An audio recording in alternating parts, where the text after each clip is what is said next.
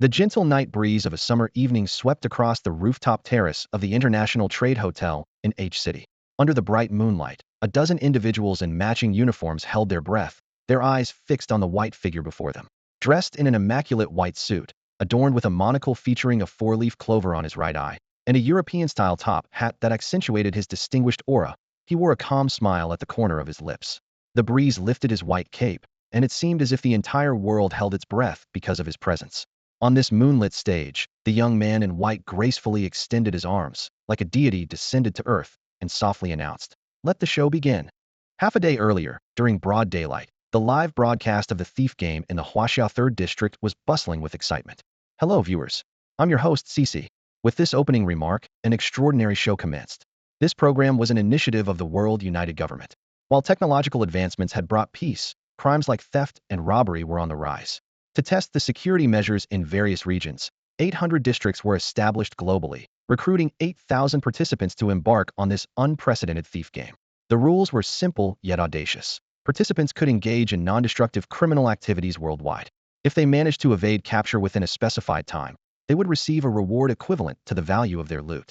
As soon as this rule was announced, the live chat exploded with comments. Isn't this just legal crime?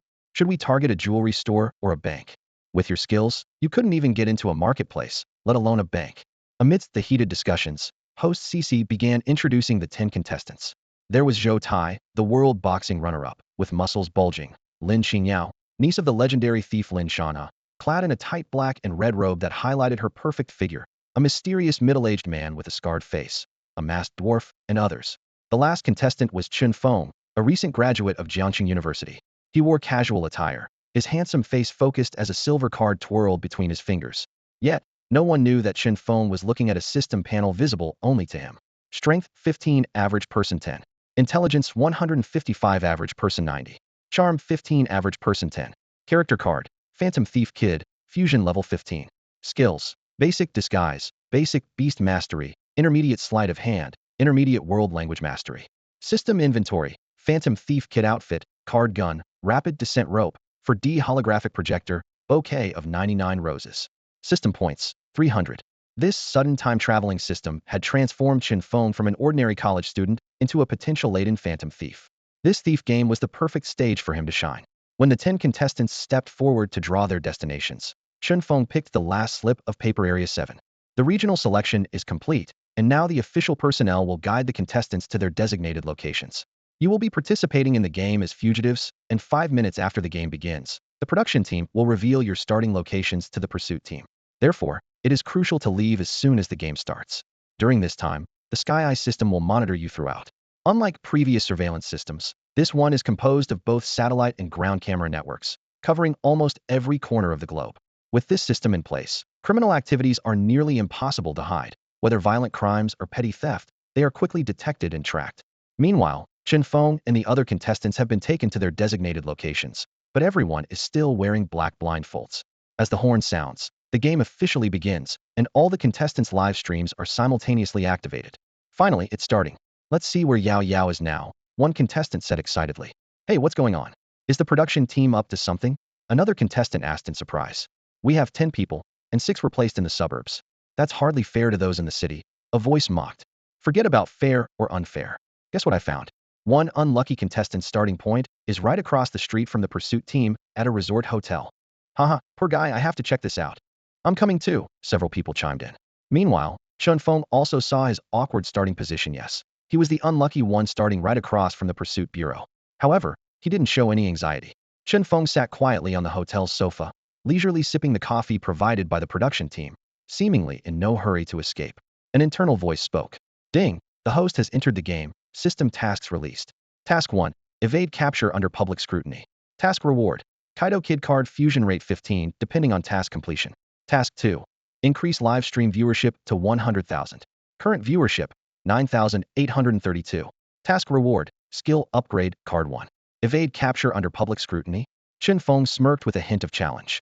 He glanced at the hotel area map given by the production team and made his decision. Kaito Kid never keeps a low profile. The live stream audience was unaware of Chen Feng's thoughts. They only saw him sitting on the sofa, leisurely drinking coffee, seemingly resigned. What's his deal? 5 minutes are almost up, and the pursuit team is about to find out his starting location. Why isn't he running? A puzzled viewer asked. I think he's given up. Who could escape?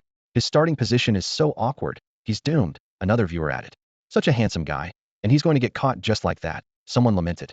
Just when everyone thought Chen Feng was ready to surrender, he finally moved. He remained calm and unhurried, placing his coffee cup down, rising from the sofa, and slowly leaving the room. He entered the elevator and pressed the button for the top floor. Meanwhile, the sound of sirens echoed outside the hotel, piercing through the glass windows, signaling that the pursuit team had arrived. The pursuit team is here. Why is he going to the rooftop? Is he going to jump? Shouldn't he be escaping to the first floor? Are you stupid? The pursuit team is already here.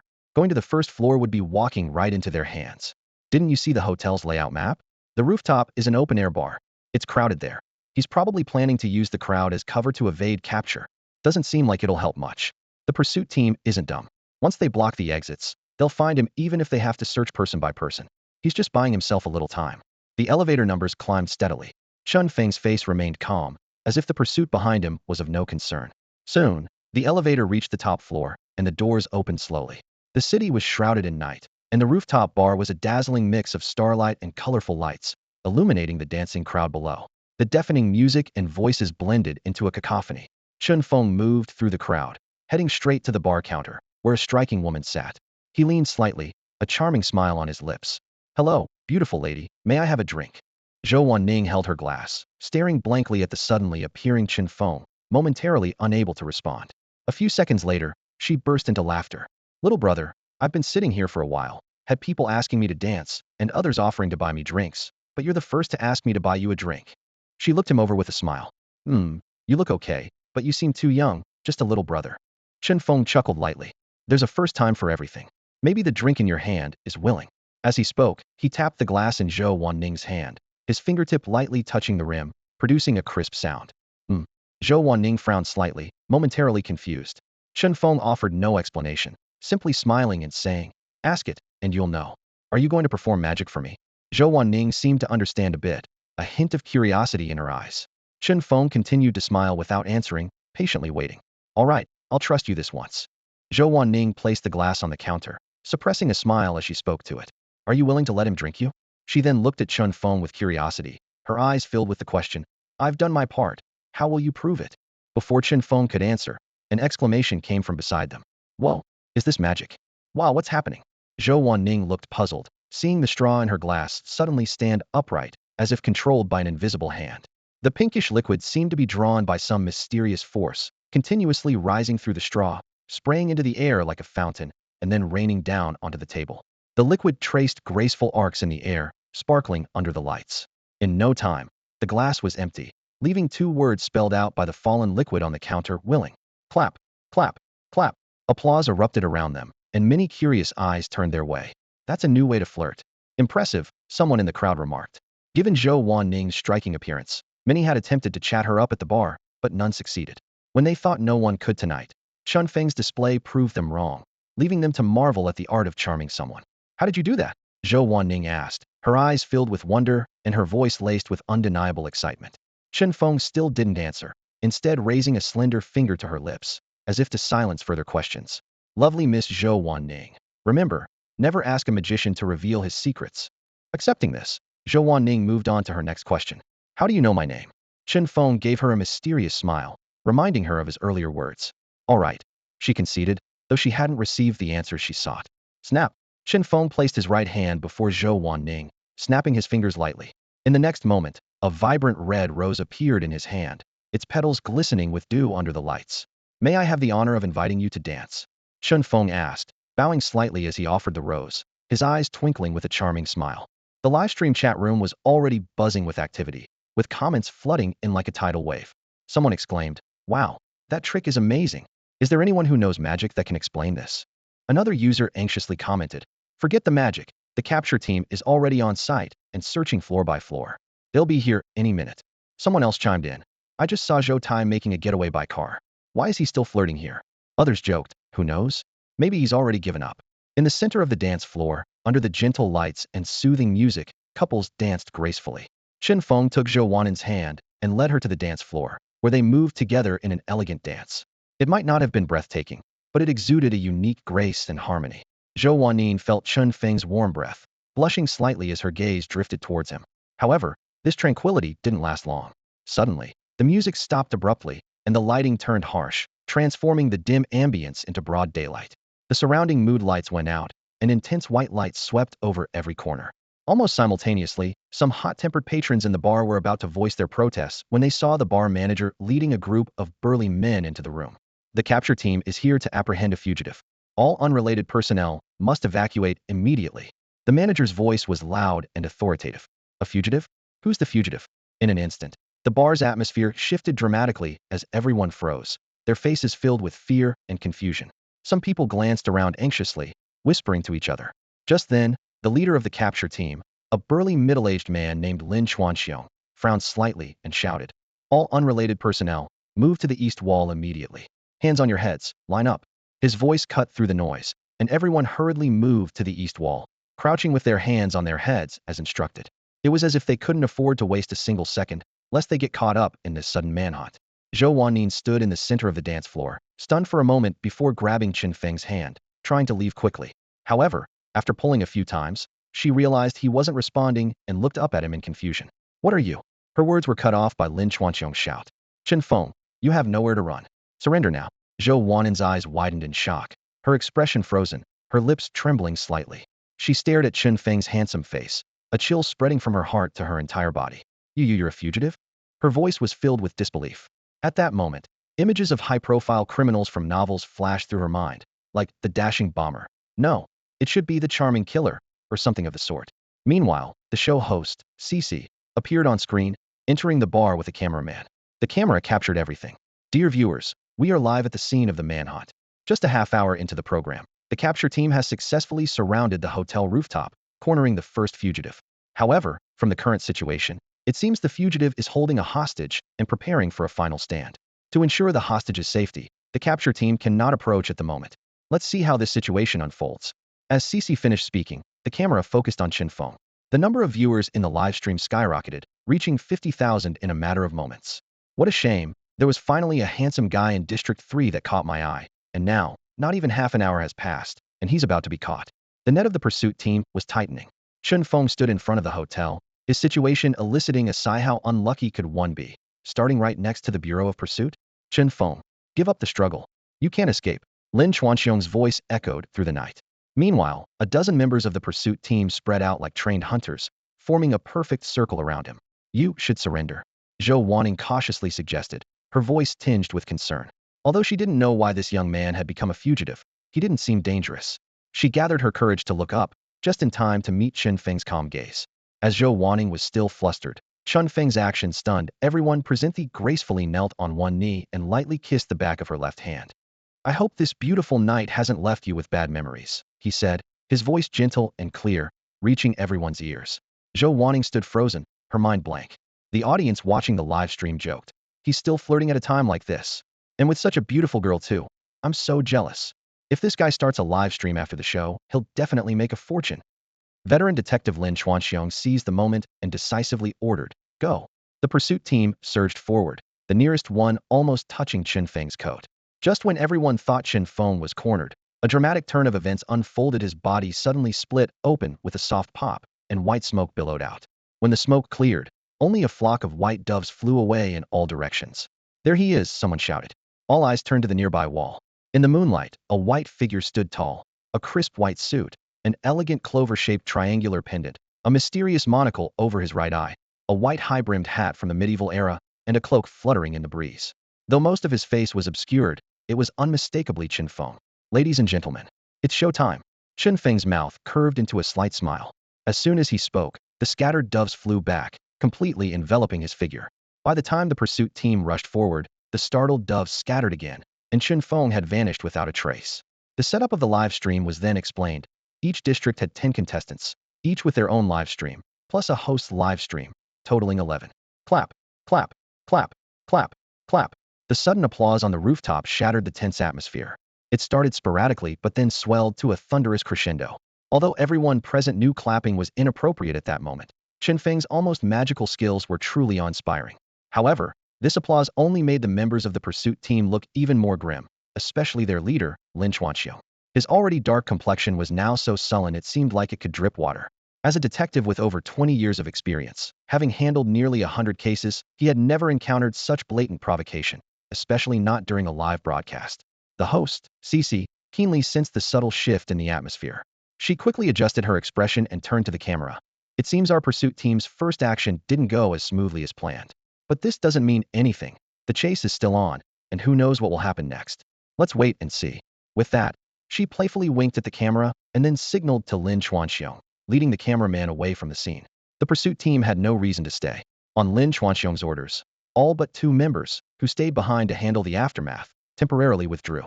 The joyous atmosphere of the rooftop party instantly dissipated, and the guests gradually left, leaving Zhou wanting alone on the rooftop. She slowly raised her left hand, gazing at the small square card she held. It read, "Hope this beautiful night hasn't left you with bad memories. Sincerely, Kaito Kid." Kaito Kid? Chen Feng, Zhou Wanning murmured to herself, looking in the direction where Chen Feng had disappeared, lost in thought. Meanwhile, at the headquarters of the Thief game show in District 3 of Huaxia, Director Wu was fuming. What? Chen Feng is missing?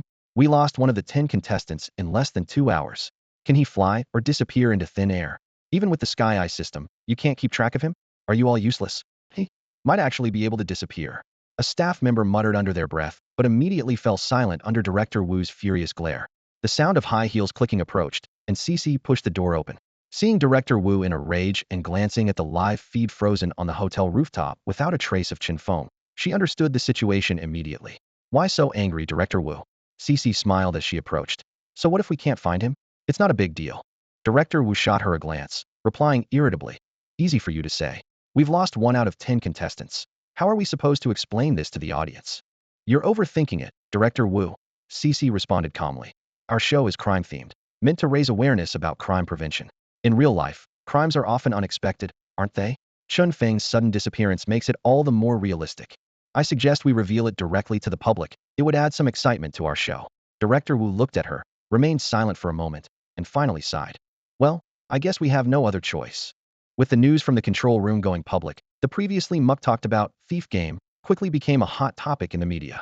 Some curious individuals even edited the footage of Chen Feng's disappearance and uploaded it to platforms like TikTok, Kuaishou, and Bilibili, attracting widespread attention. Shocking. On the first day of the globally produced show Thief Game, a contestant goes missing. Chen Feng from China's District 3 mysteriously vanished under everyone's watchful eyes. Is it magic or a miracle? Stay tuned. Incredible. On its premiere day, a contestant from District 3 pulled off such a stunt in the Thief game. The rapid spread of this news online piqued the curiosity of netizens. Disappearing under the cover of a dove, could this be magic? When did humans evolve to this level? Why didn't anyone tell me? This is like a grand illusion. How come I've never heard of such a figure in the magic world before? Hey, did anyone notice his outfit? White suit, white pants, and a white top hat. It's so flamboyant. Chen Feng is so handsome. I'd have his babies. Meanwhile, in a cafe in H City, a slightly disguised Chen Feng was leisurely sipping his coffee, completely unaware of the online frenzy. Even if he knew, he wouldn't care. Ding! Task 1. Evade capture and successfully escape under public scrutiny. Task completed. System settling. Task evaluation, excellent. Reward. Kaito Kid card fusion rate 5, system points 500. Kaito Kid card fusion rate reaches 20. Reward. Gain beginner's voice change technique. Task 2. Increase live stream viewers to 100,000. Task in progress. Current viewers, 80,451. Reward. Ability enhancement card 1. Every 10 increase in card fusion grants a new skill. At 10, it was disguise. This time, it was voice changing. Chen Feng was naturally pleased with these skills, frequently used by Kaito Kid. However, the fact that Task 2's viewership had already exceeded 80,000, despite fluctuations, meant that as long as he appeared again soon, reaching 100,000 wouldn't be a problem. As for why he needed to shake off the live stream, Kaito Kid was always elusive. How could he let people follow him all the time? Not even a live stream. Not far away at the front desk, 2 female servers were shyly glancing at Chen Feng, their cheeks slightly flushed. Noticing his empty coffee cup, the younger server plucked up the courage to approach him. Sir, would you like a refill? It's complimentary. Chen Feng smiled warmly. I'd appreciate that. No trouble at all. The young server's face turned even redder as she hurriedly picked up the empty cup and walked away quickly. Chen Feng paid no mind to this, continuing to leisurely watch the public television inside the cafe. Recently, in the Western European country of Lorenzia, to celebrate its 100th anniversary and world peace, they decided to hold a global antiquities exhibition again after a decade. Sponsored by the Lorenzian royal family, the first stop was in H City. Among the array of exhibits, The most eye-catching was the Heart of the Ocean necklace, exquisite piece boasting the world's largest blue sapphire, crafted by a dozen top artisans, once worn by an antiquities exhibition. A smile tugged at Chen Feng's lips. Jewels and phantom thieves always make a perfect match, don't they? The next day, the early signs of the intense summer heat were beginning to show, especially in the southern city of H. The temperature was almost unbearable. Dogs sought shade along the roadside, panting to catch a breath of cool air.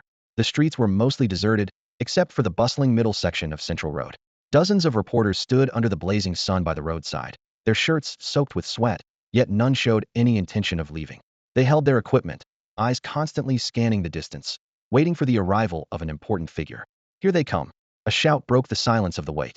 The roar of car engines could be heard in the distance, invigorating the reporters, who quickly adjusted their positions to seize the best spot. A convoy of luxury cars formed a neat line, slowly approaching from the end of the street, their black exteriors glistening coldly in the sunlight. The convoy stopped in front of the reporters. The doors of the leading Audi cars opened first, and 7 or 8 burly men in black suits swiftly got out, moving in unison to the central Lincoln car, flanking it like knights guarding a princess. A bodyguard stepped forward and respectfully opened the Lincoln's door. A graceful figure stepped onto the red carpet that had already been laid out. She had strikingly beautiful features, her almond-shaped eyes exuding charm, and her well-tailored white suit accentuating her shapely figure. The reporters couldn't hold back any longer, surging forward like a pack of hungry wolves, only to be firmly held back 2 meters away by the line of bodyguards. Flashbulbs flickered incessantly, and questions were hurled. Princess Amelia, we heard you brought the kingdom's most precious treasure this time. Is that true? Miss Amelia, is it true that your father hopes you will find your ideal partner during this global cultural exhibition? Your Highness, what are your thoughts on this cultural exhibition in China? Throughout the barrage of questions, Amelia maintained a composed smile. She responded in fluent Chinese. Ladies and gentlemen, this global cultural exhibition is to celebrate the centenary of our nation's founding, and naturally, we've brought various precious artifacts. As for finding a life partner during the exhibition, I believe such rumors should be dismissed by the wise.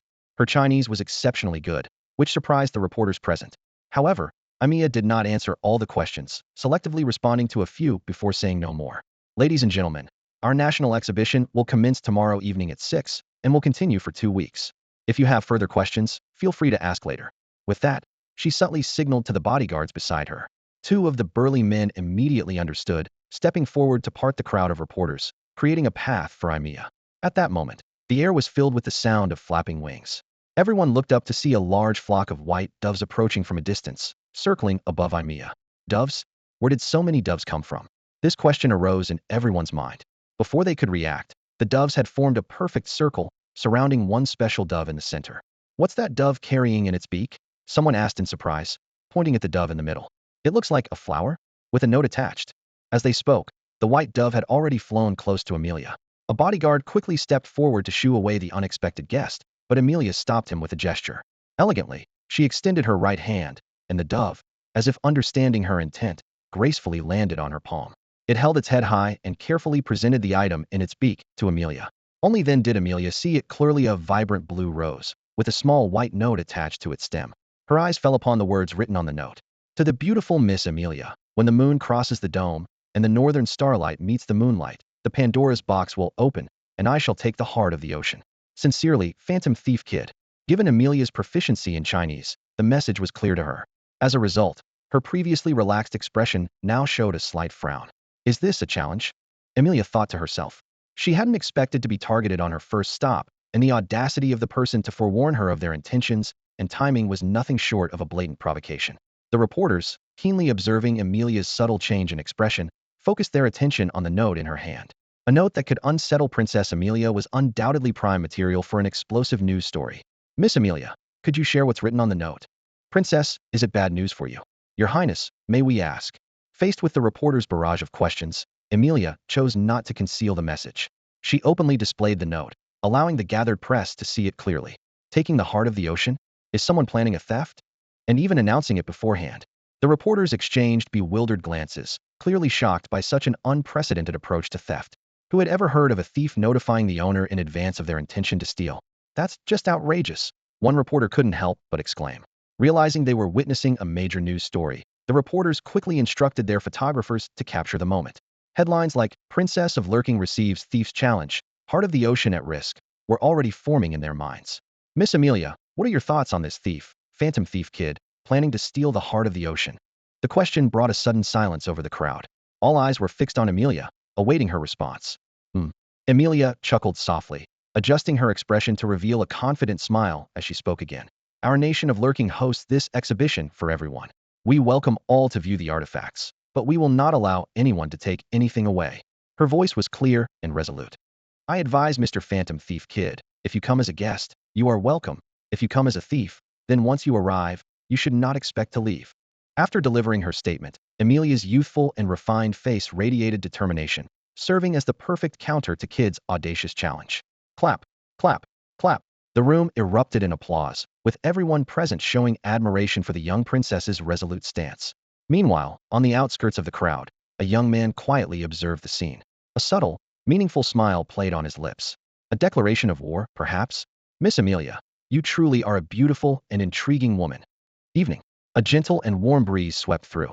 While journalists were working overtime to cover the news of Princess Aimia of the Kingdom of Working receiving a challenge letter from the elusive Kaito Kid upon her arrival, a more sensational piece of news exploded across the internet. Chen Feng's magic performance video continued to gain traction. Although his live stream only showed the bar on the hotel rooftop, it still attracted over 70,000 viewers eagerly waiting. Suddenly, the screen flickered, the rooftop scene vanished, and in its place appeared a notice of intent. The comment section erupted like a storm. Oh my god! Feng Shun plans to steal the heart of the ocean from the Working Kingdom exhibition. Kaito Kid? Is that the code name for my husband the thief? Of course it's my husband. Even his name is so dashing. Stop being silly. He's mine. Ladies, stop fighting. He's been explaining himself beside my bed for half an hour already. Someone splashed some cold water to wake that dreamer up. This audacious notice sent the live stream's popularity soaring, with viewer numbers quickly surpassing 150,000. Even audiences from other sections of the thief game community flooded in, eager to witness this bold declaration.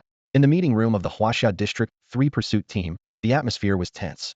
Lin Chuanxiong, the leader of Team 2, slammed the table, causing the tea set to momentarily lift off. Such arrogance. He acts like the pursuit team doesn't exist. Sun Luo, the calm and bespectacled leader of Team 3 who once placed third in an international detective competition gently advised, Captain Lin, stay calm. Chen Feng isn't a real criminal. Perhaps notifying us in advance is his way of avoiding misunderstandings. The tall and striking Li Qingyan chimed in. That's right. This concerns international relations, and notifying us in advance actually prevents diplomatic issues. Plus, it gives us a legitimate opportunity to set up and catch him in the act. Her tone was relaxed, clearly confident after her team captured 3 contestants in just one day. Lin Chuanxiong took a deep breath, glaring at the copy of the notice on the table, and stubbornly declared, Fine, we'll wait for him to make his move. This time, I won't let him slip past me. A system notification then sounded. Ding, Task 2. Increase live stream viewership to 100,000. Current viewership 156,811. Task completed. The system alert suddenly chimed. Reward, skill upgrade, card 1. Task 3 issued. Increase the number of viewers in your live stream to 1 million. Reward, skill upgrade, card 2. Ding.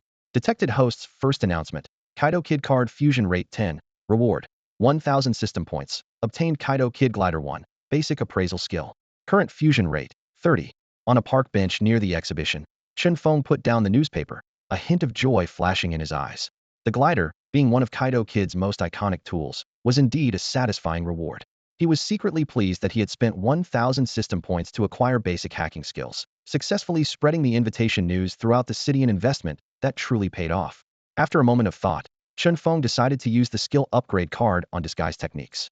After all, in the trade of a phantom thief, altering one's appearance was both the most basic and crucial skill. Ding.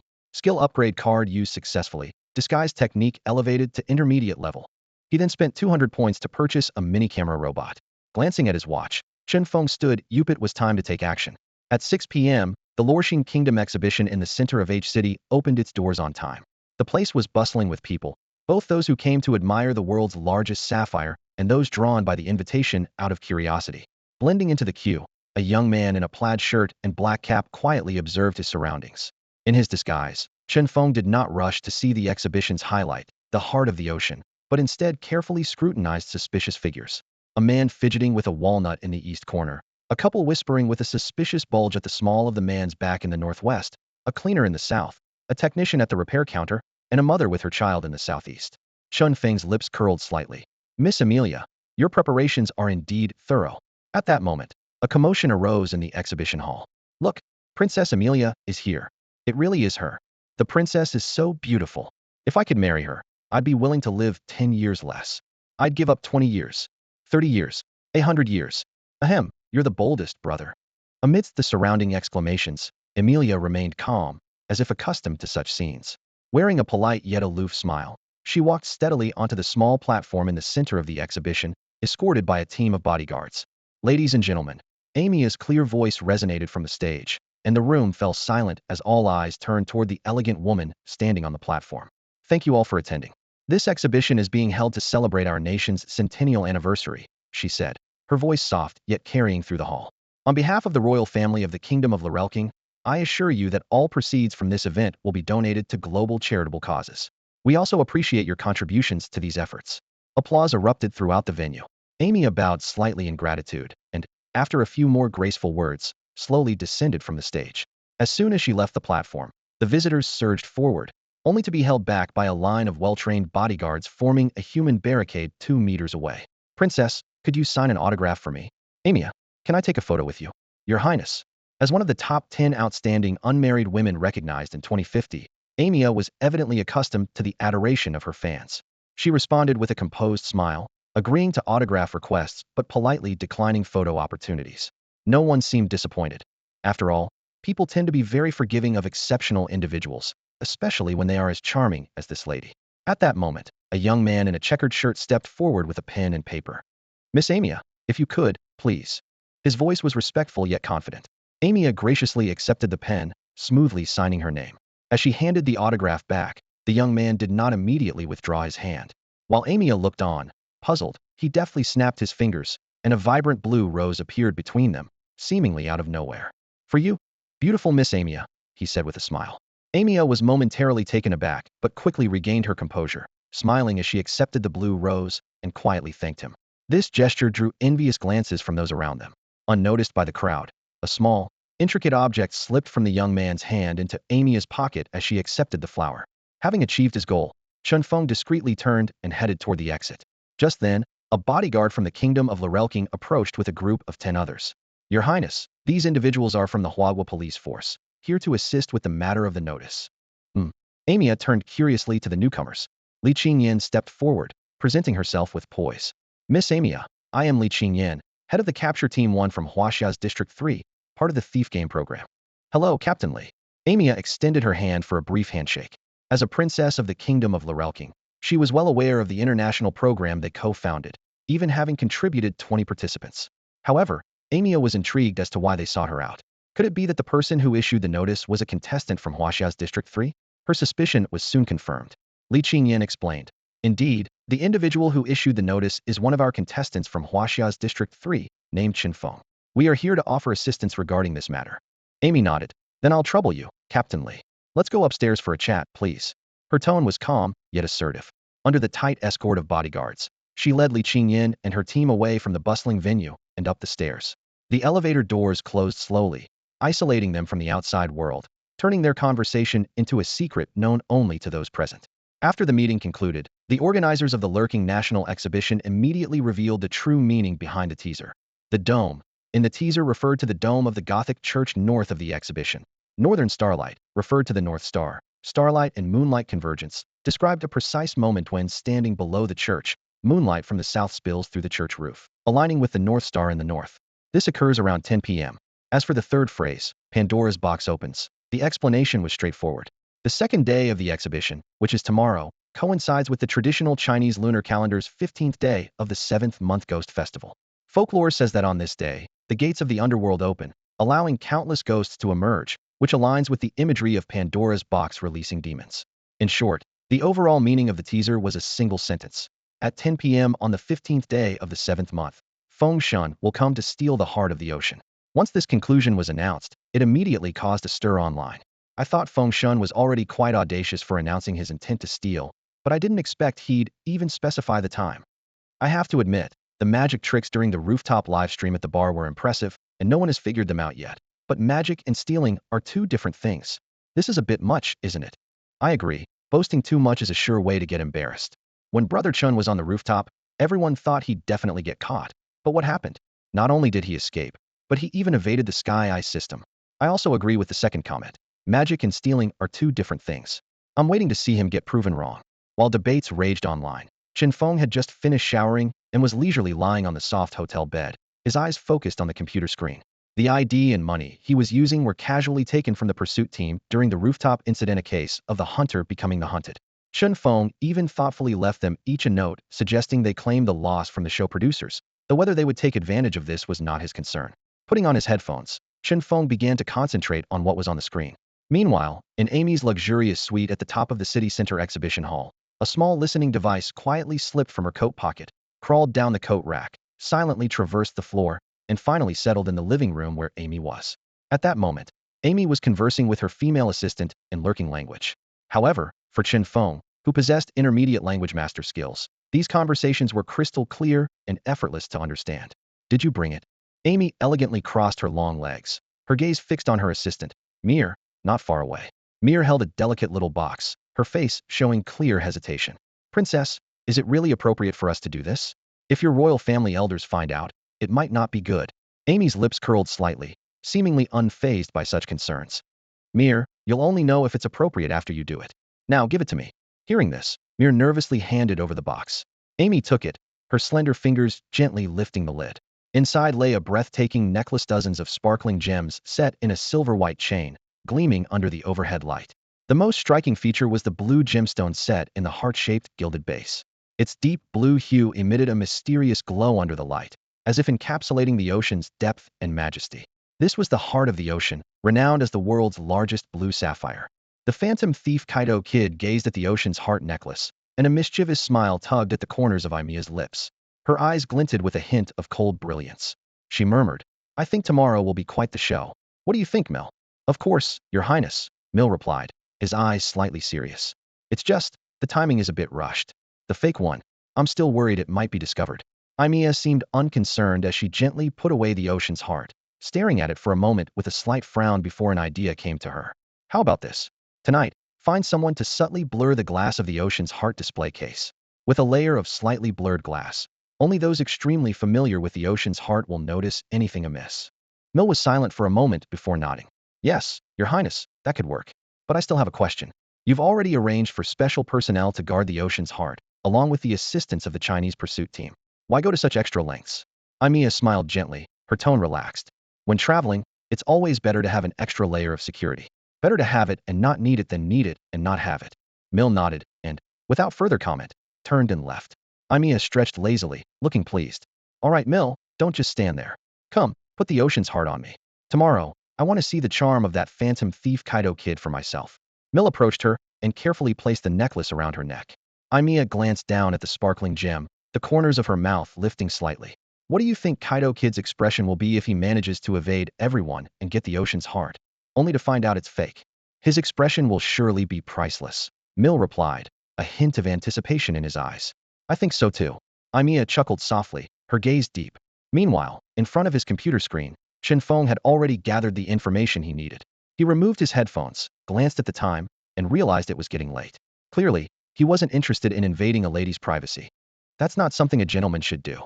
He closed his laptop, lay back on his bed, and recalled the details of tomorrow's plan, a satisfied smile playing on his lips. Miss Imia, what an intriguing woman. As time passed, night fell quietly. By the next evening at 9 o'clock, there was only an hour left until the time Kaito Kid had specified in his invitation. Spectators gradually arrived at the exhibition site, many having traveled from afar just to see if Chen Feng could truly fulfill the astonishing claim in his letter. The program team had also set up a live feed from Chen Feng's channel to the exhibition hall, and the viewership numbers skyrocketed, soon surpassing 300,000. Cece, the host, was positioned inside the venue. Facing the camera, she greeted the audience with a smile. Hello everyone, and welcome to the live broadcast of the Thief game in the Chinese District 3. I'm your host, Cece. I believe many of you, like me, are eagerly awaiting Chen Feng's arrival. His phenomenal magic tricks have amazed us before, and this time, what surprises will he bring? With the clock ticking closer to 10, let's wait in anticipation. The live chat was buzzing with activity. It's 9 already, why hasn't Chen Feng shown up? Is he too scared to come? Relax, the agreed time is 10. Feng will definitely be on time. There's no need to worry for him. Exactly. Feng said he'd be here by 10, so 10 it is. Stop stressing over it. Who the hell are you swearing at? Whoever responds, I'll swear at them. A furious shout pierced the silence of the exhibition. Go to hell. Dare you give me your address, and I'll come find you right now. Bring it on. I live in city, county, neighborhood. If you've got the guts, come on over. You little punk, just wait. Amidst the commotion, a young man quietly entered the exhibition hall. It was Chen Feng in disguise, cautiously surveying his surroundings. Compared to yesterday, there were noticeably more special visitors today, especially around the Heart of the Ocean display case, where four burly men from the country of Luolking stood guard with iron rods, vigilantly protecting the exhibit. Chen Feng moved inconspicuously through the crowd, quickly identifying his target to Luolking repairmen dressed in work uniforms on the west side. Man, what bad luck. Why did it have to be us on this damn shift? One of them grumbled quietly. It's all because of that pesky Chinese guy, stealing during our shift. Now we can't even slack off. Chill. Keep it down, Lyle, his companion urgently reminded him. Don't worry, Karis, Lyle replied nonchalantly. We're speaking Luolking, they can't understand us. Better safe than sorry, Karis insisted. Unable to convince his companion, Lyle glanced around and suddenly brightened up. Hey, while it's still early, want to sneak off for a smoke in the bathroom? Now, Karis hesitated. If we're caught leaving our post, we're done for. What's there to worry about? Those lazy guys are probably playing cards in the surveillance room. They won't notice us. Karis thought for a moment, but still shook his head. You go ahead, I'll stay here. All right then, Lal said, a bit disappointed. Just don't rat me out. Do I look like the kind of person who would? Lal set down his toolbox and, making sure no one was watching, quickly slipped away to the restroom. Once inside, he couldn't help but grumble. That Karis, too timid. No wonder he hasn't been promoted after 3 years. As a seasoned smoker, Lal hadn't had a cigarette in 4 hours and eagerly pulled out a cigarette, anticipation gleaming in his eyes. Chinese cigarettes, never tried these before. But reality hit him hard. Damn it, no lighter. Just as he was about to leave in frustration, he bumped into a young man in a checkered shirt wearing sunglasses. Lal's face lit up, and he gestured awkwardly in broken Chinese. Friend. You help. The young man pulled a lighter from his pocket and asked, Do you need this?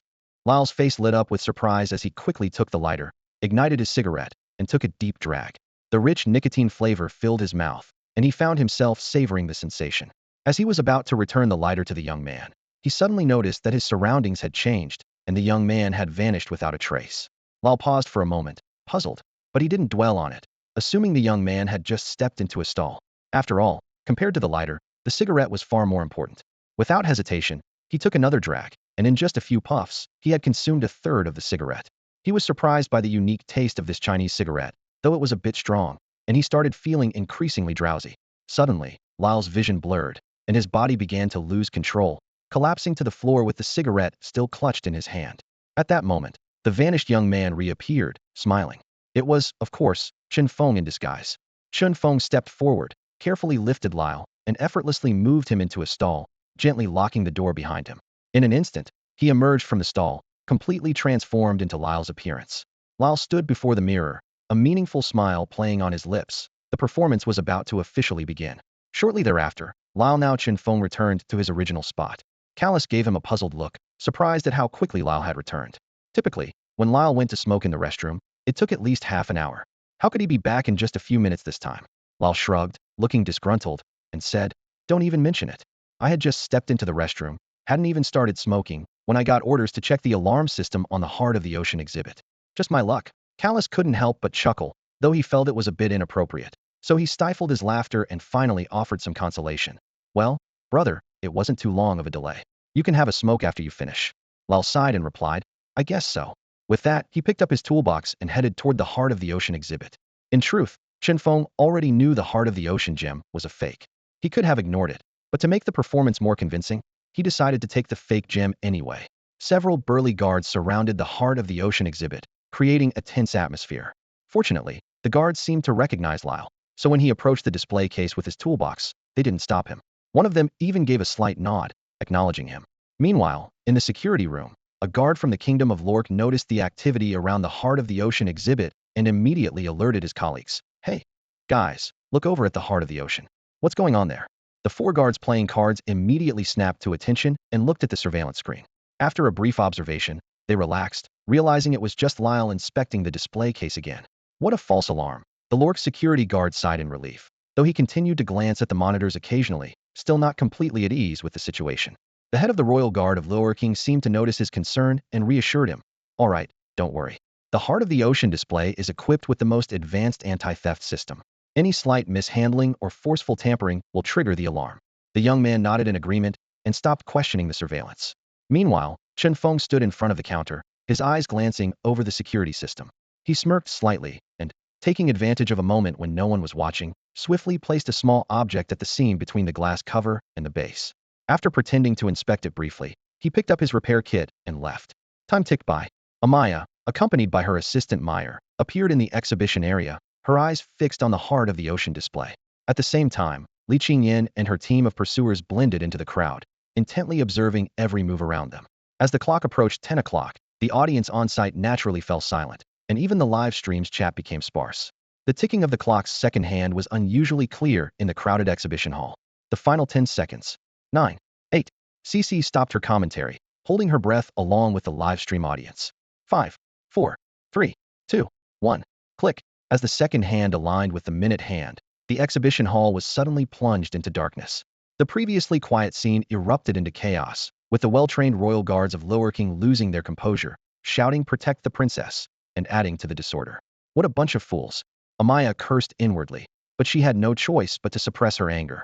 Sensing the crisis, Li Qingyan, Lin Chuanxiong, and other pursuit team members dropped their disguises, revealing their identities as they rushed toward the Heart of the Ocean display.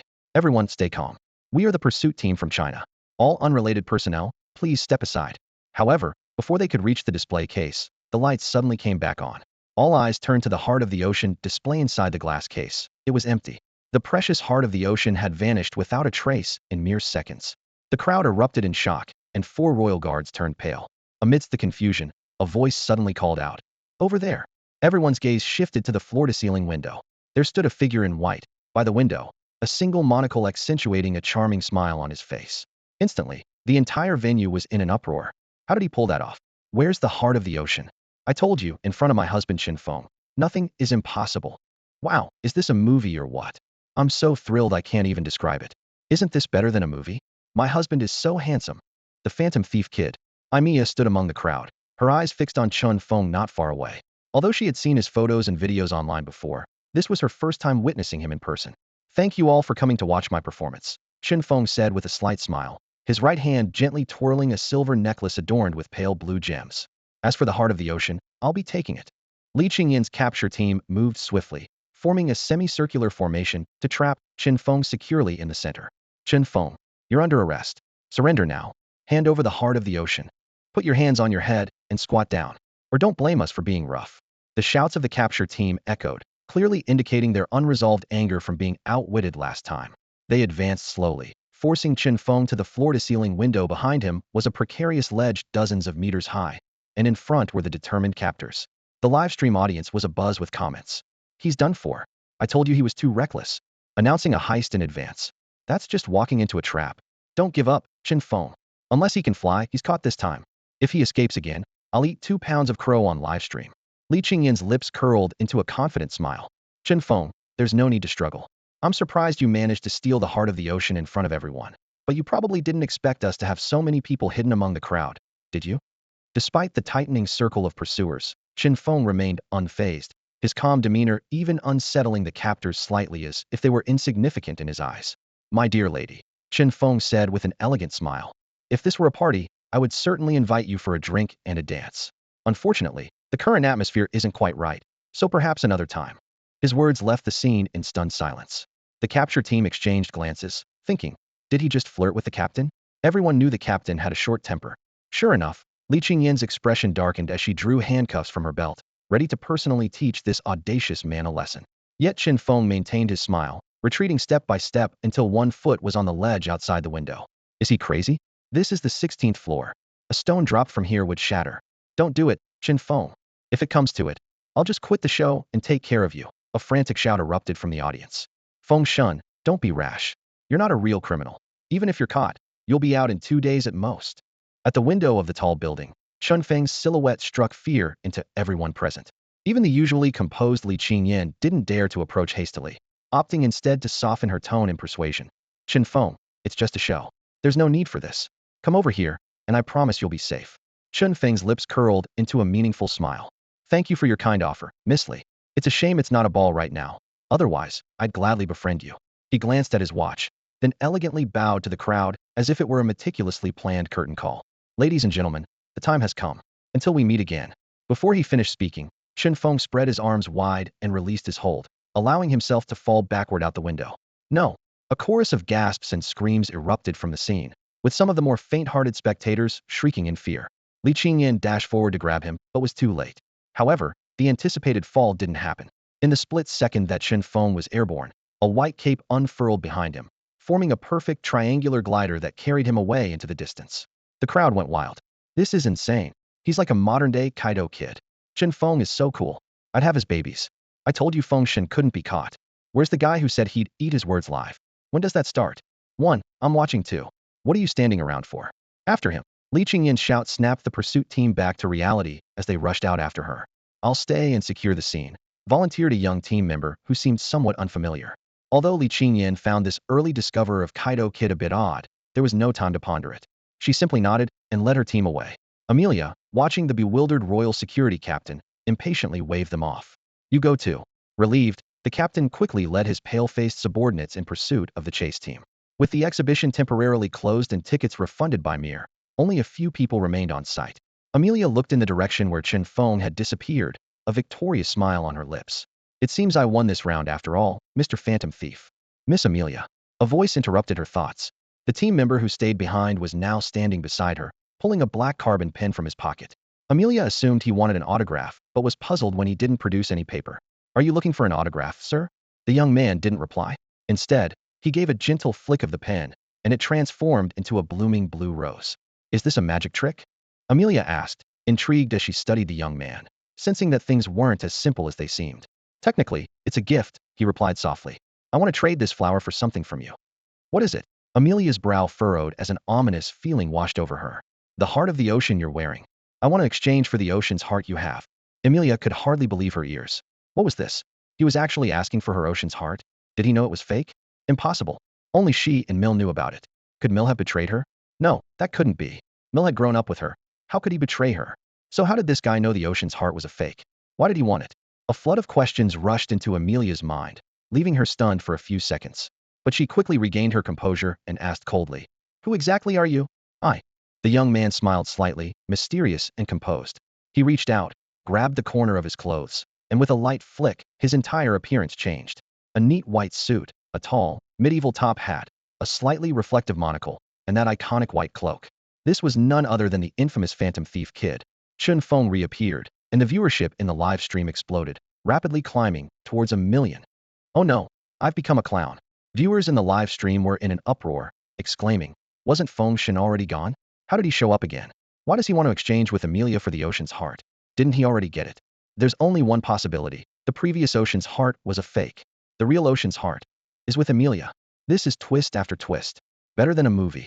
Meanwhile, Li Qingyan, who had chased outside, noticed something was off. She looked at Lin Xuanxiong, who had been on guard outside, her eyebrows furrowed, her voice calm and firm. Captain Lin, you say you've never seen Chen Feng fly out the window? Lin Xuanxiong shook his head. To be precise, we saw him for a moment, but then, he disappeared, like a projector suddenly turned off. A projector? Li Qingyan's brow furrowed even tighter, her eyes widened as if she suddenly realized something. She turned to her team and quietly commanded, all team members, line up and count off from me. 1, 2, 3. When the last team member finished counting, everyone was stunned. Including herself, there were only 16 people. Now, the team downstairs was already fully assembled, which meant the person left upstairs was Chen Feng. Get back. Li Qingyan gritted her teeth, squeezing out the words. Hearing this, the royal security personnel of the Kingdom of Laurel realized the gravity of the situation.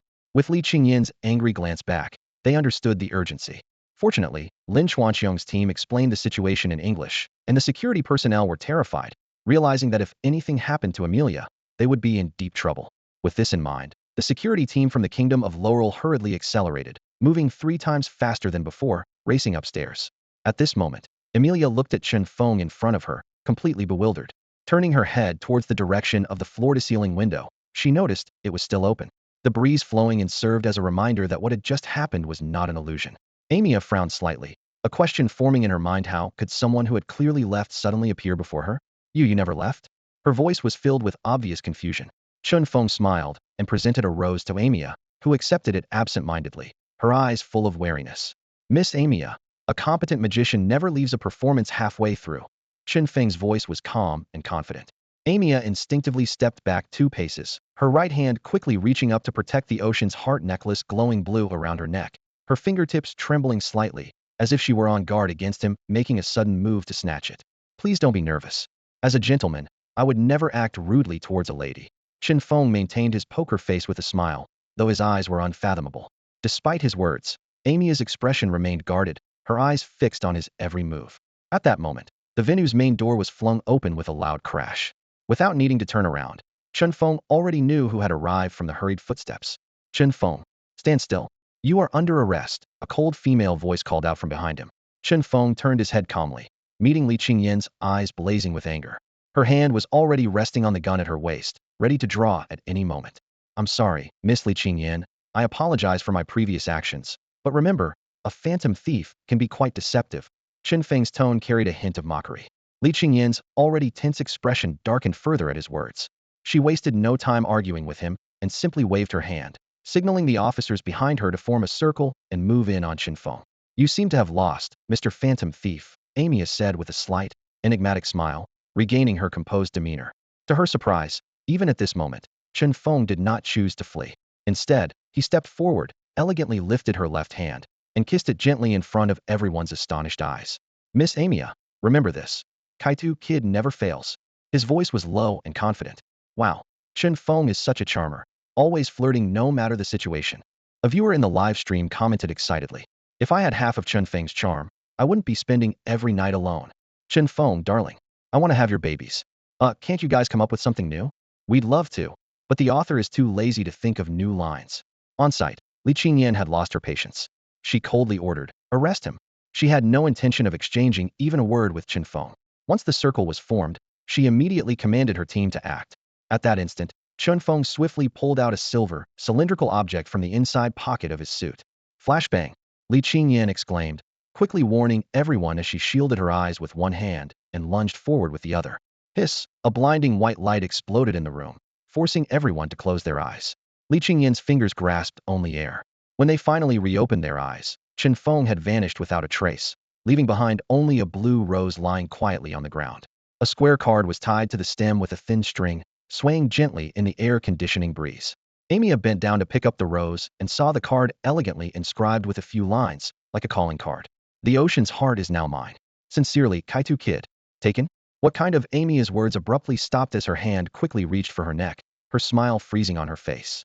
The ocean's heart was gone. When did that happen? Amia's eyes widened in disbelief, her fingers frantically searching her neck as if hoping the necklace would reappear. Li Qingyan and her officers looked equally dismayed. She had boasted about capturing Chen Feng before arriving, yet now they had been completely outmaneuvered not once, but twice. This was a blatant challenge to her professional competence. As the atmosphere plunged into awkward silence, a group of security personnel from the Kingdom of Lorking finally arrived, bursting into the venue almost stumbling over themselves. Protect the princess, shouted the leader, scrambling towards Amia, whose comical actions caused one of the officers to burst into laughter. The livestream viewers were also amused by the scene. Even if they couldn't understand what was being said, the guard's frantic demeanor was easy to interpret. Are these Lorking guards trained in comedy? Did they come to perform a skit? You're late. The dynasty has already fallen. With such a group responsible for Amia's security, I really wonder what her father was thinking. Amia, witnessing the ridiculous scene unfold, wore a scowl as dark as a stormy sky. She finally turned on her heel, her high heels clicking sharply as she briskly exited the scene. Ding! A system notification chimed, and 2 messages appeared before Chen Feng. Task 3 completed. Livestream viewership exceeded 1 million. Current popularity 1,358,612. Reward: Skill Upgrade Card 2. First successful theft. Phantom Thief Kid Card Fusion increased by 12. System points 1200. Acquired Divine Lockpicking Skill Beginner. The square was quiet and deserted late at night. Chen Feng sat on a bench, a gray and white pigeon perched on his long legs, pecking at the breadcrumbs in his palm. His phone screen displayed a replay of the live stream from an hour ago, while news about him was trending across major media platforms. A real thief emerges in the thief game. Chen Feng from Huaxia District 3 successfully steals the world's largest sapphire, the heart of the ocean. Challenge letter failed. The pursuit team was completely defeated. Master Thief Chen Feng, the ultimate champion of the game. Of course, many experts took the opportunity to gain attention. Professor Sun criticized, A thief going viral is a cultural tragedy, while Professor Lee from S City declared, a phantom thief is just another thief, misleading young people. Chen Feng merely smiled as he scrolled through these mixed reviews. He was immersed in the art of this perfect heist, indifferent to the outside world's opinions.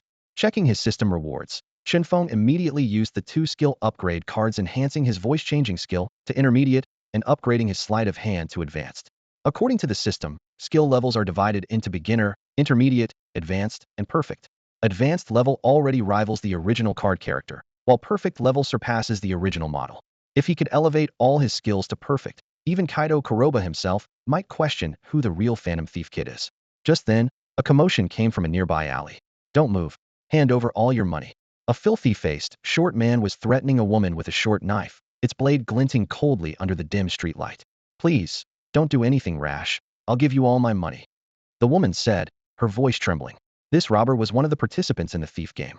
For the past 3 days, he had been on the run from the pursuit team, hiding between sewers and public toilets, barely managing to get a meal. He had hoped to earn a fortune from the show, but the pursuit team's surveillance system left him with no way out. The man licked his dry lips, his gaze fixed like a snake on the lone figure ahead. He thought to himself that if he didn't rob her, it wouldn't justify the mosquito bites he'd endured. His live stream had over 20,000 viewers at that moment. Although not as popular as Chen Feng, this scene was captivating enough for the audience. The comment section exploded. Damn, he only picks on the weak. Won't touch a crowd. Won't mess with the strong. Only targets lone girls. Such a coward. Compared to our Feng, it's like the difference between an angel and a devil. Suddenly, someone recognized the woman. Wait, that girl looks familiar. Yeah, I've seen her somewhere before. I remember now. She's Zhou Wanyin, the one Chen Feng was flirting with at the rooftop bar. Zhou Wanyin regretted her decision as she looked at the menacing man in front of her. A few days ago, she had found out that Chen Feng was actually a contestant on a thief game show, which oddly relieved her. Today, she had come specifically to buy tickets to watch his preview action, but the crowd was too large, and she couldn't get one. Left with no choice, she watched the live stream in the square, and just when she finished and was about to head home, she found herself in this predicament. Hurry up, don't make this difficult, the man barked impatiently, waving a knife. Zhou Wanyin, trembling with fear, reached for her wallet. At that critical moment, a whistling sound cut through the night.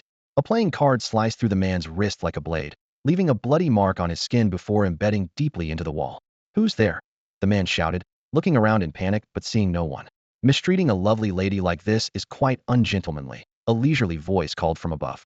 Looking up, they saw a figure in white casually sitting on the second-floor railing, a poker gun in hand, revealing the identity of the rescuer. Who are you? Chen Feng. Two voices echoed simultaneously, one filled with caution, the other with excitement. Chen Feng leapt from the sky, landing precisely in front of Zhou Wanyin. As their eyes met, he flashed a slight smile. It's an honor to see you again, Miss Zhou Wanyin. The distance between them was so close they could almost hear each other's breathing. Zhou Wanyin felt her cheeks heat up and her heart race. She shyly lowered her head. I'm honored too. Suddenly, a loud crash echoed in the sky, followed by Chen Feng's dramatic declaration. The god of wind makes his grand entrance. The audience in the live stream erupted with excitement, and the viewership skyrocketed. The camera then switched to capture this scene: Chen Feng's mysterious arrival. Oh no, judging by her reaction, this beauty is definitely smitten with Brother Feng. The live chat exploded with comments. Another viewer excitedly shouted, husband, stop flirting with her. Flirt with me. I'm even more irresistible. At that moment, a man glared at Chen Feng, clutching his wrist that had been cut by a playing card, and angrily said, Kid, mind your own business. He didn't know Chen Feng, only that this person was blocking his path to profit. His face grew angrier, yet he received no response from Chen Feng, who seemed not to hear him at all, not even sparing him a glance. Too much to bear. The ignored man's fury spiked, and disregarding the live stream, he lunged at Chen Feng with a short knife.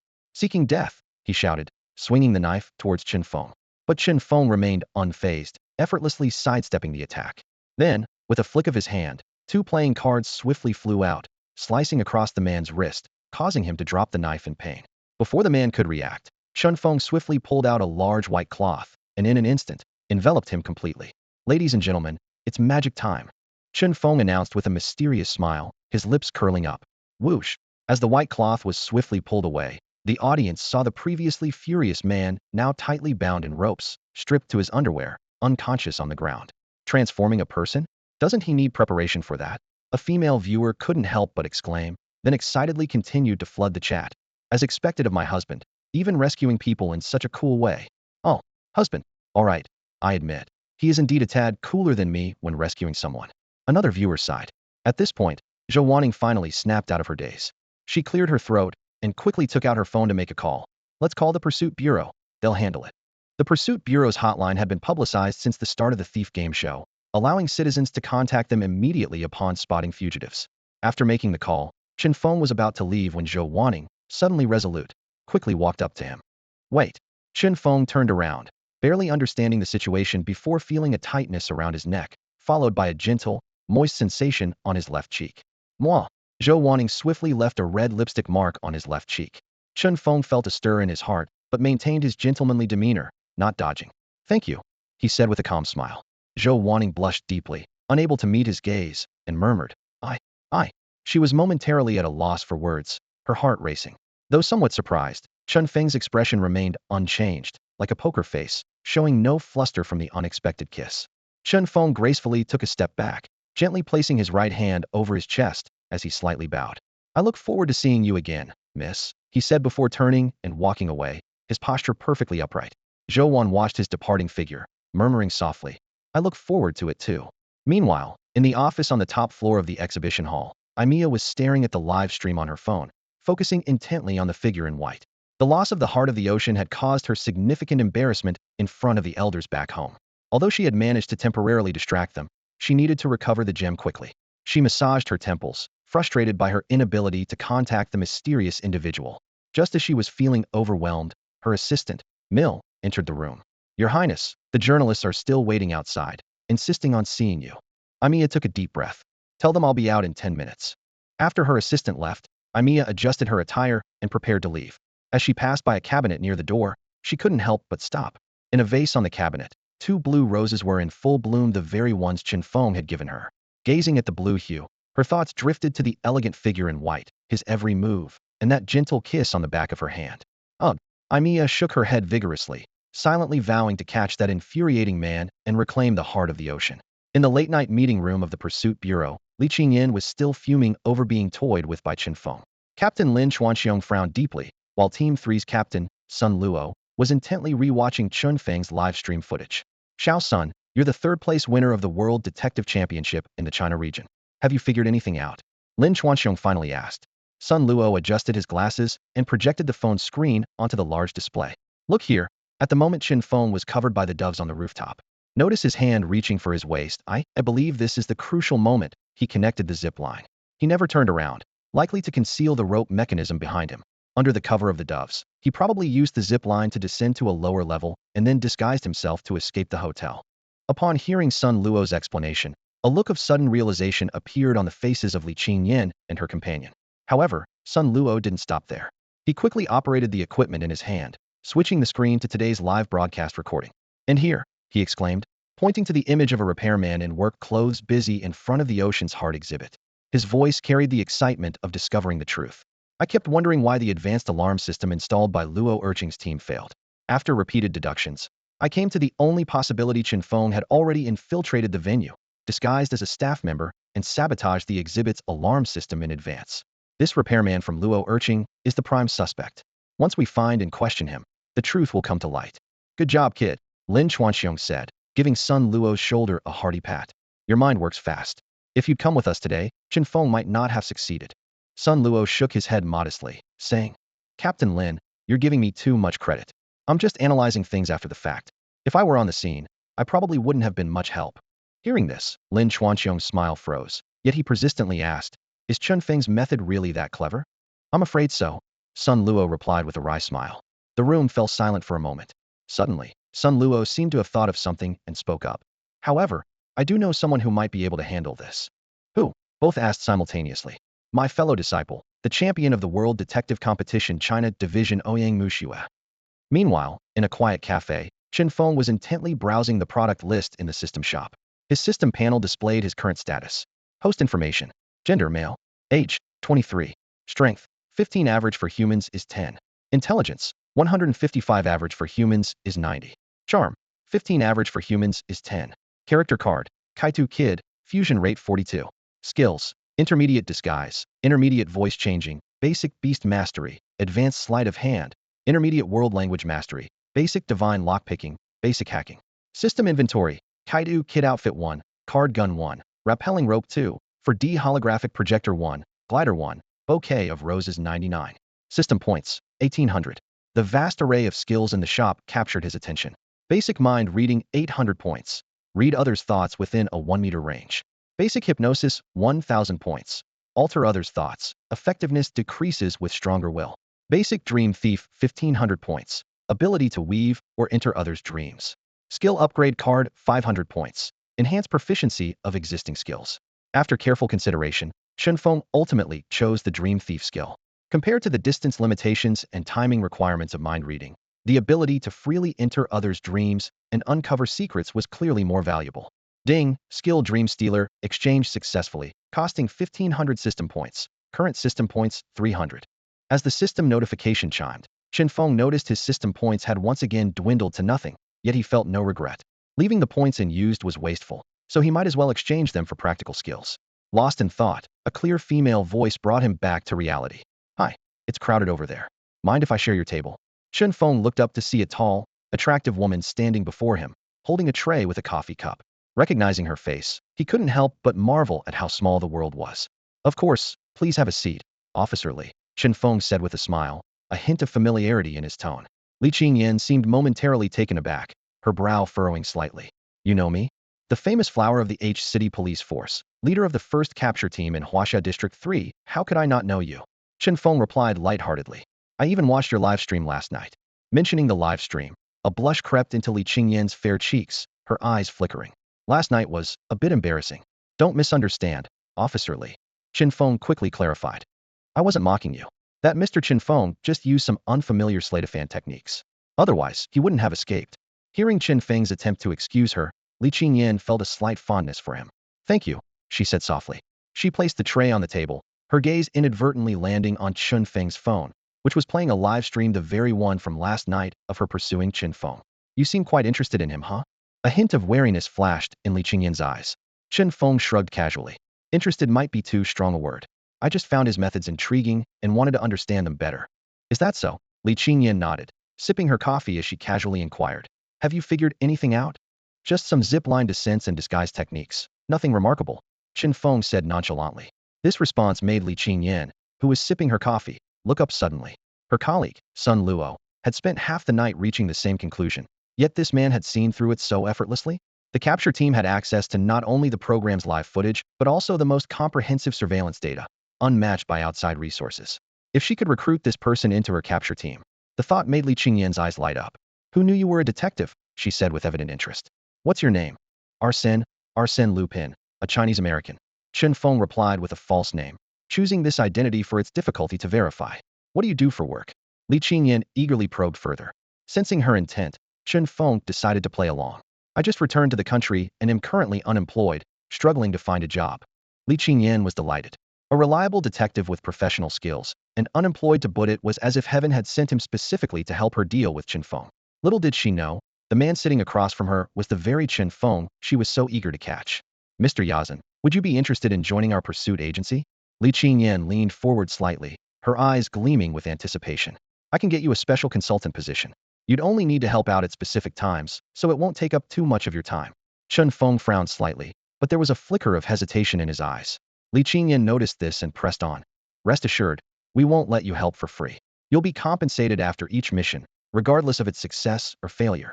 Hearing this assurance, Chen Feng's tightly knit brows finally relaxed, and a slight smile appeared on his lips. All right then, since Miss Li is so graciously inviting me, I won't refuse. Great, Ring ring. A crisp phone ring interrupted Li Qingyan. She smiled apologetically, took out her phone, glanced at the caller ID, and answered. Hello? Cousin, you're in H City? Her tone suddenly became warm. You've been here for several days? Did Auntie and the others come with you? No. You came alone? Where are you now? She nodded. All right, I'll head over there. After hanging up, Li Qingyan turned back to Chen Feng with a hint of apology on her face. Sorry, I have something to attend to now. Let's add each other on WeChat, and you can let me know if you have any other requests online. Sure. Chen Feng nodded with a smile, taking out his phone to follow her lead. They quickly added each other on WeChat, and Li Qingyan hurriedly left, not noticing the playful smile on Chen Feng's face as she did. That night, in Amaya's bedroom on the top floor of the exhibition hall, moonlight streamed through the half-open curtains onto the bed. Amaya, asleep, had a slight smile on her lips and occasionally hummed softly. The blanket rose and fell gently with her even breaths, indicating she was deep in a pleasant dream. In the dream, after Chen Feng took the heart of the ocean, Amaya used various means to locate his hideout. She quickly deployed her team and captured Chen Feng before he could react. Seeing Chen Feng in front of her, bound tightly, Amaya couldn't help but smile victoriously. She was about to make a sarcastic remark when Chen Feng suddenly vanished into a wisp of smoke, and countless paper scraps fell from the sky. At the same time, Chen Feng's infuriating voice echoed. Miss Amaya, I apologize for tricking you again, but the show is over. I'll take my leave. As his voice faded, a piece of paper landed on Amaya's facia notice card. Just as Amaya eagerly tried to read the card's contents, the dream shattered. Amaya awoke with a start, gazing at the familiar ceiling and exhaling heavily. It was just a dream. However, a glance caught something that made her freeze. A very familiar card lay quietly on her bedside table. She reached for it, and, by the moonlight, read the message. Beautiful Miss Amaya. When the light fades and Nyx descends from the sky, with the fall of the lion, I shall arrive. Yours, Kaito Kid. Kaito Kid. Amaya bolted upright, hastily surveying her surroundings, but found nothing. She quickly dressed and shouted toward the door. Get mail for me. At the same time, the screen in Chen Feng's live stream shifted to show the notice card. The already lively stream became a frenzy, with comments flying across the screen like a bustling market. How did this Amaya get on my brother Feng's radar? Why is it her again? Who knows? Maybe Feng has taken a liking to the princess and wants to enact a tale of a princess and a thief. If you're going to say it like that, I might just start spreading rumors. A malicious comment slid across the live stream chat. I bet this Amaya is no good, dressed so provocatively.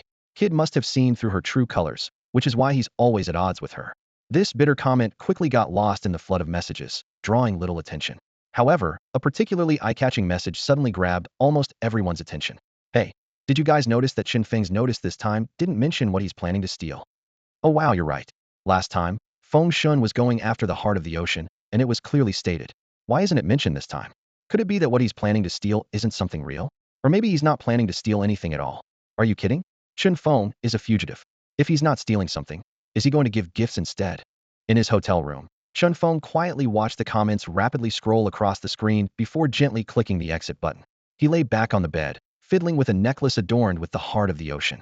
Even in the dim light, the world's largest blue sapphire shimmered enticingly, casting a mesmerizing blue aura.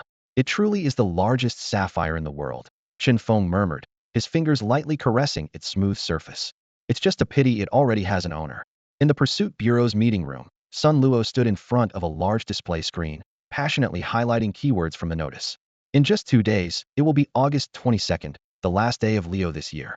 Given Chen Feng's habit of specifying dates in his notices, I believe this is the answer. Sun Luo adjusted his glasses, his voice brimming with analytical confidence. In summary, this notice tells us that Chen Feng's action is planned for 2 days later, at sunset, around 5 p.m. After hearing the analysis, everyone in the meeting room nodded in agreement. Sun Luo's reasoning was logical and nearly flawless. However, a young officer in uniform suddenly raised his hand, breaking the consensus in the room. But what exactly is he planning to steal this time? This simple yet crucial question immediately drew everyone's attention, with over a dozen pairs of eyes turning towards Sun Luo. A hint of awkwardness crossed Sun Luo's face as he cleared his throat. I don't know for sure. Chen Feng is a thief, and perhaps he finds it too risky to directly reveal his target. Most people nodded in agreement with this explanation, though a few remained skeptical. Since no one could offer a more plausible explanation, the discussion was put on hold. Lin Chuanxiong stood up from his seat, surveying each member in the meeting room with a steady and powerful voice. All right, regardless of what Chen Feng plans to steal, we must stop him. He's already sent out his notice, so everyone should prepare. As for his true intentions, we'll find out the night after tomorrow. That's all. Captain Li, do you have anything to add? As soon as he finished speaking, all eyes turned to Li Qingyan, who was in the corner, staring at her phone with a silly smile. Oh, what? Li Qingyan suddenly looked up, realizing everyone was watching her. She quickly pocketed her phone, coughing lightly to cover her embarrassment. She swiftly composed herself and said seriously, I agree with Captain Lin. Protecting those artifacts from being stolen is just a temporary measure. The real solution is to capture Chen Feng, the fugitive, and put an end to this problem once and for all. Clap, clap, clap. As Li Qingyan finished speaking, the meeting room in the Pursuit Bureau erupted in enthusiastic applause. Lin Chuanxiong nodded slightly, and then announced the meeting's conclusion, signaling everyone to return and prepare for the tasks ahead. The Pursuit team members filed out, leaving only Li Qingyan, Lin Chuanxiong, and Sun Luo, the 3 team leaders, in the room. Lin Chuanqiong's eyes settled on Li Qingyan, a teasing smile playing on his lips. Looks like Captain Li has a boyfriend now. At his words, Sun Luo, who was organizing documents, immediately looked up with a curious gaze. Uncle Lin. Li Qingyan's cheeks flushed instantly, and she hurriedly waved her hands in denial. What are you talking about? I'm just chatting with a friend. Seeing Li Qingyan's flustered reaction, Lin Chuanqiong had already guessed the truth. He nodded. That's good. Your father passed away early, and he asked me to look after you and your mother. Now that your mother is gone too, when you get married, I will have fulfilled your father's last wish. Mentioning her parents brought a trace of sadness to Li Qingyan's face. Noticing this, Lin Chuanqiong quickly changed the subject. All right, let's not dwell on unhappy things. The operation for Chen Feng is in 2 days. Go and prepare well. Okay, I'll head out then. Li Qingyan nodded in agreement. Time flew by, and soon it was 2 days later. During this time, Li Qingyan was overwhelmed with work. On one hand, Chen Feng's growing influence in the outside world was putting considerable pressure on her. On the other hand, there was pressure from the show's production team. The rules of the game were clear from the start. All illegal gains of the contestants would be converted to cash if they exceeded the pursuit time. If Chen Feng had stolen ordinary jewels, the production team, backed by the World United Government, might not have been too concerned. But the issue was that Chen Feng had stolen one of the national treasures of the Kingdom of Lower King, heart of the ocean, known as the largest blue sapphire in the world. The gemstone itself was already invaluable, not to mention the necklace was adorned with 108 small diamonds, making its overall worth simply immeasurable. Director Wu of the production team was deeply regretting his decision. He had hoped to earn a promotion and raise through the show, but with Chen Feng's interference, not only were those hopes dashed, but he was also worried about keeping his job. Helpless, he repeatedly called the Pursuit Bureau to inquire about the situation, inadvertently adding to the pressure on Li Qingyan and her colleagues. Fortunately, Li Qingyan had someone to confide in. At noon, after finishing work, Li Qingyan effortlessly pushed open the door of the coffee shop, her eyes quickly scanning the room before locking onto Yazan. Although they had only known each other for a few days, his conversation, insights, and unique perspectives on certain cases felt refreshing to Li Qingyan. Unknowingly, she had grown accustomed to stopping by this coffee shop after work, always encountering him there. Li Qingyan briskly walked over to Chen Feng's table, unceremoniously sitting opposite him. Chen Feng seemed used to it, setting down the spoon he was using to stir his coffee and pushing the cup toward Li Qingyan. Try it. I made it just for you. Li Qingyan didn't hesitate, taking a big sip from the cup. The bitterness of the coffee intertwined with the creamy richness of the milk, creating a slightly bitter taste as it entered the mouth, but it quickly melted away, leaving a strong coffee aroma lingering in the air. Li Qingyan's eyes lit up slightly with curiosity as she looked at Chen Feng. I didn't expect you to be so good at making coffee. It tastes quite good. Chen Feng chuckled lightly. I worked at a coffee shop for a few months during college. I'm a bit rusty now, but as long as you like it, that's all that matters. Li Qingyan nodded, feeling a bit surprised. Chen Feng didn't seem like someone who paid attention to such details, yet he managed to make a cup of coffee that pleased her. She took a gentle sip and remembered the afternoon's events, her tone slightly disgruntled. It's a pity I can't see you this afternoon. I have to deal with that damn thief. Mentioning the thief, Li Qingyan's expression turned slightly angry. However, Chen Feng smiled slightly, his tone still calm. What a coincidence. I have something to do this afternoon as well. That is quite a coincidence. Li Qingyan looked at him, chuckled softly, and continued savoring the coffee's aftertaste. Suddenly, something crossed her mind, and she looked up to ask, by the way, have you prepared the materials needed for the capture bureau we talked about last time? Chen Feng smiled mysteriously. Let's not talk about that now. Have you noticed anything different about this place today? Different? Li Qingyan paused, looking around the room. She had been so focused on Chen Feng that she hadn't noticed anything unusual until now. Her brow furrowed slightly. Why is it so quiet in here today? There's not a single customer, not even a server. Chen Feng replied unhurriedly. It's simple. I rented out the place today. Rented it out. Li Qingyan was clearly taken aback, surprise written all over her face. Why would you do that? Planning to switch careers and sell coffee? Chen Feng smiled slightly. Not really. It's mainly for you. For me? Li Qingyan's confusion deepened, her mind not yet piecing together the puzzle. What does a coffee shop have to do with me? Because I have something important to do today, and I need a little help from you. He spoke with his usual tone, unchanged. Help? What kind of help? Li Qingyan frowned, a sense of alarm suddenly rising in her mind. Wait, you're not Yazan. Who are you really? Her emotions flared up suddenly, and she stood up abruptly, only to stumble as the effects of the drug began to spread, about to fall. Chen Feng quickly stepped forward, supporting her slender waist to prevent her from collapsing. Then, he slowly removed his mask, revealing his true face. I apologize for deceiving you, my beautiful lady. But please, rest a little longer, and allow me to take your place in opening this performance. Li Qingyan's body trembled, wanting to resist, but the drug had already taken effect. Her vision blurred, her body lost control, and before long, she collapsed and completely lost consciousness. Chen Feng gently picked her up, laying her softly on the bed. Watching her peaceful appearance as she lay there, he carefully covered her with a blanket to ensure her comfort. By the time he emerged from the bedroom, he had completely transformed into Li Qingyan's appearance. Of course, the clothes he wore were purchased from the system store for 10 system points. He had not done anything inappropriate. Adjusting the half-rim glasses on his nose, Chen Feng smiled slightly. Game time begins now. In the afternoon, the area outside the exhibition hall was bustling with people. A dozen members of the capture team, along with local police, were maintaining order, with yellow police tape cordoning off the scene tightly, keeping everyone 15 meters away. To prevent a repeat of the previous incident, the Capture Bureau had learned its lesson. Lin Chuanxiong directly proposed to pause tonight's exhibition to ensure Chen Feng couldn't slip into the venue using the crowd again. Amaya's side agreed with the proposal. However, they had no idea that Chen Feng had already transformed into someone completely unexpected and quietly blended into the crowd. "Captain Li, please come in," the officer guarding the police line said, signaling for him to pass after seeing the credentials Chen Feng presented. "Thank you," Chen Feng replied with a smile, walking calmly into the exhibition. Inside the exhibition hall, the atmosphere was unusually quiet.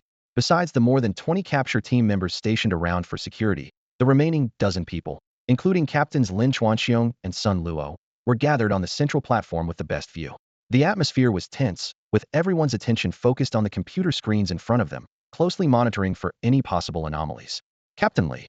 The team members greeted Chen Feng as he approached, and he nodded in response to each of them.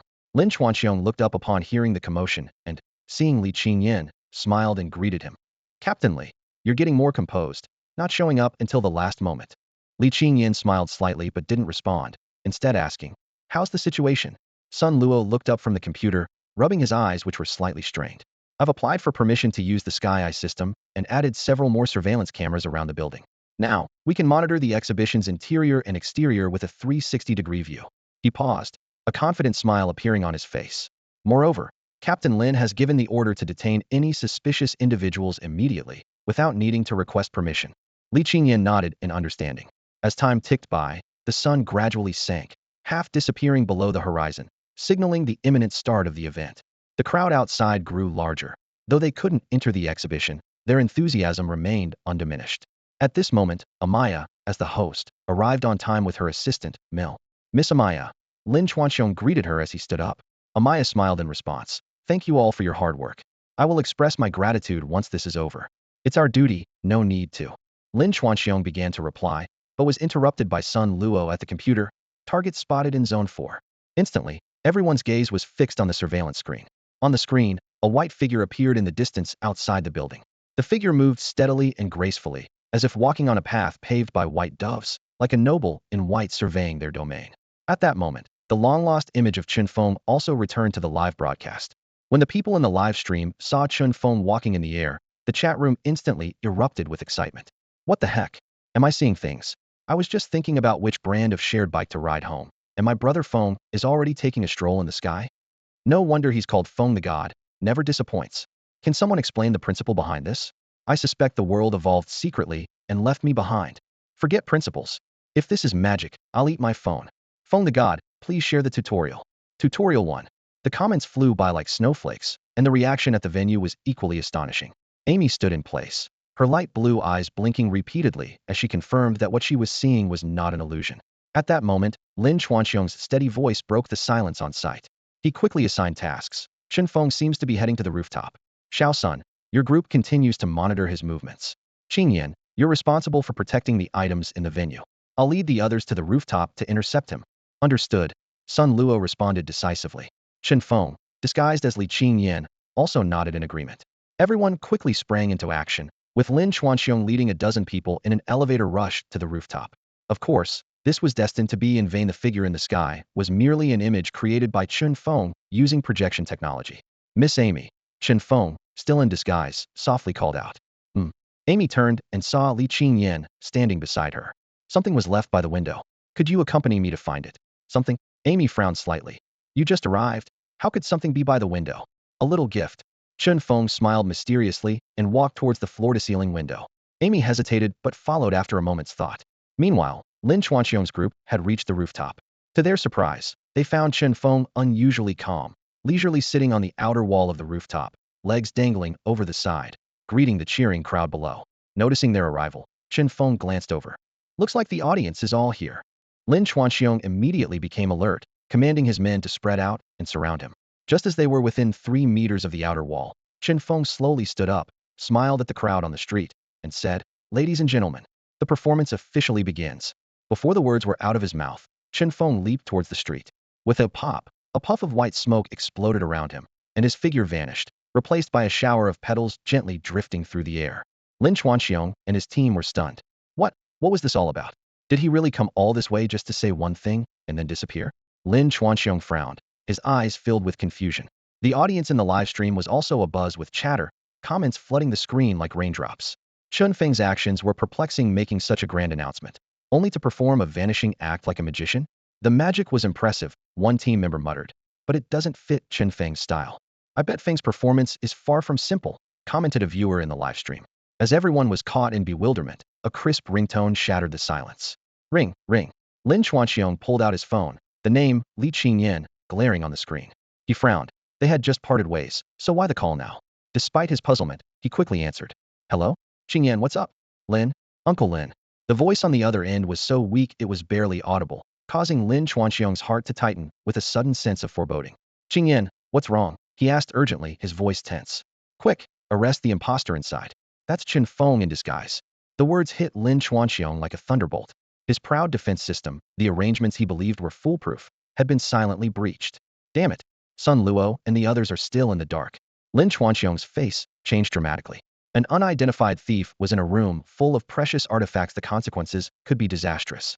Quick, everyone back. Now, he shouted, not waiting for anyone to respond before sprinting back the way they came. The other team members, though bewildered, saw the urgency in their leader's expression and suppressed their questions, following closely behind. What's happening? Did the chase team blow a gasket? Why the rush? Comments flew rapidly in the live stream. I bet Feng has outsmarted them again. 9 times out of 10, Chen Feng's played them. Right now, he's probably already inside the venue. Director, quickly switch the live feed to the exhibition hall. Yes, switch the feed. We'll miss the action otherwise. As the demands to switch the feed grew more insistent, the production team obliged, shifting the live broadcast from the chase team to inside the exhibition hall. After all, with no sign of Chen Feng elsewhere, any location would do for the show. At this moment, Chen Feng and Imea stood by the large floor-to-ceiling windows. These specially designed windows opened from the bottom up and reached nearly 2 meters when fully opened. For safety reasons, Imea stayed at a safe distance. Captain Li, Imea asked in confusion, what exactly did you leave here? Chen Feng didn't answer her question. Instead, he bent down and easily lifted the window. The summer evening breeze rushed in, warm and comforting, carrying a faint floral scent. Under Imea's puzzled gaze, Chen Feng placed his fingers to his lips and blew a long whistle. Woo! In the next moment, as if summoned by some mysterious call, countless white doves flew in from all directions, perching neatly at the window, their wings gently flapping, as if awaiting some command. Seeing this scene, Amelia's heart skipped a beat, overwhelmed by a strong sense of familiarity. Just then, a clear male voice broke the silence. Miss Amelia, did you know?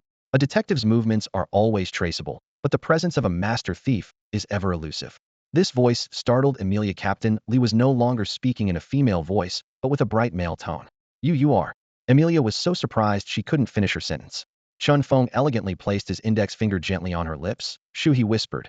Miss Amelia, could you keep a secret for 5 minutes? Amelia stared blankly at the person in front of her, somehow nodding her head. Chen Feng's lips curled into a slight smile, and he suddenly snapped his fingers toward the flock of pigeons outside the window. As if receiving some command, dozens of white pigeons formed 2 lines, surrounding one in the center. When Chen Feng extended his left hand, the pigeon in the middle landed steadily on his finger.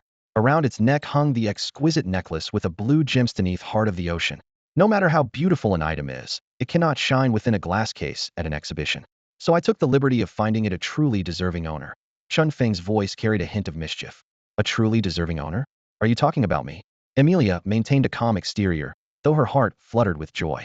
Miss Amelia, would I have the honor of putting it on you myself? You're returning the heart of the ocean to me?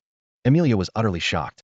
She had imagined many possibilities for Chen Feng's visit, but she never expected he would make such a grand gesture just to return the heart of the ocean personally. Not far away, several members of the pursuit team were curiously watching. Although they couldn't hear the conversation, the sight of 2 beautiful women talking was a pleasure in itself. What do you think Captain Li and the princess are discussing? One team member asked. What else? Probably something about Chen Feng's actions. I don't think so. Two women talking in private might be sharing some secrets they can't reveal. This comment drew knowing smiles from the group. Their conversation, though hushed, was overheard by Sun Luo. He frowned and scolded. Focus on your work. Stop gossiping. The group immediately fell silent, concentrating on their surveillance tasks. As Sun Luo was about to turn away, he caught a glimpse of the object in Chen Feng's hand out of the corner of his eye. Is that a necklace? Why does it look like the heart of the ocean that went missing a few days ago? Just as he intended to take a closer look, the exhibition hall doors were suddenly flung open, and Lin Chuanxiong's angry voice boomed. Chen Feng, raise your hands and don't move. Chen Feng? Where's Chen Feng? Where is he? Lin Chuanxiong's voice boomed through the hall, stirring a wave of commotion. The crowd turned their heads, trying to spot the mysterious figure among them. At that moment, Sun Luo's eyes sharpened as he suddenly turned to the woman in the suit next to Imiya. Over there. This Captain Li is a fake. He's Chen Feng. The words exploded like a thunderbolt in the hall. Before anyone could recover from their shock, Lin Chuanxiong and his team were already closing in on their target.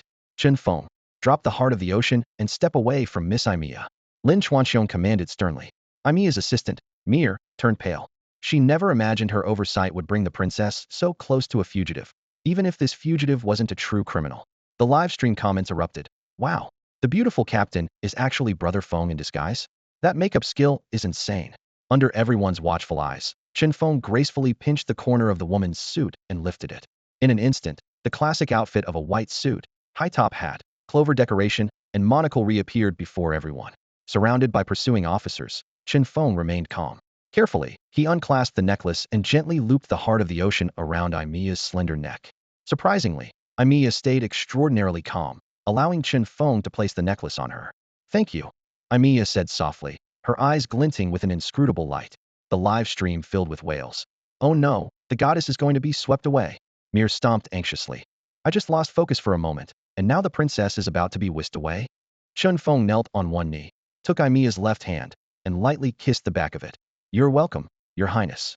I believe this gem can only shine with its true allure when worn by you. Imiya's pale cheeks flushed with a hint of red.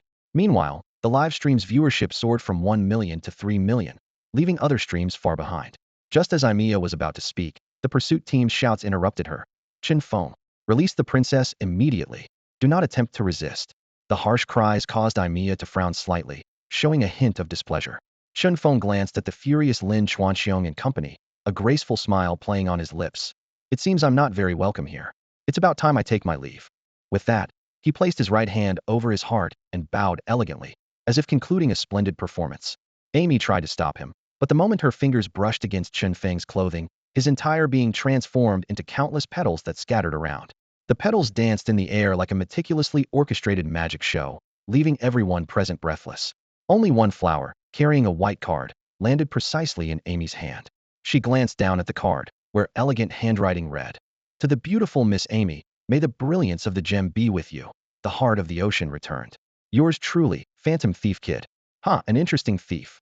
Amy chuckled softly, a hint of admiration in her eyes. She swiftly looked around, and while everyone was still immersed in the shock of the disappearing petals, she discreetly tucked the card deep into her pocket. A system notification sounded in Chen Feng's mind. Ding, first detection of host returning treasure. Reward. Phantom Thief Kid card Fusion 8, System Points 800, obtained basic all-round driving skills. Current card Fusion 50. Late at night, the city's neon lights cast a hazy glow over the skyscrapers. On the balcony of a luxury apartment on the 12th floor, a white figure stood gracefully and composedly on the railing. The breeze gently blew his white cape, making a soft rustling sound, like a whisper of the night. Someone inside the room seemed to notice the movement on the balcony, with footsteps approaching closer. Click! The balcony's glass door slid open, and the two people inside and outside the room locked eyes, tension hanging in the air. We meet again, Miss Li Qingyan. Chen Feng greeted the person inside with a smile, the moonlight adding a mysterious touch to his white suit. Chen Feng. Surprise flickered across Li Qingyan's face, but she quickly regained her composure, her right hand discreetly reaching for the handcuffs at her waist, her professional instincts keeping her on edge. Oh dear, no need for that. I came here especially to apologize, and it's after hours now. No need to be so dedicated, right? Chen Feng exaggeratedly raised his hands in a surrender pose, his face showing no panic, instead carrying a hint of amusement. Li Qingyan's gaze was sharp as a knife as she studied Chen Feng's figure. After a moment of silence, she eventually returned the handcuffs to her waist, though the wariness in her eyes remained. How did you know where I live? she asked coldly. Chen Feng leapt down lightly from the railing, landing silently. Oh, just happened to see your personnel information last time I hacked into the live broadcast system, he replied nonchalantly, as if hacking a system was no big deal. Cousin, who are you talking to?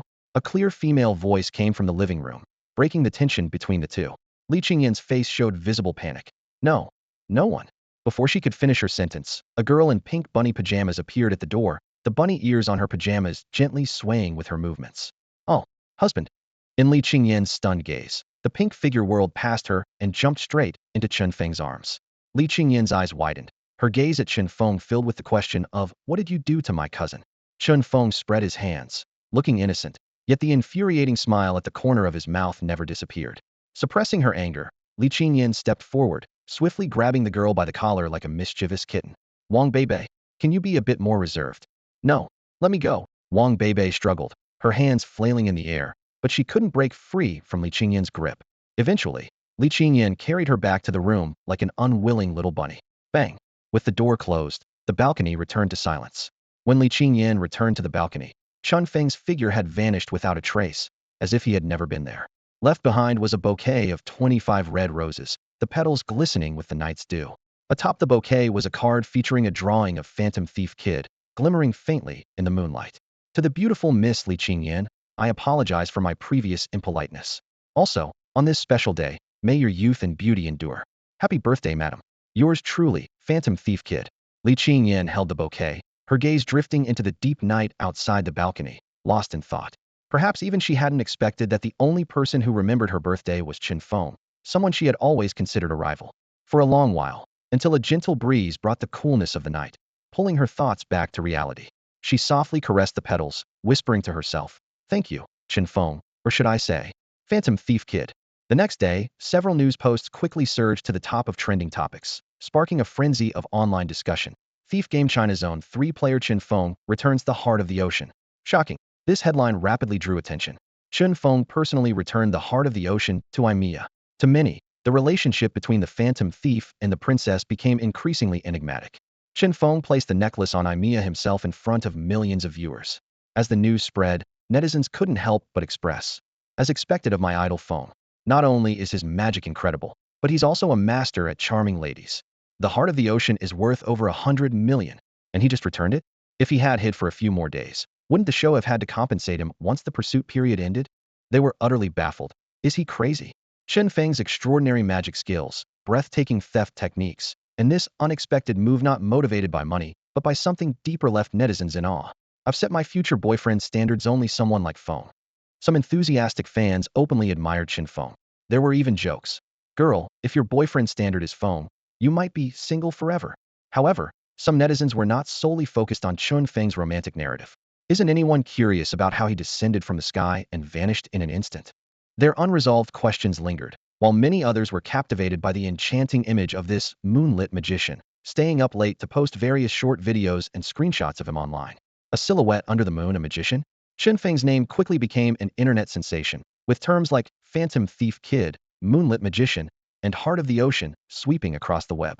Some even joked, in this world, you might not know who the President of the United States is, but you can't not know Phantom Thief Kid. At the Pursuit Bureau, Director Wu stepped into the meeting room, appearing more relaxed than usual. His smile indicated he was in a good mood. Everyone's worked hard during this time. I've prepared a report to apply for a bonus for the 3 captains. Please don't refuse. Director Wu's tone carried a hint of sincerity. The captains looked slightly awkward, especially Li Qingyan. They understood that although things hadn't gone smoothly, the heart of the ocean wasn't lost in the end, meaning no compensation was needed, which was good news for the show. Director Wu, in high spirits, saw this as an opportunity to strengthen ties with them. However, this bonus was not what they desired. With a touch of reluctance, Li Qingyan stood up and calmly said, thank you for your kindness, Director Wu, but this bonus, we can't accept it. As soon as she finished speaking, Director Wu's smile froze, and he turned to look at the other 2 captains. Lin Xuanxiong and Sun Luo exchanged glances and ultimately nodded. Thank you, Director Wu, but let's talk about the bonus after we capture Chen Feng. This statement caused Director Wu's smile to vanish completely, though he maintained a calm exterior, a trace of disappointment flickering in his eyes.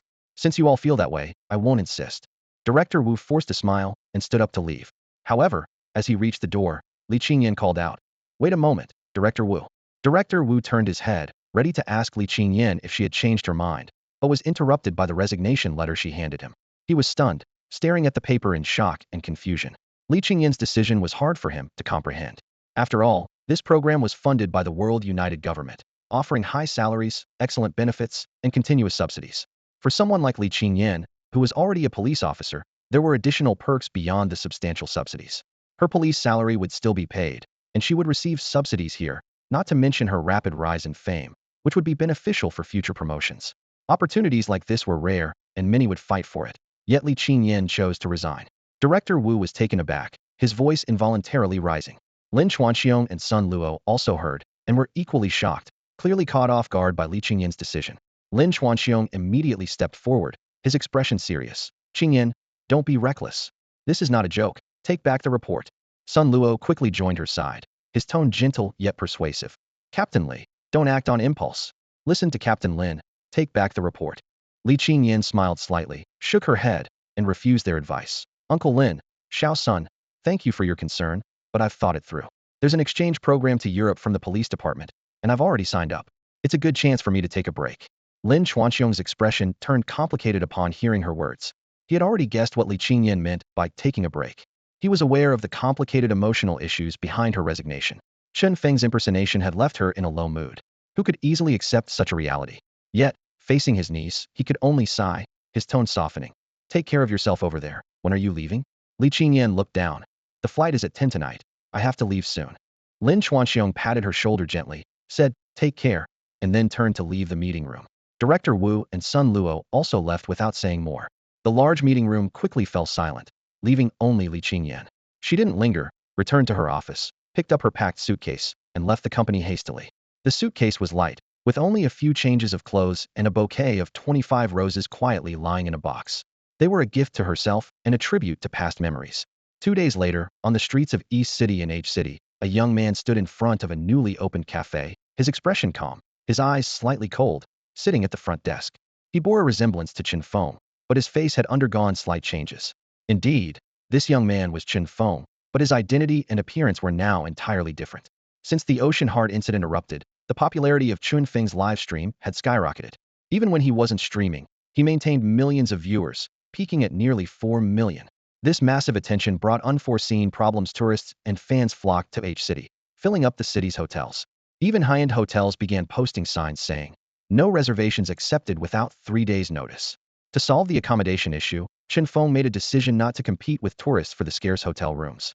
Instead, he rented a 2-story shop, with a cafe downstairs and his living quarters upstairs, convenient and quiet. As for the rent, for Chen Feng, this was not an issue at all. Whether it was his predecessor or him now, the nearly 10 million RMB inheritance in his account ensured he could live freely. This was also one of the reasons he could return the Ocean Heart without hesitation. At that moment, 2 girls walked in, chatting and laughing. The taller girl pushed the door open first, pulling her friend to the counter, her eyes gleaming with excitement. See, I wasn't lying, was I? Doesn't the owner of this cafe look just like Kaito? She pointed at Chen Feng, her voice rising with excitement. Her friend scrutinized Chen Feng for a moment, her mouth agape in surprise. He really does? I thought Zhou Bingluan was already absurd enough, but this? I guess I still have much to learn about this ridiculous world, she said with a chuckle. Chen Feng stood up from his seat, a professional smile on his face. Hello, what can I get for you? The taller girl's eyes quickly scanned the coffee menu on the screen, and she made her decision swiftly. I'll have a half-sweet mocha, please.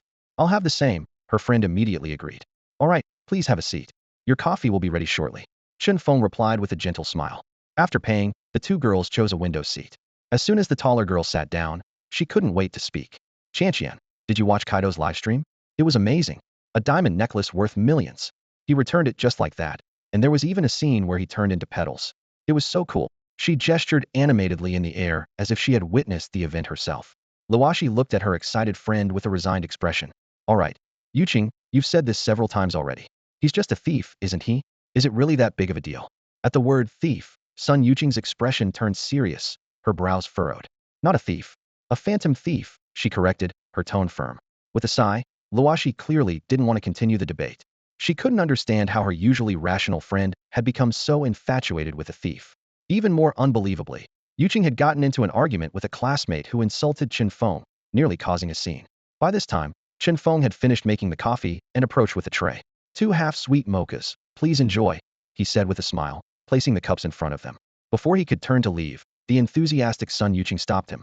Hey, boss, do you know Kaito? Or rather, Chen Feng, someone who looks a lot like you. Chen Feng nodded slightly, his expression calm. I've seen him in the news, a guy who calls himself a phantom thief. Yes, that's him. Sun Yuqing's eyes lit up, feeling as if she had found a kindred spirit. I've never seen anyone send a notice before stealing something. Dressed in white, coming and going as he pleases under everyone's gaze. Oh, and he's a great magician too. She paused, eyeing Chen Feng again. Hey, boss, can you do magic? Maybe a little, Chen Feng replied with a soft laugh, keeping his answer vague. That's a shame, Sun Yuqing said, a bit disappointed, resting her chin in her hands. I wonder when I'll see Kaito's livestream again. Hopefully, during the Mask Festival. What's the Mask Festival? Chen Feng raised an eyebrow, intrigued. You don't know the Mask Festival? Luoshi appeared even more surprised, but quickly realized. Boss, you're not from around here, are you? Chen Feng nodded, acknowledging. I just moved to H City recently, so I'm not familiar with the local festivals. Luoshi, hearing this, gave a knowing look and patiently explained. The Mask Festival is unique to H City, like the Kite Festival in some other city of S province. The time is the last Sunday of August, just 5 days before the annual Mask Festival in H City. On this special day, everyone in the city wears masks to attend the Grand Masquerade Ball. This year, the highlight is the H City Museum, showcasing its prized possession, the White Jade Mask. This is it. Luoshi expertly pulled out her phone and showed the screen to Chen Feng. On the phone was a high-definition photo of the White Jade Mask, its milky white jade shimmering softly under the light, an exquisite work of craftsmanship. As Chen Feng glanced over, his eyes caught the pole beneath the photo. Will the thief Chen Feng target the White Jade Mask? With 130,000 supporters and only 20,000 against, the odds were interesting. After Luoshi left, Chen Feng returned to the front desk, his fingers swiftly tapping on the laptop keyboard. The search results for the White Jade Mask made his eyes light. It was valued at 186 million renminbi, comparable to the Heart of the Ocean necklace. He closed the laptop, a knowing smile playing on his lips. Perhaps this would be another spectacular performance. The next day, Drunken Heart Square in H City was bustling. Named for its central cobblestone pattern resembling a wine jug, the square was overseen by a middle-aged manager in a hard hat, directing the setup under the blazing sun. The lanterns are too far apart over there, and the chairs are too close. How will the performance go on? In the archway, Manager Zhao's instructions were interrupted by the ring of his phone. Seeing the caller ID, his expression immediately turned respectful. Director Zhang, it's me, Zhao. Rest assured, the security will be foolproof. The White Jade Mask. I'm on my way to pick it up. Shortly after, Manager Zhao and 2 assistants arrived at the museum. Director Zhang was already waiting by the display case of the White Jade Mask. Zhao, this is our museum's treasure. Take good care of it, Director Zhang instructed solemnly. Don't worry, Manager Zhao nodded repeatedly. As the staff prepared to open the glass case, a card hidden by the base caught their attention. The card read, as the grand festival arrives, with the wave of Kronos' scepter, darkness from the abyss encroaches. I will appear with the White Jade Mask. Yours truly, Phantom Thief Kaito. As before, while Chen Feng released the notice offline, he also used hacking techniques to change his live stream screen to display the notice. A jade mask? Feng Shen sure has a taste for the expensive. He just returned the Heart of the Ocean and now he's after the jade mask, joked one viewer in the live chat. Huh, that's the pride of the H City Museum. I bet the museum director is pulling his hair out right now, another viewer chimed in. Forget about the museum director. I'm more curious about how Director Wu of the show is reacting. What else could he do? He's probably fuming. He just wanted to run a simple show and ended up with a real thief who only targets the pricey stuff. Meanwhile, in the meeting room of the Pursuit Bureau, the atmosphere was tense. Sun Luo stood in front of a large screen displaying Chen Feng's latest notice. He glanced around at the members of the Pursuit team seated below and said in a serious tone, Everyone, this is the content of Chen Feng's new notice. Let's hear your thoughts. As soon as he finished speaking, a team member immediately raised a hand to speak. I think we should stick to the old method. Temporarily relocate the jade mask to a safe place, assign special personnel to guard it, and set up multiple alarm systems just in case. This suggestion was immediately met with a fierce rebuttal from another team member. There's only a few days left until the mask gala, and we're going to hide such an iconic item just because of a notice from Chen Feng? That would sound terrible if word got out. Well, isn't that better than having it stolen? What's more important, appearances or the actual item? Chen Feng isn't a real thief. If you do this, you'll end up losing both. You're talking nonsense. No, you're talking nonsense. The meeting room erupted into chaos, with arguments breaking out all around. Sun Luo rubbed his temples, feeling a headache coming on. Since Li Qingyan resigned and Lin Chuanxiong took leave, he was the only captain left to handle all the work. Even with his abilities, it was exhausting. Enough. Stop arguing. Sun Luo raised his voice to restore order, and the room gradually quieted down. I asked for your opinions, not a shouting match. You. Knock, knock, knock. Sun Luo's words were interrupted by a clear knocking on the door. The meeting room door opened, and 4 people, 3 men, and 1 woman walked in with confident postures and an air of authority that marked them as anything but ordinary. The leading woman scanned the room and asked, "Hello, which one of you is Captain Sun?" "That's me," Sun Luo replied, standing up and scrutinizing the unexpected visitors. "What can I do for you?" Seeing Sun Luo, the only woman in the group stepped forward and extended her hand with a professional demeanor. "Hello, Captain Sun. We're here from the main headquarters to support you. I'm Su Luoxue, a criminal investigation expert." The others introduced themselves in turn. Zheng Chang, martial arts champion, said a muscular man succinctly. Lu Yi, hacker, nodded a tall, bespectacled man. Huang Fuzhan, counter-surveillance expert, added the last, a man with a calm demeanor. Upon hearing them mention the main headquarters, Sun Luo remembered there was indeed such an arrangement, but he recalled that the notice mentioned 5 people, not 4. A hint of doubt flashed in his eyes, and the faces of the 4 visitors turned awkward. Just then, an arrogant voice echoed down the hallway, clearly audible in the meeting room. "So this is the Pursuit Bureau of District 3 in Huaxia? It looks so basic. No wonder a petty thief is running circles around you." The newcomer made no effort to lower their voice, and everyone in the room heard it loud and clear. The previously calm Pursuit team members all stood up abruptly, glaring angrily at the entrance. Even Sun Luo, known for his good temper, frowned slightly, a trace of displeasure in his eyes. Despite the anger boiling inside, Sun Luo forced himself to suppress his emotions. He glanced around the conference room and gestured for everyone to sit down. Though the attendees still wore expressions of displeasure, they eventually returned to their seats, their anger unabated. As footsteps grew louder, the last participant entered the room. It was a young man wearing sunglasses, dressed in an expensive designer suit, with a clearly costly watch on his wrist. After entering, he surveyed the room briefly before heading straight to the head of the table. "Hello, everyone. Let me introduce myself," the young man said, his voice clear and somewhat cold. "I'm Wei Jingyang, the leader of the Zone 3 pursuit team sent by the headquarters. I'll be your superior from now on, so I hope we can work well together." His lips curled into a cold smile as he provocatively glanced around the room. Although his words included a request for cooperation, his tone lacked any humility, coming off as arrogant and disrespectful. This prompted the attendees to exchange disdainful glances. "What's his deal? That attitude is just ridiculous. It's a joke that headquarters sent someone like him to be our leader," some murmured, clearly dissatisfied. The name Wei Jingyang seemed familiar to a few, sparking a realization. Someone whispered, "Wei Jingyang? Isn't he the son of the boss of Shanha Group?" Wei Jingyang didn't shy away from these murmurs. Instead, his smile widened. "It seems some of you know me," he said unabashedly. "Yes, my father is Wei Shanha, the chairman of Shanha Group, and I'm his only son, Wei Jingyang." With that revelation, the whispers in the room fell silent. Wei Jingyang nodded with satisfaction, evidently pleased with the impact of his identity. "I'm here for a simple reason, to catch the thief named Chen Feng and put an end to this farce." As soon as he finished speaking, the room buzzed again, filled with skepticism and distrust. Someone muttered, "All talk, but who knows what he can really do?" Wei Jingyang seemed unfazed by these comments, announcing, "Tonight's masquerade ball will proceed as planned, and the white jade mask will be present. I'll personally deal with Chen Feng when he makes his move." With that, he concluded the meeting. The attendees exchanged puzzled and doubtful looks as they left the room. Nightfall soon arrived, and the crowd at Zuixin Plaza was unusually dense, drawn by Chen Feng's announced heist. On a bench, Chen Feng sat quietly feeding pigeons, appearing somewhat out of place. "Hey boss." A familiar call came from nearby. Sun Yuqing and Luo Shi appeared before Chen Feng, the 2 women who had once clashed with him at the shop. "So, it's you," Chen Feng said with mild surprise in his eyes. "What? Are you interested in Kaito's operation too?" Sun Yuqing smiled warmly, her face alight with enthusiasm. "Anything related to Kaito catches my interest." Her words brimmed with excitement, clearly intrigued by Kaito. Chen Feng casually stroked the white pigeon on his lap, responding cautiously, "The shop's closed, nothing better to do, so I just came to take a look." His tone was calm, with a hint of indifference in his eyes. "Oh, I see." Sun Yuqing nodded, her gaze shifting to the pigeon. "Is this pigeon yours?" "It's adorable. His name is Xiaobai," Chen Feng explained with a slight smile. "He's a bit shy, so don't mind him." Sun Yuqing reached out to pet the pigeon's head, but it deftly avoided her touch, lifting its head proudly and settling on Chen Feng's clothes with a soft coo, appearing quite smug. Chen Feng chuckled softly, his gaze tenderly resting on the bird. "All right." Sun Yuqing pouted her rosy lips and reluctantly agreed. Her eyes lit up with a sudden idea, and she playfully said, "Boss, I heard you're not from around here, right?" Chen Feng nodded slightly. Sun Yuqing's eyes sparkled as she quickly suggested, "How about letting us locals be your guides and show you around?"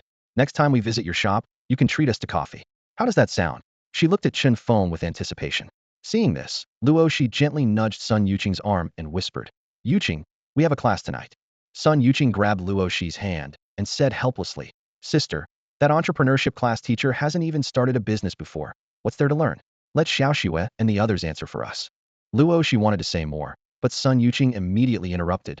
Don't hesitate. We get to hang out with a handsome guy and score free coffee. What a deal. This left Luo Shi with nothing more to say. Sun Yuqing turned to Chen Feng with a smile. Boss, 2 cups of coffee for 2 beautiful guides. It's a bargain, right? Chen Feng smiled and nodded. I'd be honored. He gently patted Xiao Bai, the white pigeon, who, though a bit reluctant, cooed and spread its wings towards the cafe. Watching the obedient Xiao Bai, Sun Yuqing couldn't help but admire. What a well-behaved pigeon. Thinking of the lazy orange cat in her dorm, she sighed. How can pets be so different? As night fell, the atmosphere in the square became lively. Although the festival hadn't arrived yet, the decorations were mostly in place. A corridor of red lanterns swayed gently in the breeze, and colorful lights wrapped around stone lions, making the entire square shimmer with light. In front of the clock tower, Director Zheng of the H-City Museum paced anxiously, glancing around. Suddenly, an Audi A6 stopped at the edge of the square, followed by 2 Volkswagens.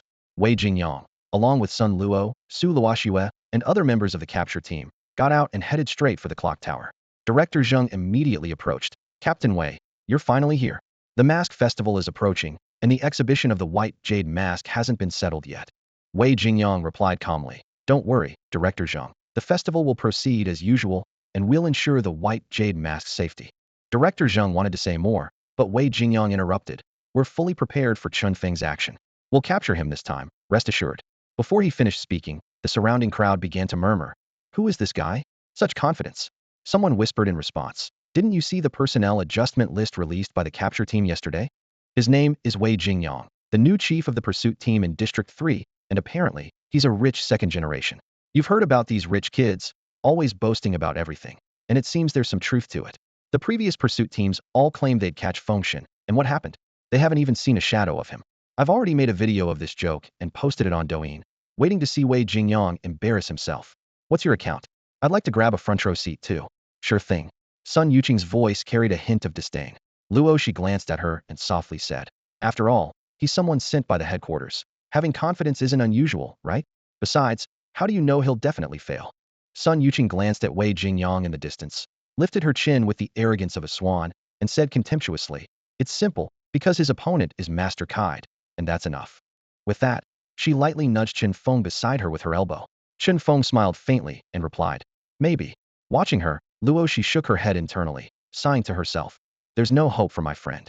Seemingly hearing the surrounding chatter, Wei Jingyang's lips curled into a disdainful smile as he stepped onto the platform in front of the clock tower and announced loudly, Ladies and gentlemen, I, Wei Jingyang, representing the District 3 pursuit team, make a promise to you all.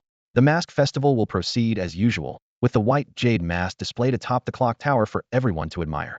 I will personally be present, and if Chen Feng dares to show up, I will capture him myself and put an end to this farce. His impassioned speech left Sun Luo and the others who followed him exchanging glances with furrowed brows.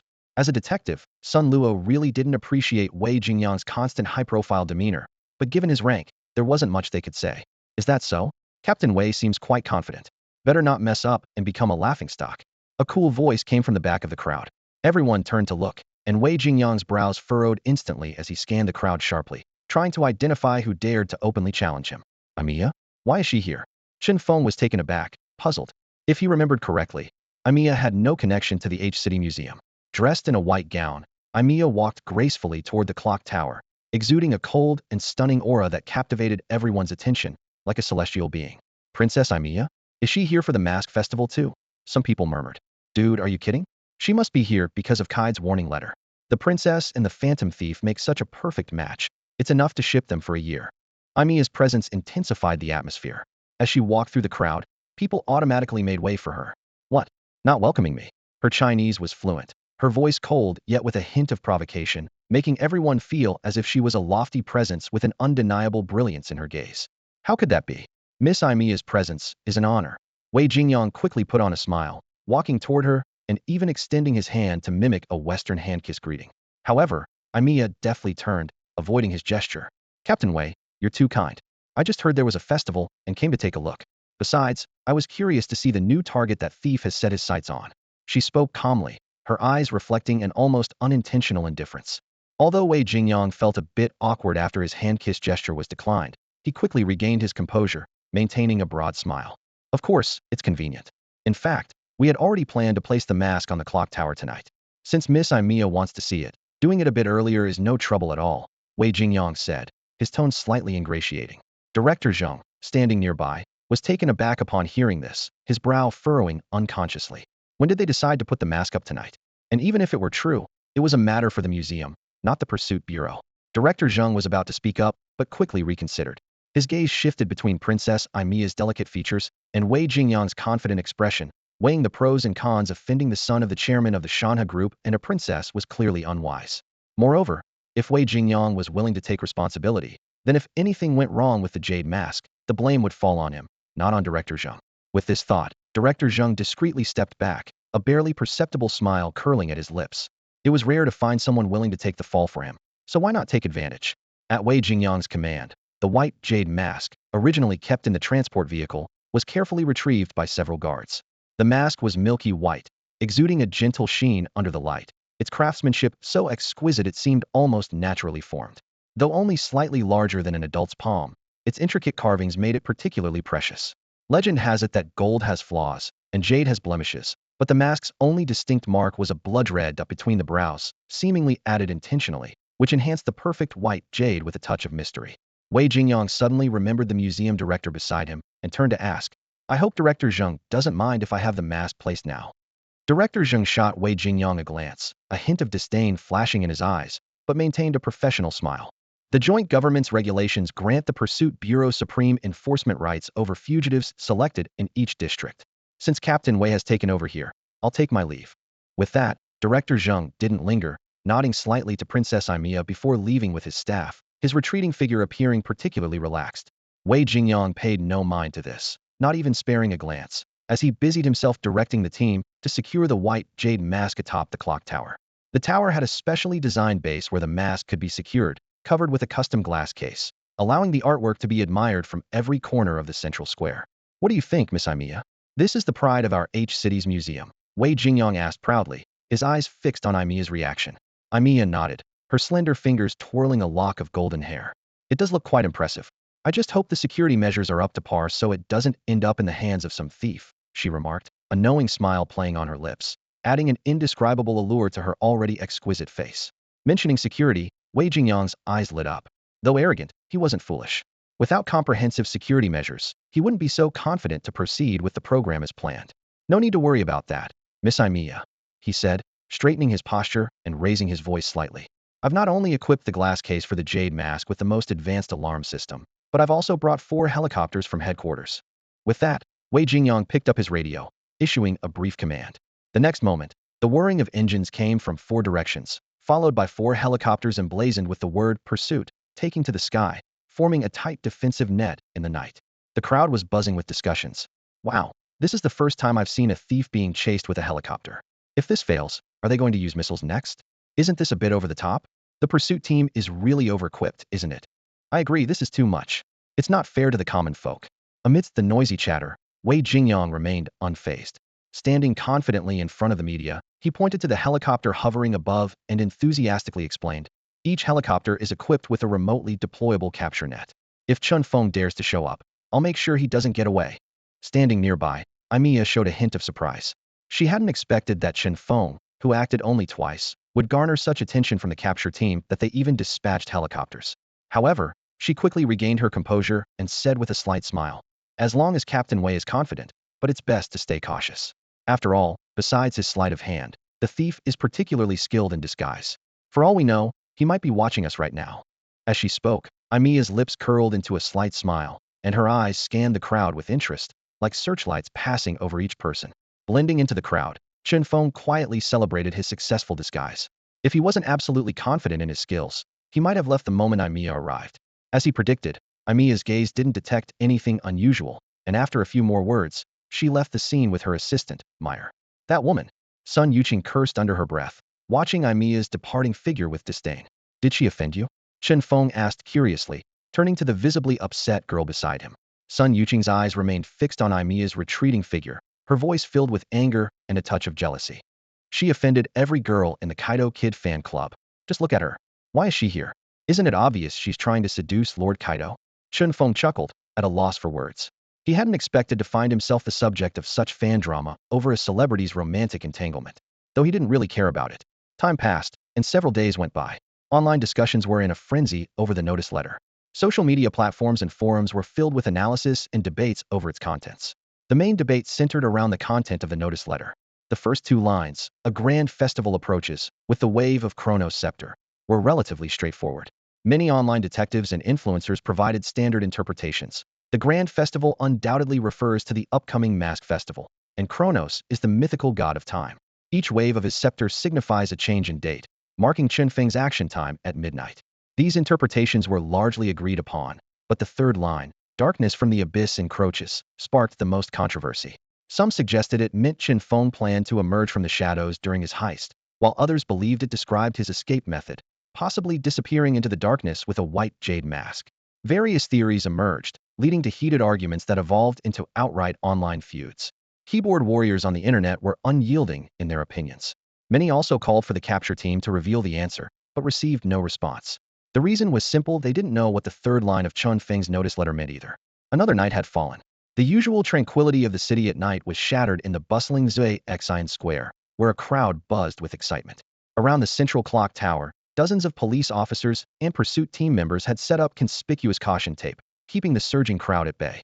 At the top of the clock tower, a delicate white jade mask lay quietly inside a glass case, while 4 helicopters hovered overhead, their rotors droning incessantly. Amidst the crowd, Sun Yuqing held up a sign for the Kaito Kid fan club, her wrist beginning to ache. She constantly glanced around, hoping to catch a glimpse of that iconic white figure, but her search was in vain. "Cece, why hasn't Kaito shown up yet? I'm getting sleepy," she complained to her friend Luoshi. Luoshi rolled her eyes. "You've asked that a dozen times already. How would I know? Besides, it's only 11:30. It's not time yet." "All right," Sun Yuqing replied wearily, though her eyes continued to scan the crowd. Meanwhile, in Chen Feng's livestream, the audience numbers were soaring, easily surpassing 3 million and closing in on 4 million. The comments scrolled like a waterfall. "It's finally almost time. I've been holding my breath." The pursuit team really deployed helicopters? It wasn't just a rumor. "This is so unfair. Where's the promised level playing field?" Total rigged setup. In front of the clock tower, Wei Jingyang stood with his hands on his hips, grinning at the white jade mask atop the tower. What a joke of a phantom thief. "Today, I'll make my name by stepping over him." Sun Luo, who was reviewing surveillance footage, frowned slightly at his words, but remained silent. Not far from Zhuai Square, in a hotel room, Chen Feng observed the scene through binoculars. "Quite the preparation, everyone. But that's good. It makes the show all the more thrilling, right, Xiaobai?" he remarked to the white dove perched on his shoulder. Xiaobai cooed in agreement, lifting its head. Glancing at his watch, Chen Feng noted, "It's about time. Let's get moving." 15 minutes before the scheduled time, Princess Amelia arrived at the scene. As the only foreigner not wearing a mask, her purpose was simply to witness the grandeur of Kaito Kid. Despite this, Wei Jingyang and his team dared not neglect this influential guest, ensuring she was comfortably seated before returning to their posts. In the final 10 minutes, a strange silence fell over both the scene and the livestream. Everyone held their breath, eager to be the first to spot that elusive white figure. The pursuit team remained on high alert, with dozens maintaining the perimeter and 6 members specifically assigned to monitor surveillance footage. Just when everyone was tense to the extreme, a white blur suddenly appeared on the horizon, instantly capturing everyone's attention. What was that? Could it be doves? Or is this another one of Chen Feng's tricks? I bet it is. As everyone started to murmur in speculation, a flock of white doves soared through the sky, heading straight for the clock tower. Their target, clear the white jade mask hanging there. Wei Jingyang stood on the ground, furrowing his brows as he quickly stepped forward and snatched the radio from Lu Yi's hand. He decisively ordered, "Helicopters 1 and 2, chase the birds away immediately. Helicopters 3 and 4, continue patrolling." No sooner had he spoken than 2 helicopters roared into action, speeding toward the bird flock. The powerful downdraft from the rotors whipped up a fierce wind, and the birds scattered in confusion. In no time, not a single dove remained near the white jade mask, and the sky returned to tranquility. With everything under control, Wei Jingyang relaxed his brows, a confident smile returning to his face. "I thought Chen Feng was something special, but it turns out it's just a petty trick. Yet he still manages to slip away time and time again," he said, a note of smugness in his voice. His words made Amelia frown, and even the members of the pursuit team looked displeased. glaring at him in anger. Among the crowd, boos erupted. What's he so smug about? Chasing off some birds and he's proud? Catch Chen Feng if he's so capable. Only the incompetent pick fights with birds. My husband Chen Feng hasn't even shown up yet. What's he shouting for? The jeers reached Wei Jingyang's ears, and his face darkened immediately. But before he could lash out, there was a sudden click, and all the lights in the square went out. Then, a voice echoed from all directions. Ladies and gentlemen, thank you for coming. My magic show is about to begin. Though Chen Feng hadn't appeared, the familiar voice instantly electrified the atmosphere. The crowd erupted, chanting in waves. Kaito Kid! Kaito Kid! Kaito Kid! The cheers almost drowned out the music playing in the square. Wei Jingyang was furious, shouting, "Where is he? Find him for me. And quickly activate the backup power, restore the electricity." His orders were nearly lost in the cheers, and although unwilling, the team had to comply due to his authority as the head of the pursuit team, and they swiftly initiated emergency measures. Boom, boom, boom. The clock struck 12, and the lights in the square flickered back to life. As the lights illuminated the surroundings, the white figure in the sky became clear. It was Chen Feng. He was still in his iconic white suit, wearing a top hat, arms outstretched as if to embrace the world. The moonlight and artificial light intertwined on him, casting a divine and splendid glow. Chen Feng's lips curled up, and in a calm voice, he announced, "Ladies and gentlemen, the moment to witness a miracle has come. Oh, Master Kid, I'll have your babies. You scoundrel. He's my husband. No, you're the scoundrel. I'll you off. You are all. Stop arguing, everyone. Because of you, he's kneeling on a bed of durian peels right now. If you're not fully awake, just keep sleeping. Waking up from a dream isn't great." Imia stood up from her chair and gazed with interest at the figure in the sky. His existence was so fantastical that everyone had become accustomed to the sight of him standing in midair. The noise from below seemed to have no effect on Chen Feng. He remained focused on his performance, as if he were in another world. In midair, Chen Feng walked confidently towards the clock tower. Each step appeared to be on nothing, yet he moved as if on solid ground.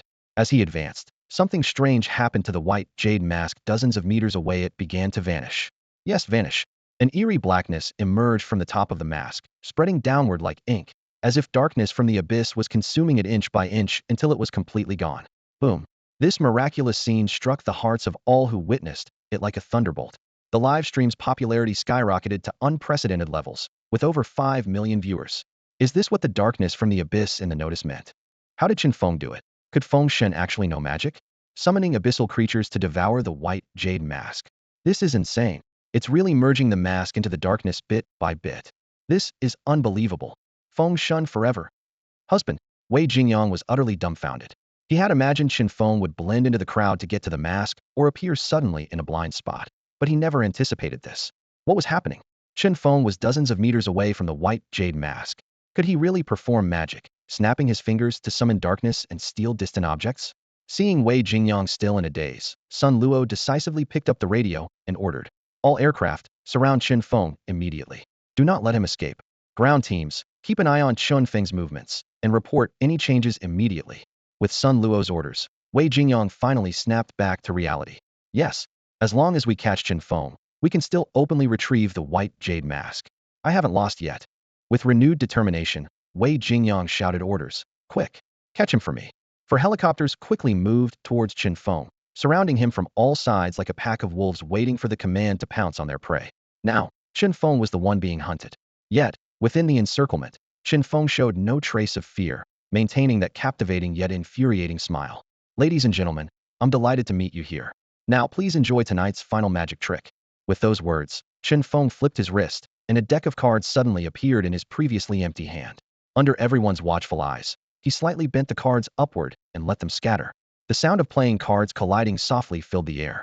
The deck of 54 cards seemed to multiply instantly as they scattered in midair. As they fell, Chen Feng was completely covered by the cards. By the time they hit the ground, he had vanished without a trace. In the live stream, comments flooded in like a tidal wave. Is this really magic? Can someone explain how the white jade mask disappeared? What's there to explain? Feng Shen is just amazing. Honey, damn, I wish I could learn magic from Feng Shen. It'd make flirting so much easier. Totally. Honestly, Feng Shen is so handsome. Even the princess of Luoqing Kingdom is smitten with him. Applause thundered all around, each clap seemingly echoing on Wei Jingyang's face, sharp and clear. "Find him. Get him out here," Wei Jingyang shouted, losing his composure in anger. "There he is," someone shouted, pointing into the distance. Everyone followed the direction of the finger, seeing Chen Feng standing atop the clock tower with a relaxed smile, holding the once missing white jade mask in his left hand. "Everyone, the show is over, and it's time for me to leave," Chen Feng said, a slight smile on his lips as he pocketed the mask. His body tilted slightly as a glider unfolded from his back, carrying him away into the distance. Seeing Chen Feng leave, Sun Luo immediately grabbed the radio and ordered, "All helicopters, pursue Chen Feng immediately. Once the target is in range, fire the capture net without waiting for further instructions." Following Sun Luo's orders, helicopters quickly adjusted their course, heading in the direction Chen Feng had flown. "Ah, Cici, did you see that? Master Kaito is so cool," Sun Yuqing exclaimed excitedly, hitting Luo Shi's arm with admiration in her eyes. Okay, you're really my sister. You're going to break my arm." Luo Shi winced, pressing down on Sun Yuqing's hand. Sun Yuqing stopped, a bit embarrassed. "It's rare to see Master Kaito so close up," I got excited. Luo Shi rolled her eyes, but said nothing more. Below the clock tower, Wei Jingyang led the entire pursuit team, following his orders to chase after Chen Feng. "Let's go too," said Amelia as Chen Feng departed.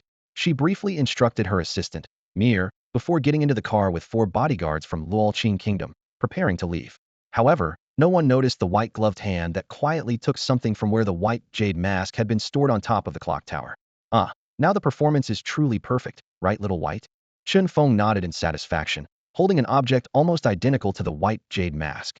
Kukua white dove peeked its head out from Chen Feng's embrace, raising its neck in response to his words.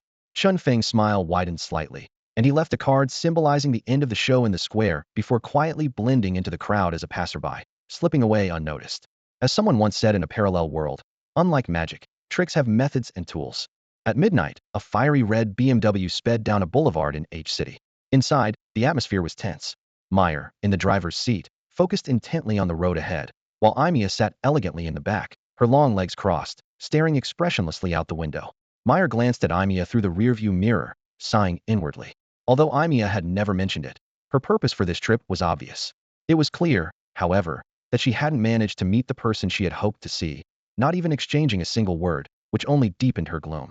The story of a princess and a phantom thief is destined to remain a fairy tale, Meyer thought silently, hoping the princess would soon realize this truth. Suddenly, a dull thud from the car roof shattered the silence inside. Meyer was instantly alert, pulling over to the side of the road and drawing a small pistol from his sleeve, cautiously opening the window. "Please don't worry, my beautiful ladies," a familiar voice called out. "I'm just a magician who got tired of flying and needed a brief rest." The voice instantly brightened Imea's eyes. Ignoring Meyer's protests, she eagerly pushed open the car door. She looked around but saw no sign of the white-clad figure. Just as disappointment set in, a warm breath gently brushed the nape of her neck from behind. "Miss, are you looking for me?" Imea turned, meeting the sight of Chen Feng, dressed in white, standing gracefully in the moonlight. "It's an honor to see you at the show, Miss Imea," he said, bowing slightly and taking her hand for a gentle kiss. In that moment, the world-renowned businesswoman seemed to transform into a love-struck girl, covering her lips with delight sparkling in her eyes. Meyer had just stepped out of the car, ready to speak, but Imea's look stopped him. "Meyer, call a cab and head back. I want to walk around alone." Imea's voice remained cool. Though Meyer had much to say, he could only respectfully reply, "Yes, Your Highness. Please, don't stay out too late." "Yes, I know," Imea replied absent-mindedly, her thoughts clearly elsewhere. Meyer sighed deeply one last time before turning away from this unforgettable night. The midnight road was almost empty, with barely a car in sight. The only lively place was the distant Zue Xian Square, a few kilometers away. Amaya wasn't worried about being noticed. Not until Mir's figure vanished into the night did she turn to look at Chen Feng beside her. "Miss Amaya, do you really have to treat me like this?" "I'm not some bad guy," Chen Feng said, pointing to the hem of his coat that she was clutching tightly, a helpless expression on his face. To prevent him from disappearing when she turned away, Amaya had held onto him tightly, causing faint creases to appear on his crisp white suit. "Humph." Amaya let out a soft hum, a hint of amusement in her eyes. "If you're not a bad guy, then the whole world could be full of good people. Even the Pursuit Bureau is offering a 10,000 renminbi reward for information about you." Her words carried a trace of sarcasm, and perhaps without realizing it, her tone had a touch of coquettishness, much like a girl playfully teasing her boyfriend. Chen Feng leaned in slightly, closing the distance between them, a smile playing at his lips as he asked with feigned suspicion, "Is Her Highness planning to arrest me?" His warm breath brushed against her face, causing Amaya's cheeks to flush. She quickly turned her head to avoid his gaze. After a moment, she regained her composure, and Chen Feng stepped back half a step, increasing the distance between them.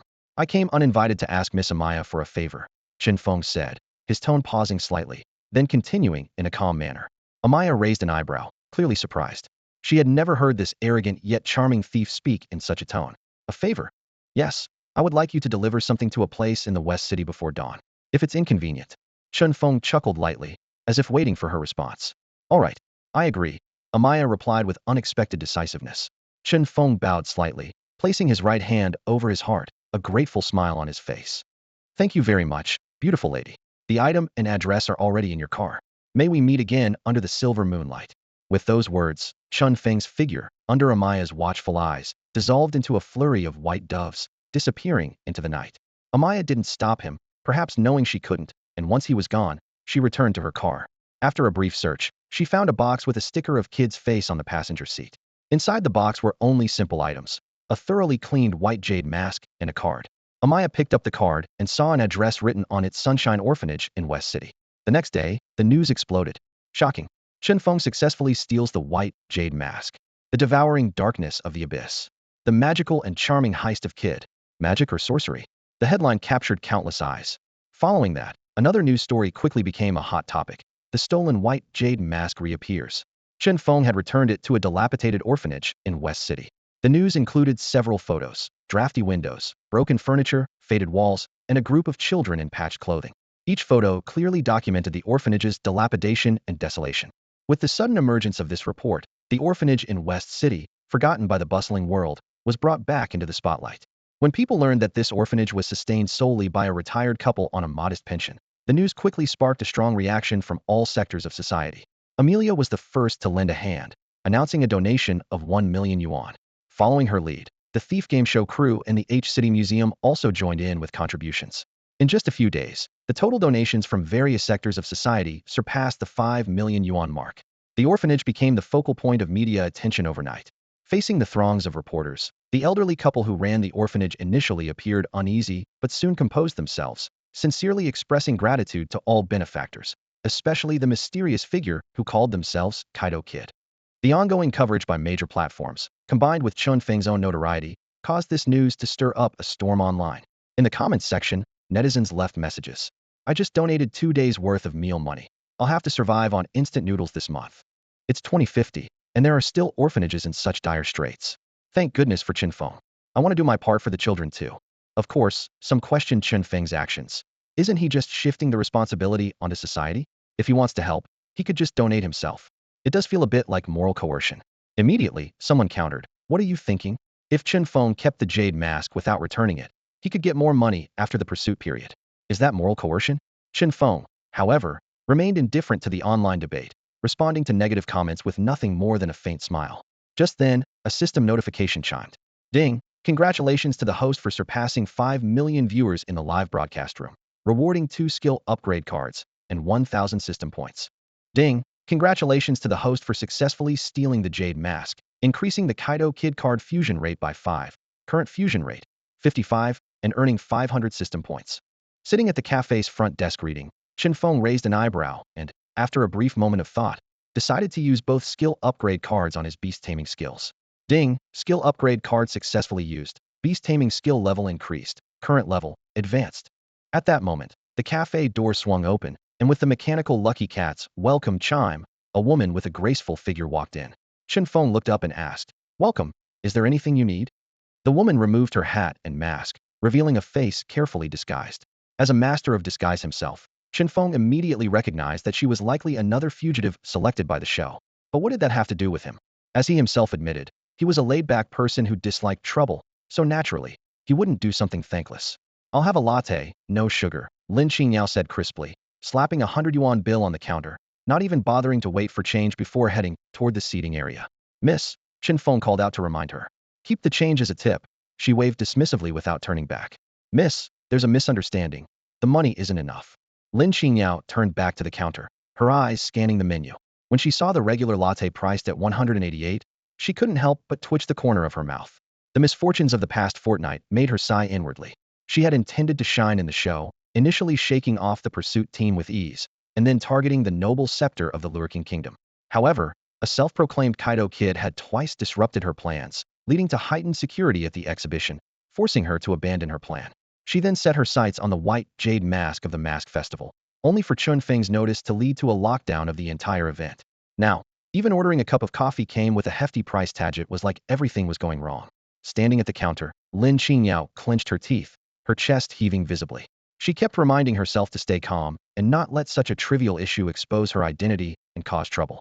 After calming herself, she reluctantly took out another 100 yuan bill and then found a seat.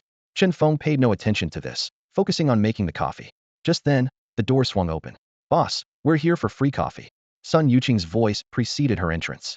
Noticing there was already a customer inside, she paused for a moment, then swaggered up to Chen Feng. "It's rare, boss, to see you having business today. Honestly, your prices are daylight robbery. If I weren't rich, who would dare to come? You should just lower the prices. With your skills, you'd definitely be a hit. Right, Cece?" Luo, she nodded in agreement from behind her. "I don't need the money. I opened the shop just to pass the time." Chen Feng smiled, placing the finished latte in front of Lin Qingyao. "Enjoy." Sun Yuqing and Luo, she sat at the adjacent table. "Boss, we'll have the usual, half-sugar mocha." "Sure, just a moment."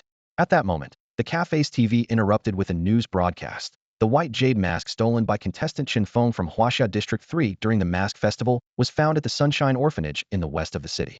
The impoverished orphanage received attention and over 5 million in donations in a short period, for which the orphanage expressed gratitude to Chen Feng. Additionally, with the help of enthusiastic citizens, the 8th fugitive from Huaxia District 3 was captured yesterday, leaving only 2 contestants from the district. What? Only 2 contestants left in Zone 3? That was fast. Luo, she propped her chin on her hand, her eyes widening in surprise. Across from her, Sun Yuqing waved dismissively. "It's totally normal. There's surveillance everywhere now, no way to hide. You think everyone's like Kaito, coming and going like a phantom? The other contestant probably won't last much longer, either maybe they're scrounging for food next to a trash can as we speak." Clang! A sharp sound of a coffee cup clattering interrupted their conversation. "Sorry, slipped my hand." Lin Qingyao forced a smile, but inside she was fuming. "What do you mean the other contestant won't last? What do you mean scrounging by a trash can? I'm sitting right here having my coffee." She took sip after sip to suppress her anger, silently vowing, "It's all Kaito's fault, and one day I'll beat him with my own hands." She quickly finished her coffee, grabbed her bag, and briskly left the cafe. Meanwhile, a tense silence enveloped the meeting room of the Pursuit Bureau. Wei Jingyang sat at the head of the table, his face dark as he scanned the room. Veteran Captain Sun Luo, new Captain Su Luoxue, and Zheng Chong, along with Huang Fuzhen, Liu Yi, and over a dozen other team members, sat in their seats. The sound of a news broadcast echoed through the room, and the veteran Pursuit team members cast mocking glances at Wei Jingyang. These looks seemed to silently taunt. "Weren't you so confident? So skilled? Didn't you say we couldn't catch anyone? Why so silent now?" Though Chen Feng had once again slipped away right under their noses, the team felt an unprecedented sense of satisfaction. "Well, we really should thank Chen Feng." Many of the veteran members mused privately. Wei Jingyang, unable to bear the atmosphere any longer, slammed the table and stood up. "Everyone, let's summarize the failure of this operation." As soon as he finished speaking, murmurs arose. "Summarize? The entire operation was your decision, and now you want us to take the fall." "Who? Who's talking nonsense?" Wei Jingyang roared. "Don't you know what respect for your superior means?" Under the pressure of his authority, those who had wanted to make a few quips fell silent. Just as the room returned to silence, an irritating phone ringtone suddenly pierced the air. Ring, ring, ring, ring. Whose phone is ringing? Don't you know to mute it during a meeting? Wei Jingyang fumed. Ring, ring, the ringtone persisted. "Captain, I think it's your phone," someone pointed out. Wei Jingyang paused, glanced down at his phone, and indeed, it was a call for him. He cleared his throat awkwardly, muttered, "Hold on," and quickly exited the room. In the hallway, he answered the call. "Hello, Dad, what's up?" A thunderous roar came from the other end. "What's up? How dare you ask?" The news spread like wildfire, flooding every corner. Wei Jingyang gripped his phone tightly, his knuckles white from the pressure, his face flushed with anger. "I gave you 4 helicopters, and you still couldn't keep track of one person with a mask. Are you a fool? I repeatedly told you to keep a low profile. If we could just get through this period, I could help you get a smooth promotion. But you had to make a scene, and now look what happened." There was a moment of silence on the other end, followed by the sound of someone taking a sip of water. The voice on the line spoke slowly. "Put your current work on hold. I'll arrange for you to be transferred from there as soon as possible. Remember, stay out of trouble. By the way, the issue with the recording from that young girl last week has been settled. We'll get the material back soon. Don't cause any more problems." "I understand, Dad," Wei Jingyang replied, his head lowered, his right hand clenched into a fist. "That's all for now. I'm hanging up." "Wait." Wei Jingyang suddenly looked up, a cold glint in his eyes. "Dad, I've never lost since I was a child. Please, let me try again. Help me." In the chairman's office of the Shanha Group, Wei Shanhe was receiving services from his kneeling secretary. Hearing his son's words, he frowned deeply. He knew his son all too well. The same excellence and ruthlessness were a mirror image of himself. Just like in elementary school, when Wei Jingyang, at only 11 years old, had someone break his opponent's leg just because he lost first place in a sports meet. That time, it was Wei Shanhe who handled the matter. What do you need? After a moment of contemplation, Wei Shanhe asked. I need the group's treasure, the Moonlight Eye. The Moonlight Eye? Wei Shanhe stood up abruptly, startling the secretary into a gasp. Ignoring his disheveled appearance, he spoke with a serious expression. Are you confident? Yes. Wei Jingyang replied decisively. Another silence followed. All right, the item will be ready for you to pick up tomorrow. Thank you, Dad. After the call ended, Wei Jingyang stood up slowly, the coldness in his eyes intensifying. Chen Feng. The news quickly broke. Shocking. District 3 Captain Wei Jingyang challenges Chen Feng, wagering the Moonlight Eye. Will Chen Feng accept the challenge? The accompanying image showed a milky white gemstone with a purple halo resting elegantly on a hollowed-out purple-gold base, exuding an aura of nobility. The internet erupted instantly. Is there really someone this reckless? Chen Feng should be grateful they don't come looking for him, yet they dare to provoke him. Wait, the Moonlight Eye. Is that the gem that sold for 239 million? Yes, that's the one. They're really going all in. Such an expensive wager, just to lure Chen Feng into the challenge? Can't wait for Chen Feng to accept the challenge. 1. Can't wait for Chen Feng to accept the challenge. Can't wait for Chen Feng to accept the challenge. As the buzz around Wei Jingyang's challenge continued to grow, Chen Feng soon took notice. Initially, he remained indifferent, but as news outlets persistently covered the story and discussions buzzed around him, his interest was finally piqued. Sitting on the terrace of a cafe, Chen Feng quickly skimmed through the related information. The valuation of Moonlight's Eye was a staggering 239 million renminbi, a figure that certainly warranted his attention. He slowly closed his laptop, a meaningful smile playing at his lips. Moonlight's Eye truly reveals its charm under the moonlight, he mused. Time quietly passed, yet the challenge's momentum only intensified. Wei Jingyang even boldly displayed Moonlight's Eye in the lobby of the Shanhe Group, inviting the public to view it. This act seemed both a provocation and a way to pressure Chen Feng to make an appearance. In the Shanhe Group's surveillance room, a dozen members of the pursuit team were intently watching the screens. Although they hadn't spotted Chen Feng, they unexpectedly apprehended a few petty thieves and 2 fugitives from other regions. As time went on, even the well-trained members of the pursuit team began to show signs of impatience. At that moment, Zhou Weining, dressed in a sharp business suit, appeared in the lobby. Since parting ways with Chen Feng, she had been struggling at work, her mind elsewhere for days. After several unproductive discussions with her boss, she was finally given leave to recuperate. By chance, she was introduced to the streaming industry through her cousin. Perhaps due to her striking appearance and presence, or because of her previous appearance in Chen Feng's livestream, her own stream quickly gained popularity, with gifts pouring in. Hello everyone. I'm currently in the lobby of Shanhe Group. Zhou Weining smiled into her phone's camera. This is the company of Captain Wei Jingyang's father, who issued the challenge to Kaito. Over there in the glass case is the legendary Moonlight's Eye. The livestream chat was bustling with comments. Chen Feng hasn't made a move all day. Is he scared? Nonsense. Who says you have to accept every challenge? If anyone could challenge him, Feng wouldn't have a moment's peace. He's chickened out, just admit it. Are you brainless? 1. Amidst the chaotic comments, Zhou Weining maintained her professional smile, but she didn't hesitate to mute those who insulted Chen Feng, her actions smooth and practiced. All right, everyone, let's head over to the exhibit. Just as Zhou Weining was about to move, a commotion erupted at the other end of the lobby. A swarm of reporters rushed forward, their questions echoing through the hall. Captain Wei, is this challenge to Chen Feng a personal initiative or on behalf of Shanhe Group? Mr. Wei, is this due to dissatisfaction with your previous failure? Mr. Wei, Wei Jingyang did not respond to any of the reporters' questions. He simply walked forward, eyes fixed ahead with a stern expression. The reporters, like a pack of hungry wolves, followed closely, their cameras and microphones inching nearer. Mr. Wei, regarding the female intern who previously jumped from your company, some claim to have seen someone push her, yet the investigation concluded it was a suicide. Do you have any comments on this matter? This question pierced Wei Jingyang's defenses like a sharp blade. He abruptly stopped, his body slightly tensing before he slowly turned his head, fixing a piercing gaze on the reporter who asked, "Which outlet are you with?" His voice was low and icy. "I'm with Fox," the reporter replied, an expectant expression on his face, extending his recorder forward, eyes gleaming with the anticipation of capturing news. Wei Jingyang cast him a cold glance, then raised his hand in a dismissive gesture, his voice leaving no room for challenge. "Security, escort this person out." He raised his voice a few notches. "And if anyone else dares to attack my personal or Shanhe Group's reputation with unfounded accusations, I won't hesitate to send them a court summons." His gaze swept over each reporter present as he continued. Furthermore, this challenge to Chen Feng represents my personal intentions and is unrelated to Shana Group.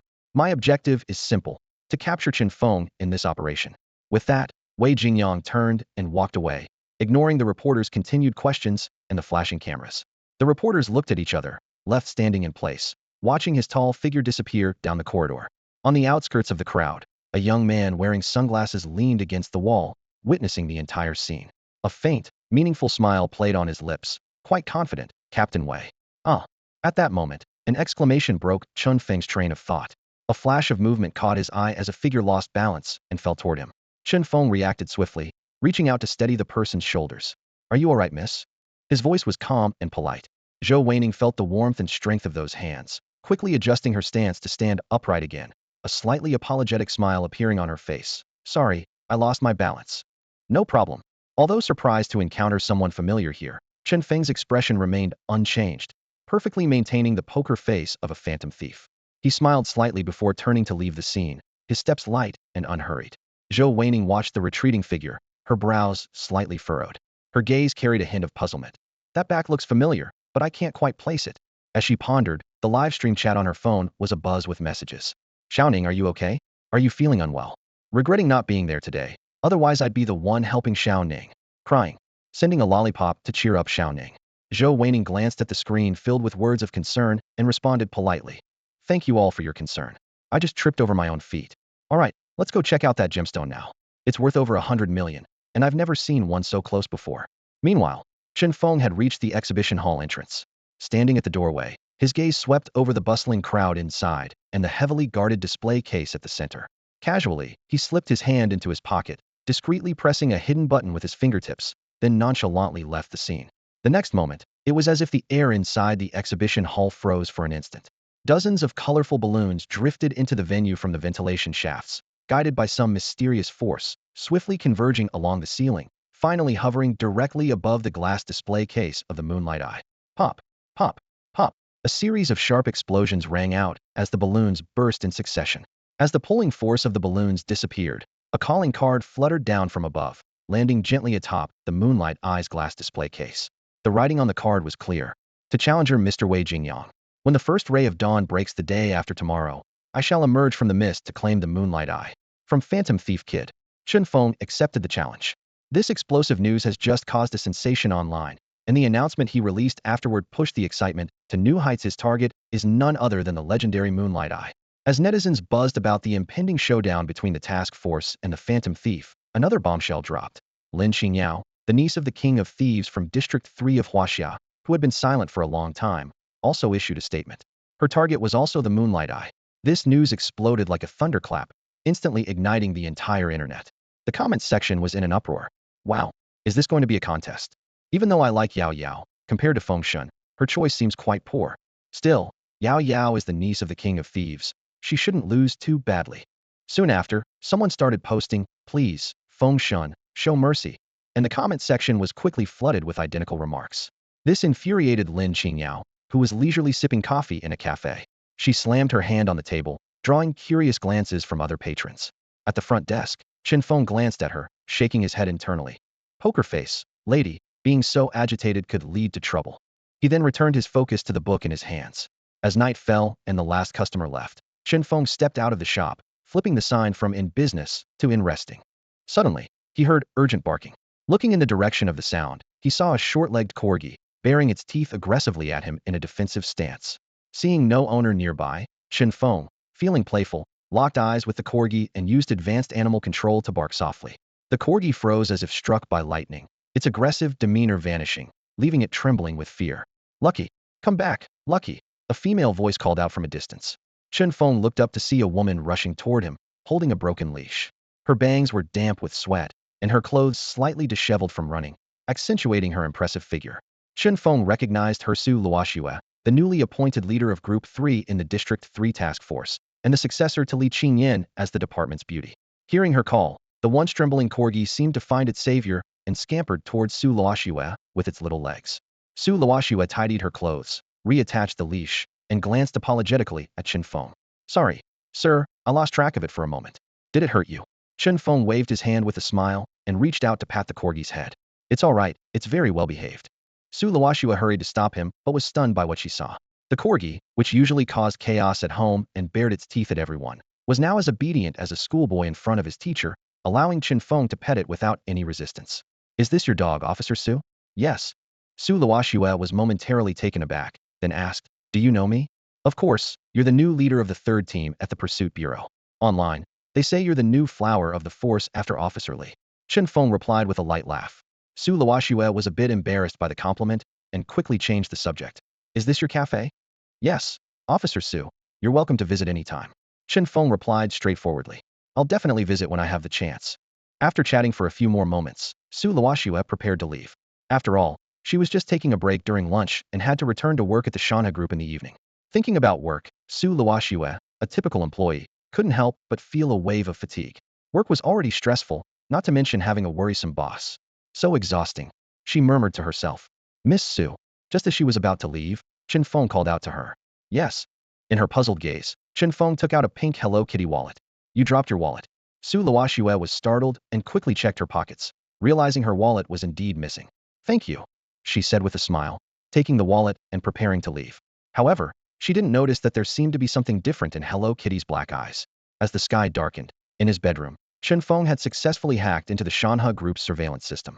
On the screen, the previously empty Moonlight Eye display case was now surrounded by barricades, with over a dozen workers working overtime to install the last piece of large tempered glass. In the lobby, Wei Jingyang stood in front of the row of glass-covered display cases, nodding with satisfaction. As the final piece of tempered glass was set, a worker wearing a hard hat ran over, panting. Phew. Mr. Wei, the glass is installed, just needs final reinforcement to be complete. About the payment? The payment will be transferred shortly, Wei Jingyang replied nonchalantly, his gaze shifting to the giant glass, scrutinizing the foreman. But the quality? The foreman quickly assured, rest assured, Mr. Wei, the quality of this glass is top-notch. I can't say if it can withstand a bomb, but hammers, machetes, even handgun bullets, no problem. But what about thieves? Wei Jingyang suddenly asked. The foreman was taken aback, turning to look at the 6-meter-wide tempered glass, suddenly confused. Thieves? Why go to such lengths? Anyone would think we're preparing for a terrorist attack. Can it stop thieves? Seeing the foreman still didn't get it, Wei Jingyang impatiently emphasized his question. Of course it can. The foreman finally understood, quickly assuring, this is internationally certified tempered glass. No thief would bring a large cutting machine to steal, right? Good. Wei Jingyang nodded, a satisfied smile appearing on his face, which quickly turned into a cold smirk. Chen Feng. Tempered glass dome? Interesting. Chen Feng removed his headphones, focusing intently on the surveillance monitor. He skillfully switched perspectives, meticulously examining the terrain as a strategy began to crystallize in his mind, a confident smirk curling at the corner of his lips. The next day, around noon, the lobby of the Shanha Group's first floor remained open to the public, with visitors trickling in to explore. However, unlike the previous day, a massive tempered glass dome now encased the Moonlight Eye exhibit, measuring 6 meters in length, width, and height, sealing the precious display securely within. Whoa, what's going on? This wasn't here yesterday. Where did the glass dome come from? Did they install it overnight? Isn't that a bit too cautious? Aren't they supposed to be challenging Kaito Kid? Is this how they plan to do it? Isn't this just like hiding? Amidst the murmurs of the visitors, Wei Jingyang remained calm and unfazed. To him, winning was all that mattered. How it was achieved was irrelevant. The outcome was key. At that moment, a young man in a Shanha Group uniform approached quickly, bowing slightly as he said, Mr. Wei, there are quite a few reporters outside waiting for you. The chairman hopes you can say a few words. All right, I understand. I'll head over now. Wei Jingyang replied casually, glancing around once more to ensure his security measures were foolproof before turning to leave.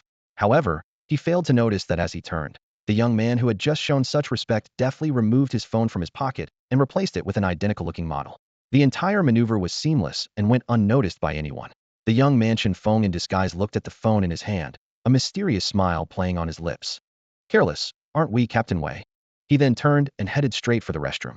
When he reemerged, he was dressed in a black suit, a walkie-talkie pinned to his chest, and holding a black ID bearing the words Pursuit Bureau. The game begins, Chen Feng murmured to his reflection, his voice now that of a middle-aged man's steady tone. Before long, this Pursuit Bureau member appeared at the elevator. Sorry, no entry here. 2 burly men blocked his path. Chen Feng remained unfazed, calmly presenting his ID. I'm with the Pursuit Bureau, acting on Captain Wei's boss orders to retrieve something from the basement level. Captain Wei's orders? The two exchanged a skeptical glance. If you don't believe me, feel free to call him for confirmation. Chen Feng replied smoothly, showing no sign of panic. The two men exchanged another look, and one nodded. All right, please wait a moment. He then left to make the call. Chen Feng stood there, relaxed, his composure easing the remaining guards' vigilance. Soon, the man returned from the call. Though puzzled why Mr. Wei would send someone to the basement, he couldn't question it after receiving Wei Jingyang's confirmation. Little did he know, the voice on the other end was just a recording meticulously prepared by Chen Feng. Ding! With the elevator's crisp chime, Chen Feng smoothly arrived at the basement level. He surveyed the area and quickly employed the same strategy as upstairs, deftly ushering out all the staff one by one. Once the area was completely cleared, he immediately got to work. Guided by a simple floor plan in his hand, Chen Feng easily located the spot directly beneath the moonlight eye. He whispered, "System, exchange for 4 micro-lateral explosives." Ding! 4 micro-lateral explosives successfully exchanged, consuming 100 system points. Following the system prompt, 4 slender sticks of explosives appeared in Chen Feng's system space. These specially upgraded explosives were not only precise and quiet, but also compact and powerful, perfectly suited for the task at hand. Chen Feng smirked slightly. This time, he clearly didn't plan to play nice. Since it was a challenge, any means were naturally within reason. He carefully adhered the explosives along the outer contour of the glass display case onto the ceiling, then covered them with stickers that perfectly matched the ceiling's pattern for camouflage. After a thorough check, Chen Feng nodded in satisfaction. Everything was ready. Meanwhile, in the monitoring room, the pursuit team members noticed something amiss. Since someone entered the basement half an hour ago, the surveillance feed hadn't changed, continuously showing a janitor cleaning. Sensing something was off, they immediately contacted Wei Jingyang, only to receive a series of unrelated responses. "Yes, I sent him to the basement," or "You all step out first. This isn't up for discussion." Mr. Wei's phone has been stolen. Sun Luo realized instantly and quickly instructed staff to guard the elevator entrance while personally going to bring back Wei Jingyang, who was being interviewed by reporters. Ding! The elevator chimed again. Wei Jingyang glared at the elevator doors with a dark expression, frustrated that despite his caution, someone had infiltrated, and he hadn't even noticed his phone being stolen. The other members of the pursuit team also wore serious expressions, fully focused on the elevator doors, ready to apprehend Chen Feng as soon as they opened.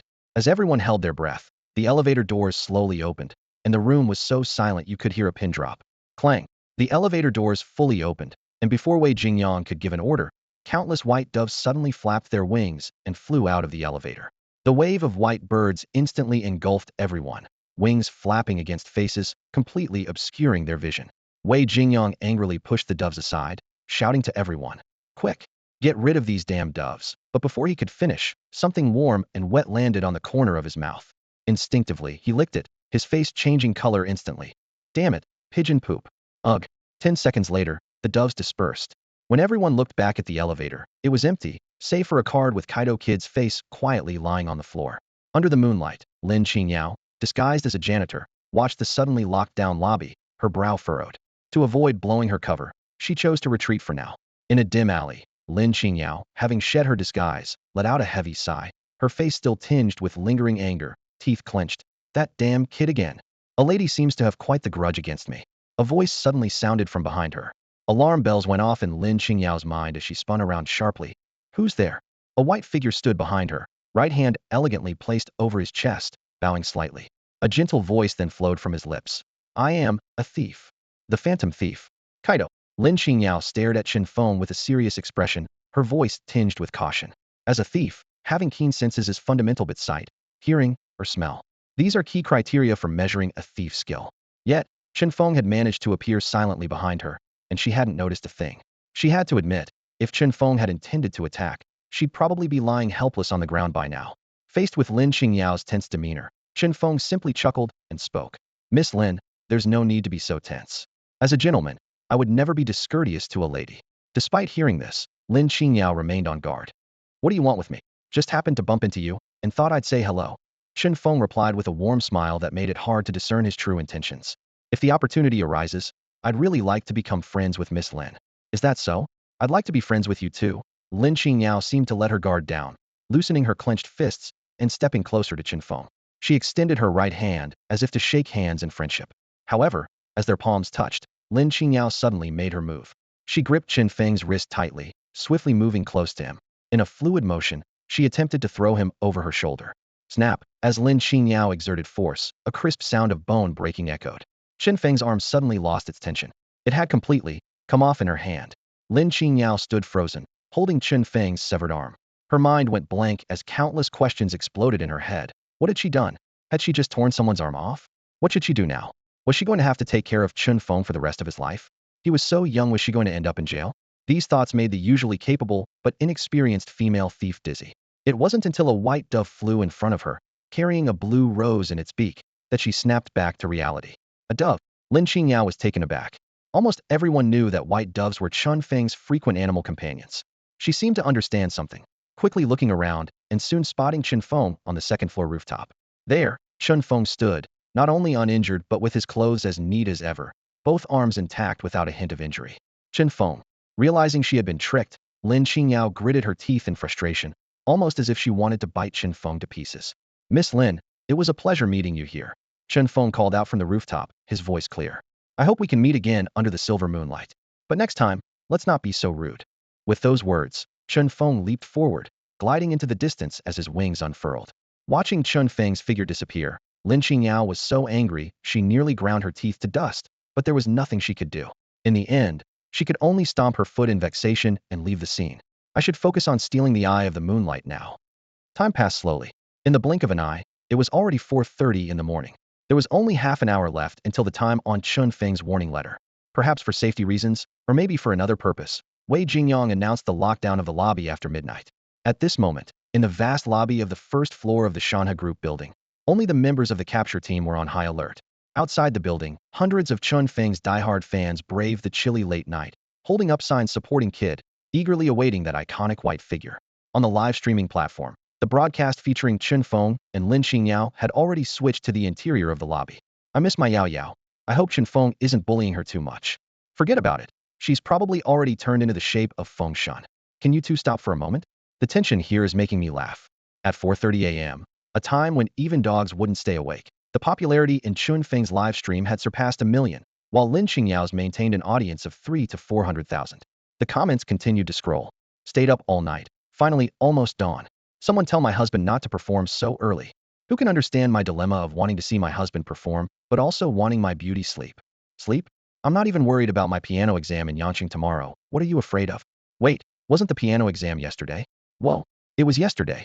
Meanwhile, a shadow was stealthily moving through the ventilation duct at the top of the lobby. Lin Qingyao, dressed in tight black clothing, moved nimbly through the narrow duct.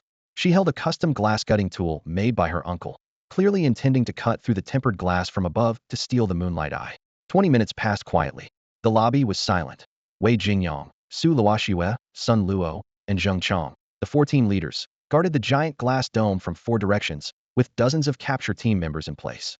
Only the faint cheers of fans outside broke the suffocating silence. Wei Jingyong had gone all out this time, not only offering the moonlight eye worth over 1 billion, but also turning his company's building into a battleground. His gaze inadvertently swept over a certain spot in the neighboring building before quickly retracting, pretending nothing had happened. At 5 a.m., as the sky was about to break, it was also the time specified in the notice for action. The atmosphere in the live stream grew tense. For some reason, even though I'm not there, my heart can't stop racing. Tell me about it. I'm so nervous my hands are shaking as I type. More thrilling than a blockbuster, my palms are sweaty. Same here. As another 8 minutes passed, only 2 minutes remained until the time specified in the warning letter. The tension at the scene reached its peak, and everyone held their breath, afraid to make a sound. Lin Qingyao raised an eyebrow, a determined look flashing in her eyes. She decided to act 2 minutes ahead of schedule.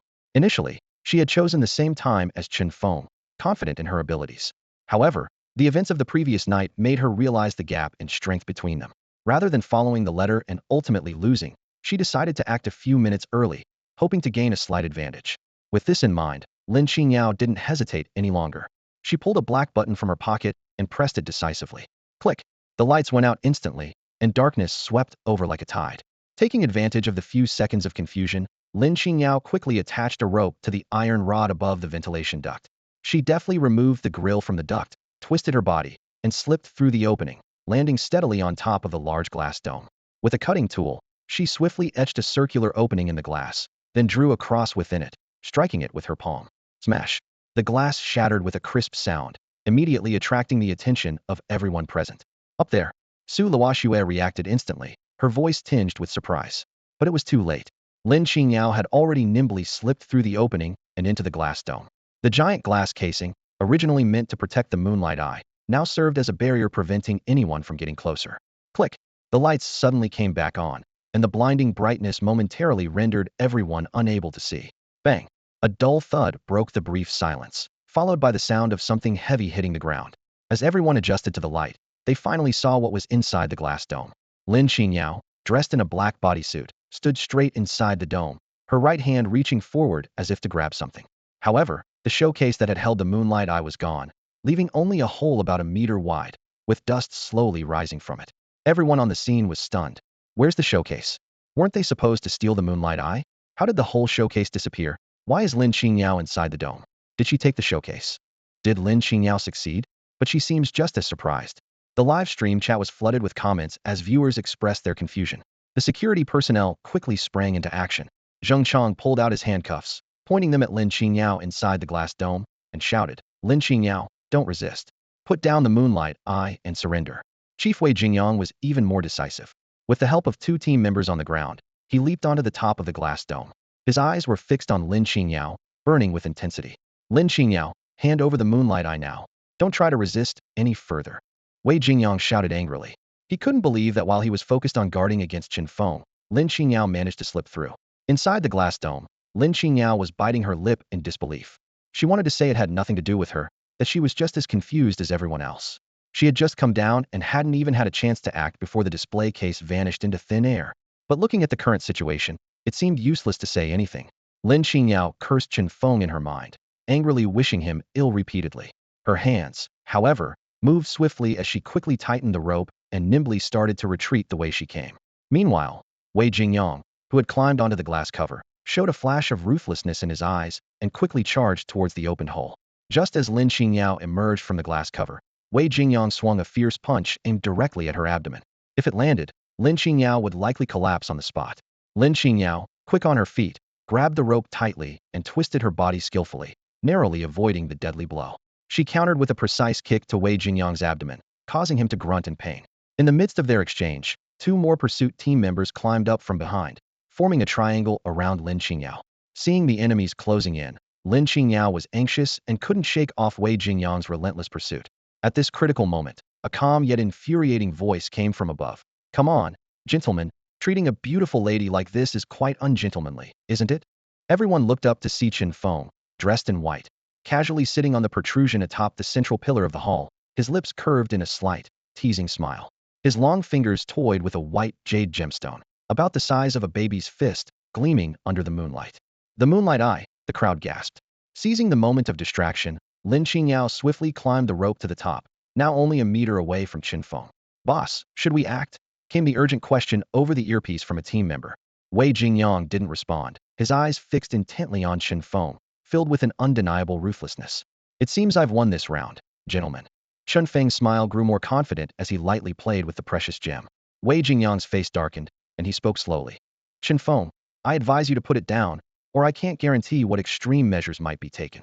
His voice was loud enough for everyone present to hear clearly. The threatening words immediately stirred up the live stream. Comments flew by like snowflakes. What does this guy mean? Can't win, so he resorts to threats? Have some dignity. Damn, he sent the challenge himself, and now that he's losing he pulls this? Over 1 million people are watching. I doubt he'll dare do anything. I have an early class. How can someone like this be a captain? Can't beat Phone God Hedon, so he resorts to threats? Disgraceful. Not only were the live stream viewers shocked, but even Su Luoxua and other pursuit team members were stunned. They hadn't expected Wei Jingyang to act so disgracefully in front of everyone. 2 team members near Wei Jingyang quickly moved to restrain him, only to be brushed aside. Chen Feng seemed completely unfazed, still calmly seated on the pillar. The milky white moonlight eye danced agilely between his fingers, like a flowing masterpiece. "Oh, is that so?" Chen Feng raised an eyebrow, his tone relaxed. "Is the extreme measure Captain Wei mentioned referring to the gentleman with a gun pointed at me from the east building? A gun? Did Wei Jingyang actually arrange for a shooter? Damn it, I can't take this anymore." A glint of coldness flashed in Chen Feng's eyes as his fists involuntarily clenched. This goes beyond shameless. And he's supposed to be the captain of the pursuit team? Has he no dignity left? Meanwhile, in the east city of H, at the top floor of the Luoer Tsinghua exhibition building, in Amelia's office, she was staring intently at the live broadcast on her phone, her expression shifting rapidly from concern to anger. Bang! Amelia slammed her hand down on the solid wood desk, causing the entire room to shake. The sudden noise startled her assistant, Meyer, who was organizing files nearby, nearly dropping them in shock. "Princess, is everything all right?" Meyer asked cautiously, eyes filled with confusion and worry. Emilia fixed her gaze on the phone screen, clenching her jaw as she spoke through gritted teeth. "Meyer, find out everything about Wei Jingyang and the Shanha group behind him. I want all their information." Wei Jingyang? Shanha group? Meyer was baffled, unsure why the princess was suddenly so furious about these names. But seeing the anger on Emilia's face, she dared not ask further questions, quickly setting aside her work to follow the order. The sound of the office door closing echoed clearly in the now empty room. Once again, Emilia was alone in her expansive office. She turned her attention back to the figure in white on the screen, her concern lingering like a persistent shadow. Softly, she murmured to herself, "Don't push yourself too hard, kid." At the scene, Wei Jingyang did not immediately refute Chen Feng's accusations, merely watching him coldly. In his calculations, as long as no shot was fired, he could deny everything Chen Feng claimed. With his family's influence, such accusations wouldn't affect him at all. Besides, what Chen Feng said was indeed true. However, if Chen Feng really didn't know his place, Wei Jingyang wouldn't mind sending a bullet his way. With this thought, a flicker of murderous intent crossed Wei Jingyang's eyes, quickly masked but not unnoticed by Chen Feng's sharp gaze. Unexpectedly, there was no trace of panic on Chen Feng's face. Instead, he wore a meaningful smile as he slowly spoke. "It seems Captain Wei is quite confident in his arrangements." Wei Jingyang remained silent, but the faint smirk on his face revealed his inner thoughts. Standing beside Chen Feng, Lin Qingyao was utterly bewildered, half in shock and half in fear. After all, she was just an ordinary girl in her 20s, and she never imagined encountering a real gun threat on a show backed by the World United Government. "Aren't you curious, Captain Wei, why your arranged sniper hasn't reported back to you?" Chen Feng stood up from his high vantage point, his gaze under the monocle both calm and mocking. "What do you mean?" Wei Jingyang's eyebrows furrowed instantly, his eyes fixed on Chen Feng. This statement was as good as admitting to Chen Feng's allegations. This caused another uproar in the livestream chat, with some hot-tempered viewers cursing Wei Jingyang and his ancestors. "No other meaning," Chen Feng replied calmly. "Just wanted to let Captain Wei know that the gentleman is currently lost in a dream." Wei Jingyang was initially taken aback by Chen Feng's confident demeanor, but he quickly regained his composure, a self-assured smile reappearing on his lips. Just as he was about to speak, he noticed a small white remote control suddenly appear in Chen Feng's hand. Under the puzzled gazes of the crowd, Chen Feng pressed the button without hesitation. Instantly, the venue echoed with the recurring sound, "Boss, should we proceed?" This phrase reverberated from all directions, playing repeatedly before gradually fading away. Wei Jingyang's expression turned as dark as ink. He had thought his double-layered plan was flawless, with everything under control, only to find he had been played for a fool. For someone as proud as him, this was an immense humiliation. "Just a little trick. I hope you'll forgive me," Chen Feng said gracefully, placing his hand in front of him and giving a slight bow to the audience, as if concluding a brilliant performance. "All right, everyone, the show is over. I look forward to meeting you again." As Chen Feng turned to leave, Wei Jingyang lost all control. He swiftly drew two pistols from his back, aiming the dark barrels directly at Chen Feng and Lin Qingyao. His expression was nearly deranged, and no one doubted he would pull the trigger. The live-stream audience was shocked by the sudden turn of events. The comments section exploded. "What's this guy's ID number? I want to file a complaint. Count me in." "Pulling a gun with intent to harm. Is this the behavior of a capture team leader?" "Honey, be careful. Don't let anything happen to my handsome husband." Chen Feng furrowed his brows and quickly pulled the still-stunned Lin Qingyao to his side. With a flick of his hands, a deck of playing cards suddenly appeared. He tossed them into the air, and the original 54 cards seemed to multiply infinitely, creating a dense curtain of paper in the air. Bang! Bang! Gunshots rang out. Wei Jingyang shook off the capture team members trying to restrain him and fired wildly with both guns. Bullets pierced through the flying cards, leaving trails of light. By the time his magazines were empty, only a floor covered in cards remained, with Chen Feng and Lin Qingyao nowhere to be seen. Did he really start shooting? This guy's lost it. Where are Feng Shun and Yao Yao? Are they okay? Even as a swindler, I can't stand this. Who's with me to file a complaint against this lunatic? Count me in. Me too. The capture team members stared in shock at the scene. This was no challenge. It was reckless, vengeful madness. Su Luoxue reacted the fastest, quickly climbing onto the glass enclosure and striding towards Wei Jingyang with handcuffs drawn from her belt. "Mr. Wei Jingyang, as an officer of H City's police force, I'm placing you under arrest." Facing Su Luoxue, who was approaching, Wei Jingyang still showed no intention of resisting. The maniacal smile on his face remained, as if proclaiming to the world, "This time, I have finally won." However, as soon as his words fell, a familiar voice suddenly echoed from outside the building. "Ladies and gentlemen, I'm thrilled to meet you at this magic show." With this loud opening statement, Chen Feng, dressed in white, stood atop the skyscraper. The night breeze lifted his cape like wings, tracing a captivating arc in the air. The countless fans outside the building, who had been anxious and worried about Chen Feng's safety, erupted in cheers when they saw him unharmed, high above. Kid! Kid! Kid! The shouts were so loud they seemed to shake the entire building. At that moment, Wei Jingyang's smile froze, disbelief quickly spreading across his face. Impossible. His eyes filled with red veins, and he stared intensely, emotions nearly bursting. Yet, Chen Feng clearly had no time to explain to him. With a swift, fluid motion, he raised his right hand, directing the once boiling crowd into a hushed silence. As all eyes focused on him, a faint smile appeared on his lips as he spoke. The performance is complete. However, before I leave, I have a small gift for the disrespectful Captain Wei. As soon as he finished speaking, Chen Feng stepped off the edge of the building and leaped down. Behind him, a glider instantly unfolded, and he soared like an eagle over the crowd. Countless eyes followed his figure until he disappeared into the sky. Just as everyone was still marveling, dozens of colorful balloons suddenly descended from above like a radiant rain. The atmosphere instantly reignited with excitement. Oh, my husband is so handsome. I want that balloon. It's a gift from my husband. I want it, don't fight me. Get away. But then, a voice suddenly emerged from the crowd. Hey, wait. What's attached to those balloons? Everyone quickly looked up at the descending balloons, eyes filled with curiosity. Each of the dozens of balloons had a cylindrical object attached. What is that? Someone asked in confusion. No way. Chen Feng said he had a gift for Captain Wei. Is this it? Possibly, let me see. As the balloons gently landed among the crowd, they finally saw what it was, a recording pin. Wow. I remember now, about half a month ago, an intern fell to their death from the rooftop of the Shana Group building, only around 20 years old. I was quite saddened by it. Someone suddenly recalled, their gaze sharp as they looked at their companion. Yes, I remember too. That girl was named Chen Xiaoli, right?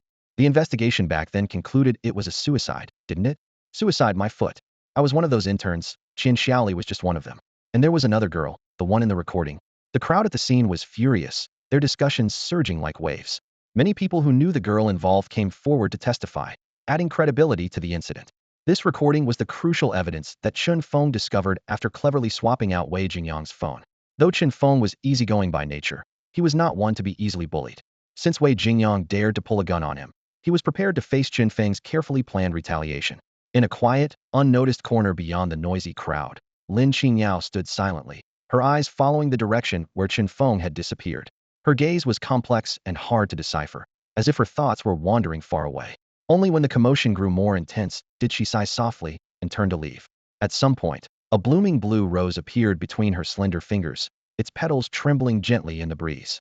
The next day, after a night of escalation, the situation quickly intensified. Chen Feng once again demonstrated his technical prowess by hacking into the live broadcast system, replacing all the content with that crucial recording. Within just a few hours, keywords like Wei Jingyang, Shanha Group, intern suicide, recording, and team leader firing without orders dominated the trending topics, maintaining high visibility. In the chairman's office at the top of Shanha Group, Wei Shanha sat in a large leather chair, looking haggard. He likely didn't expect his son to draw a gun in such a public manner. Wei Jingyang's actions had become an undeniable fact, and the widespread coverage of the recording incident severely impacted Shanha Group's stock price. When the stock market opened today, the share price plummeted, nearing the limit down within just 3 hours. This series of blows added gray hairs to the self-made business tycoon's head overnight. Knock, knock, knock. A hurried knock broke the silence in the office. Come in. Wei Shanha rubbed his throbbing temples, his voice hoarse.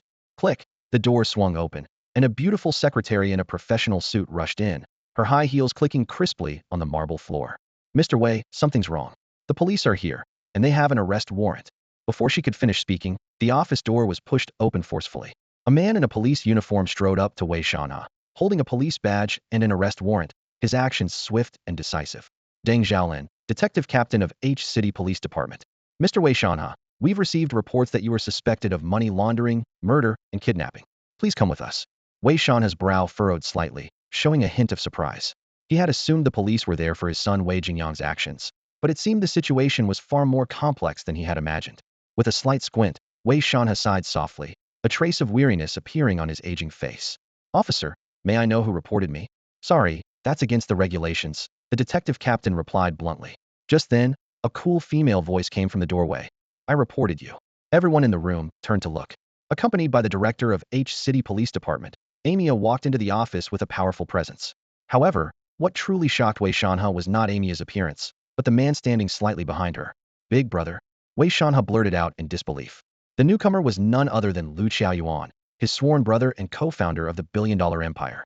Lu Qiaoyuan stepped forward, looking at Wei Shanhe with a face full of guilt. Brother, I gave him the evidence. He cast a wary glance at Amiya behind him, unable to finish his sentence. Yet, the implication was clear enough. The outcome of the duel over the moonlight eye was clear. Chen Feng defeated Wei Jingyang with an overwhelming advantage. Then, things took a drastic turn as the crimes of the Wei father and son were fully exposed: murder, bribery, tax evasion, and more, all with irrefutable evidence. Wei Jingyang's reckless shooting during the live broadcast further escalated the entire incident. The internet exploded instantly, with Chen Feng's name shooting to the top 3 of trending searches. Netizens buzzed with discussions. Feng God is mighty. I knew he wouldn't lose. That live broadcast was so intense. Wei Jingyang couldn't handle losing and drew a gun. Thankfully, Feng God was prepared. I heard it was Amiya who got the evidence of Wei Shanhai's crimes, sending both father and son to jail. Isn't this just like the legendary princess and the phantom thief? I'm loving this pairing more and more. Chen Feng was momentarily stunned when he heard the news. He had planned to go after Wei Shanhai once more, as it was unlikely a father would be unaware of his son's actions. Unexpectedly, Amiya had already taken the initiative and resolved everything. As he contemplated whether to find a chance to thank her, the system's notification suddenly chimed in. Ding! Congratulations to the host for successfully stealing the Moonlight Eye and receiving the following rewards. Phantom Thief Kaito Card Fusion, 5 now 60. Skill, Basic Super Fighting Techniques. System points, 500 inch. Instantly, countless fighting moves flashed through Chen Feng's mind like a movie: attacks, defenses, maneuvers, holds, all seamlessly integrated. He exhaled deeply, a satisfied smile curling his lips. Just then, the mechanical cat at the cafe entrance announced, "Welcome," as a familiar figure swiftly approached the counter. It was his regular customer, Sun Yuqing. Today, she was particularly striking. A high-waisted pencil skirt accentuated her perfect figure, thigh-high boots highlighted her long legs, and her earrings and necklace added a touch of elegance. To Chen Feng's surprise, Sun Yuqing stepped right over the counter, lifted her leg, and pinned him against the wall. "Do I look pretty today?" she asked, elegantly flicking her hair. Chen Feng sensed no malice from her and smiled. "Of course, ma'am. You look beautiful every day." Sun Yuqing seemed pleased with this response and playfully pinched Chen Feng's chin. "So, do you want me to give you a chance, Chen Feng was a bit puzzled by her sudden behavior, but his expression didn't change much. He merely gave Sun Yuqing a once-over with his mischievous eyes, the corners of his mouth slightly curved upward. "Ma'am, I must admit you're particularly charming today, but I still prefer more mature women," Chen Feng teased. "How am I not mature?" Sun Yuqing began to retort, but then noticed where Chen Feng's gaze was directed. She followed his line of sight down to her toes, which were painted with pink nail polish, glistening subtly in the sunlight. You're a rogue." Realizing the implication of Chen Feng's words, Sun Yuqing's face flushed, unsure if it was from anger or embarrassment, like a spilled paint box. Taking advantage of the moment, Chen Feng deftly sidestepped her, stood up straight, and said with an expression of bemusement, "Miss Sun Yuqing, please take a good look at the situation here. You barged into my store unannounced, entered the counter area without my permission, and then pinned me against the wall with your leg. Tell me, who between us is the rogue?" Sun Yuqing opened her mouth but couldn't find the right words to counter, so she simply plopped onto Chen Feng's chair, which let out a faint creak. "All right, I'll be honest. I'm here to ask for your help." "Help? With what?" Chen Feng raised an eyebrow. "Be my boyfriend." As soon as Sun Yuqing said this, she noticed Chen Feng's eyes widen slightly and quickly added, "Don't get me wrong. I'm asking you to pretend to be my boyfriend for a dinner party, nothing more. Just help me fool my parents." She paused, tapping her fingers lightly on the table. "Of course, I'll compensate you for any business losses, plus a performance fee. How does 5,000 renminbi sound?" Sun Yuqing confidently held up 5 fingers. Chen Feng had already noticed Sun Yuqing's affluent background. Just the diamond-studded earrings she wore would cost a 6-figure sum. He crossed his arms and pondered for a moment. "Why don't you ask one of your college classmates?" Sun Yuqing sighed, speaking with resignation. "I'm not that close with them, and my parents aren't easily fooled. They have a keen eye. If I bring someone with just average charisma, they'll see right through it without a word." Chen Feng's lips twitched into a smile. "Is that a compliment to me?" "If you say so," Sun Yuqing replied, resting her head on the front desk, her voice weary and resigned.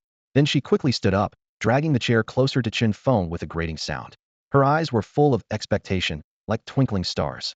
"So, boss, what do you think? Consider if having a beautiful lady like me accompany you and earning money too. It's a win-win situation.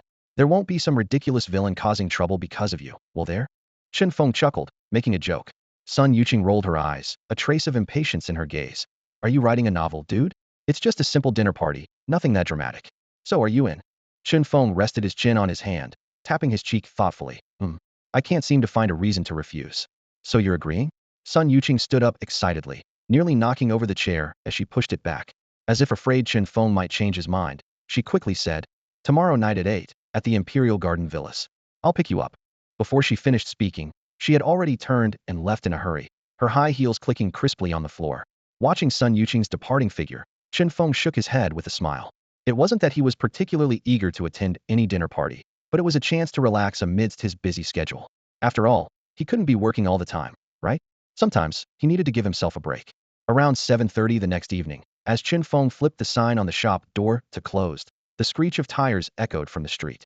A stretch Lincoln smoothly came to a stop nearby, and the door slowly opened. The first thing that caught the eye was a pair of long, elegant legs, followed by a stunning silver gown. Sun Yuqing, wearing delicate makeup, looked breathtakingly beautiful as she gracefully approached Chen Feng. With quick reflexes, Chen Feng snapped his fingers, and a dark red rose appeared in his palm.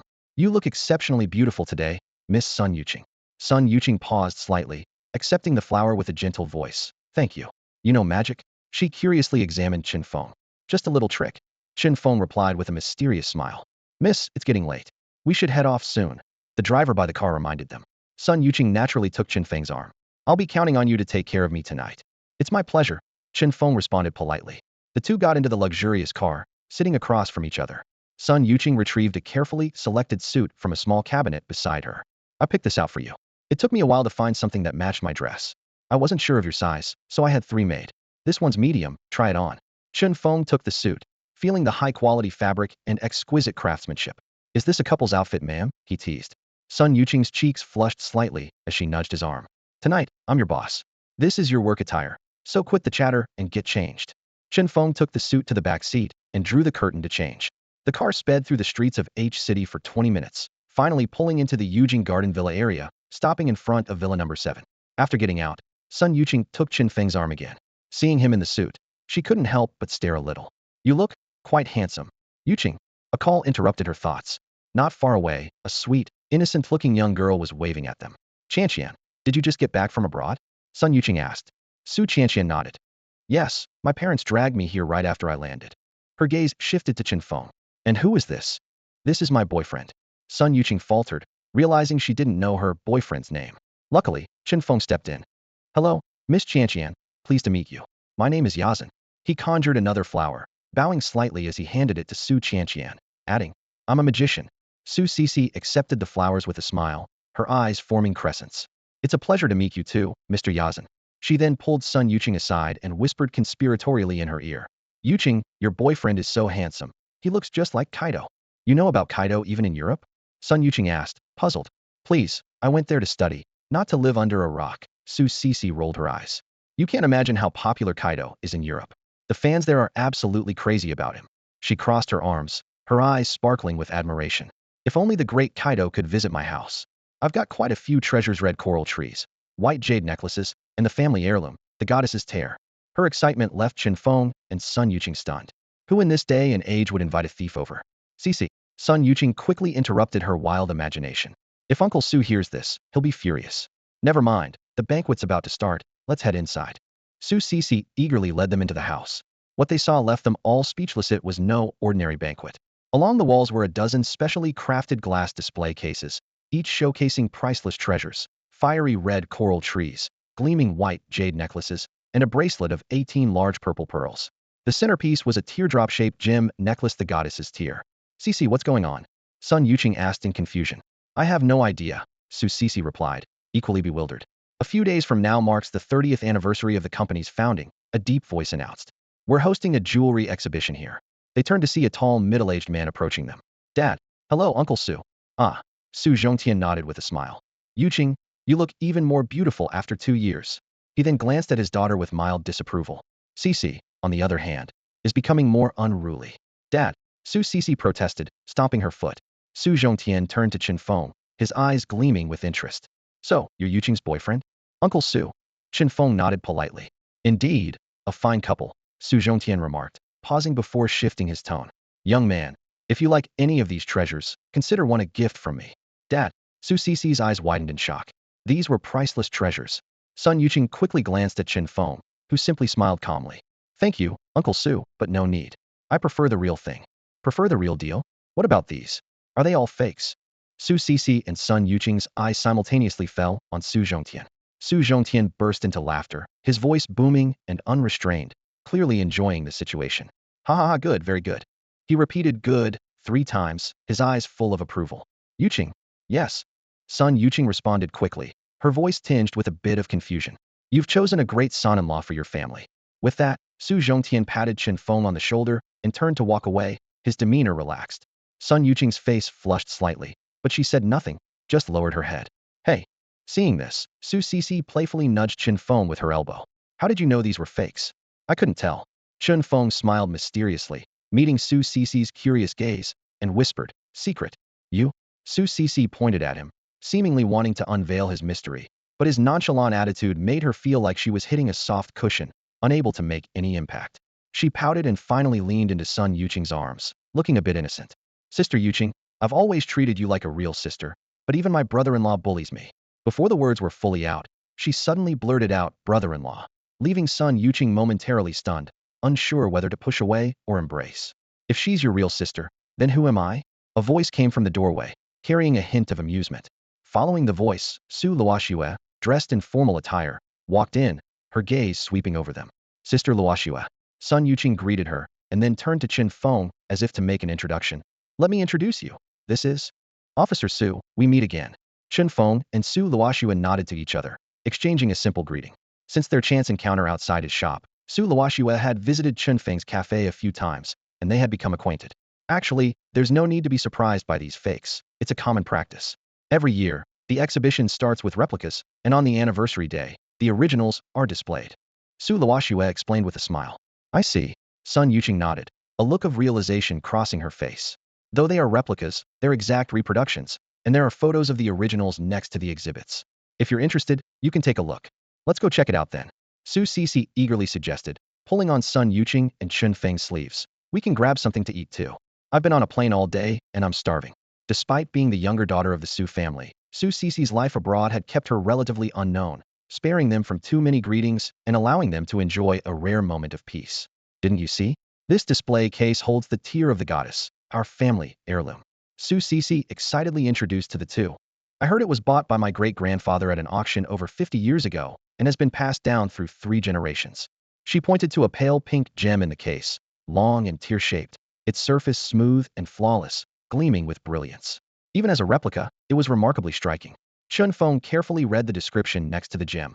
Purchased at the Empire State Auction in the US in 1992 for $2.4 million and has been in the collection ever since.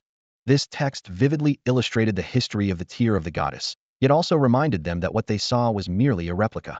Over 50 years ago, it was auctioned for an impressive $2.4 million, and today, its value has likely increased tenfold. Chen Feng pondered silently, his gaze fixed on the gemstone in the display case. What are you thinking about? Sun Yuqing gently nudged Chen Feng, interrupting his thoughts. Nothing much, I just need to use the restroom. Chen Feng replied to Sun Yuqing, and, guided by Su Qianqian, made his way through the crowd towards the restroom. Once inside, Chen Feng carefully closed the door and meticulously checked his surroundings to ensure there were no surveillance devices. Only then did he take out paper and pen from his system space.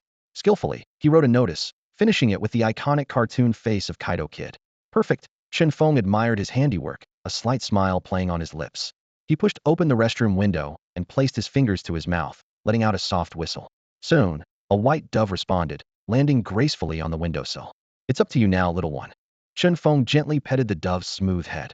The bird seemed to sense his kindness and affectionately nuzzled his palm. Off you go. Chen Feng held the notice to the dove's beak. The dove grasped it quickly, spread its wings, and flew into the night, soon vanishing from sight. Watching the dove's departure, Chen Feng's lips curled into a meaningful smile. Gems and phantom thieves. I like this combination. When Chen Feng returned to the banquet hall, the evening event was officially underway.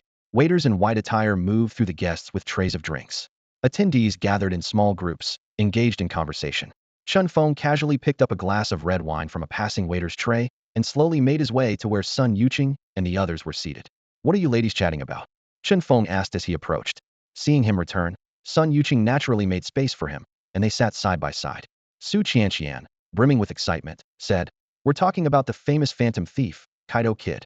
Just between us, my big sister is about to become the new captain of the pursuit team for District 3 in Huaxia. She'll be Kaito Kid's official rival. Just thinking about it is thrilling. Oh, Chen Feng shifted his gaze to Su Luoxue. Congratulations on your promotion, Captain Su. Thank you. Su Luoxue replied with a smile, raising her glass to clink it gently with Chen Feng's. Chen Feng leaned closer to Sun Yuqing and whispered, "Aren't your parents coming?" Sun Yuqing shook her head. "They had something come up last minute, so they won't be here today." "I see." Chen Feng nodded in understanding. Just then, a commotion erupted at the entrance of the villa. "What's happening? How did this pigeon get in here? Where did this wild pigeon come from? Quick, shoo it away. Security. Security. What are you standing around for? Do something." Amidst the crowd's exclamations, a white dove flew straight into the banquet hall. It seemed to have a clear target and, to everyone's astonishment, headed directly for the glass case holding the goddess's tear, landing steadily on top of it. Only then did the crowd notice the white card clutched in the dove's beak. "A notice from Kaito Kid," was the collective thought that raced through everyone's mind. Su Zhongtian, who had been conversing with guests, noticed the disturbance. Upon seeing the dove perched on the glass case, especially the card it held, his expression changed immediately, his brow furrowing deeply. Su Zhongtian quickly walked over to the display case of the goddess's tear and took the card from the white dove's beak. Under the bright lights, the handwriting on the notice was clear. "Amidst your company's grand celebration, as the midnight bell tolls, I shall come to take the goddess's tear. Sincerely, Kaito Kid." Narrowing his eyes, Su Zhongtian furrowed his brows. Just then, Su Luoxue and several others hurried over. Su Cici snatched the notice from her father's hand, scanned it quickly, and excitedly exclaimed, "It's a notice from Kid. Amazing." Before she could finish, she felt the sharp gazes of her father and sister. She quickly cleared her throat and corrected herself. "Ahem. I mean, this is terrible. Yes, that's it." The commotion drew the attention of the crowd. Whispers spread among them. "Kaito Kid, the infamous thief who's been making waves lately. Looks like he set his sights on the Su family's heirloom. Look, isn't that notice in the hands of Mr. Su's daughter?" With a gloomy expression, Su Zhongtian turned to Su Luoxue. "Xiaoxue." "Yes, Dad," Su Luoxue responded. "I'm leaving this to you. You can mobilize everyone in the company. I'm heading out." With that, Su Zhongtian left the scene with a stern face. As Su Zhongtian departed, and with the impact of the notice, the guests began to take their leave as well. Chen Feng and Sun Yuqing bid farewell to Su Luoxue and drove away. As expected, Chen Feng soon posted the notice in his exclusive live stream room, which had been quiet for 2 days but now erupted with activity. The screen filled with comments. "I'm numb to it. Anything Feng sets his sights on is as good as his." "Wait, the Su family? Isn't that the family of the new head of the capture unit, Su Luoxue? This is going to be a heating clash with the capture unit. Judging by past performances, the capture unit might be in for another loss." Online discussions about Chen Feng were everywhere. On a popular platform, a poll predicting the success of Chen Feng's plan topped the trending list. In just half a day, over 1 million users voted certain success, while only a few tens of thousands chose possible failure. This wave of public opinion put immense pressure on Su Luoxue. As night fell, in her office as the head of the capture unit, Su Luoxue rubbed her tired eyes and slowly closed her laptop. She had to admit that facing Chen Feng, an opponent with such elusive and almost supernatural methods, left her uncertain. Even the world-renowned Magic Association had offered a vice presidential position to lure this mysterious magician. Just then, there was a gentle knock on the office door. "Come in." Su Luoxue adjusted her posture. A capture unit member entered. "Captain, someone outside is looking for you. She says she's your sister." "My sister?" Su Luoxue raised an eyebrow, showing a hint of surprise. After confirming with a few simple questions that the visitor was indeed Su Qianqian, she nodded and signaled, "Let her in." "Sis." A familiar voice called from outside, and a moment later, a graceful figure burst into the office like a whirlwind, throwing herself into Su Luoxue's arms and hugging her tightly around the waist. All right. Su Luoxue chuckled softly, patting her sister's back and gently running her fingers through her hair. "You're all grown up now, yet you still act like a child." Although it had been a long time since the sisters last saw each other, their bond seemed as strong as ever, as if they'd never been apart. Leaning back slightly, Su Luoxue looked directly into her sister's eyes. "What brings you here?" "Big sis," Su Qianqian drew out her words, her voice so sweet it could melt sugar. "Can't I just come to see you for no reason?" She blinked her wide, innocent eyes, her exaggeratedly pouty face full of mock grievance. The saccharine tone sent shivers down Su Luoxue's spine, prompting her to quickly interrupt. "Cut it out. Don't I know you well enough? Just spill it. I've got work to do." "Hee, you know me too well, sis." Far from being embarrassed at having her intentions exposed, Su Qianqian clung even more affectionately to Su Luoxue's arm, leaning in slightly. "Well, I was hoping." She hesitated. "Could I join you when your team is on guard against Kaito Kid? Just to watch. I promise I won't interfere. Pinky swear." With that, Su Qianqian exaggeratedly raised 4 fingers, her eyes sparkling with anticipation. No way, don't even think about it. Su Luoxu refused without hesitation, her tone firm. She knew her sister all too well. Her promises were less reliable than those of an insurance company. Sis, Su Qianqian wasn't giving up, her voice rising dramatically as she unleashed her full charm. I rarely get to come back, and I just want to see Kaito Kid up close. As my sister, can't you at least grant me this little wish? Despite the overwhelming plea, Su Luoxu remained unmoved, her gaze as unyielding as steel. Humph. Realizing her sister wouldn't budge, Su Qianqian sulkily released her grip and crossed her arms, pouting. You wouldn't catch Kaito Kid with or without me, so why stop me from going? You. Su Luoxu was momentarily at a loss for words, unable to find a solid rebuttal. Hey sis. Su Qianqian's eyes twinkled with an idea, and her tone suddenly became serious. Why don't you run with the goddess's tear? As long as you keep moving, maybe you can keep Kaito Kid at bay. Su Qianqian. Su Luoxu slammed the table in frustration, her chair sliding back as she stood up.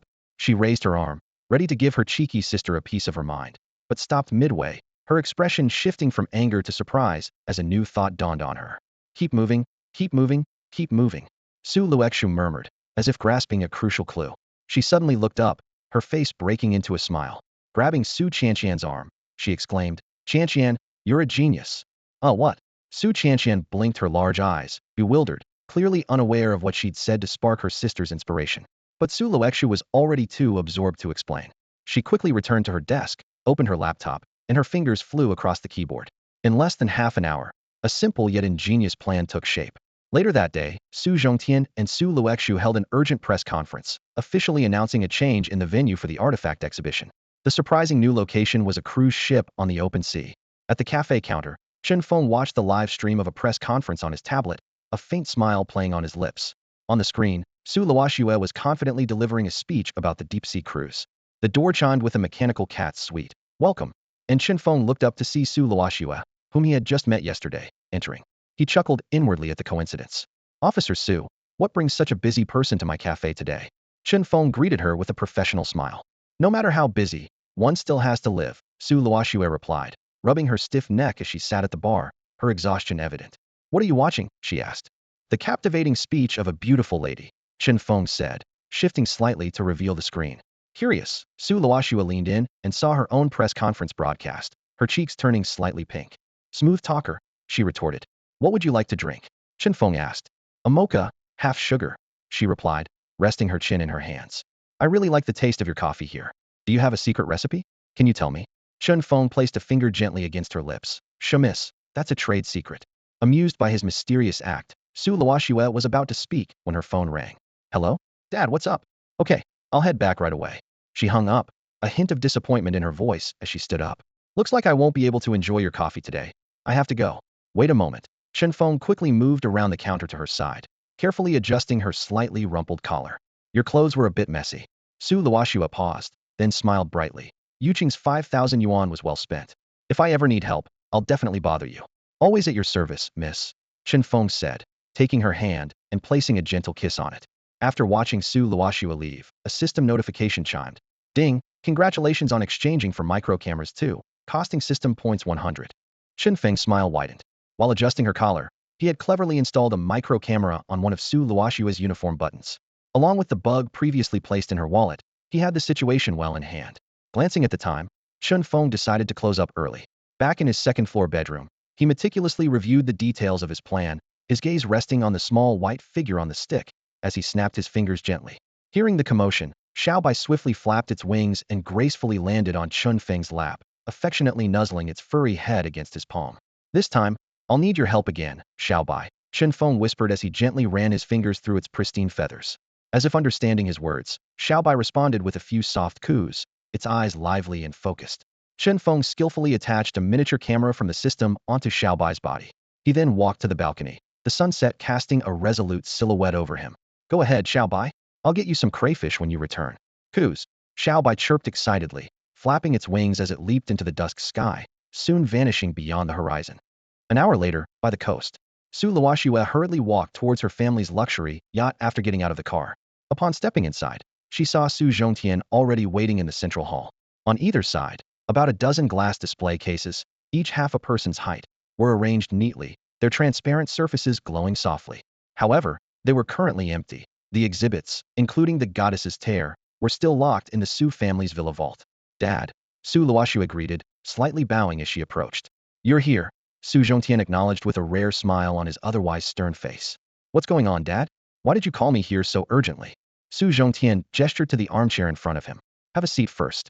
Su Luoxua sat down obediently, and after a moment, Su Zhongtian spoke slowly. Xiaoxua, I want you to go back and inform them that we'll start moving the exhibits at 2 in the morning tomorrow. 2 in the morning? Su Luoxua frowned slightly. But didn't you announce at the press conference that it would be at noon? Before she could finish, Su Zhongtian interrupted with a raised hand. For safety reasons. The person eyeing our family heirloom watches the news too. Su Luoxua nodded. All right, I'll make the arrangements immediately. Su Zhongtian added. We'll trouble them again. Make sure to treat them to a meal afterward. You're just taking over. Don't let anyone feel neglected. Understood, Dad. Su Zhongtian nodded in satisfaction, and their conversation was perfectly transmitted to Chen Feng's ears. In the bedroom on the second floor of a cafe, Chen Feng leaned back in his chair at the desk, his eyes on the computer screen displaying the footage sent back by Xiaobai. A slight smile played on his lips as he murmured, very cautious, the two of you. He closed the laptop and picked up a newly drawn blueprint beside it. Images captured during Xiaobai's flight had been organized into a detailed floor plan of the yacht, with clear lines and an obvious layout. He glanced at it, his eyes revealing a calm determination as a plan quietly formed in his mind. The following morning, the coast was brightly lit as if it were daylight. A team of over 100 people was busily working, with 50 pursuit team members and several dozen security guards hired by the Su family clearly divided into roles. Once the convoy arrived, large sealed wooden crates were unloaded, tightly packed with no gaps. After all the crates were unloaded, a pursuit team member quickly approached Su Luoxua, speaking crisply. Captain, everything is here. Please verify. Su Luoxua nodded and inspected each item one by one. Once confirmed, she waved her hand to signal everyone to load the crates onto the yacht. Among the crowd, no one noticed the brief, almost imperceptible smile on the lips of a young man carrying a crate, which disappeared as quickly as it appeared. The large crates were moved into the yacht's hull one by one. Despite its spaciousness, the hall felt somewhat crowded with dozens of staff and numerous heavy crates gathered in one place. Thank you all for your hard work, Su Luoxua called out. Once the crates are in place, remember to collect your red envelopes. Everyone will receive one. Cheers erupted among the crowd. Thank you, Captain. Long live the captain. Thank you, miss. Su Luoxua responded with a smile, acknowledging each one. Just as the atmosphere reached its peak, a voice suddenly pierced through the noise. Chen Feng. Chen Feng had appeared. Chen Feng. Chen Feng has appeared. This exclamation immediately drew everyone's attention. At the top of a high mast not far from the ship stood a white figure, bathed in the bright moonlight. A white cloak flapped in the sea breeze, and a four-leaf clover pendant gently swayed on his chest. Good to see you all again, Chen Feng said, wearing his signature smile that was both infuriating and undeniably charming. The scene quickly sprang into action. Under Su Luoxua's command, the crowd split into two groups. One stood guard over the dozen precious exhibits inside the hall, while the other rapidly surrounded the mast where Chen Feng stood. The people below the mast looked up nervously at the white figure. This man had surprised them too many times, from the initial ocean's heart to the current goddess's tear. Their defenses seemed utterly ineffective against this magician. What do you want, Chen Feng? Su Luoxua asked warily. No need to be tense, Captain Su. I'm just a magician guided by the wind to visit under the moonlight, with no ill intentions, Chen Feng replied with a light laugh. Despite his explanation, the atmosphere remained tense. Oh dear, it seems I'm not very welcome here, Chen Feng exaggeratedly performed. Well, in that case, I'll take my leave. As soon as he finished speaking, his figure seemed to dissolve into countless particles of light, dispersing into the night, just like when he had stolen the ocean's heart. It was merely a projection. The real Chen Feng had already mingled into the exhibition hall, discreetly installing two tiny devices on the glass display case of the goddess's tear, while everyone's attention was elsewhere. On the dock, people were left puzzled as they watched Chen Feng disappear. What does this mean? He left without doing anything? Was he really just here to visit under the moonlight? Someone muttered confusedly. Wandering around here in the middle of the night instead of sleeping. Su Luoxua frowned, sensing something was off, though she couldn't pinpoint what. She led a thorough inspection of all the exhibits, ensuring everything was in order before feeling slightly relieved. Still, she remained cautious, personally overseeing the placement of the exhibits into glass cases, and stationed over 20 people at the dock and on the yacht before leaving with the others. As the night deepened, the sea wind continued to howl. The guards on the dock and deck were still alert, but the 8 members of the pursuit team in the yacht's second-floor hall were growing sleepy. Come on, guys, have some coffee to perk up, said a pursuit team member, carrying a tray with 8 cups of coffee into the surveillance room. This was the disguised Chen Feng. The team leader laughed and playfully punched him on the arm. Wow, Li Ming, you're being generous today. Chen Feng, disguised as Li Ming, entered the room with a relaxed smile on his face, carrying a tray of coffee. I snagged this from Captain Sunday. I can't drink it all myself, so you guys can have some. You rascal, the leader jokingly scolded, grabbing a cup and downing it in one go, then passing the other 2 cups to his colleagues. Chen Feng, holding the remaining coffee, leisurely walked over to the surveillance station. Here, guys, have a cup to perk you up. He handed the coffee to the 3 weary faces in front of the monitors. The drowsy staff, unsuspecting, took the cups without hesitation. Once everyone had finished their coffee, a knowing smile appeared on Chen Feng's lips. Moments later, the room was filled with the sound of snores as the guards slumped in their seats. Chen Feng calmly approached the display case of the goddess's tear. Without any guards to stop him, he easily opened the glass case, revealing a pale red gemstone lying inside. What a beautiful little thing, he whispered, carefully pocketing the gem. Since it wasn't yet time for the planned heist, and to maintain the illusion of a perfect performance, Chen Feng took out a specially crafted replica of the goddess's tear and placed it back in its spot. Perfect. He nodded in satisfaction before slipping away quietly. 2 hours later, the staff began to wake up one by one. Their initial panic quickly turned to relief when they found that all the exhibits, including the goddess's tear, were intact. To avoid any blame, they agreed to keep this minor incident under wraps, inadvertently aiding Chen Feng's plan. By noon, amidst flashing cameras, Su Zhongtian led over 20 tourists, bodyguards, capture team members, and attendants onto a yacht heading for the open sea. After an 8-hour voyage, the yacht anchored in the deep sea area as the sun began to set. 4 helicopters were neatly parked on the deck, specially brought in by Su Zhongtian's company, equipped with comprehensive capture systems to intercept Chen Feng's glider.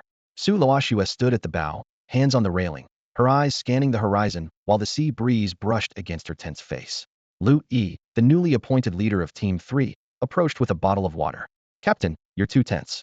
We're in the deep sea, and everyone was thoroughly checked before boarding. Chen Feng couldn't have snuck aboard. Su Luoxue took a sip from the bottle, her tone serious. Don't be complacent. Have the team fly the helicopters around every half hour and report any anomalies immediately. Yes, ma'am, Louis responded, though he couldn't hide his skepticism. In the deep sea, it took hours just for the yacht to reach this point. How could Chen Feng possibly swim here? He shook his head inwardly, but still relayed the patrol orders as instructed by his superior. Unsurprisingly, the reactions of several pilots were identical to his. Our captain is being overly cautious, isn't he? Just because we lost to Chen Feng twice, he's getting all paranoid, complained the pilot of the second aircraft, looking disgruntled, his brow furrowed. The pilot of the third aircraft immediately agreed, pointing towards the distant sea. Exactly, with the distance so far from land, how could Chen Feng possibly get here? Using that broken glider of his? That's a pipe dream. Well, orders from above can't be ignored, no matter how much they weigh you down. The other 2 pilots chimed in, their faces marked with dissatisfaction. Although Lu Yi shared the same sentiments, he put on a stern face and scolded. Stop complaining, and get on with your work. We just got red envelopes from Captain Su, and now you're griping? That's not right. Hearing Lu Yi mention the red envelopes, the pilots all scratched their heads sheepishly, their expressions softening instantly. Although Su Luoxue, the newly appointed chief captain, was strict and perhaps overly cautious, she was impeccable in her conduct. Her generosity with red envelopes had earned her widespread support within the pursuit team. So even if they had grievances, they only grumbled a bit without speaking ill of her. Time ticked by silently. At the program team's request, Su Luoxue agreed to share her yacht's surveillance system with the live broadcast. Consequently, the scene in Chen Feng's live stream switched over to this location. Wow, this is really intense. The live stream comments exploded instantly. No matter how prepared the pursuit team was before, at least it was on land. Now they're out at sea. All you can see is water. I heard everyone on the yacht was thoroughly checked twice before boarding, so there's no way anyone could have snuck in. What? Then what? This is the sea. My God, Chen Feng can't possibly swim over, can he? Damn, money really talks, huh? Looks like Chen Feng might be in trouble this time. Don't be so harsh on my hubby. The comments rolled in a frenzy. As night quietly descended, the sea breeze turned biting, causing the flags on the yacht to flap loudly. For safety reasons, Su Luoxue immediately ordered all surrounding lights to be turned on.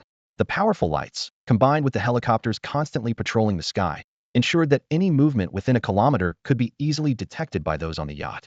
Time passed by the minute. It was already 11:30, and the tension on the yacht was mounting. Su Qianqian leaned against the railing, hands cupping her chin, scanning the sea with anticipation, waiting for that white figure to appear.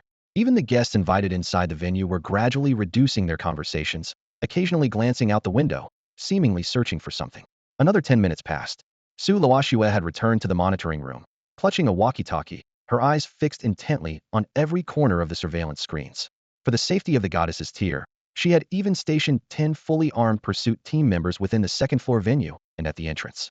This way, if anything unexpected occurred, they could immediately seal the cabin doors, trapping Chen Feng inside. Absolutely foolproof. That was the shared sentiment among all pursuit team members. They racked their brains, but couldn't fathom how Chen Feng could steal the goddess's tier, let alone how he could reach the deep-sea area from the distant land. Fly over? Swim over? The only possibility was that he had created a portal like those seen only in movies. But of course, that was impossible. Third aircraft reporting. Third aircraft reporting. The walkie-talkie suddenly crackled with urgency. Suspicious target spotted, moving towards the yacht. The voice of the pilot from helicopter number 3 came through the intercom to everyone's ears.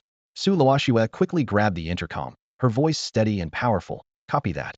Number 3, approach the suspicious target immediately and verify the identity quickly.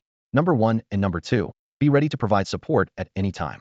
Yes, came the firm response from the intercom, followed by silence, with only the roar of helicopter rotors slicing through the sky. Moments later, the pilot of helicopter number 3 spoke again. Report, identity confirmed. It's Chen Feng himself. In the command room, everyone exchanged incredulous glances. Chen Feng is really here? How is that possible? This is a deep-sea area. Even regular boats can't reach here. Though surprised, Su Luoxue quickly regained composure. Number 3, immediately confirmed Chen Feng's mode of transport. Is it a glider or some kind of boat? Report, he is. The pilot's voice trembled noticeably. He's riding a whale. The pilot doubted his own eyes, but the white figure standing atop the massive whale was unmistakably clear, leaving no room for doubt. The live stream erupted instantly. Oh my god, Feng Shun actually came riding a whale. Have humans already learned to tame whales? My husband is so cool. Nothing is impossible for him. Feng Shun is amazing. On the deck, Su Sisi watched the approaching white figure with glowing eyes, completely forgetting that Chen Feng was there to steal her family's heirloom. Master Kaito, I'm here. Chen Feng stood steadily on the whale's back, the sea breeze whistling past. Several small speedboats initially attempted to approach, but wisely backed off upon seeing the massive dark shadow. Reaching the underside of the cruise ship, Chen Feng gently patted the whale's back, saying, "Thank you." The whale seemed to understand, joyfully swishing its giant tail and sending up sprays of water. Chen Feng pulled out a card gun, aimed at the railing of the deck, and pulled the trigger. With a soft sound, the rope firmly anchored to the railing. Using the retracting force, he easily leapt onto the deck. Master Kaito. A graceful figure immediately threw herself into his armsit with Su Sisi. The livestream exploded once more. Whose vixen is that? Let go of my husband. So jealous, I want to be hugged by Kaito too. Sweetie, you can't handle this man. Let me take over. Some sharp-eyed viewers recognized Su Sisi. Isn't that the second Miss Su? Wasn't she studying abroad? Yes, that's her. The one who won the math competition. Wait, isn't Feng Shun here to steal their family heirloom? Why is she so excited? Forget it, we can't understand the mindset of wealthy heiresses. Chen Feng, release the hostage. Su Luoxue and her team of a dozen quickly surrounded Chen Feng, cutting off all his escape routes. Despite the situation, Chen Feng remained unfazed, spreading his hands and saying, "Captain Su, it seems I haven't done anything wrong, have I?" At that moment, Su Qianqian was still clinging tightly to Chen Feng, which made Su Luoxue grit her teeth in frustration. She regretted bringing her unreliable sister along, and now they were making a spectacle of themselves in public. Su Qianqian, get over here. Su Luoxue commanded, suppressing her anger. Hearing her sister's furious voice, Su Qianqian reluctantly pulled herself away from Chen Feng's embrace, pouting and clearly unwilling. Seeing her expression, Chen Feng gently wrapped an arm around her neck and placed a light kiss on her forehead. "Thank you for your affection, lovely lady." The kiss made Su Qianqian blush instantly, like a fan who had just received an autograph from her idol. She nervously twisted the hem of her shirt, avoiding eye contact with Chen Feng. Standing on the deck, Chen Feng let the sea breeze play with his cloak, a faint smile on his lips. "Ladies and gentlemen, the magic show is about to begin." My husband is so handsome. I can't take it anymore. Even as a guy, I'm smitten by Feng. I'm about to lick the screen." The live stream chat was flooded with comments. Under everyone's watchful eyes, Chen Feng took a step forward, not onto the deck, but as if stepping onto an invisible staircase. With the next step, he was already airborne, ascending in front of a stunned crowd. The live stream fell silent for a moment before being overwhelmed by comments. Is this the legendary Wudong Cloud Ladder? A Dizone-level expert, terrifying. I can't see any flaws. Someone should investigate him. Could he be the last cultivator on Water Blue Star? Chen Feng ignored the chaos around him, continuing his aerial stride. Each step seemed to land on an invisible stairway, and as he ascended, Su Luoxue and the others on the deck were left speechless with shock. How is this possible? Su Luoxua muttered, recalling Chen Feng's note that said, I will walk through the air and take the goddess's tear. She had assumed it was a trick involving a plane or glider, but now realized it was truly walking on air. As they watched Chen Feng suspended in midair, everyone was at a loss for words. They wanted to say it was just a magic trick and there had to be a flaw, but no words came out. They couldn't find a single flaw in Chen Feng, as if he were invincible. At this moment, in the hearts of everyone, Chen Feng's figure gradually overlapped with the image of a deity from a story. Chen Feng continued to ascend, step by step, to the top deck of the second floor of the yacht. Each step he took echoed with a dull thud on the deck. It was already 11:58 p.m., with only 2 minutes left until the time mentioned in the notice. Yet, Chen Feng hadn't even entered the exhibition hall, leaving everyone puzzled. What was he planning to do? Was the time on the notice about to be up? Why hadn't he made a move yet? As everyone was filled with doubt, Chen Feng, standing on the rooftop, revealed a mysterious smile. He slowly spread his arms, facing the silver moonlight, as if embracing it. As he spoke again, the atmosphere in the live broadcast room ignited, with the comments scrolling rapidly and the viewer count suddenly surging to 8 million. It's showtime. As soon as Chen Feng finished speaking, the midnight chime rang precisely. With the echo of the chime, the tear of the goddess stored under the glass case suddenly vanished before everyone's eyes, including those watching the live stream. Yes, it disappeared. In the instant that all eyes were focused, the dazzling gem melted away like ice in a blazing fire. This is impossible. Su Zhongtian was filled with shock and disbelief, gripping the glass case tightly, as if trying to tear it apart. Yet, this solid glass case had now become an insurmountable barrier. He could only watch helplessly as the tear of the goddess vanished before his eyes, leaving no trace behind. Meanwhile, in Chen Feng's hand, a red gemstone began to form. Slowly becoming visible, it was the very tear of the goddess. Wow, isn't this magic? The audience exclaimed in amazement. No way, I have to become his apprentice. If I could learn Fengshen's tricks, my life would be set. Could Fengshen really be a magician disguised as a magician? This is incredible, someone whispered. This is like a supreme martial skill. Retrieving an object from afar, impossible. The entire venue fell silent. No one knew how to stop Chen Feng's performance. Their eyes couldn't leave the red gemstone. Some members of the pursuit team even wondered about the possibility of magic, but quickly shook their heads, reminding themselves, this is a society governed by law, not superstition. These are just coincidences. Chen Feng continued to hold the tear of the goddess aloft, as if displaying his trophy. At this moment, he smiled and said casually, Ladies and gentlemen, it seems I've won again this time. He put away the gemstone and bowed slightly to everyone. That's it for today's magic show. I'll take my leave now. With that, Chen Feng flicked his coat, and his entire body floated into the air once more. In that instant, everyone finally saw clearly. Above Chen Feng's head, hundreds of seagulls gathered, flying across the night sky, with 3 nearly invisible thin lines descending from the sky, connecting him to the flock. Until we meet again under the silver moonlight, Chen Feng said, just as a white card fell from the sky, landing precisely in front of Su Luoxua. The card read, as stated in the notice, I've taken the tear of the goddess. Yours truly, Kaito Kid. Simultaneously, a system notification sounded in Chen Feng's mind. Ding! Congratulations to the host for successfully stealing the tear of the goddess. Reward: Kaito Kid card fusion 5. System points 500, current card fusion 65. Yesterday, in front of millions of spectators, the wanted criminal from Huaxia District 3, Chen Feng, successfully crossed the ocean and stole the goddess's tear gemstone. This marks Chen Feng's 4th successful heist. According to the United Government's program team, the total value of Chen Feng's thefts has now exceeded $1 billion, placing him 11th on the global thieves list. The United Government's program team has officially issued a bounty for Chen Feng, set at $3 million. In a seaside 5-star hotel room in H City, a news report about this daring heist was playing on the wall-mounted LCD TV. Chen Feng lounged lazily on a soft leather sofa, a smug smile playing on his lips. With a casual press of the remote, the screen went dark. $3 million, that sounds pretty good, don't you think, Xiaobai? Chen Feng remarked, dressed in a silk robe and holding a crystal-clear wine glass filled with deep red wine, which shimmered enticingly under the soft overhead lights. After completing his job last night, Chen Feng chose not to return immediately to the cafe, but instead decided to linger a bit longer in this coastal city. After all, it wouldn't do to only work without enjoying life's pleasures. Gu Xiaobai, lying nearby, lifted its head and let out a clear chirp, as if responding to its master's question. Chen Feng's smile widened. He reached into his pocket and retrieved the spoils from last night, the goddess's tear, and placed it under the light, slowly rotating it to admire the dazzling colors refracted from the gem. It's quite a pretty little thing. I'd say it was worth braving the sea breeze all night for it. Chen Feng lifted his glass, lightly touched the gem's surface, and said, "Cheers," followed by a hearty laugh. Just then, there was a rhythmic knock at the door. Chen Feng put down his glass and silently approached the door, peering through the peephole to assess the situation outside.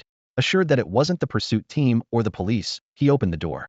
A hotel waiter in uniform stood outside, pushing a silver dining cart. "Good evening, sir. Here's your dinner. Would you like us to bring it inside?" the waiter asked politely. "No need, just hand it over," Chen Feng replied courteously, handing the waiter a 100 renminbi note as a tip. As the waiter expressed his gratitude, Chen Feng was about to close the door to enjoy his dinner when the waiter spoke again. "Sir, apologies for interrupting once more," the waiter said apologetically. "Our hotel has recently opened a new ballroom on the 5th floor. If you're interested, you might want to check it out." With that, he handed Chen Feng a gold-edged ticket and then left with the cart. "A ball," Chen Feng mused, glancing at the elegant ticket before making up his mind. Back in the room, he carefully shelled the crayfish he ordered for Xiao Bai and placed it in a special pet dish to ensure Xiao Bai could enjoy it safely. Then, after tidying up his attire, Chen Feng left the room. The ballroom on the 5th floor was elegantly decorated with a touch of luxury, illuminated by softly glowing crystal chandeliers. After presenting his ticket, Chen Feng was allowed inside. The number of guests was sparse, likely due to the exclusivity of the hotel. Only a handful of people swayed gently to the soothing music in the dance floor, while others mingled in small groups, chatting or sipping drinks. Chen Feng's attention was drawn to a woman in the corner, arranging flowers and a pen. Holding a glass of champagne he had just taken from a waiter's tray, he approached her. "Hello, may I sit here?" Chen Feng asked politely. Anna looked up briefly at Chen Feng, standing before her, and nodded slightly without objection, before returning her focus to her delicate work. Sitting opposite Anna, Chen Feng was soon captivated by her deft movements. Her nimble fingers skillfully concealed flowers within her sleeves, and then discreetly tucked the pen away in her clothing, performing her actions with practiced ease, as if engaged in some mysterious rehearsal. The two kept swapping places, their movements clumsy but their intentions clear. Chen Feng watched the scene unfold with a slight smile. "Is the lady trying to learn magic?" This immediately caught Anna's attention. She nodded and asked in fluent Chinese, "Can you?" Chen Feng didn't answer right away. Instead, he took the pen Anna had been playing with out of her hand. Holding it up in front of her, he said, "I guess you want it like this." Before he finished speaking, with a flick of his wrist, the pen vanished, replaced by a blooming purple rose. "Wow!" Anna exclaimed, immediately leaning in to inspect Chen Feng's sleeve, her fingers deftly probing but finding no trace of the missing pen. She excitedly fired off questions. "How did you do that? Where did the pen go?" Chen Feng gave a mysterious smile. "Perhaps, my dear, it never left you." "Huh?" Anna was momentarily confused, but then her left hand brushed against something hard in her pocket. She quickly pulled it out, and, sure enough, it was the pen that had vanished. "Oh my God, that's amazing!" She covered her mouth, her eyes sparkling with delight. "Can I know your name?" she asked. "Yazan, a passing magician," Chen Feng replied softly. "Yazan." Anna repeated the name quietly before introducing herself. "Hello, I'm Anna, from Russia." "Yazan, since you're a magician, you must know about Kaito Kid, right?" Chen Feng was slightly taken aback, surprised that his reputation had reached Russia. He quickly responded, "Of course, he's a famous thief." "No," Anna interrupted him firmly, her eyes filled with admiration. "He's more like an artist, a true artist." Chen Feng chuckled to himself, wondering if he had just met a fan. It seemed his habit of flirting with beautiful women might need some adjusting. By the way, Anna suddenly remembered something, picking up the pen and the flower with excitement. "This trick is one that Kaito Kid performed. I've asked many people to teach me, but I haven't learned it yet." Her tone turned slightly forlorn at the end. Just then, a middle-aged woman approached and whispered something in Anna's ear. Anna nodded and stood up, saying to Chen Feng, "It was nice meeting you, but I have to go prepare for my concert." "Are you a singer?" Chen Feng asked curiously. "Yes, 3 days from now, at 8 in the evening, I'll be performing at the East City Grand Theater. If you're interested, you're welcome to come," Anna said with a smile before leaving with the middle-aged woman. "Who was that just now?" the middle-aged woman asked. "A new friend," Anna replied with a smile. Chen Feng spent 2 whole days at the beach and only returned to the cafe at dusk, exhausted. As soon as he stepped through the door, before Xiao Bai could even be taken back upstairs, the door was flung open. Sun Yuqing burst in, panting, with a hint of urgency on her face. "Wow, boss, you finally opened the door. I thought you had gone out of business." "Thanks for the blessing, but not yet," Chen Feng replied, rolling his eyes at her. Sun Yuqing approached and patted Chen Feng on the shoulder with a smile. "Don't be mad, boss. How about this, I treat you to a concert? What do you say?" She waved 2 tickets in her hand as she spoke. Chen Feng frowned, looking skeptical. "Are you really that generous?" "Oh, come on, boss. I'm inviting you to a concert out of kindness, and you don't appreciate it. That's just too much," Sun Yuqing exclaimed dramatically, clutching her chest, as if she were hurt. Chen Feng remained unmoved by her theatrics, simply giving her a cool, scrutinizing look. Seeing this, Sun Yuqing finally relented with a sigh. All right, I admit it. These tickets are from my parents. They got them from Uncle Sue after they found out I was dating someone. They want me to go with you and take a picture to prove I'm not lying. Her tone was full of helplessness, as if she were gravely wronged. That's all. Chen Feng chuckled lightly. You agree? Sun Yuqing's eyes widened with delight. But it'll cost extra. Sun Yuqing. Chen Feng glanced at her, saying nothing more. Swindler. Sun Yuqing grumbled, transferring 5,000 yuan in frustration. Chen Feng nonchalantly raised an eyebrow, pointing to the price list nearby. Isn't that obvious? Welcome. Just as she finished speaking, the mechanical cat speaker at the door suddenly announced, and Su Luoxue appeared at the entrance. Looks like I came at the right time. You finally decided to open up, she teased, stepping inside. Nice to see you again, Miss Su. Chen Feng greeted her with a smile. Luo Shuejia, Sun Yuqing called out affectionately, going over to hug her arm, then glared at Chen Feng, raising her voice on purpose. You'd better watch out. This guy's a swindler. I've got him memorized. Su Luoxue paused, looking at Chen Feng, clearly puzzled by the situation. Chen Feng maintained his calm, unreadable smile. Being remembered by such lovely ladies is an honor for me. Humph. Sun Yuqing snorted haughtily, as if she had won. Su Luoxue chuckled, shaking her head, and her eyes fell on the concert tickets on the counter. Anna's concert? Are you both fans of this Russian star? Chen Feng was taken aback, hearing Anna again. He couldn't help but think of the fan he had met 2 days earlier. After they parted, he had looked up some information about her, only to find she was just a striking-looking celebrity with nothing particularly special. Chen Feng hadn't given it much thought since. Unexpectedly, today, the concert tickets in Sun Yuqing's hand turned out to be for the very star he had encountered. Chen Feng couldn't help but chuckle at the coincidence. Chen Feng asked, is she really famous? But as soon as he spoke, Sun Yuqing and Su Luoxue looked at him as if he had just said something outrageous. What are you talking about, man? That's Anna. You don't know her. Sun Yuqing widened her eyes in disbelief. Chen Feng shook his head, understanding from their shocked expressions that this Anna must indeed be someone extraordinary. She's the hottest female star in Russia, and probably all of Asia. Sun Yuqing exclaimed, waving her hands excitedly. The Snow Princess. You seriously don't know her? Chen Feng shook his head again, which made the two women even more surprised. Sun Yuqing exaggeratedly covered her mouth. After chatting a bit more about this mysterious celebrity, the two ordered coffee and sat down at a table opposite Chen Feng. The aroma of coffee filled the air, adding a touch of comfort to the afternoon. Oh, by the way, Luoxue, Sun Yuqing suddenly remembered something, leaning forward with curiosity in her eyes as she looked at Su Luoxue. Did that family heirloom, the goddess's tear, stolen by Kaito a few days ago, get returned? Hearing the question, a subtle hint of sadness flickered in Su Luoxue's eyes, but she quickly adjusted her emotions and smiled, shaking her head while gently tracing the edge of her coffee cup with her delicate fingers. Maybe he's waiting for the pursuit period to end before returning it. After all, that's the rule from the start, and he has the right to do so, she said calmly, without any hint of blame. Oh, okay. Sun Yuqing nodded, not pressing further. As Su Luoxue mentioned, it was a rule set by the program from the beginning. Each participant could choose to hide with the stolen item and wait out the pursuit period for equivalent compensation. But, Sun Yuqing silently added in her mind, that person is Kaito. Kaito, who always acts beyond everyone's expectations. She pondered for a while but found no answer, eventually turning her gaze to Chen Feng, who was quietly reading at the front desk. Hey, boss, what do you think about Kaito not returning the goddess's tear yet? She suddenly asked. Upon hearing Sun Yuqing's question, Chen Feng closed his book, stood up from the front desk, and sat across from Sun Yuqing and Su Luoxue. He pretended to be deep in thought, furrowing his brows, and after a moment, he spoke slowly. I don't know what Mr. Kaito is thinking, but if it were me, I wouldn't let such a beautiful lady like Miss Su worry. With that, Chen Feng flipped his hand, conjuring a purple rose out of thin air, its petals glistening with dewdrops, and handed it to Su Luoxue. The little magic trick drew expressions of surprise from the two women. Su Luoxue accepted the flower, her smile unwavering, with a playful glint in her eyes. Aren't you afraid Yuqing will get jealous with words like that? Her remark hit the mark directly. Sun Yuqing blushed instantly, playfully hitting Su Luoxue with no real force, pretending to be upset. Luoxue, you're teasing me again, she exclaimed, her voice tinged with undeniable embarrassment. All right, I'll stop, Su Luoxue laughed, though her teasing gaze kept Sun Yuqing's face flushed for a long time. Time passed by, and the cafe's lighting shifted from bright to dim as the people outside came and went. Before they knew it, it was the next evening. At the entrance of the Eastern City Grand Theater, the lights were bright, and the crowd was dense.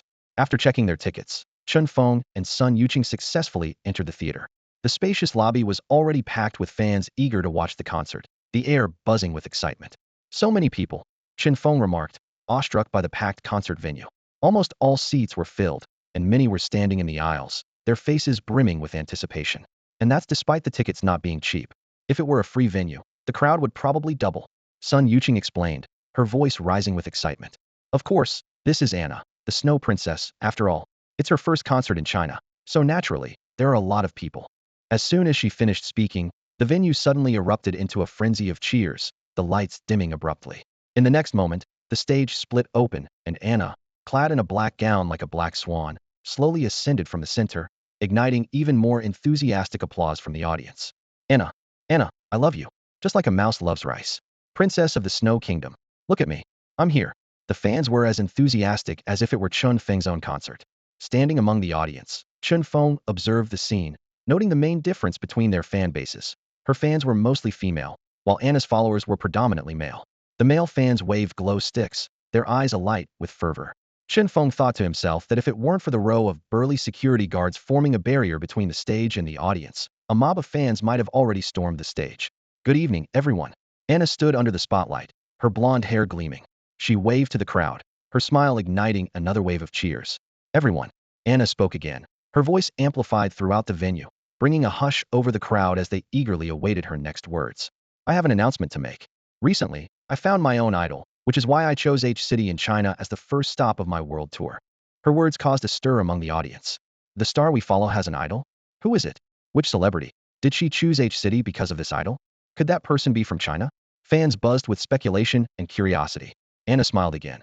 I'm not going to tell you who he is, but before the concert starts, I'd like to perform a magic trick as a gift for him and for all of you. Magic?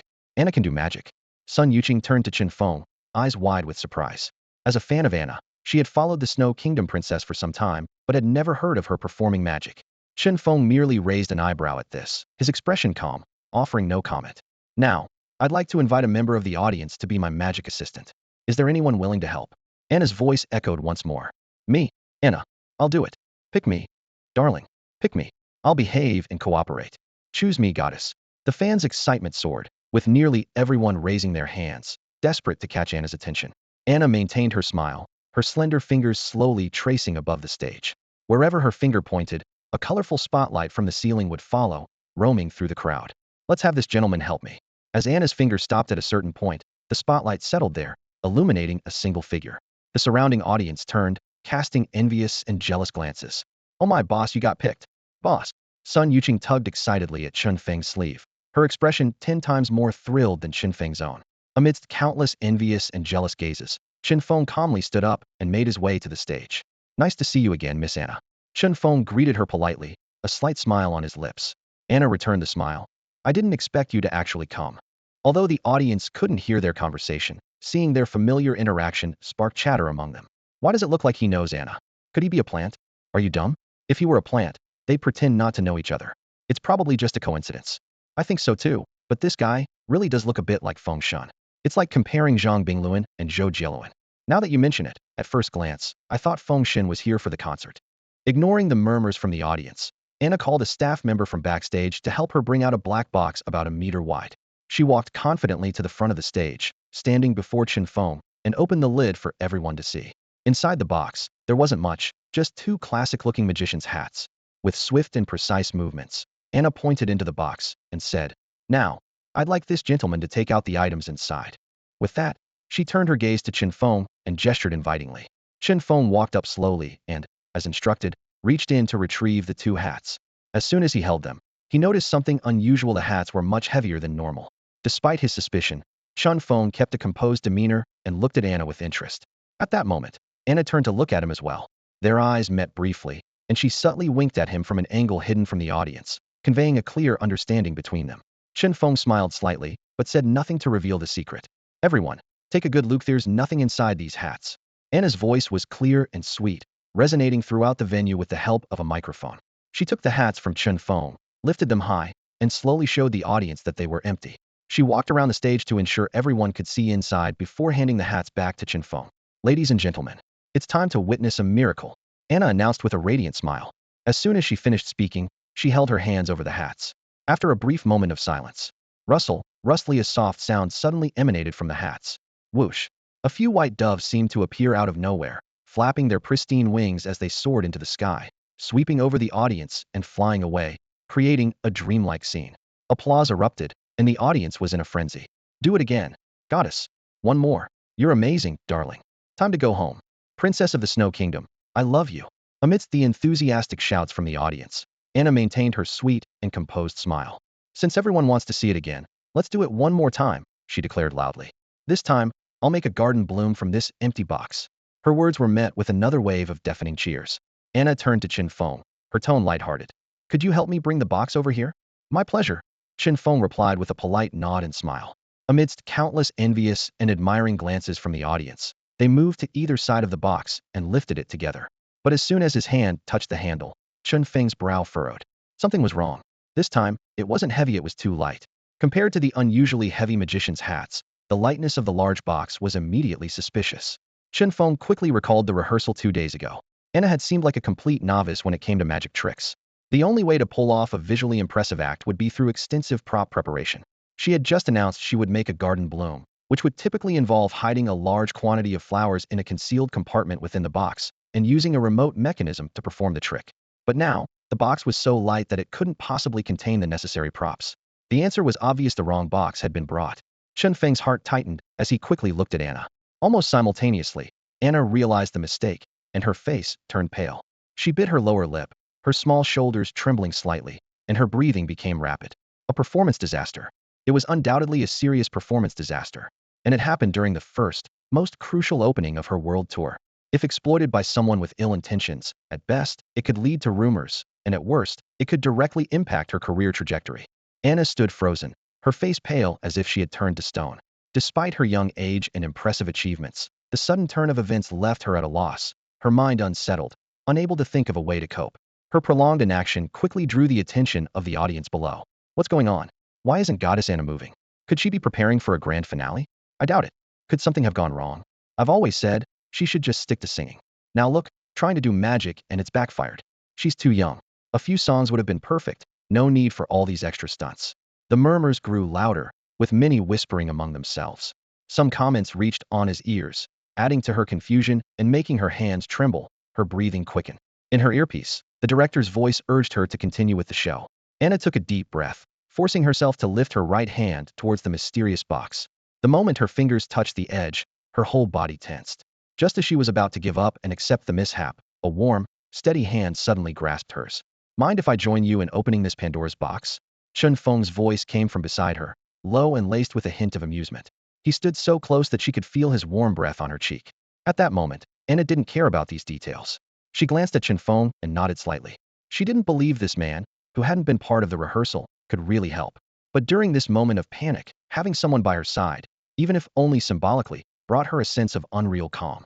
Under the watchful eyes of the audience, their fingers simultaneously touched the corner of the box. Chen Feng spoke softly. You seem very nervous, Miss Anna. Anna swallowed hard, her gaze resting on the man so close to her, remaining silent but not denying it. Trust me, don't be nervous. Close your eyes and wait for the miracle, all right? His words seemed to carry a soothing power, easing her tension. Perhaps it was an escape from anxiety, or maybe Chen Feng's assured demeanor moved her. She took a deep breath, steadying her turbulent emotions, then slowly closed her eyes, relinquishing the last bit of control. Let's open this mysterious box together, shall we? Chen Feng's voice was clear in her ear. With their combined effort, the box slowly opened. In an instant, it was as if the goddess of spring had arrived, and flowers burst forth. Countless blooms, like a fountain, erupted from the box: purple roses, pink peonies, white lilies, brown begonias, and the most striking crimson roses, layered and spreading, vibrant in color and fragrance. Following them were petals dancing in the air, twirling and fluttering in the spotlight, like a cascade of colorful clouds gently descending between the audience and the stage, transforming the scene into a fairy tale. Clap, clap, clap.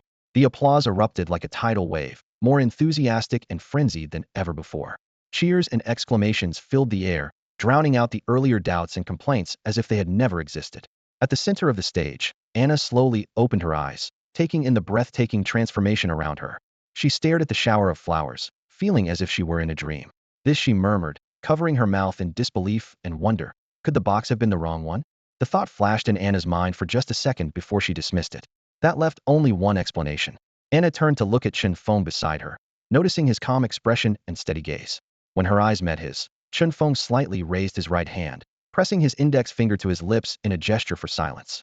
Thank you, Anna whispered, her words nearly drowned out by the music. Chen Feng's lips curved into a faint smile. He gracefully placed his right hand over his chest, bowed slightly on the flower-like stage, and then turned away, his figure quickly disappearing into the dense crowd. Anna wanted to follow, but couldn't leave. The concert wasn't over yet, so she could only stand under the spotlight, watching that mysterious figure vanish into the sea of people in the audience. After the unexpected moment, Anna became particularly cautious, careful with every move and every note. This focus ensured that the rest of the performance went exceptionally smoothly. The 2-hour concert concluded to enthusiastic applause. Most of the audience left in an orderly fashion, while a few ardent fans attempted to rush the stage, quickly stopped by alert security. Let's go, Chen Feng said to Sun Yuqing, his tone calm. Wait. Sun Yuqing grabbed Chen Feng's arm with one hand and pulled out her phone with the other. She quickly opened the selfie function, snuggled up to Chen Feng, and snapped a picture. Click. The shutter sound captured the moment. Sun Yuqing glanced at the photo, nodding in satisfaction. Just as she was about to leave with Chen Feng, she noticed his brow furrowed, his gaze fixed on the now empty stage. What are you looking at? Sun Yuqing asked while adjusting the photo filter. Everyone's gone. Besides, she's an international superstar. Do you really think she'd notice you just because you interacted once? Chen Feng didn't reply, still frowning at the stage. His senses were exceptionally keen, and he thought he heard a muffled explosion from that direction eerily similar to the sound of the micro-directional bomb he had used when stealing the Moonlight Eye. What are you thinking about? It's over, let's go, Sun Yuqing said, pulling Chen Feng's arm. Chen Feng shook his head, interrupting his thoughts. Perhaps it was just an illusion, or maybe someone's lighter had accidentally exploded. He set aside his doubts and allowed Sun Yuqing to lead him out of the theater with the crowd. The next day at noon, Chen Feng sat at the reception desk as usual, idly scrolling through his phone. Suddenly, a news headline caught his attention. Shocking. Russian star Anna mysteriously disappears after concert. Police find explosion traces at the scene. Below the article, countless comments from netizens flooded in. How could my goddess disappear? I was just at her concert yesterday. Oh no, my goddess. I hope it's just a false alarm and she hasn't been taken by bad people. My god, there were explosion traces at the scene. I hope nothing happened to my wife. Stop jinxing it. Anna is missing? Chen Feng stared at the scrolling news on his phone screen, his brow gradually furrowing into a knot. His thoughts involuntarily drifted back to yesterday, when that faint, dull explosion echoed clearly in his memory. I'm afraid that's when it happened. After a moment of contemplation, he stood up and headed for the door with decisive movements. He flipped the wooden sign at the entrance from "In Business" to "In Resting," locked the cafe door, and strode out. Meanwhile, the abandoned factory on the outskirts of West City in H City was under tight security. Around 20 police cars were neatly parked along the road next to the factory, with nearly 100 armed officers surrounding the dilapidated building. Everyone was on high alert, guns ready, prepared for any sudden developments. A screech of brakes pierced the tense atmosphere as 5 more police cars arrived with a roar. As soon as the vehicles came to a halt, the doors were flung open. H City's police chief, Luo Ya, emerged with a grave expression, followed by Su Luoxue and other members of the pursuit team. Originally assigned to a TV program, the pursuit team members were not supposed to be involved in regular police duties. However, due to the urgency of the situation and the shortage of manpower, they were called in for support after negotiations with the program team. Unlike their usual targets on the show, this time they were up against armed and dangerous criminals. Dressed in police uniforms with bulletproof vests, the team quickly took their positions as planned upon arrival. Su Luoxue accompanied Chief Luo Ya into the temporary command post set up with armored vehicles. What's the current situation? Luo Ya asked in a deep voice as soon as he entered the command vehicle. The audacity of these criminals had exceeded his expectations. They had brazenly kidnapped someone in the most crowded part of the city and openly used firearms, showing no fear of attracting police attention. Even more shocking, after 6 of their number were shot by the police, the remaining 3 had retreated into the abandoned factory with a hostage, determined to resist. The on-site commander immediately saluted and reported, "Currently, the 3 remaining criminals are surrounded, but the area is full of winding paths and difficult terrain. Plus, they have a hostage, so we can't act rashly." Luo Ya nodded and inquired further, "Have they made any demands?" "Not yet. Our team is continuously trying to negotiate, but there's been no response from them." "No demands." Luo Ya's frown deepened. As an experienced detective, he knew that criminals willing to negotiate usually left room for maneuver, making the situation relatively controllable. Those who refused to make demands or communicate were often the most dangerous. Luo Ya fell into thought, quickly considering various strategies. Inside the abandoned factory, it was dark and damp. Anna, with her hands and feet bound and mouth gagged, was curled up in a corner. Despite her carefully applied makeup, her face was overtaken by fear. Her body trembled uncontrollably, and her pale blue eyes were filled with terror. Not far from her, a middle-aged man and two younger individuals, the three criminals were engaged in a low conversation. One of them asked anxiously, "What do we do now? The Chinese police have us completely surrounded. What are we supposed to do?" One of the young men, with short golden hair and distinctly Western features, spoke up, his voice tinged with frustration. "I warned you and Paul not to shoot. Did you listen? Now you're worried." Another middle-aged man, also with Western features, looked angry, clearly displeased with their actions. The young man named Paul seemed indifferent, responding coldly. "What were John and I supposed to do? There were too many security personnel around that woman. How else could we have taken her without shooting?" John chimed in. "Exactly, John. If we were as cautious as you, we'd still be standing outside the theater in the cold." "Well, that's better than getting shot," John retorted sharply, causing a brief silence. Paul's temper flared as he stormed over to Anna, brandishing his gun menacingly. "It's all because of this woman. If it weren't for her, we wouldn't have lost so many men." Faced with the barrel of the gun, Anna felt a chill run through her. Despite being an international superstar, she couldn't hide her fear. Her face turned pale with fright, and she trembled slightly, clearly afraid of dying. Fortunately, John and John were still rational. Seeing that Paul might shoot at any moment, they quickly stepped in to restrain him. "Buddy, if you kill her now, we're done for. Those people outside will storm in and send us to meet our maker." "Paul, are you crazy? She's the one the boss wants. If you don't care about your life, don't drag us down with you." The mention of the boss seemed to douse Paul's fury with a splash of cold water, and he visibly calmed down. Just then, a voice from the police outside the abandoned factory reached them, offering a glimmer of hope for escape. They temporarily left Anna unattended and returned to the table nearby to negotiate with the police. Once the three men left Anna's side, she let out a heavy sigh of relief. The feeling of narrowly escaping death left her uneasy. If her mouth weren't gagged, she would have taken deep breaths to calm her nerves. As she felt weak and slumped to the ground, a white figure 6 or 7 meters up on the ceiling caught her attention. Her blue eyes widened, and her heart raced. It was Kaito. Chen Feng, hidden on the ceiling, made eye contact with Anna and placed a finger to his lips, signaling her to stay quiet. Anna understood immediately, suppressing her excitement and maintaining her earlier demeanor to avoid alerting the three fugitives. Meanwhile, the three fugitives continued negotiating with the police outside, who had offered new terms. The police would clear the way and let them leave, but only if they released the hostage first. The three realized that Anna was their only bargaining chip for survival. If they handed her over, their best-case scenario would be getting shot while trying to escape. Even if they miraculously evaded capture and made it back overseas, their boss would make their lives unbearable for failing the mission. "Paul, respond to them. Tell them they have no leverage to negotiate with me. We need a fully fueled car immediately, enough food and water for 3 people for 2 days, and the road to the border clear, or we will kill this woman right now." John's eyes glinted with cold malice, his voice carrying an undeniable threat. Paul, showing rare composure in this critical moment, didn't argue with John. He quickly nodded in agreement and cautiously moved to the window, relaying the demands to the police outside. As Paul began negotiating, John suddenly felt something gently land on his head. Frowning, he reached up and touched a flat, soft object. Bringing it before his eyes, he was momentarily stunned. "A petal," he blurted out in surprise, staring at the pink petal that had appeared from nowhere. Despite his confusion, John's high alertness kicked in, and he suppressed his questions, raising his gun defensively as he looked up towards the ceiling. Whoosh! Whoosh! 2 sharp sounds sliced through the air, and 2 playing cards struck John's gun-wielding wrist with precision, causing blood to gush from the wound. "Fuck! Who?" The intense pain made John drop his gun, rage flaring in his eyes. Hearing the commotion, the other 2 kidnappers turned towards John, gripping their weapons tightly. "Kidnapping? Truly a common tactic for second-rate criminals," a leisurely voice echoed from the factory's ceiling, immediately capturing their attention. The 3 looked up quickly, spotting a figure in white standing steadily on a beam above. The person held a rope, which was attached to a large bag suspended in the air. When did someone get in? The 3 kidnappers were shocked to realize an intruder had infiltrated their hideout. Chen Feng didn't answer their query, but looked down at them with a mysterious smile. "Well, gentlemen." He paused, surprise. With those words, Chen Feng yanked the rope. The bag opened instantly, releasing a cascade of petals like a waterfall, creating a dazzling floral display in the air.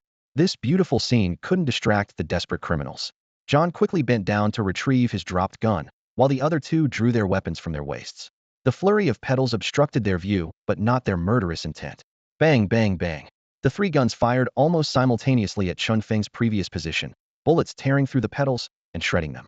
Tied to a chair, Anna watched in horror, wanting to shout a warning to Chen Feng, but could only make muffled sounds with her mouth gagged. Seconds later, the shooting stopped, and the petals finally settled. As their vision cleared, The three were shocked to find that the direction they had frantically fired at was empty, no body, not even a drop of blood. Where did he go?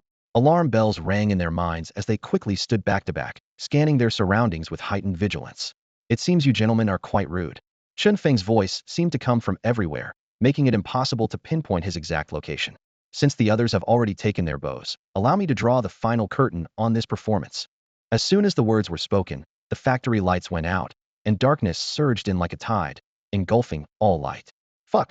John, the oldest of the three, cursed as cold sweat trickled down his forehead.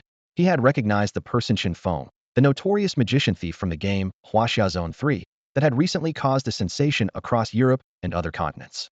Mr. Chen Feng, we have no quarrel. John called out into the darkness in clumsy Chinese, his tongue tripping over itself in his anxiety. The only response was a stifling silence.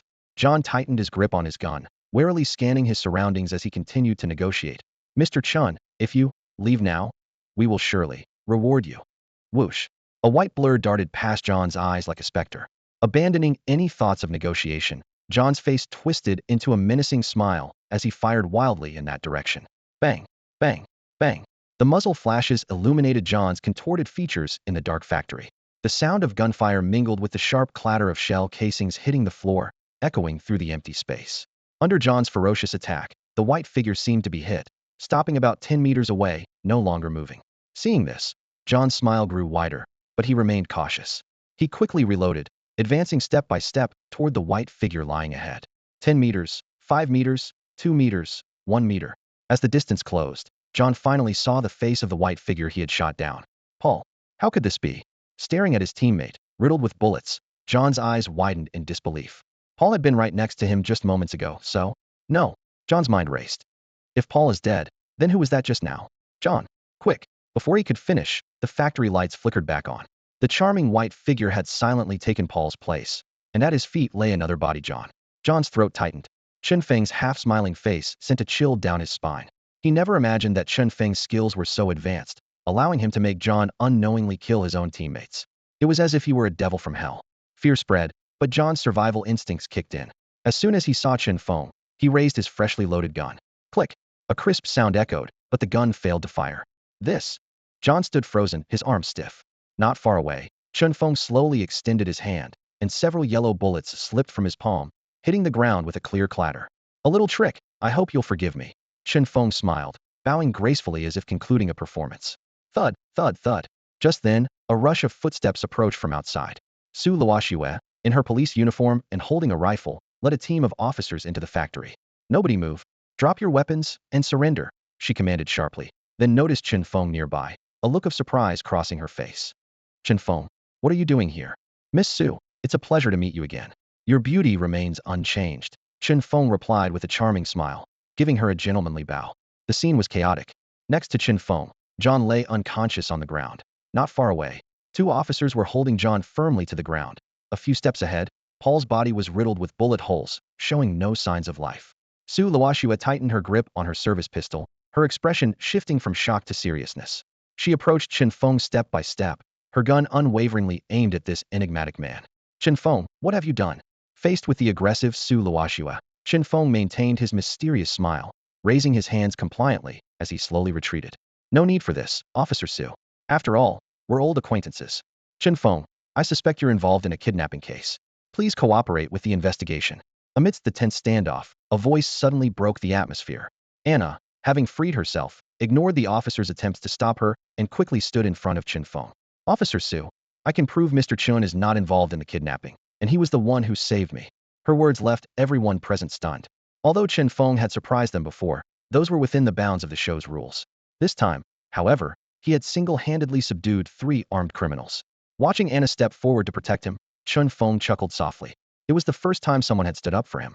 After Anna explained the sequence of events, she turned to Chen Feng, her eyes filled with concern. Kid, are you hurt? Chen Feng gracefully lifted her left hand and kissed it lightly. Don't worry, Your Highness, I'm invincible. Thank you, kid. Anna gazed at him quietly. As Chen Feng finished his gentlemanly gesture and prepared to leave, Anna suddenly tiptoed and, to everyone's surprise, gently kissed him on the lips. Thank you, Arsene, she whispered softly in his ear, her voice so low that only the two of them could hear. Chen Feng gave the Russian star a surprised glance, but said nothing more. He took out a deck of cards and tossed them into the air.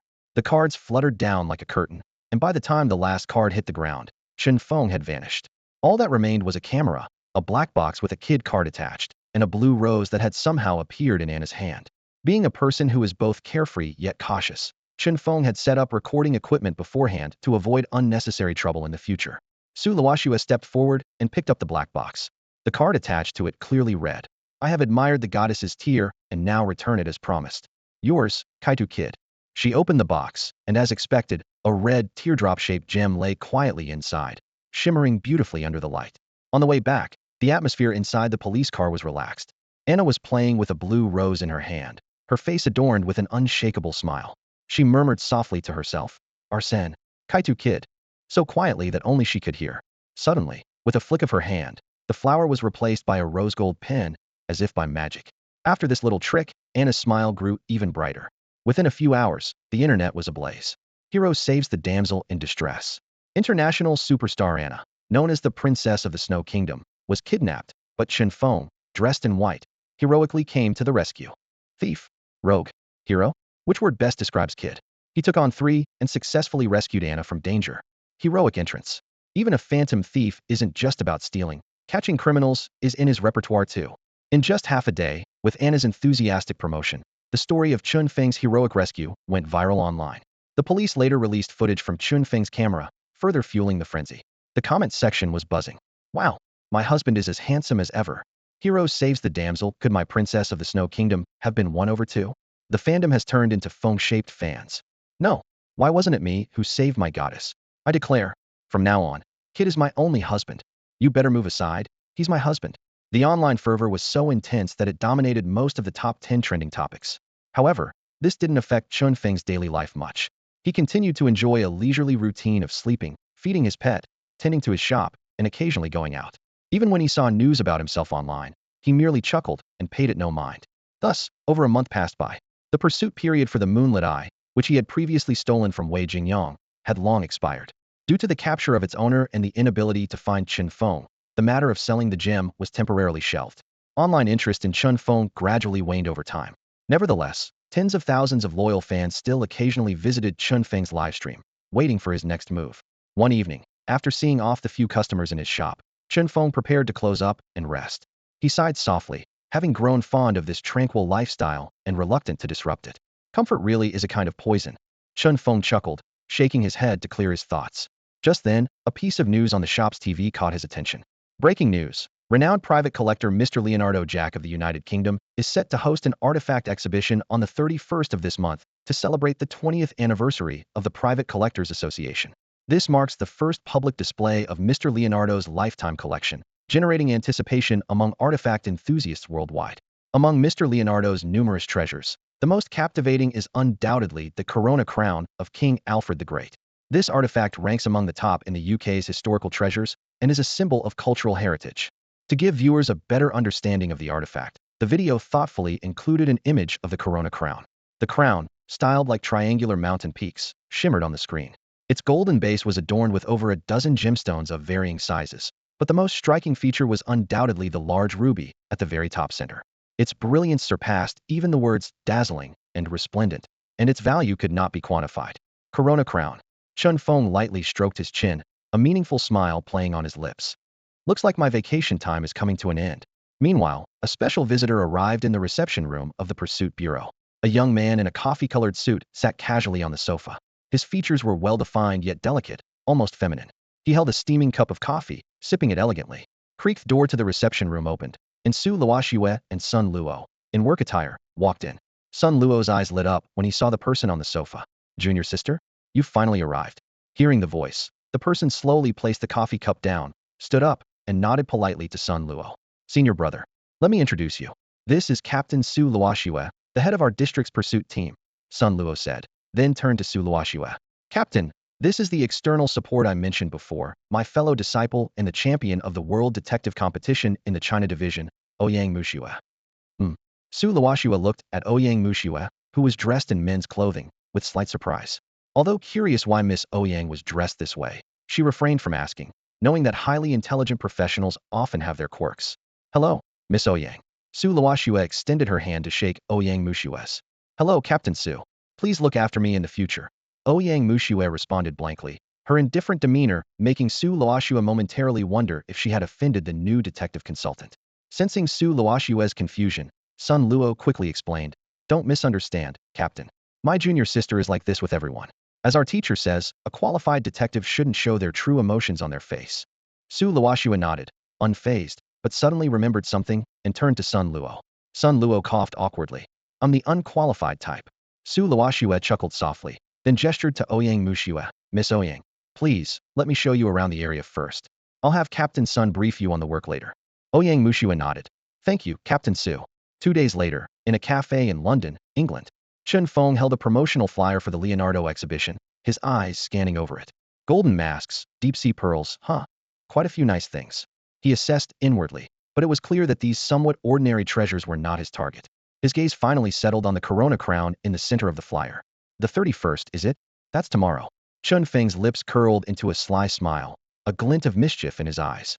"Time to meet my yet unseen old friend, ha." "Sir." A waiter approached, dressed in a neat uniform with a professional smile on her face. "Are you here to see Mr. Leonardo's private exhibition as well?" Chen Feng looked up, meeting the curious eyes of the waitress. He smiled gently and spoke in a warm tone. "Why do you say as well?" The waitress clasped her hands in front of her and explained, "Well, recently, because of Mr. Leonardo, many private collectors and artifact enthusiasts from around the world have come to visit. I saw you looking at the posters about the private exhibition, so I asked." She paused for a moment, a hint of curiosity in her eyes, and then asked softly, "Are you a tourist from East Asia?" "I'm from China," Chen Feng replied simply. The waitress nodded, a hint of understanding in her eyes. "The mysterious great country of the East." Suddenly remembering something important, she raised her voice slightly. "Oh, by the way, tickets for Mr. Leonardo's private exhibition are already on sale. If you want to visit, you should buy a ticket soon before they sell out." "Thank you." Chen Feng responded with a smile, taking a €20 note from his wallet and handing it to the waitress as a tip.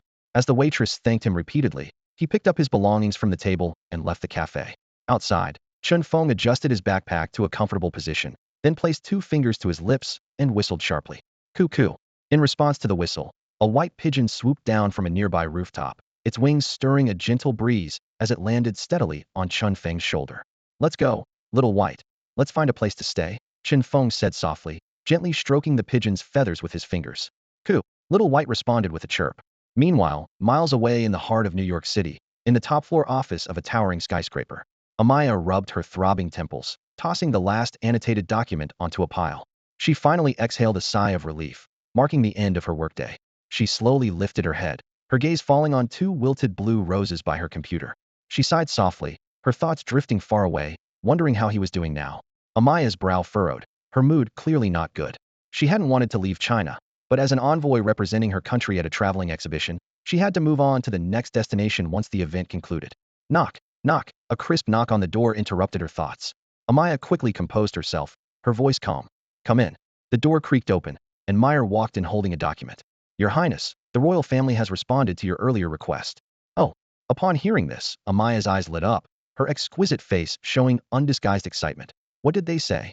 "His Majesty has agreed to your request to return home and has already sent your sister, Princess Sophie, to take over your duties. Once the handover is complete, you can return." Hearing Meyer's words, Amaya finally broke into a genuine smile. "That's wonderful. Meyer, please help me pack. As soon as Sophie arrives, we'll leave immediately." "Of course, Your Highness," Meyer replied promptly, though there was still a hint of hesitation on his face. "Is there something else?" Amaya noticed the change in Meyer's expression. "Princess, why are you in such a hurry to return home? It doesn't seem like there's anything urgent to handle there." Faced with Meyer's puzzled expression, Amaya's lips curved into a mysterious smile. "Meyer, do you believe in intuition?" "Huh." Meyer was momentarily stunned, then shook his head. Amaya didn't offer further explanation. She simply walked to the window, allowing the silver moonlight to bathe her graceful silhouette. "I didn't believe in it before, but now I do. I have a feeling there's a thief in Western Europe planning a perfect show." In the evening on the streets of London, the city lights began to glow as people hurried by. Tommy, who had just managed to snag the last ticket from Leonardo's private exhibition ticket office, was humming a tune as he walked along the cobblestone sidewalk. He gently twirled the ticket, as exquisite as an invitation, in his fingers, and a smile crept across his face. "These fools," Tommy thought, staring at the gilt-edged ticket in his hand, scrambling to see that old man's private exhibition and driving the ticket prices higher and higher. In his mind, He was already calculating the profit he would make when the ticket prices peaked, as if he could already see the money flowing into his pockets. This thought made his smile even brighter, and the tune he was humming rose an octave. Ouch! A dull thud, an unexpected collision. Tommy fell backward, landing heavily on the ground. His limbs splayed like an overturned beetle. He was about to curse when he saw the person he had collided with lying motionless on the ground. Dark red blood slowly oozed from the person's head, spreading across the gray pavement like a winding stream. Under the dim streetlights, the blood was particularly striking. Gulp! Tommy swallowed hard, his Adam's apple bobbing. He quickly glanced around, confirming that there was no one else nearby, and scrambled away from the scene, not even noticing that he had dropped his ticket. Only after Tommy's figure disappeared around the street corner did the deceased suddenly open his eyes, now holding a red ticket, the very one Tommy had just lost. Watching the direction Tommy had fled, Chen Feng's lips curled into a meaningful smile. Well, you can't blame me for this. Better be careful next time, sir, he whispered, his voice lost in the evening breeze. The day passed by leisurely. By the following evening, Leonardo's private exhibition opened right on schedule. The old gentleman was a master of marketing, limiting the sale to just 100 tickets per day, using scarcity as a tactic. This meant that although the exhibition was highly sought after, only 100 or so people actually attended. At the entrance to the exhibition hall, a line of well-dressed attendees waited to have their tickets checked. At the front of the line, Chen Feng, disguised as a middle-aged man, reached the ticket checkpoint. Good evening, sir. May I see your ticket, please? The security officer politely stopped Chen Feng. Chen Feng retrieved the red ticket from his suit's inner pocket and handed it over. After a thorough inspection, the security officer gave him a professional smile and stepped aside to let him through. Inside the exhibition hall, Chen Feng's eyes scanned the array of precious artifacts. The ring of the Queen of the medieval Kingdom of Aragon, set with a rare sapphire, the golden mask of Spain's first knight, gleaming with majesty under the lights. Well, Mr. Leonardo, you certainly have quite a collection, Chen Feng mused, evaluating the surrounding exhibits. With his ability to appraise treasures, he could clearly discern that each piece was genuine and immensely valuable. Any single item could serve as the centerpiece of a museum. Leonardo had indeed gone all out for this exhibition, showcasing nearly all his decades of treasures. Chen Feng's shoes made a faint sound on the marble floor as he moved through the priceless artifacts, reaching the center of the exhibition.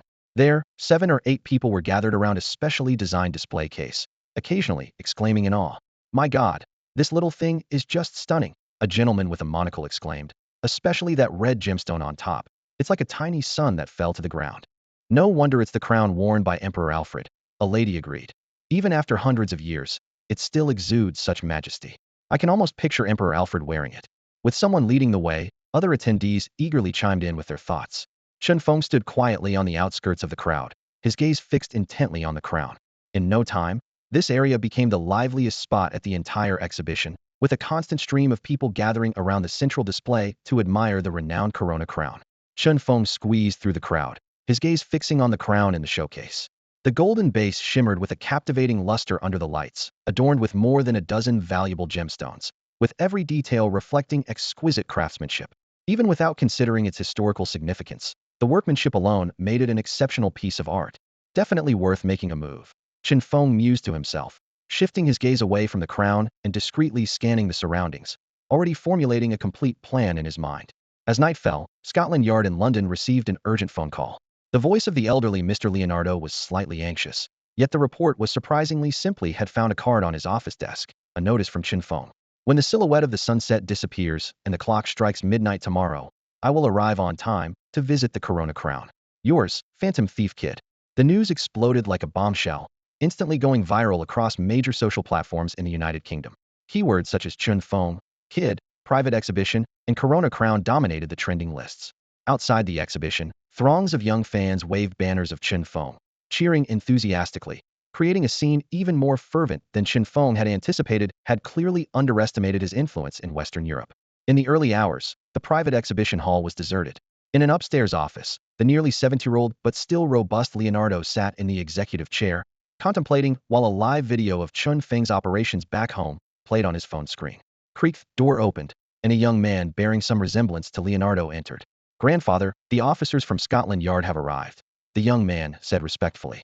Leonardo glanced at him, slowly rising from his chair. "Let's go, Ron, and meet those officers." "All right, grandfather."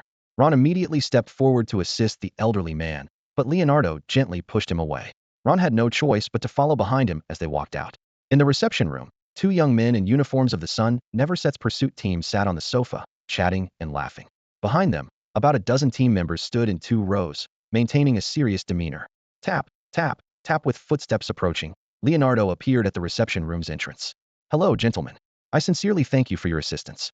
On behalf of the entire exhibition staff, I express our gratitude to the pursuit team. Leonardo greeted warmly, exuding a charm that naturally garnered goodwill. Mr. Leonardo, you are too kind. We are merely doing our duty. The young man on the left stood up and shook hands with Leonardo. After releasing the handshake, Leonardo spoke again. May I know your names? Zeiss Carroll. The young man on the left replied, then gestured to the other young man still seated. This is my brother, Shilin. When introduced by his brother, Shilin merely nodded slightly without responding verbally. This made Leonardo, who had extended his hand, feel a bit awkward. After all, being ignored when reaching out to a younger person could irk anyone. Leonardo's grandson, Ron, noticed this and furrowed his brow, seemingly ready to reprimand Shilin, but Leonardo quickly stopped him. Sith, noticing the displeasure on Leonardo's face, hurriedly spoke up. Please don't mind him. My younger brother doesn't know any better. Shilin, come over and apologize to Mr. Leonardo. No worries, Leonardo managed to smile, then asked, can I ask how you plan to deal with that thief? Don't rush, Sith replied, shaking his head slightly. We're waiting for one more person. We'll discuss the plan once she arrives. Oh, someone else. Leonardo raised an eyebrow in surprise. He was familiar with the brothers Sith and Shilin, known as the Reaper brothers, with a high reputation among contestants in the Sunset Kingdom's thief games. They had once captured 23 fugitives in a single day, nearly eliminating all participants, and if not for the show's intervention, the competition might have been cancelled. However, he also knew that Sith and Shilin disliked collaborating with others and were not accustomed to waiting. His curiosity deepened. At that moment, a cool female voice came from the door. Sorry, I'm late. Everyone turned to see the source of the voice. A tall woman, exuding an air of elegance and calm that seemed out of place with her surroundings, walked in wearing a white female suit and red-bottomed heels. Shilin's previously indifferent expression softened instantly, and a bright, slightly ingratiating smile appeared on his face. He stood up enthusiastically and said, Sister Qingyan, you're here. Please have a seat. He even shifted over to make room for Li Qingyan. Li Qingyan maintained a slightly distant but polite smile and softly said, No need, I'll sit over here. With that, she walked to a single sofa and sat down.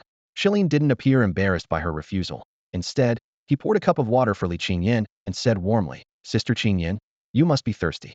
Have some water. Thank you, Li Qingyan replied, accepting the cup with a gentle tone, though her distant demeanor was evident. Seeing this, Shilin withdrew his hand and returned to his seat without another word. Leonardo observed the scene with some curiosity and couldn't help but ask, Who is this? Let me introduce you. Sith stood up and explained to Leonardo. This is Miss Li Qingyan, former leader of the Capture Team 1 from Huaxia District 3. Huaxia District 3. Leonardo furrowed his brow lightly, as if trying to recall something. I think I've heard of that district before. Just then, Ron leaned in and whispered to Leonardo. Grandfather, the thief Kaito who sent us the warning letter was originally a contestant from that district. Oh, Leonardo suddenly understood, stood up, turned to Li Qingyan, and smiled as he said, Hello, Miss Li. Thank you very much for coming to help. Li Qingyan extended her hand and exchanged a brief handshake with Leonardo. You're too kind. I'm just here as a consultant to share what I know, not to get involved in the operation, Li Qingyan said softly, her fingers gently tapping the table. She hadn't wanted to come. After all, she resigned previously because she didn't want to continue being involved in the pursuit of Chen Feng. She opted to continue her studies in Western Europe instead. However, the production team contacted the H City Police Department directly, and under orders from above, she reluctantly came. Even so, she insisted on her boundaries not directly participating in the operation, only providing some known information. Miss Li, could you please tell us about this kid, or rather, Chen Feng? Zeiss leaned forward slightly, his eyes filled with anticipation. Li Qingyan nodded, took a neatly prepared stack of documents from her exquisite handbag, and handed them over with swift movements. Have a look. Zeiss and his team grabbed the documents, their eyes quickly scanning the words on the paper. Chen Feng, male, 23 years old, an outstanding graduate of Jiangxing University, skilled in magic, bird training, and even possesses an inexplicable ability to tame animals. He once crossed the ocean on a whale to steal the gem tear of the goddess. His magical techniques are astonishing, with most remaining a mystery except for a few simple tricks that have been deciphered. Miss Li seems to hold Chen Feng in high regard, Zeiss remarked, setting down the documents with a slight smile. Humph, Shilin scoffed, crossing his arms over his chest. In my opinion, all this magic talk is useless. Before the show started, everyone was hyped up as something extraordinary. And what happened? We nearly caught all of them. He cast a sideways glance at Li Qingyan. To his disappointment, Li Qingyan's expression remained unchanged, and she showed no intention of interjecting. She waited quietly for them to finish speaking before she spoke slowly. Captain Zeiss, Captain Shalene, all I can say is that Chen Feng is best at making the impossible seem possible, so don't underestimate him. She stood up, picked up her bag. Of course, I'm just a consultant. The final decisions are up to you both. I have other matters to attend to, so I'll be leaving. Li Qingyan turned towards the door, her high heels making a crisp sound on the floor. Shalene immediately stood up, quickly following her. Sister Qingyan, let me walk you out. No need, Li Qingyan replied without looking back. The taxi driver who brought me is still waiting outside. I'll go back myself. Her tone was firm, clearly not wanting to engage further with them. Shalene wanted to say more, but Zeiss stopped him with a gesture. That's enough, Shalene, sit down. Heeding his brother's words, Shalene returned to his seat reluctantly. A brief silence fell over the room, broken only by the faint hum of the air conditioner. After a moment, Leonardo cleared his throat. Captain Zeiss, what do you plan to do? Zeiss didn't answer immediately but turned to the elderly man. Mr. Leonardo, I've heard you have a private collection, reputed to be the safest vault in the world. Is that true? Absolutely. The mention of his private vault made the old man's eyes light up with pride. It was the masterpiece he had spent half his life building. Even explosives wouldn't be able to break it open. Hearing this, a mysterious smile appeared on Zeiss's face, his eyes gleaming with a plan. Sir, I think I know how to deal with that thief. The next day, during daylight hours, tickets for today's exhibition were still hard to come by. Alongside artifact enthusiasts and private collectors, a large number of Chen Feng's fans from Western Europe were also vying for the limited tickets. Unlike the previous day, the display case in the central exhibition area that was supposed to showcase the Corona crown was now empty. In its place was an electronic screen mounted above the case, showing images of the Corona crown now secured in a vault. This change immediately sparked anger among the attendees. Many had come specifically to see the Corona crown in person. How could an image on a screen meet their expectations? They shouted in frustration. What's going on? I came to see the Corona crown, not to watch it on TV. What is this? We need a reasonable explanation. Isn't this supposed to be a private exhibition? When did it become a computer broadcast? This is fraud. False advertising. I want a refund. Me too. I want a refund. Refund. Refund. With the angry shouts, the atmosphere grew increasingly tense, and the deafening calls for refunds nearly filled the entire exhibition hall. The situation was spiraling out of control. The staff, who were trying to manage the situation, were overwhelmed. Eventually, the uproar caught the attention of the event organizer, Ron, the grandson of Leonardo. Ron stepped forward, facing the clamor, feeling a headache brewing. However, he tried to suppress his anxiety and maintain composure, attempting to calm the crowd. Everyone, please quiet down. Ron called out from a slightly elevated position, taking a deep breath. After his repeated calls, the crowd finally quieted down a little, their eyes focused on Ron. Seeing this, Ron sighed in relief and continued, Ladies and gentlemen, I am Ron, Mr. Leonardo's grandson and one of the organizers of this exhibition. If you have any questions, please feel free to ask me. But before he finished speaking, someone in the crowd angrily shouted, Where's the Corona crown? We came to see the real thing, not this TV image. Exactly. We want to see the real thing. We paid for this. Yes, the real thing. We want the real thing. The crowd's anger erupted once more, their voices surging like a tide. Ron pressed his lips together and shouted again, Everyone, I understand your feelings, but please understand why we made this decision. For the safety of the Corona crown, this is the only option. Some people's emotions slightly eased, but dissatisfaction lingered. Ron continued helplessly. To express our apologies, we are willing to offer a 45 refund on the ticket price as compensation. We hope you understand. This promise calmed some of the audience, and the protests gradually subsided. Eventually, everyone grudgingly accepted the arrangement. Ron breathed a sigh of relief, ready to leave the venue, but he knew this was far from over. Ron and his team hurried through the hall, heading straight for the restroom. He pushed open the restroom door, turned on the faucet, and splashed cold water on his face, trying to calm himself down. Yet, seeing his reflection in the mirror, he still felt a surge of anger. Damn thief. He gritted his teeth, filled with rage. After all, the 45 compensation would be a significant expense. How could he be so unlucky to encounter such a situation? Just as he took a deep breath, ready to compose himself, he heard a voice, Sir. Ron turned around and saw a young man in an exhibition staff uniform, wearing a baseball cap, smiling beside him. The man's eyes were gentle, but Ron was puzzled, frowning. Who are you? I've never seen you before. Ron scrutinized him, wondering if his grandfather had hired someone new. The exhibition isn't even that big, so why are they hiring people every day? This is costing money, Ron thought to himself, though he maintained a calm exterior as he watched the young man before him. The young man gracefully removed his baseball cap, revealing a handsome, delicate Asian face, his skin glowing like jade under the light. Ron furrowed his brow even more, squinting slightly as he scrutinized the person before him. There was something familiar about him, as if they had met before, but Ron couldn't quite place it. The young man in front of him curled his lips into a mysterious smile, his voice soft yet confident. Just a magician from far away. What? Ron was taken aback, his mind racing. A magician? Has Grandpa gotten into magic shows again? After a brief moment of thought, a memory of a figure he had seen in a video suddenly overlapped with the person before him. Ron's eyes widened, his pupils contracting in shock. No way. You're the infamous thief. Before he could finish the word thief, Ron was hit by a wave of dizziness. The world seemed to spin around him, the ceiling and floor switching places, making it difficult for him to stay upright.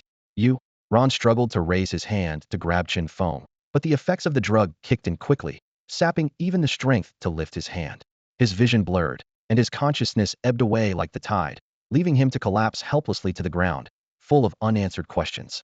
Chen Feng swiftly dragged him into a bathroom stall, locked the door, and climbed out from above.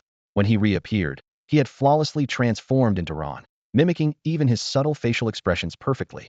Cough, cough. Standing before the mirror, Chen Feng examined the reflection that looked exactly like Ron, a smug smile playing on his lips. In a perfect London accent, he murmured quietly, "Ladies and gentlemen, the game has started early, haha." Meanwhile, near the vault door not far from the surveillance room, Sis skillfully finished setting the final code with Shalene, put down his tools, and exhaled heavily, his shoulders visibly relaxing. All right, that's it for now. Sis wiped the sweat from his forehead. With a vault that can withstand bombs, plus you and a dozen people guarding the surveillance room nearby, there shouldn't be any problems. I'll be outside in the car during the exhibition, overseeing everything and ready to lock down the scene if necessary. Okay, you've said it 10 times already. Shalene waved his hand impatiently, his face full of disdain. It's just a thief. Do we really need all this fuss? Shalene. Sis's expression turned serious, his brows furrowing. This time is different. Our opponent isn't like those incompetent fools from before. This is the first time we have a foreign participant crossing the ocean to come here. The higher-ups are taking it very seriously, and the live broadcast systems of both the British and Chinese sides will be activated simultaneously. We can't afford any mistakes. All right, you're right, Shalene replied dismissively, much to Sis's frustration. At that moment, Chen Feng, disguised as Ron, approached with Ron's assistant. His steps were steady, and he appeared calm and collected. Thank you for your hard work, captains, the fake Ron said, his voice indistinguishable from the real Ron's. How is the security plan going? My grandfather is very concerned. Mr. Ron, please tell Mr. Leonardo that everything here is going smoothly, and tonight's operation is foolproof. Sis responded confidently, standing straight. Shalene, beside him, looked even more dismissive, cracking his knuckles with a slight sound. Don't worry, Mr. Ron. The vault here has been set up with 3 layers of passwords. Even if he's the world's top hacker, it would take him at least an hour to crack them. But before that, he needs to have an hour to even try. Shalene flexed his wrist, his eyes gleaming with anticipation, eager to capture the so-called master thief and make a name for himself. Let me congratulate both captains in advance, Chen Feng said with a slight smile, his expression unchanged, though his tone carried a hint of deeper meaning. Zeiss responded politely. Thank you, Mr. Ron. Chen Feng tentatively asked, may I take a look inside? As soon as the words left his mouth, Shalene's smile vanished, his brows furrowing in displeasure. He was about to speak when his brother, Zeiss, stopped him. Turning to Chen Feng, Zeiss replied calmly but firmly, I'm sorry, but for the sake of artifact safety, we plan to open this warehouse after tonight's operation. I hope you understand. Chen Feng showed a hint of dissatisfaction, frowning slightly. After a moment of silence, he slowly spoke. All right then, since both captains are so confident, I won't disturb you. I'll take my leave, he said, reaching out to give Zeiss a light hug, patting his back in a friendly manner. Zeiss did not refuse and continued to smile as he saw Chen Feng off. Clearly, he believed that as long as it didn't interfere with the operation, everything was negotiable. However, he was unaware that during their embrace, Chen Feng had discreetly attached a small object, matching the color of his own clothing, to the fold of Zeiss's collar. Ding! Congratulations to the host for redeeming a remote-controlled signal jammer 1, costing 50 system points. The system's prompt echoed in Chen Feng's mind, yet his expression remained unchanged. After exchanging a few more pleasantries with Zeiss, Chen Feng turned and left the scene. Once Chen Feng was gone, Shalene couldn't help but speak up. Brother, why are you being so polite to him? He's just a rich kid. Zeiss turned sharply, his gaze fierce, cutting off Shalene's complaint. Shut up. If you don't change your habit of speaking without thinking, don't go out again. Go home. Chastised, Shalene lowered his head, though he was unwilling, silently thinking. During tonight's operation, I must perform well in front of Li Qingyan and show her how impressive I am, winning her favor. Meanwhile, Chen Feng had arrived outside the monitoring room and pushed the door open to enter. At this time, the monitoring room had been taken over by the pursuit team, who had doubled the original monitoring equipment for comprehensive surveillance. It could be said that the entire venue, except for the restrooms, was under constant watch. Thank you all for your hard work. Chen Feng greeted the personnel in the monitoring room. Mr. Ron, hello. Almost everyone responded respectfully. Chen Feng smiled and nodded. Once this matter is resolved, I'll personally ensure you receive some bonuses for your work. He said this casually, with no hint of concern in his voice. These words clearly added to everyone's excitement and gratitude, making the atmosphere more relaxed and pleasant. Chen Feng waved his hand with a smile. Continue with your work. Don't mind me. I'm just here to take a look around. He wandered through the monitoring room, occasionally stopping to glance at this screen or that. Finally, Chen Feng stopped in front of the console responsible for monitoring the inside of the vault. On the screen, several cameras were focused from various angles on the glass display case at the center, in which the meticulously protected Corona crown was quietly displayed. Chen Feng smiled at the two members of the pursuit team, his tone relaxed. You've worked hard. Have a glass of water. The two team members were somewhat surprised, clearly not expecting the rumored Playboy Ron to be so gentle and kind. They quickly stood up, ready to take the glass of water from Chen Feng's hand. Just as they reached out, Chen Feng suddenly gave a little shake, and the clear water in the glass spilled out, splashing directly onto the console. Oh no! The two pursuit team members exclaimed, immediately forgetting about Chen Feng as they hurriedly grabbed some tissues to wipe up the spill. Chen Feng, unhurried, bent down to help clean up the water. No one noticed that in that moment, Chen Feng cleverly inserted a small device into the back of the controller. Once the spill was mostly cleaned up, the two team members breathed a sigh of relief. It seemed today's mishap hadn't affected their mission. Chen Feng didn't linger. He stood up with a smile and said, Since everyone is ready, I won't disturb you any longer. I'll go report to my grandfather. With those words, he turned and left. His gaze didn't fall on the recently unconscious Ron. The dose of the sedative was enough to keep him asleep for a day or two, ensuring he wouldn't be discovered. Moreover, Chen Feng had deftly placed a human skin mask on Ron and dressed him in a janitor's uniform, so even if someone found him unconscious in the restroom, they would never associate him with Ron. Back in his hotel room, Chen Feng opened his laptop and, using the secret he had left on the monitoring controller earlier, successfully hacked into the surveillance system. He quickly uploaded a pre-prepared video file into the controller and set the playback time to 11 p.m. London time, precisely the beginning of midnight. After completing all the settings, Chen Feng exhaled deeply, stood up, and walked to the window, overlooking the entrance of the exhibition across the street. Through the window, he saw the pursuit team members, disguised as ordinary passers-by, quietly standing guard, ready for tonight's operation. Watching the group, a confident smile played on Chen Feng's lips. He knew that tonight's performance was finally about to begin. As night gradually fell, 10 p.m. London time was drawing to a close. Although it wasn't yet the scheduled time, the pursuit team on site was extremely tense. In the monitoring room, a dozen members were fully focused, with Xilin directing and Li Qingyan observing quietly as a consultant. Outside, the exhibition scene was quite the opposite, bustling with activity. Crowds of Chen Feng's fans gathered outside the barricades, holding signs with Kid written on them, their voices rising and falling, as if heralding the grand performance of the night. It's undeniable that Chen Feng's fans from the Sun Never Sets country are astonishingly fervent. If it weren't for the security line and the group of Scotland Yard officers standing guard, these fans might have already stormed the exhibition hall. Meanwhile, Chen Feng's live stream was launched, and unlike usual, this time it attracted not only his loyal followers, but also a large number of fans from the Sun Never Sets country.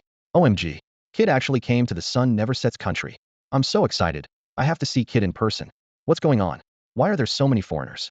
And why is Fengshan abroad? Guys, guess what I found? That massive steel door is as secure as a bank vault. Fengshan's target is locked inside, and I saw it too. That thing is probably bulletproof. Is it really necessary to be so cautious? Haha, those people above are just talking without understanding. Don't forget, those who were careless are now loyal spectators of Fengshan's performances. Meanwhile, in the Pursuit Bureau of H City, China, the new consultant Ouyang Muxue stood calmly at the podium in the conference room, recounting Chen Feng's past actions to the attendees. She took out several photos from her bag and handed them around for everyone to examine. As the photos were passed around, Ouyang Muxue's voice was low and clear, carrying an undeniable confidence. Everyone should recognize this place, right? She asked, pointing to a landmark in the photo, and everyone nodded. The photo clearly showed H City's Zhuai Xian Square, with the clock tower at its center. That's right. It was here that Chen Feng cleverly stole the white jade mask right under everyone's noses. As for his method, to this day, no one has been able to decipher it. She didn't rush to explain, but instead took out another photo from her bag. This one was a close-up from the day of the theft, clearly showing the white jade mask hanging above the clock tower, with a flock of white doves flying above. Can you see it clearly? Her words made everyone in the room hold their breath. Then, Ouyang Mushue produced another photo, this time of the base of the clock tower. On the ground, a patch of dried black paint was faintly visible. Ladies and gentlemen, every magic trick has its flaw. Chen Feng used the doves to distract, shifting everyone's focus from the white jade mask to the birds. As long as your gaze is drawn to the flock, you'll never uncover the true method. As soon as she finished speaking, someone in the room asked, "So how did Chen Feng actually do it?" Ouyang Mushue smiled slightly and answered calmly, "It's quite simple. He used the cover of night and the doves to conceal the white jade mask with black paint that absorbs light. In other words, the white jade mask never disappeared. It was cleverly hidden in the darkness." Time passed, and before long, it was already 10:30 at night. The pursuit team from the empire on which the sun never sets was divided into two groups. One group, led by Shi Si, was dispersed and hidden among the crowd at the entrance of the exhibition, ready to seal it off at any moment. The other group stayed in the control room with Shi Lin, prepared to act immediately if anything unusual happened inside the venue. In the control room, the blue glow of the screens reflected off the tense faces of everyone present. Li Qingyan, acting as a consultant, sat in a corner, her eyes fixed on the screen, waiting for the appearance of a certain white figure. Her fingers tapped lightly on the table, a rhythm that betrayed her inner tension. "Qingyan, have a cup of coffee. I asked someone to get it for you," Shi Lin said, approaching Li Qingyan with a cup of sealed coffee, a deliberate smile on his face. Li Qingyan looked up, her gaze lingering on Shi Lin's face for a second before she shook her head gently. "Thank you, but I'm not thirsty." Her tone was flat, her eyes clearly distant. "Come on, Qingyan, don't be so reserved. We still have to work together in the future." Shi Lin continued, seemingly oblivious to Li Qingyan's indifference. At that moment, the door was suddenly pushed open with a sharp sound.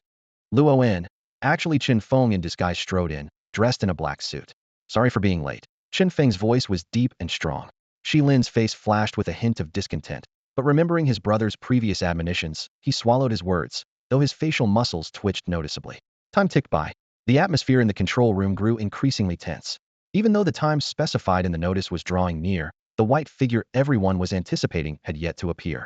The surveillance screens only showed Shi Lin, Li Qingyan, Chen Feng disguised as Luo En, and the other members of the pursuit team. Meanwhile, the live broadcast was showing the situation in the control room, with comments flooding in. "Where's Kid? I can't wait any longer. My guess is Feng Shun is already inside, just waiting to appear when the time arrives." "Appear? How's that possible? This is a vault that can't even be blown open. Can he walk through walls? Are you new here?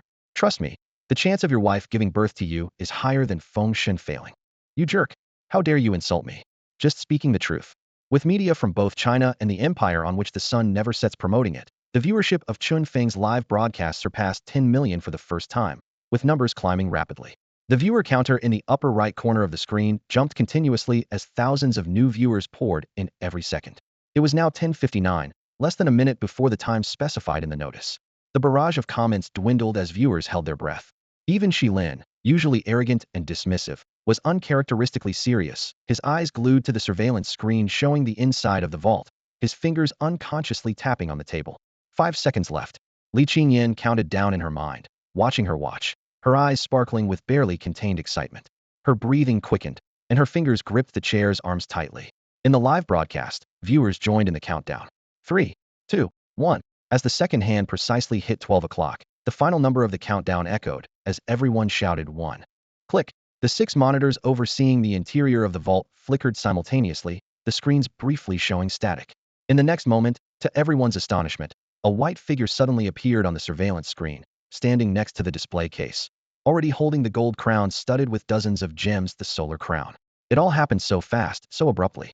In the blink of an eye, the solar crown, which had been securely placed in a bulletproof glass display case, was firmly in Chen Feng's hand. "How is this possible?" Shi Lin exclaimed in shock, jumping to his feet, his chair screeching as it slid back. His eyes were wide with disbelief. "That's a vault that can withstand explosions. And I set 3 passwords at the entrance, with guard stationed there. How could Chen Feng have gotten in?" The live stream erupted with excitement. Comments flew across the screen like snowflakes, and the audience's exclamations were incessant. "I knew it. Feng Shun always makes such unexpected entrances. This is pure magic. Could Kid be a top graduate from Hogwarts? The East truly hides unknown secrets. That's a bulletproof vault. How did he get in there?" In the surveillance room, Li Qingyan watched the white figure on the screen, her red lips curling into a slight smile. This man was still as astonishing as ever. Hurry! Shillin's furious shout shattered the calm of the surveillance room. His once handsome face was twisted with anger. Everyone, follow me to the vault. Catch that damn thief. The members of the pursuit team snapped out of their daze, jumped from their seats, and followed Shilin towards the vault. Disguised as Ron, Chen Feng blended in with them. Li Qingyan was about to get up but hesitated, as if remembering something, and sat back down to watch the developments unfold. At the vault entrance, two guards hadn't even had time to salute Shilin before he berated them. What are you two idiots standing around for? The enemy is already inside. The guards were dumbfounded. Wow, what?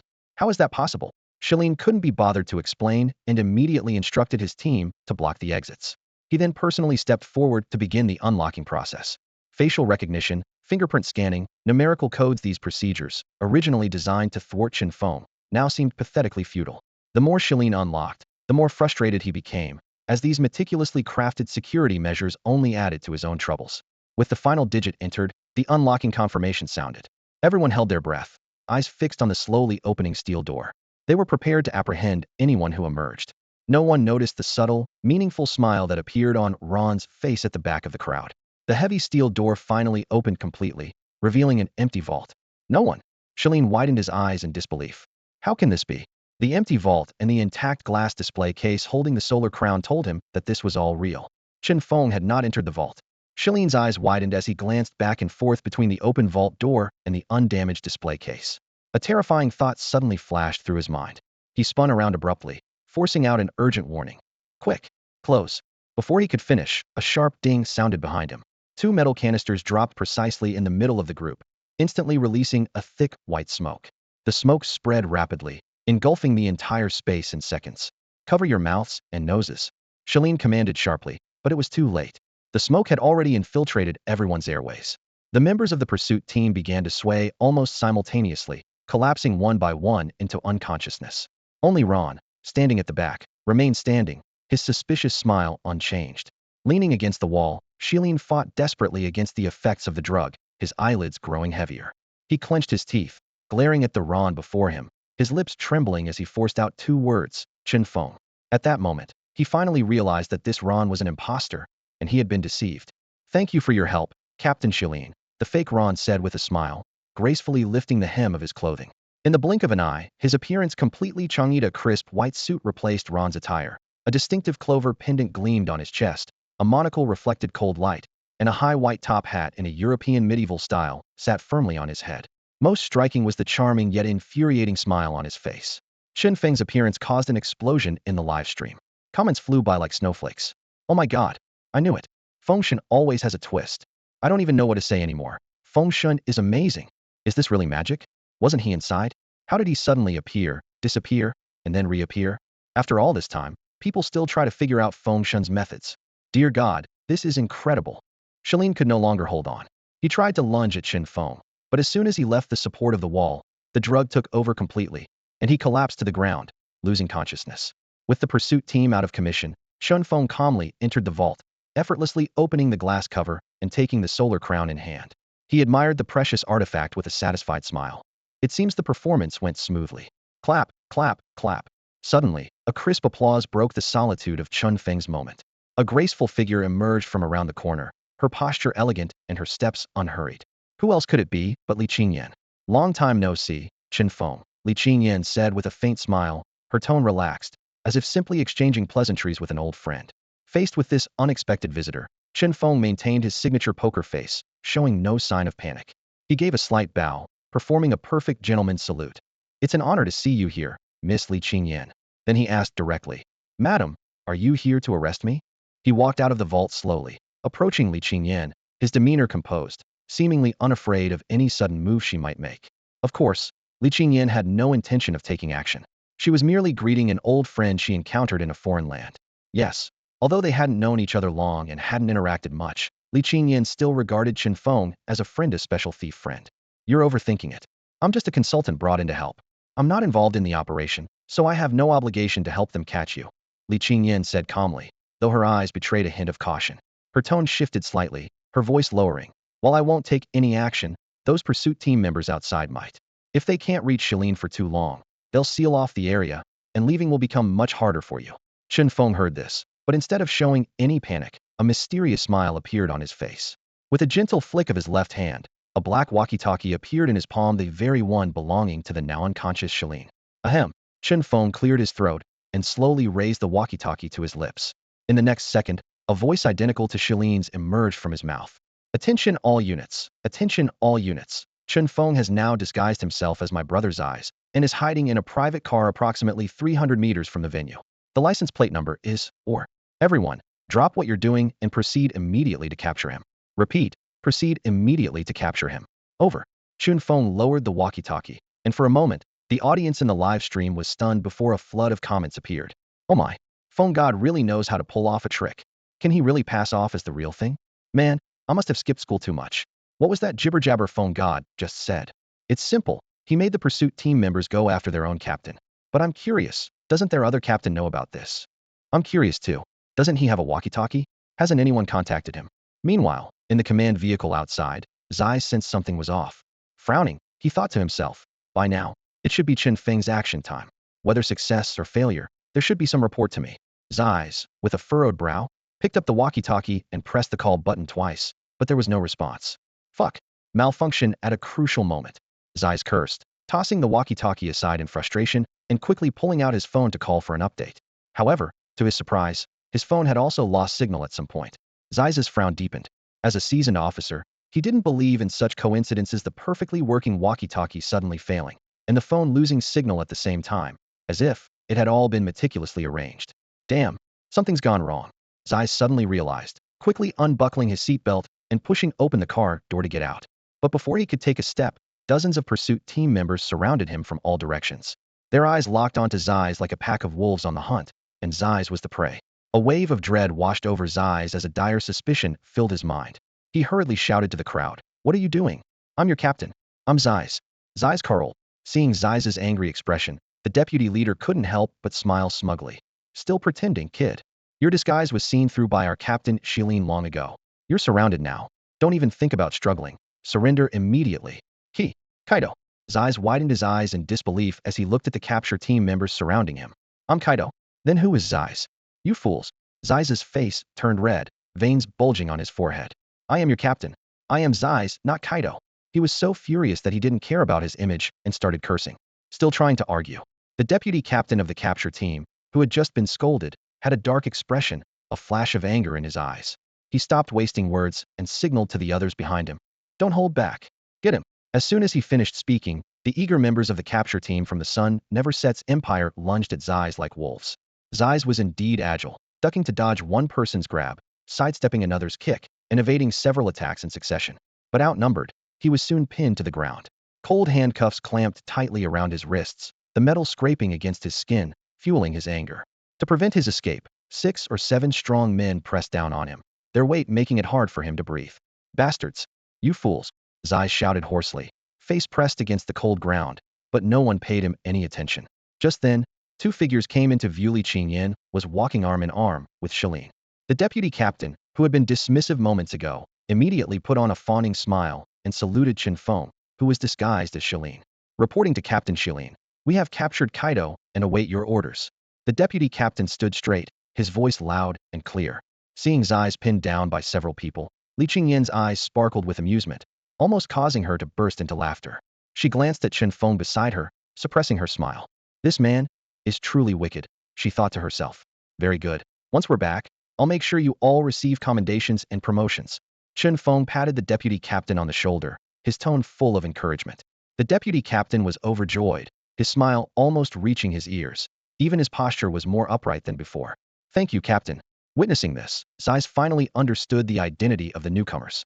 He struggled with all his might to break free, his muscles tensing and veins bulging, but he was held firmly, unable to move. He could only shout with all his strength, "You fools! He's the real Kaito! He's the real Kaito!" Hearing the noisy voice, the deputy captain, who had been basking in the joy of promotion, was instantly filled with anger. Whether truly angry or eager to impress his captain, he quickly approached the pinned-down Zai's without a word. Slap! Slap! 2 loud slaps echoed in the silence, leaving Zai stunned, his cheeks marked with bright red handprints. What are you waiting for? Gag him! The deputy captain ordered the people nearby, his voice carrying undeniable authority. UBMMPH. Zai's curses were cut off as a team member sealed his mouth with strong tape, leaving him to make muffled sounds. his eyes filled with rage and helplessness. Meanwhile, those watching the live stream were laughing uncontrollably. This is too much. I should have bought a ticket to witness this in person. When the fake becomes real, the real becomes fake. The ancients never lied. Oh my God. I can't even imagine how the deputy captain's expression will change when he finds out the truth. I don't know how it'll change, but he probably won't last long at the capture bureau. That's for sure. Tomorrow he'll likely get fired for something trivial, like stepping into the office with his left foot first. Unaware of the heated online discussions, the people at the scene remained oblivious. The deputy leader's eyes gleamed with a sense of vengeance as he prepared to slap the man on the ground again. But Chen Feng raised his hand to stop him. Enough. Take him back to the station first. I'll handle things here, Chen Feng said calmly, leaving no room for argument. Yes, sir. The deputy straightened up immediately and responded respectfully. He bent down to pick up the limp Shisi, dragging him towards the police car as if he were a bag of trash. Before leaving, the deputy couldn't help but glance at Li Qingyan, who was holding onto Chen Feng's arm. His eyes were filled with envy. The aloof aura on her eastern features seemed to soften in Chen Feng's presence. Sigh. The deputy thought to himself. The cold goddess from the east was finally won over by the captain. But it's understandable. Not everyone has the ability to lead the team and catch a thief like Kid. His admiration for his captain surged like a tide, elevating his esteem to new heights. As the police car drove away, Chen Feng and Li Qingyan were left standing alone in the vast scene. Li Qingyan wore a meaningful smile, her eyes sparkling with a mischievous glint. What do you plan to do next? She asked softly, her voice tinged with anticipation. Chen Feng's lips curled slightly. Just one last act. Outside the venue, as the minutes ticked by, the waiting fans grew restless. They watched the still silent exhibition building, whispering among themselves. What's going on? Where's Kid? A fan wearing a Kid hat asked anxiously. Didn't you watch the live stream? Kid already stole the Corona crown. He's probably gone. Someone nearby replied impatiently. What? No way. I drove all day to get here. Disappointment was evident on his face. Suddenly, someone in the crowd pointed to the sky, their voice trembling with excitement. Look over there. What's that? It's a flock of doves. Kid's doves. All eyes turned skyward. Indeed, a large flock of white doves was approaching from afar, standing out against the blue sky. The fans erupted in cheers. Look in the middle. There's something hanging from the doves, someone screamed. That's the Corona crown. It's Kid's target, the Corona crown. Yes, Kid has triumphed again. The doves quickly flew overhead, shimmering in the sunlight. As everyone watched in awe, hundreds of white cards floated down like snowflakes, gently landing among the crowd. Each card bore the same message. As promised, the Corona crown is now mine. Sincerely, Phantom Thief Kid. This is Kid's card. I got Kid's card. The crowd descended into chaos, with shouts and scuffles breaking out. Fuck. That bitch pulled my hair. Don't take my card. It's mine. Some even started bidding on the spot. Who wants to sell? I'll pay 1,000 euros for Kid's card. Think you're rich? I'll pay 2,000. Cash right here. Meanwhile, in a transport vehicle not far from the venue, the members of the British pursuit team were left speechless by what they witnessed. What the hell is going on? One team member finally broke the silence. Didn't we already catch Kid?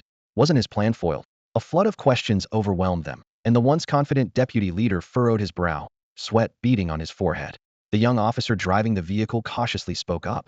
Deputy, did we catch the wrong person? The question hit the deputy like a sledgehammer. A dreadful suspicion crept into his mind, sending a chill down his spine. Damn it. Let that kid go. The deputy's voice was hoarse. That's the captain. The news quickly spread worldwide. Chen Feng versus Scotland Yard. Chen Feng emerges victorious. Can't even recognize their own captain? Scotland Yard's pursuit team played like puppets by Chen Feng. Another treasure claimed by Kid. 6 heists, 0 failures. Will Chen Feng leave the UK after his success, or stay and seek his next target? After Chen Feng's operation concluded, the media in both China and the United Kingdom worked overtime to cover the story. For a while, the trending lists were dominated by Chen Feng's name, with speculation and analysis flooding in. In his hotel room, Chen Feng broke bread for Xiao Bai while scrolling through trending headlines on his phone, a slight smile curling his lips as he shook his head gently. These media folks love a spectacle, he murmured to himself. The media speculated whether he would leave immediately after his success or stay to find another target. To be honest, even Chen Feng didn't have a definite answer. He was naturally laid back, disliking being bound by plans, and preferred to follow his whims. If a target caught his eye, he'd act, but there was no rush. At the moment, he wanted to explore this bustling world city, treating it as a short vacation after his mission. Just then, the system's notification sounded clearly in Chen Feng's mind. Ding! Congratulations to the host for successfully stealing the Solar Crown. Reward. Kaito Kid Card Fusion 5. Skill acquired. Basic lip reading. System points 500. Current card Fusion 70. Goo. Sensing Chen Feng's distraction, Xiaobai chirped discontentedly, flapping its wings gently. Chen Feng's thoughts returned to reality, and he focused on breaking bread for Xiaobai. Sorry, Xiaobai. Bear with it for a couple of days, and when we're back home, I'll get you your favorite crayfish. Goo goo, Xiaobai tilted its head, seemingly weighing the worth of this exchange. Meanwhile, in a chic cafe in London, two stunning women sat facing each other, a subtle tension hanging in the air as neither spoke. The woman on the left, dressed in a well-tailored business suit, was tall with cascading black hair. Li Qingyan, who had recently parted ways with Chen Feng. The woman on the right was equally gorgeous, with a more striking figure and an aura of elegance and pride, exuding the presence of someone of high status. She wore a white gown, her jewelry glinting in the sunlight, unmistakably identifying her as one of the most esteemed women of Lord Qing, Princess Emilia. The silence stretched on until Li Qingyan finally spoke, breaking the stillness. Miss Emilia, what can I do for you? Her voice was calm but tinged with curiosity. Emilia set her coffee cup down with a soft clink on the marble table. Miss Li, I invited you here to ask for your help. She spoke with elegance and restraint. Help? Li Qingyan was momentarily taken aback. Since parting with Chen Feng yesterday, she had noticed someone tailing her. These individuals occasionally mumbled to themselves, clearly communicating with others via earpieces. While they seemed harmless and didn't interfere with her, being watched made her uncomfortable. Last night, her followers finally approached her, handing her the address of this cafe and inviting her to a meeting today. Driven by curiosity, Li Qingyan decided to see what it was about. To her surprise, the person who had summoned her was none other than Princess Emilia of Lord Qing, whom she had briefly encountered in China. Li Qingyan furrowed her brows, her tone puzzled. I'm sorry, Miss Emilia, but I don't understand what kind of help you need from me. With your and your country's influence here, surely there's nothing you require my assistance with. Emilia gently shook her head, her golden hair shimmering softly in the sunlight. I believe this matter can only be handled by someone like you, Miss Li. Li Qingyan's confusion deepened, but Emilia didn't keep her in suspense. She directly stated, I want you to help me find someone. Who? Kaito Kid, or rather, Chen Feng. Chen Feng. Li Qingyan was momentarily taken aback, then quickly shook her head and declined. Miss Amy, although I don't know why you're looking for Chen Feng, I'm sorry to say that I currently have no way to contact him. She was telling the truth. Although Chen Feng had once approached her in disguise when he was about to return the heart of the ocean, and they had exchanged WeChat contacts, their connection was severed once Chen Feng's identity was revealed. Li Qingyan wasn't even sure if the WeChat account was a temporary one he had set up, or if he was still using it. Amy fell silent for a moment, her emotions a mix of hope and reluctance. She wanted Li Qingyan to contact Chen Feng because she was eager to meet him, yet she didn't want any other woman to have his contact information, especially since she didn't. However, I might have an idea, Li Qingyan suddenly said, a glimmer of calm determination in her eyes. Amy's eyes lit up with a hint of hope. Miss Li, please go ahead, she said, her expression expectant, her chin raised slightly. Li Qingyan didn't answer immediately. Instead, she asked, Miss Amy, during your visit to the United Kingdom, have you disclosed your itinerary to anyone? Her tone was probing. Amy shook her head. I came here secretly. Aside from my assistant Meyer and a few bodyguards, almost no one knows. That's good. Li Qingyan nodded, a resolute look in her eyes. Miss Amy, the charity exhibition in your country hasn't ended yet. If you, as the princess, organize a charity magic exchange event to further contribute to global charity, there shouldn't be any issues, right? Amy's eyes brightened instantly, and she raised an eyebrow. Are you suggesting? Li Qingyan smiled slightly. He's a restless thief who would definitely be interested in such an event. Of course, the prerequisite is that you personally invite a significant number of people from the magic community. Amy agreed without hesitation. That's not a problem.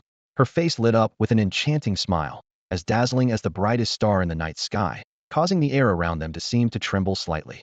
Some young men and women in the cafe seemed drawn to their conversation, turning their heads to discreetly observe the two beautiful women sitting opposite each other.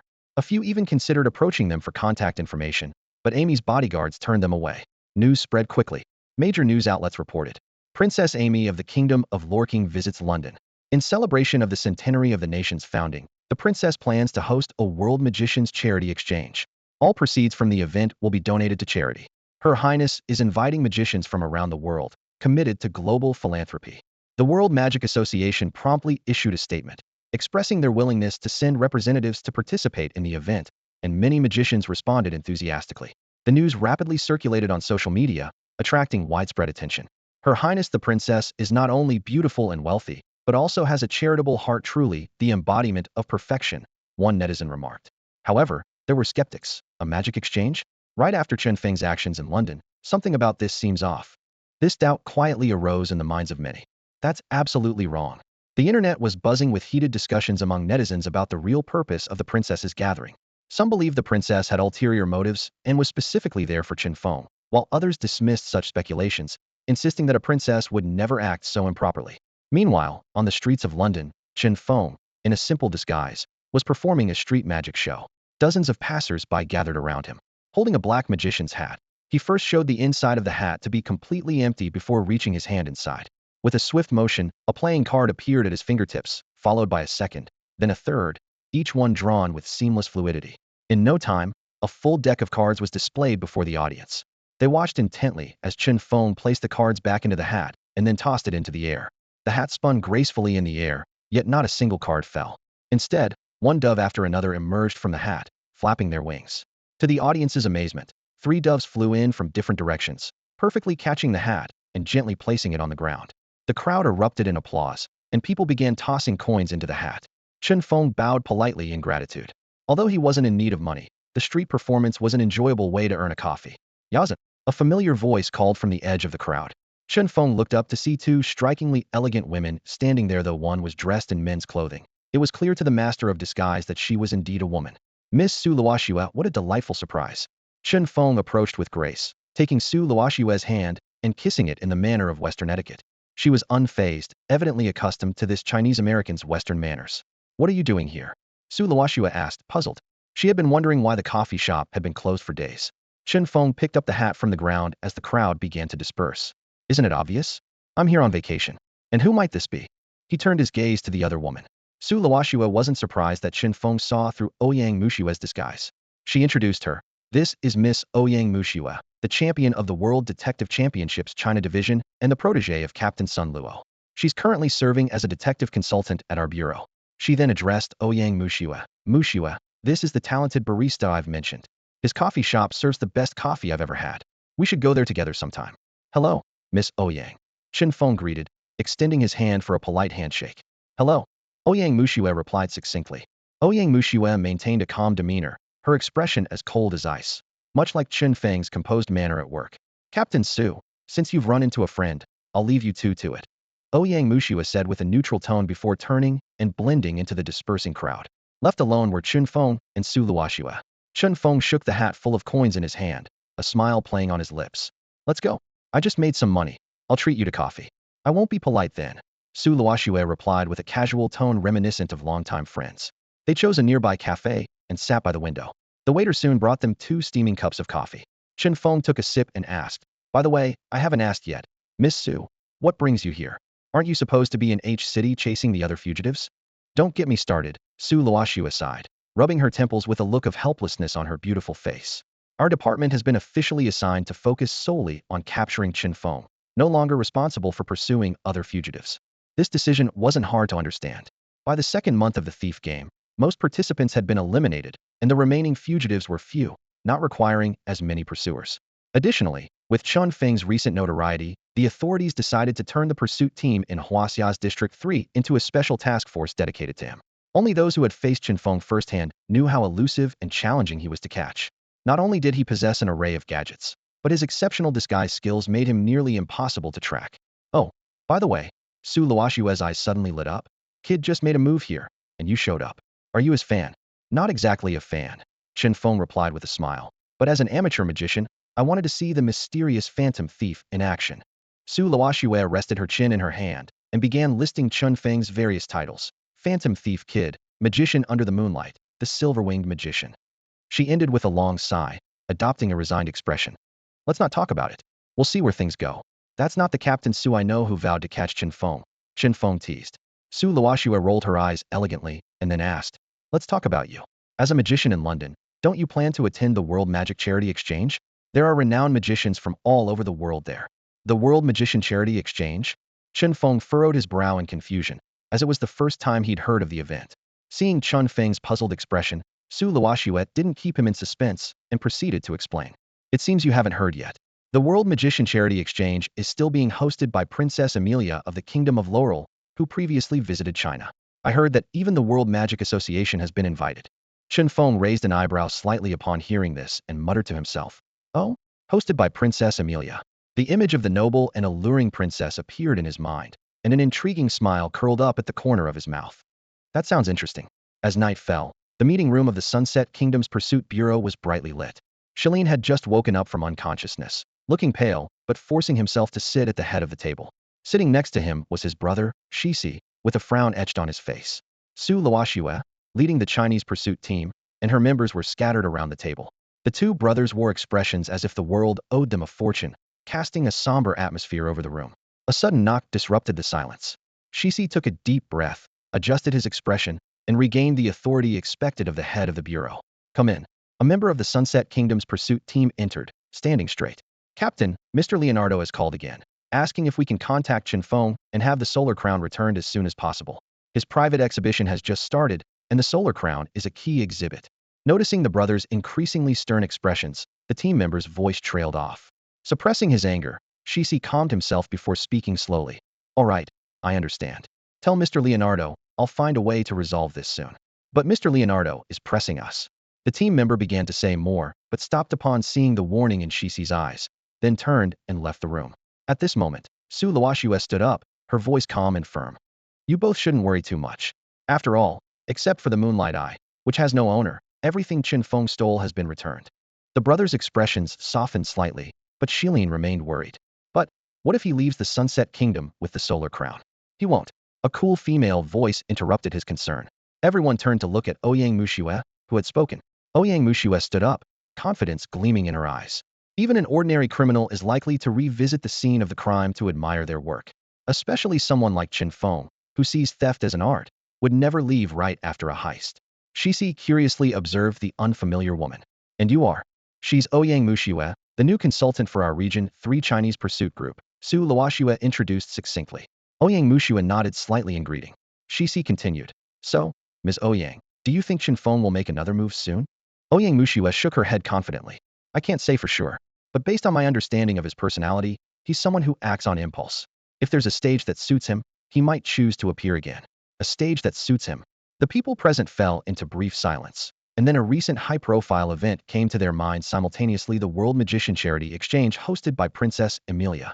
With the full support of Emilia, the venue for the World Magicians Charity Exchange was set up in just 3 days. Despite the continuous rain, the venue was bustling with people. Magicians from various regions and a steady stream of spectators made the atmosphere lively and vibrant. The venue was divided into several performance areas, each hosting captivating magic acts.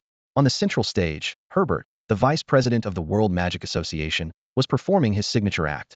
With nimble fingers, he tapped lightly on his magic hat, and one shiny furred squirrel after another leaped out, eliciting gasps and applause from the audience. Emilia, escorted by 4 bodyguards in black suits, gracefully made her way to the central stage. Her elegant applause and poised smile enhanced her refined appearance. The crowd instinctively parted, allowing the honored guest to reach the front of the stage unhindered. Seeing her, Herbert immediately paused his performance. I am grateful for the support of the World Magic Association for this exchange event. Thank you for your hard work, Mr. Herbert, Emilia said warmly and solemnly. Miss Emilia, you are too kind. Contributing to global charity is something we ought to do, Herbert replied humbly. As they conversed, a few audience members eager for autographs were politely halted by the bodyguards. At that moment, Emilia's assistant, Mir, approached quickly and softly called, Your Highness. After bidding Herbert farewell, Emilia and her entourage moved to a secluded corner.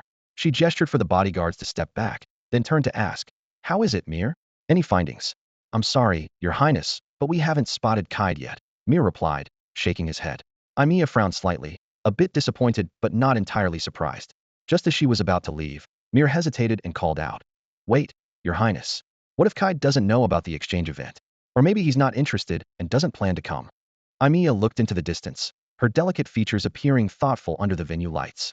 Just then, a clear voice came from behind. Ladies, would you like to buy a pen?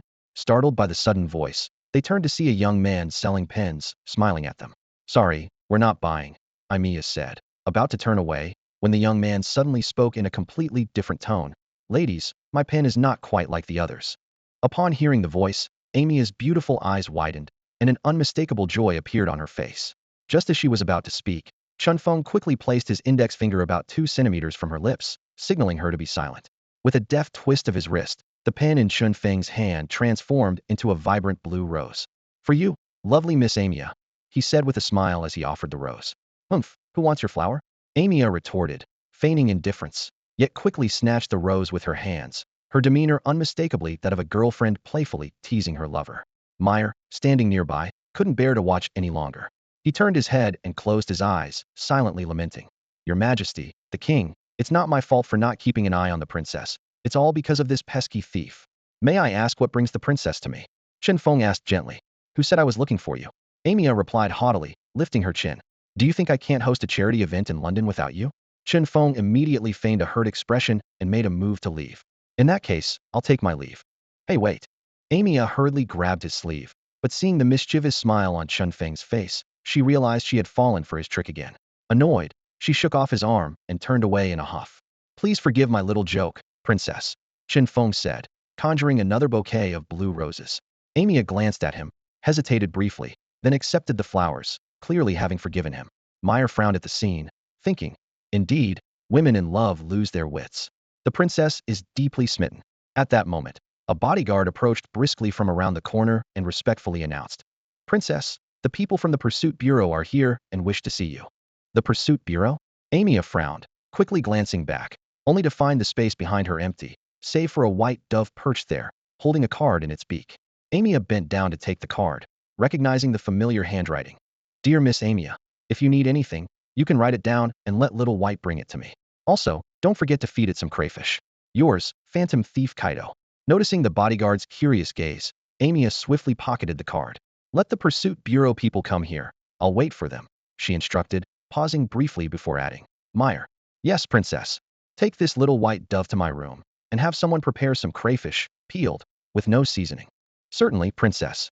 Under the guidance of the bodyguards, Su Luoxue led Ouyang Muxiue and the others to meet Imia. To their surprise, Imia's expression remained cold throughout, as if they had interrupted something important. Captain Su, we meet again, Imia said indifferently. I wonder what brings you to me this time. Miss Imia, I apologize for the sudden intrusion, but we have a very important matter, Su Luoxue said seriously.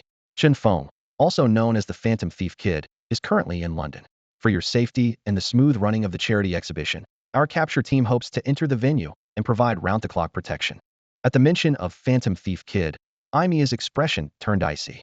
If it weren't for the sudden visit of these capture team members, her meeting with Kid wouldn't have been interrupted.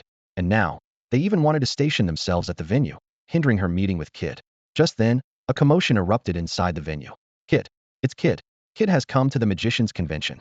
Amidst the rising screams, shouts of Kid, I love you, and Kid, look at me could be heard. Amia didn't bother responding to Su Luoxue and quickly walked towards the door. Su Luoxue and her team exchanged a look and followed closely behind.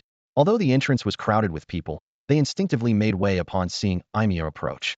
Through the crowd, they witnessed an unforgettable scene. Under a sky filled with dark clouds, rain poured down heavily, and on the street stood a striking figure in white. He held a transparent umbrella in one hand, the raindrops creating a crisp sound as they hit the surface, while his other hand rested casually in his pocket, exuding a unique charm. Good evening, everyone. Chen Feng's voice echoed through the venue's sound system, instantly sparking an even more enthusiastic response. Kid, Kid, Kid. As Chen Feng raised his free hand, the place fell silent, leaving only the sound of rain hitting the ground. It's an honor to see so many magic enthusiasts contributing to charity. Now, please allow me to present a performance for this magic convention.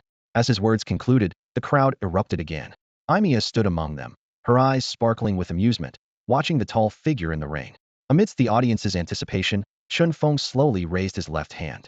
The lights inside the venue dimmed, while the streetlights simultaneously illuminated. Now, if I say the rain will stop, would you believe me? His charismatic voice resonated through the night. Even though the claims were absurd and unbelievable, many people still shouted their belief. Trickery, murmured Huang Fuzhan, who had come along with Su Luoxue. Though he spoke quietly, a few fans of Chen Feng caught his words. Sharp glares like daggers were shot his way, prompting him to wisely shut his mouth, though skepticism lingered in his gaze toward Chen Feng. Ladies and gentlemen, let's witness the miracle of magic together. Chen Feng's voice rang clear through the rain. As soon as he finished speaking, he tossed the black umbrella in his hand aside and opened his arms wide as if to embrace the world. At that moment, something incredible happened. The rain stopped. No, to be precise, the raindrops hung suspended in midair. Each droplet seemed to defy gravity, frozen in the air, refracting the surrounding light and creating a surreal scene. Herbert, the vice president of the Magic Association, who had just arrived at the scene, widened his eyes, unwilling to blink in case he missed any detail. His mouth hung slightly open, breath nearly held. The crowd fell into a deathly silence, as if time itself had stopped. Then, like a volcanic eruption, cheers exploded from the crowd. Kid! Kid! The fan screamed his stage name in frenzy. Now, if I say the rain will ascend, do you believe me? Chen Feng's voice echoed again. By now, there was no doubt left in the crowd, only fervent belief. Like a master conductor, Chen Feng slowly turned his hands upward. As he did so, the suspended raindrops began to rise, defying natural laws, returning to the sky. Clap! Clap! Clap! Someone started clapping, and the applause thundered across the square. Acclaims followed one after another, unending. Even Huang Fuzhan, who had been skeptical moments before, was left speechless with astonishment. Is this really magic? Or is it magic masquerading as a trick? Huang Fuzhan questioned himself, then shook his head vigorously. I'm a non-believer. I can't be fooled by this thief. Not far away, Amaya was oblivious to those around her. Her gaze was fixed solely on Chen Feng in the rain, the man with the enigmatic smile, lost in thought. Sensing Amaya's stare, Chen Feng slowly turned his head and playfully winked his left eye, inciting another wave of screams and cheers from the fans. Ladies and gentlemen, this concludes the magic show. See you next illusion. Until we meet again. Chen Feng placed his hand over his chest and bowed deeply to the crowd. As he did, the raindrops fell again, and Chen Feng's figure gradually faded from view, leaving only the discarded umbrella lying quietly on the ground. Clap! Clap! Clap! The crowd erupted into enthusiastic applause once more. Particularly Herbert, the vice president of the Magic Association, a man in his 60s, clapped his hands fervently, ignoring the sting of his palms. This passionate applause was a tribute to Chen Feng and the spectacular performance. No one noticed a slender silhouette in the light of a nearby street turning away after Chen Feng's departure. Buzz, a slight vibration came from the pocket of the departing figure. She took out her phone, which displayed a message from a contact named Yazan. Thank you for your help, Miss Li Qingyan. Today's performance was a success. Seeing the message, Li Qingyan smiled slightly, put her phone away, and continued walking towards her rented apartment. As for why she was there, the answer was simple: Chen Feng had invited her. After all, there was no rule saying a phantom thief couldn't have an assistant during a performance, even if that assistant happened to be a police officer. In the rain, on the streets of London, Su Luoxue and her team sat in the car heading back to the capture bureau. The downpour beat against the windows, creating a constant tapping sound that blurred the outside world. The usually bustling streets, even at night, were now deserted, with only their lone vehicle moving slowly through the rain. Inside the car, the four of them were lost in their own thoughts, silent. Princess Amaya had ultimately declined their offer of protection, stating simply that her event was just a magic exchange gathering and there was nothing of interest for Chen Feng, the thief, hence no need for the bureau's protection. Actually, the princess had already met Chen Feng before we arrived. Ouyang Mushue's voice suddenly broke the silence in the car, drawing everyone's attention. Her expressionless face looked particularly stern under the fleeting streetlights outside the window. Mushue, you're not joking, are you? Su Luoxue turned her head, asking with a serious expression. Ouyang Mushue maintained her indifferent demeanor, explaining calmly. On the way to see the princess, I noticed a chef carrying a tray. Besides a dish of boiled crayfish, his cart had a whole bag of pigeon feed. But as far as I know, Miss Amaya doesn't keep pets. Su Luoxue raised an eyebrow but didn't interrupt, nodding slightly for her to continue. That's not all. Ouyang Mushue's fingers tapped lightly on her knee. Earlier, at the venue, when Chen Feng appeared, everyone was surprised except the princess and her assistant, who seemed unfazed, as if they already knew he would show up. The atmosphere in the car grew tense. Ouyang Mushue's analysis was clear, and the others were no ordinary individuals. Her insights, coupled with Amaya's unusual change in attitude, made the truth apparent. I knew there was something off about Amaya. Lu Yi, the leader of the third team, slammed his hand on the seat, gritting his teeth. Looks like she's definitely in cahoots with that thief. His voice was filled with frustration from being outwitted by Chen Feng earlier. Watch your words. Su Luoxue snapped, her brows furrowing tightly. Seeing her reaction, Lu Yi reluctantly held his tongue, though his dissatisfaction was still evident. This is just speculation, without concrete evidence. Su Luoxue surveyed the people in the car, her voice low and serious. Moreover, we're dealing with the crown princess of the Kingdom of Lurking, so no one is to speak carelessly about this. Her tone was firm. This was a matter concerning the reputation of a nation, and even if Amaya had colluded with Chen Feng, they couldn't publicly accuse her. The next day, the clouds cleared, and the sun bathed the land once more. The video of Chen Feng's magic performance from the previous night, uploaded by the audience, quickly went viral on social media worldwide. Numerous media outlets and celebrities shared it, and even Anna, known as the Princess of the Snow Country, appeared in the comments, praising it as the most astonishing magic performance of the 21st century, bar none.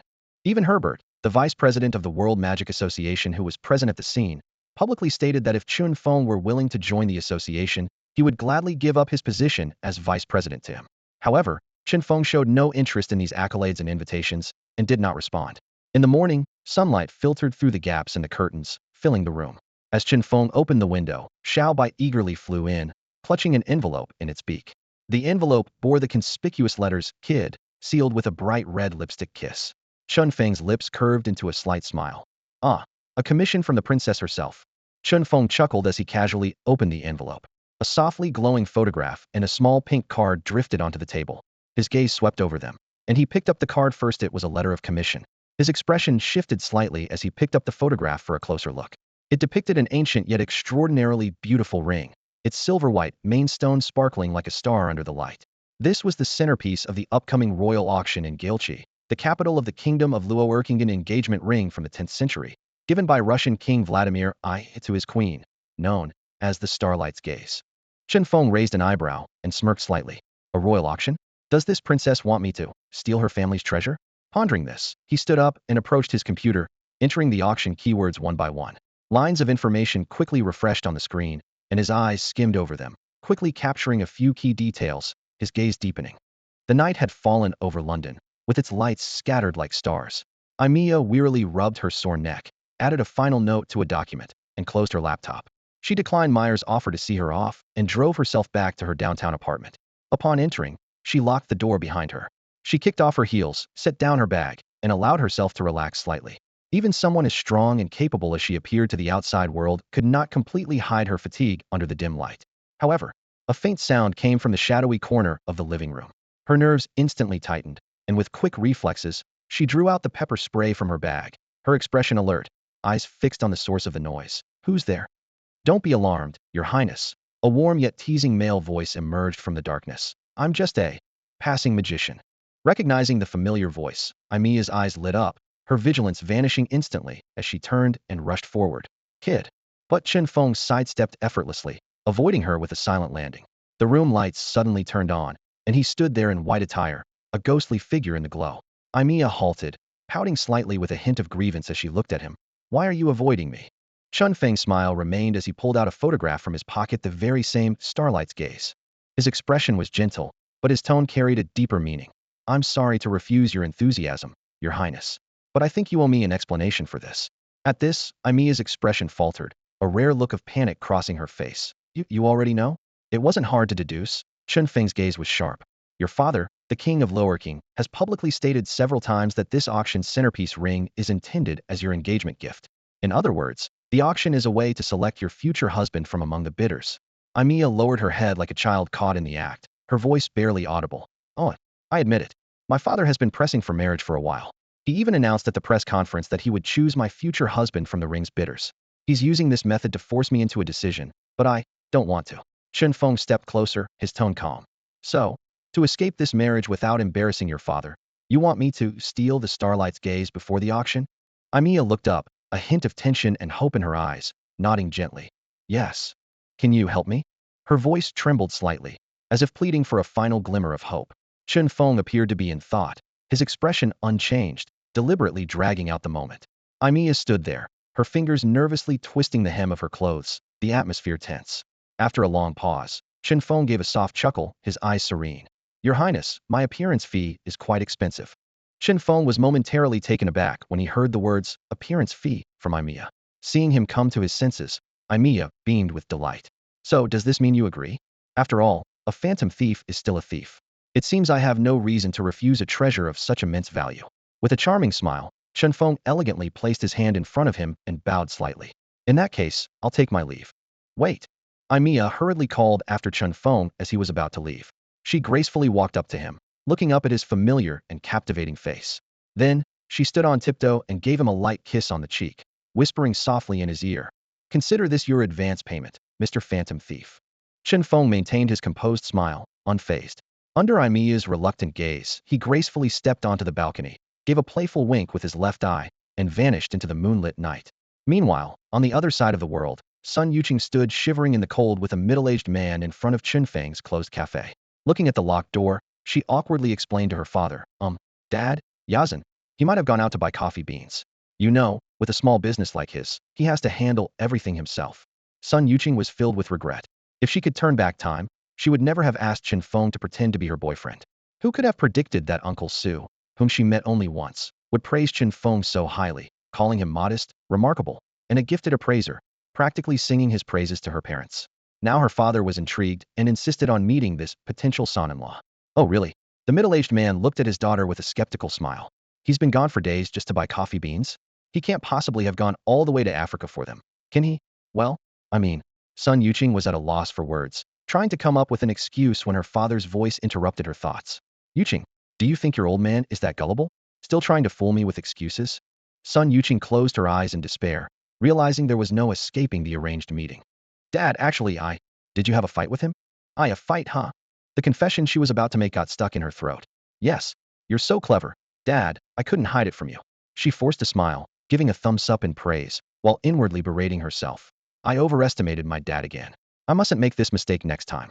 Seeing his daughter's admiring expression, Sun Kaixian couldn't help but smile with satisfaction.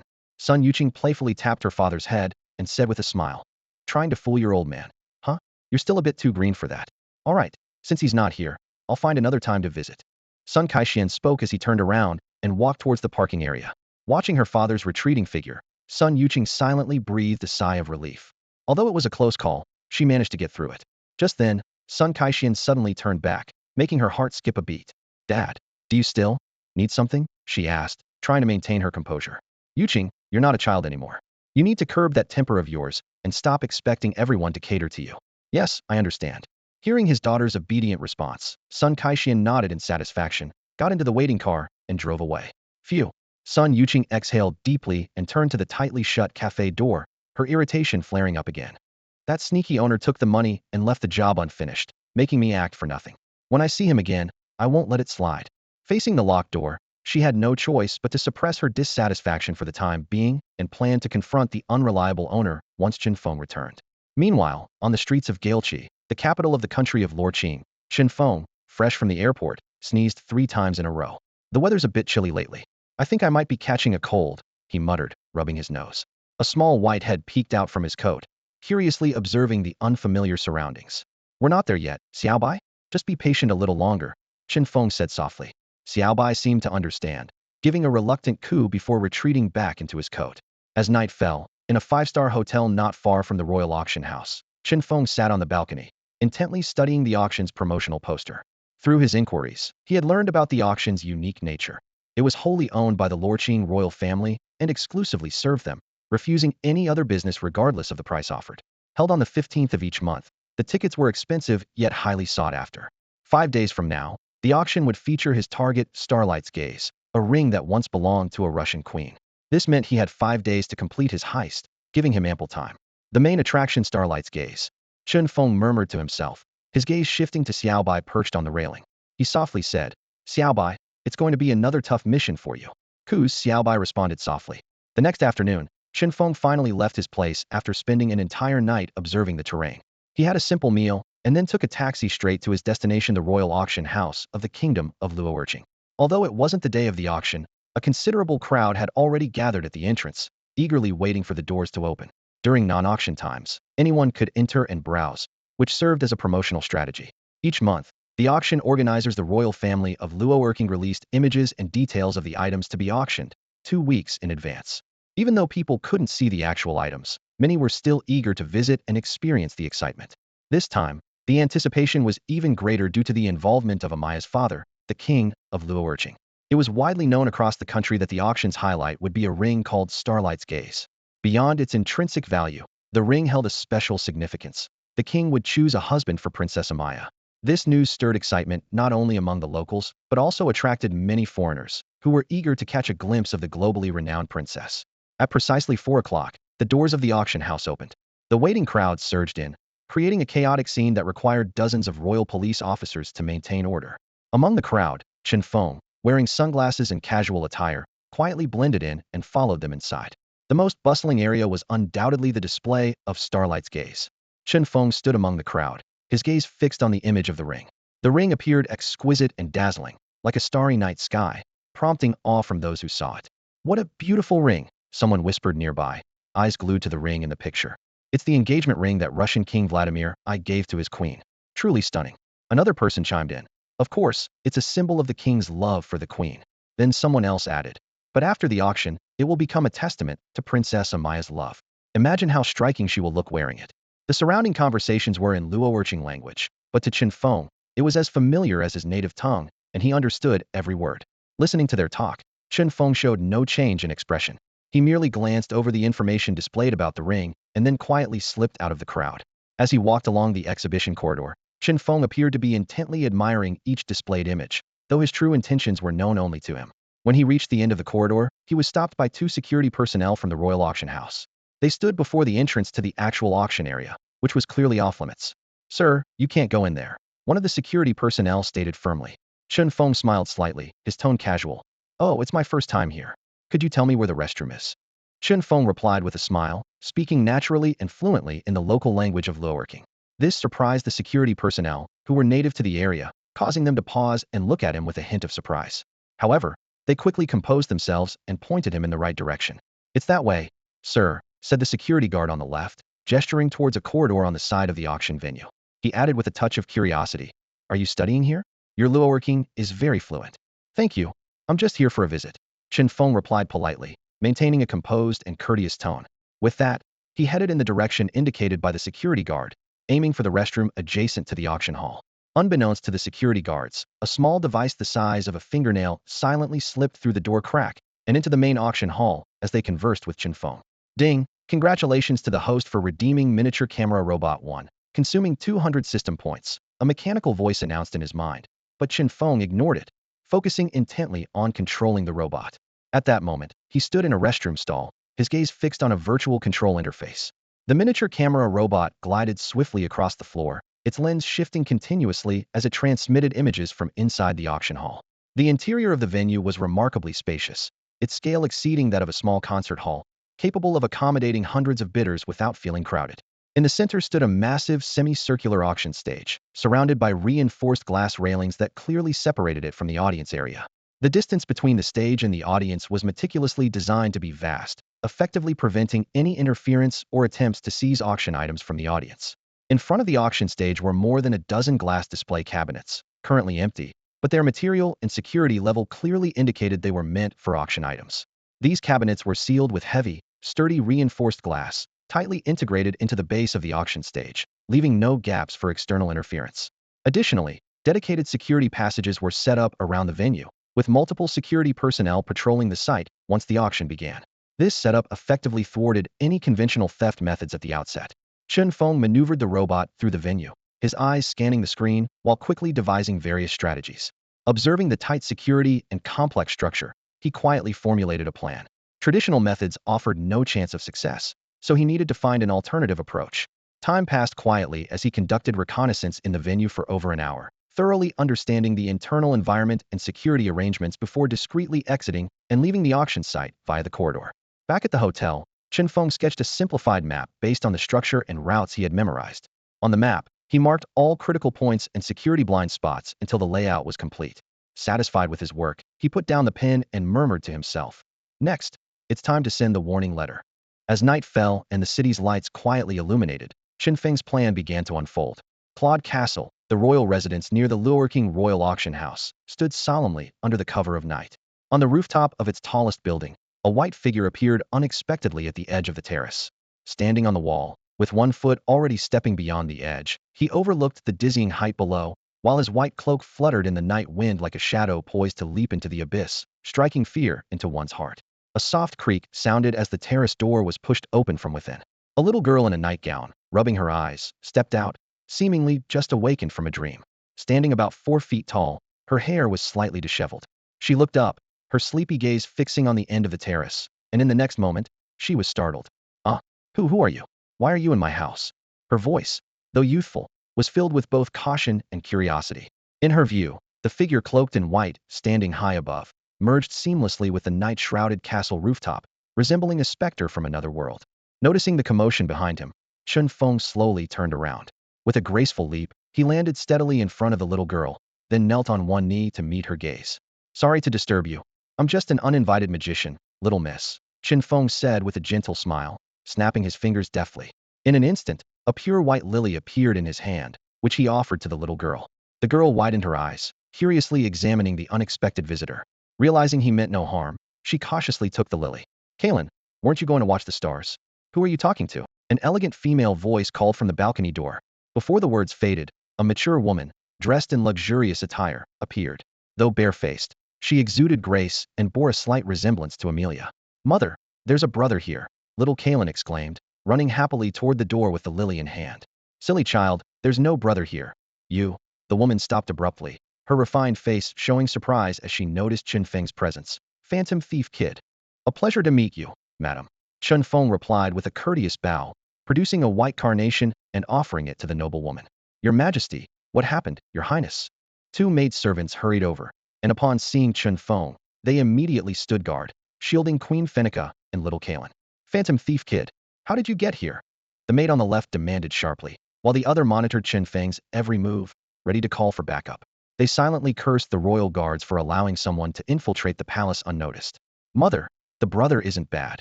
He even gave me a flower," Kaylin said innocently, sensing the tension and defending Chen Feng. "Don't speak, Kaylin. Mother has things to handle. I'll join you to watch the stars later." The queen reassured her daughter softly, smoothing her hair. The understanding little girl nodded and remained silent. "No need to be tense, ladies. I never disrespect women. I'm merely here to deliver an advance notice," Chen Feng said, producing a rose with a small white card attached. Just then, the downstairs area became noisy, lights flickered on, and the sound of hurried footsteps and urgent shouts echoed from the stairwell. "It seems it's time for me to take my leave, Madame Fenica and Miss Kaylin. Until we meet again," he said. As his words faded, white smoke enveloped Chen Feng. By the time the security arrived, only the rose with its attached notice remained on the rooftop, standing quietly in place. Pushing through the crowd, Fenica gently bent down to pick up the rose from the ground, her eyes quickly landing on the card. A flicker of hesitation crossed her face, but she focused intently on the words. The festival bells began to chime, casting reflections of friendship in the circular space, as the 17th encounter arrived as promised. The starlight was quietly overshadowed by the moonlight, and she softly read aloud. "I will appear to take the gaze of the starlight from Kaito Kid." It was still him, Chen Feng, as enigmatic as ever. The same scenario unfolded once more. Chen Feng sent out a new round of warnings, hacking into the live stream system to drop in the pre-prepared announcement image. The internet buzzed instantly, with countless media outlets scrambling to write reports, throwing public opinion into a frenzy once again. Just a week later, Chen Feng issued another warning, this time targeting the royal collection of the Kingdom of Lorching the Ring, Gaze of the Starlight, which was set to appear at the royal auction. He announced he would appear in the capital, Gailchi, with all the mysteries and suspense for another unique showdown with the kingdom. Has the never-failing phantom thief finally met his match? The media speculated in their reports. The Lorching royal family, however, was unfazed, declaring they feared no threat and the auction would proceed as planned. But Chen Feng had his doubts. "What's going on? Just finished performing at Emiya's Magic Exchange, and now I'm supposed to steal from home? This is too unreliable," he mused to himself. "Did you know?" a colleague whispered to him. "Some say the Kingdom of Lorching is auctioning off the Gaze of the Starlight to choose a suitor for Emiya from the bidders, but she doesn't seem to like the arrangement." He chuckled softly. "Really? If that's true, things just got interesting." Meanwhile, upon receiving news of Chen Feng's latest warning, Su Luxue quickly led the capture team to the Lorching capital, Gailchi. Through negotiations with the royal family, they secured permission to enter the auction venue, preparing to thwart Chen Feng's plan and possibly capture him. At the auction site, in the surveillance room, Su Luxue and her team were reviewing recent surveillance footage, searching for any suspicious clues. Despite their repeated reviews, they identified numerous suspicious individuals, only to dismiss their theories upon further investigation. Time slipped away in their busy efforts, yet results remained scant. A weary Su Luxue gently massaged her neck and sighed. "Let's take a break, everyone." Her words prompted the team to finally pause their work, stretching their shoulders and backs, visibly exhausted. Just then, a team member walked in with a stack of photocopied photos. "Captain, here's a list of new suspects from Consultant Ouyang. Take a look." Su Luxue took the photos, casually spreading them out on the table. As the photos fanned out, she didn't pay much attention, continuing to rotate her stiff neck. However, as her gaze inadvertently passed over one of the photos, she suddenly froze. "This silhouette, it looks so much like Yazan." She squinted slightly, staring at the photo for a long time, doubts creeping into her mind. Noticing her reaction, a team member asked, "Captain, do you know this person?" Su Luxue smiled lightly, her expression complex. Maybe she didn't provide a clear answer, only replying vaguely. "Do we know each other?" The team member's question echoed through the office, but Su Luoxue clearly had no intention of explaining further. She decisively picked up the photo on the desk and turned her gaze to Lu Yi, who stood nearby. Lu Yi, arrange for someone to look into this person immediately, she instructed, her tone calm, yet commanding. Yes, Captain, Lu Yi replied, taking the photo. Just as he was about to leave, Su Luoxue called him back. Wait. Lu Yi paused, looking back with curiosity, only to see Su Luoxue's furrowed brow and serious expression. Check on someone else for me. His name is Yazan. He was in London recently. I want to know where he is now. Yazan, Lu Yi repeated softly, filled with questions but dutifully refrained from asking further. He nodded and left. The office returned to silence as Su Luoxue slowly sat back in her chair and picked up her phone, which displayed a contact labeled Yazan. He was someone she had added as a friend at a cafe to ensure she could get coffee right after work. Though not close friends, he was one of the few people she regularly chatted with. Now, Su Luoxue squinted slightly, her thoughts racing. After a moment of hesitation, she decided against sending a message on WeChat, locked her phone, and leaned back in her chair, deep in thought. With the cooperation of the Sunset Kingdom's officials and the royal family of Luoerqing, and because Chen Feng had not been hiding his whereabouts, Su Luoxue easily found out where he was. However, reaching this goal brought her no joy, as the result was what she least wanted to see. Her friend Yazan had arrived in the capital of Luoerqing, Gelki, just 2 days ago. In the office, Su Luoxue sighed deeply as she stared at the report Lu Yi had handed her. Could it really be you? She murmured to herself. After a brief pause, she picked up her phone and sent a message to Chen Feng. In the evening, outside a bar in downtown Gelki, a well-dressed Su Luoxue waited quietly. She wore a white women's suit that perfectly outlined her graceful figure. Her makeup was subtle yet striking, her red lips like fire, drawing attention. Many around her noticed the striking woman, though most only dared to look from a distance. There were exceptions, however, and one young man, encouraged by his friends, finally summoned the courage to approach her. Miss, are you here alone? May I buy you a drink? He asked. Su Luoxue gave him a cool glance. Sorry, I'm waiting for someone. Undeterred, the young man was about to speak again, but wisely retreated after meeting her icy gaze. Within a minute of the young man's departure, someone else approached Su Luoxue. She frowned, ready to dismiss them, until a rose was offered to her, and a familiar, gentle voice followed. I'm sorry to keep you waiting, Miss Su. Hearing this voice, Su Luoxue's tense expression immediately softened. Chen Feng accepted the flowers from her hand. Su Luoxue's lips curved into a gentle smile as she softly said, You didn't wait long. You got here just in time. Chen Feng smiled slightly, his gaze lingering on her as he complimented. You look exceptionally charming today. Thank you. Su Luoxue lightly flicked her hair, walking gracefully to his side. She then laughed and said, We've known each other for so long. Just call me Luoxue, not Miss Su. Chen Feng was momentarily taken aback, looking down at her with a hint of surprise. He keenly sensed that something about Su Luoxue was different today, though he couldn't quite put his finger on it. Is something wrong? Su Luoxue stepped closer, suddenly linking her arm with Chen Feng's in a natural and fluid motion that drew envious glances from others. Of course not. Chen Feng maintained his gentlemanly smile, his expression calm, as if everything was as expected. They walked into the bar, where the atmosphere was somewhat lively, yet they quietly settled into a corner by the bar and ordered 2 cocktails. Su Luoxue took a sip from her glass, her gaze casually sweeping over Chen Feng as she lightly probed. By the way, Yazan, what brings you here? You didn't come because of Kaito Kid's notice, did you? She raised her glass to cover half her face, her eyes peering through the glass to gauge Chen Feng's reaction. Chen Feng chuckled softly, speaking in an unhurried tone, Not at all. I planned to travel around Western Europe and happened to hear about the largest auction in Europe here, so I decided to stop by. I didn't expect to run into that thief. Hearing this response, Su Luoxue nodded discreetly. She had already investigated that Yazan had arrived before the notice was issued.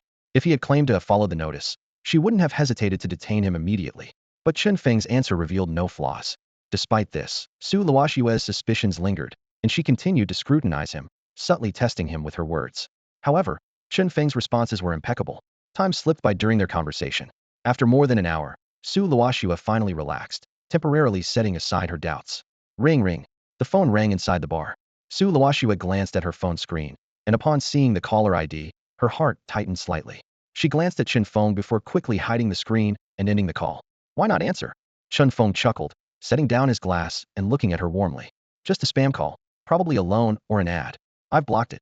Su Luoxue smiled somewhat awkwardly, then glanced at her watch as if absent-mindedly. Oh, it's getting late. I have a meeting to attend, so I must leave. In such a hurry? Chen Feng feigned surprise. Yes. Su Luoxue smiled apologetically. Hearing this, Chen Feng shrugged, appearing slightly disappointed. All right, I won't keep you from your duties, Captain Su. Let's meet again next time. There you go again with the teasing. Su Luoxue smiled slightly, picked up her bag, and turned to leave. Yes, goodbye. Chen Feng nodded gently, watching her leave with the same warm gaze. Watching Su Luoxue's departing figure, Chen Feng pondered for a moment, then drained his cocktail in one swift motion, stood up, and headed towards the bar's exit. In the alley outside, a black van with tightly drawn curtains was parked. Inside, it was equipped with all the necessary devices, listening equipment, surveillance screens, and computers. Lu Yi and his task force were seated inside. Suddenly, the van's door slid open, revealing Su Luoxue. Captain, greeted Lu Yi and the others.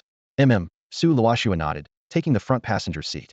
She turned to Lu Yi in the back and asked, how's the computer analysis? Lu Yi frowned slightly, replying, no issues. Based on the standard comparison, the target's appearance and voice don't match Chen Feng's. We can almost definitively say they're not the same person. However, he hesitated. Go on, Su Luoxue said calmly. Lu Yi took a deep breath. Chen Feng is a master of disguise and voice alteration. He might truly have the ability to evade these devices' comparisons. Su Luoxue remained silent for a while, the car enveloped in a brief quiet. She leaned back in her seat, eyes closed, and after a moment, opened them and said, I understand. Drive us back to headquarters. Without a word, the driver started the vehicle and drove them away. Once the car was out of sight, a figure quietly emerged from the shadows. It was Chen Feng. Watching the car disappear, he lightly stroked his chin and murmured to himself, are they beginning to suspect me? Well, that's good. I can use this suspicion to completely separate my two identities. Meanwhile, online discussions about the notice letter were intensifying. In both the country and Western Europe, debates raged over the meaning of Chen Feng's phrase, the 17th meeting represents friendship. Some believed it referred to a meeting between Chen Feng and a friend, while others speculated it was a cryptic hint about the timing of his actions. Some even suggested it was a special message to commemorate a deceased friend. The controversy continued, with interpretations proliferating. At the Pursuit Bureau, Huang Fuzhan and his team were busy deciphering the notice letter's cryptic content. The 17th meeting within the circle represents friendship, starlight overshadowed by moonlight. He murmured, brow furrowed. Starlight is easy to understand. It likely refers to Chen Feng's target, the gaze of starlight. Huang Fuzhan continued. And starlight overshadowed by moonlight could signify the method Chen Feng plans to use during his heist. He paused and added, given Chen Feng's habit of hiding action times in his notice letters, this 17th meeting might represent a specific time. But he then frowned, lost in thought. But what exactly does it mean? How do we crack this? Suddenly, the door was flung open with a loud bang. Huang Fuzhan prepared to reprimand whoever it was, but stopped short when he saw the figure standing in the doorway. Captain, good news. Advisor Ouyang has cracked Chen Feng's schedule. Huang Fuzhan was about to lose his temper, but the words he was going to shout instantly got stuck in his throat. He fixed his gaze on the team member in front of him, visibly excited. Are you serious? It's true. Advisor Ouyang just glanced at it and quickly deciphered the notice. He even pinpointed Chen Feng's exact time of action the day of the auction, at 6:32 p.m., advising us to be prepared in advance. The news spread quickly, and Chen Feng's schedule was soon known to everyone following the public statement from the Pursuit Bureau. The time, 6:32 p.m., seemed ordinary at first glance and not easily connected to this 17th time mentioned in the notice. However, if you consider a clock as a circle starting at midnight, the hour and minute hands meet 22 times. The 17th meeting occurs precisely at 6:32 p.m. Once this solution was revealed, it quickly gained widespread acceptance. The intense online debates over different interpretations of the notice gradually subsided at that moment. 2 days quietly passed by. During these days, although Su Luoxue occasionally tested Chen Feng, he always skillfully deflected her attempts, leaving her efforts fruitless. Meanwhile, in his spare time, Chen Feng discreetly infiltrated the auction venue, observing the layout and continuously refining his plan. Night fell. Amiya had just returned to the country from abroad. Although she was concerned about Chen Feng's actions, she hadn't neglected her company's affairs and remained busy with work. After signing a document, Amiya turned to Mir. Mir, make me a cup of coffee. No sugar. Yes, Your Highness. Mir immediately responded and turned to leave. However, not long after Mir left, Amiya sensed a figure quietly approaching. She looked down to find someone standing at her desk. Puzzled, she looked up and saw it was none other than Mir, who had just left. Mir, what are you doing here? Amiya asked, her face full of confusion, her brow furrowed. Seeing Mir's empty hands, she couldn't help but get angry. What's going on? Where's my coffee? Mir didn't answer, merely standing there with a smile. Amiya grew more annoyed, her expression darkening, about to speak when the office door opened. Mir entered, dressed in work attire and holding a coffee cup. Your Highness, here's your coffee. Mir. Amiya's eyes widened in surprise, and she froze. She glanced at the mirror standing in front of her, suddenly understanding. Slowly turning her head, a trace of excitement flashed in her eyes. Kid. I'm sorry, Your Highness, I didn't mean to deceive you. It's just that you look so enchanting when you're angry. It's hard to interrupt. Chen Feng gently lifted Amy's hand from the table, bowing to place a kiss on her fingertips. Witnessing this scene, standing not far away, Mir couldn't help but twitch slightly. After all, to her, it seemed as if another version of herself was kissing Amy's hand. Evidently, Amy noticed it too. Her delicate face slightly stiffened as she spoke with a hint of unease. Could you change your appearance before talking to me? I'm a bit unaccustomed. Heh. Chen Feng chuckled softly, lightly pinching the hem of his clothing, and with a slight flick, he transformed back into his familiar attire: white clothes, a tall hat, and neatly arranged robes. He lowered his hand and said softly, Miss Amia, I'm here to ask for your help. Hearing this, Amia quickly withdrew her hand from Chen Feng's grasp, crossing her arms over her chest, a trace of grievance in her eyes. I knew it. You only come to me when you need something. Lady, aside from you, I've never gone out of my way to meet any other woman. Chen Feng silently added in his mind, though only he knew the true meaning of those words. Even without concrete evidence, a faint smile tugged at the corners of Amia's lips. That's more like it. At that moment, Mir, who had just set down a coffee cup at the table, couldn't help but break into a slight sweat. She mused internally, Oh, Your Highness, you're too easily satisfied. Amia turned to Chen Feng, with a hint of curiosity in her eyes. How do you want me to help? Chen Feng smiled mysteriously. It's quite simple. I can't help but ask, Miss Amia, would you be willing to play the role of an assistant to a phantom thief at a specific time? Amia's eyes flickered slightly, as if pondering, but she gave no clear answer. Time flew by, and soon it was the day of the auction. In the office of the Bureau of Pursuit, Su Luoxue stared at the VX chat interface marked with Yazan on her phone screen. Her fingers hovered over the screen, wanting to type, but repeatedly hesitating. She knew the simplest way to verify if Yazan was Chen Feng was not complicated: wait for the time mentioned in Chen Feng's notice and meet Yazan. If he appeared with Chen Feng, it would clear all suspicions. If he refused to show up, then everything would be concluded. Taking a deep breath, Su Luoxue leaned back in her chair, her gaze gradually firming up, preparing to send a message to Yazan. Just as she was about to proceed, a new VX message suddenly popped up on her screen. It was from Yazan.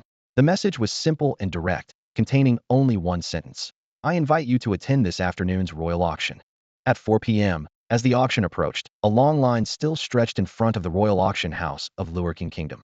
Despite the high ticket prices, countless people eagerly awaited entry. Su Luoxue stood among the crowd, clutching her ticket tightly, her eyes continuously scanning the surroundings, seemingly searching for someone. At that moment, a familiar figure emerged from the crowd and approached her. Sorry, I'm late, got caught in traffic, Chen Feng said as he approached, offering an apologetic smile. No worries, the auction hasn't started yet. I just got here myself, Su Luoxue replied with a slight smile. When she saw the person in front of her, Su Luoxue finally felt relieved. She had wanted to hold on to Chen Feng, but she didn't want to lose a friend over it. Nor did she want to discover that the friend she'd known for 2 months was actually Chen Feng in disguise. Fortunately, it seemed she had been overthinking things. She breathed a sigh of relief, and her smile became more relaxed. Let's go. Let's get in line for ticket inspection, she said cheerfully. All right, Chen Feng nodded, and the two of them walked to the end of the line, ready to wait for their tickets to be checked. The queue process took half an hour, but finally, they entered the venue smoothly. By then, hundreds of people were already seated in the audience. The entire venue resembled a football match, with thousands of spectators forming a large oval, sitting below, waiting for the auction to begin. In front of the auction stage, nearly 100 seats were set up, each with a numbered paddle, reserved for those ready to bid. Chen Feng and Su Luoxue sat in the front row and began chatting casually. Su Luoxue maintained a smile, looking quite at ease. She had almost ruled out the possibility that Yazan was Chen Feng, and the burden on her heart lightened. With the royal family of Luoqing Kingdom rejecting the request for the Pursuit Bureau to take over on-site security, she no longer needed to worry about dealing with Chen Feng for now. Today, she felt particularly relaxed. They talked and laughed, covering topics from domestic to international affairs, from work to life. Chen Feng seemed to know everything, which surprised Su Luoxue, the police department's young lady. She was impressed by his vast knowledge and remarkable eloquence. By the way, Yazan, Su Luoxue seemed to suddenly remember something. I have a question I've never had the chance to ask you. Oh, what question? Chen Feng asked with a smile, taking a sip of water. Do you remember the first time we met? Su Luoxue asked. Chen Feng nodded. Of course I do. Your dog's leash broke, and you chased your dog all the way to the front of my shop. Yes, that time. Su Luoxue nodded, a hint of curiosity in her eyes. I've never understood why Lucky, who's usually so aggressive towards people, was so gentle with you, even more so than with me, its owner. Chen Feng gave a gentle smile and softly said, "That's a secret." Huh. Su Luoxue seemed a bit disappointed but continued to press. "Come on, tell me. Could it be you know some kind of beast-taming magic from a novel and controlled lucky?" Despite Su Luoxue's persistent questioning, Chen Feng just smiled and shook his head, maintaining a gentle smile without saying anything. Feeling helpless, Su Luoxue gave up on her questioning. "All right, you sit here. I'll go buy us some water." "Okay." Chen Feng agreed, standing up and planning to walk towards the exit of the venue. Seeing him about to leave, Su Luoxue's heart suddenly tightened. The relief she felt moments ago resurfaced. "Hey, wait." She hurriedly reached out and grabbed the corner of Chen Feng's shirt. Chen Feng turned back to look at her, his face showing a deliberately puzzled expression. "What's wrong, Luoxue? Is there something else?" "What's wrong, Luoxue? Is there something else?" Chen Feng's gaze carried a hint of curiosity, while Su Luoxue appeared somewhat guilty. Her heart tightened as she pondered whether to voice her suspicion that she suspected he might be Kaito, a suspicion that made her reluctant to let him out of her sight. She remained silent for a moment, not speaking up. Just then, Chen Feng gently reached out and patted her head, breaking the tension. "Can't live without me, can you?" he teased with a playful smile. "I consider you a friend, or are you thinking of seducing me?" He pretended to tighten his clothes, feigning a fearful expression. "You?" Su Luoxue blushed, at a loss for words, and released her grip on Chen Feng's sleeve, lowering her head. "I was just thinking there's less than an hour until the auction starts, and I didn't want you to be late." "Don't worry, I never stand a lady up." Chen Feng smiled, patting her shoulder before turning to leave with a relaxed stride. As Chen Feng's figure disappeared through the door, the smile on Su Luoxue's face gradually faded. She pondered briefly before finally standing up and following him. Meanwhile, in the auctions backstage, another woman entered. She was Miss Meyer, with both grace and beauty. Although not of noble birth, as the trusted aide of Princess Amiye, her status in the kingdom of Lorking was significant. "Miss Meyer," the backstage staff greeted her warmly. "Since your trip to Huagua, you've returned even more beautiful." Meyer responded with a smile. Though her rank wasn't high, as the closest assistant to the princess, her words carried weight. After a brief conversation with the security staff, she smoothly made her way to the backstage manager's office.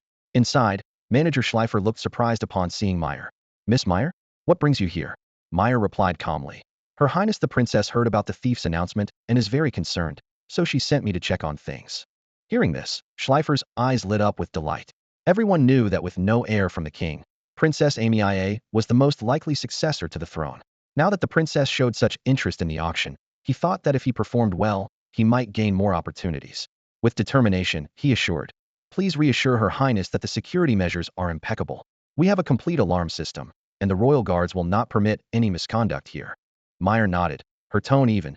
"I will report the situation accurately to Her Highness." Schleifer's face was filled with a smile. "Thank you, Miss Meyer." "Yes," Meyer replied, turning to leave. As she turned, a small cylindrical object fell from her bag, making a clear jingling sound. Schleifer quickly moved to pick up the fallen item, but as his fingers touched the cylinder, a sudden burst of white mist sprayed out, catching him completely off guard and covering his face. He attempted to remove the cylinder, but dizziness overcame him, and everything went black as he collapsed to the floor. "Manager Schleifer? Manager Schleifer?" Meyer called out, watching him on the ground. Seeing no response, she contentedly put the cylinder back in her bag, a cold smile playing on her lips. With a sigh of disbelief, she found herself amazed that she was actually helping a thief. Clap, clap, clap. A sudden burst of applause echoed in the empty manager's office. Meyer looked up warily, just in time to see Chen Feng, dressed in casual clothes, agilely flip down from the ventilation duct above, as nimble as a cat. "Miss Meyer, you truly have the potential to be a master thief," Chen Feng said, landing gracefully and brushing the dust off his hands, a hint of admiration in his smile. Meyer rolled her eyes at the obvious teasing, choosing not to respond. Chen Feng seemed unfazed by her cold reaction and quickly dragged the unconscious Schleifer into the shadows of the room's corner, ensuring he wouldn't be discovered by anyone who might enter. Then, with swift movements, Chen Feng began to change his clothes. In just a few minutes, he stood in the center of the room looking exactly like Schleifer from hairstyle to posture. Even the slightly droopy eyes were a perfect match. Did this thief strip him naked? Meyer wondered, a mischievous thought crossing her mind as she observed the transformation. As if reading her mind, Chen Feng replied in Schleifer's deep, distinct voice. "Madam, I never resort to such things." Ahem. Meyer cleared her throat awkwardly, trying to hide her embarrassment at being so easily read. "Well, you better get going, don't waste any time." Heh. Chen Feng chuckled softly and, without further ado, turned to leave the manager's office. Armed with his earlier observations and a meticulously drawn floor plan, Chen Feng navigated the corridors with ease, avoiding patrols until he reached the vicinity of the vault. There, a team of security personnel from the Kingdom of Lorking was busy moving precious auction items from the vault. The exquisite items were carefully placed in various boxes of different sizes, lined up neatly. Around them, a dozen royal guards in uniform watched vigilantly, their expressions tense as they monitored every movement around them. Manager. Manager Sklyfer. The staff immediately stood up and greeted Sklyfer respectfully. Chen Feng nodded slightly in response, perfectly mimicking Sklyfer's usual demeanor. He approached the line of auction boxes and, in Sklyfer's authoritative tone, asked, "No anomalies detected, I presume?" The head of security stepped forward, standing straight as he reported, "Rest assured, Mr. Sklyfer, everything is in order. All auction items are perfectly safe." "Good." Chen Feng nodded, then proceeded to inspect the boxes as if genuinely checking the items soon to be auctioned. Seizing the opportunity, Chen Feng casually lifted the box containing the Starlight's Gaze ring and said to the others, "Let's move these to the auction stage without delay." The lead security officer looked puzzled. "Manager, you're coming with us? Is there a problem with that?" Chen Feng gave him a sharp look, his tone slightly irritated. "No, no, of course not. Please go ahead." The officer quickly replied, a placating smile on his face. He wondered why the usually lazy manager was suddenly so proactive. But there was no time for further thought as Chen Feng was already walking briskly with the box. The others hurriedly followed suit, picking up the remaining boxes and rushing to catch up. Meanwhile, on the other side of the venue, Su Luoxue had been watching Yazan for a whole 10 minutes from around the corner. Earlier, he had said he was going to buy water, but instead of heading towards the vending machines or a store, he had simply sat down on a set of steps. He sat there motionless for 10 minutes. As time ticked by, Su Luoxue's patience finally wore thin. She walked briskly to the steps and tapped Yazan on the shoulder. "Yazan, what are you doing here? Weren't you going to buy water?" "You." Before she could finish, the person turned around. Su Luoxue's words faltered. She was staring at a completely different face from Yazan's. A head of blonde hair hidden under a cap, wearing headphones, and looking at her with a puzzled expression, clearly confused by her sudden approach. Su Luoxue looked bewildered, her eyes searching around. The surrounding chatter surged like a tide, but she couldn't understand a word. It was all in the unfamiliar language of the Lurking Kingdom. The person who was tapped looked equally puzzled, babbling a string of incomprehensible words. Su Luoxue stood up silently, scanning the surroundings in an attempt to find the figure that unsettled her. Yet, even after sweeping her gaze across every corner of the venue, she saw nothing. Sighing, she resigned herself to returning inside, the uneasy feeling in her heart rising once more. Meanwhile, Chen Feng, disguised as the auction manager, arrived at the auction stage with a box and a team of security personnel from the Lurking Kingdom. The host on stage smiled warmly as he introduced the upcoming auction items to the guests. "Ladies and gentlemen, what we have here is the long sword of the first knight of 16th century Gaul, Sir Dis," he announced excitedly. The first box was slowly opened to reveal a sword. Its scabbard was adorned with dazzling blue gemstones that sparkled under the lights. As the sword was carefully removed, it was placed into a prepared glass display case by the host, prompting a burst of applause from the audience. Subsequent auction items were displayed one after another, and the atmosphere grew increasingly lively. Eventually, it was time for the final item. "Ladies and gentlemen, this final auction piece is surely the most anticipated, the engagement ring given by 10th century Russian King Vladimir I to his queen, known as Starlight's Gaze."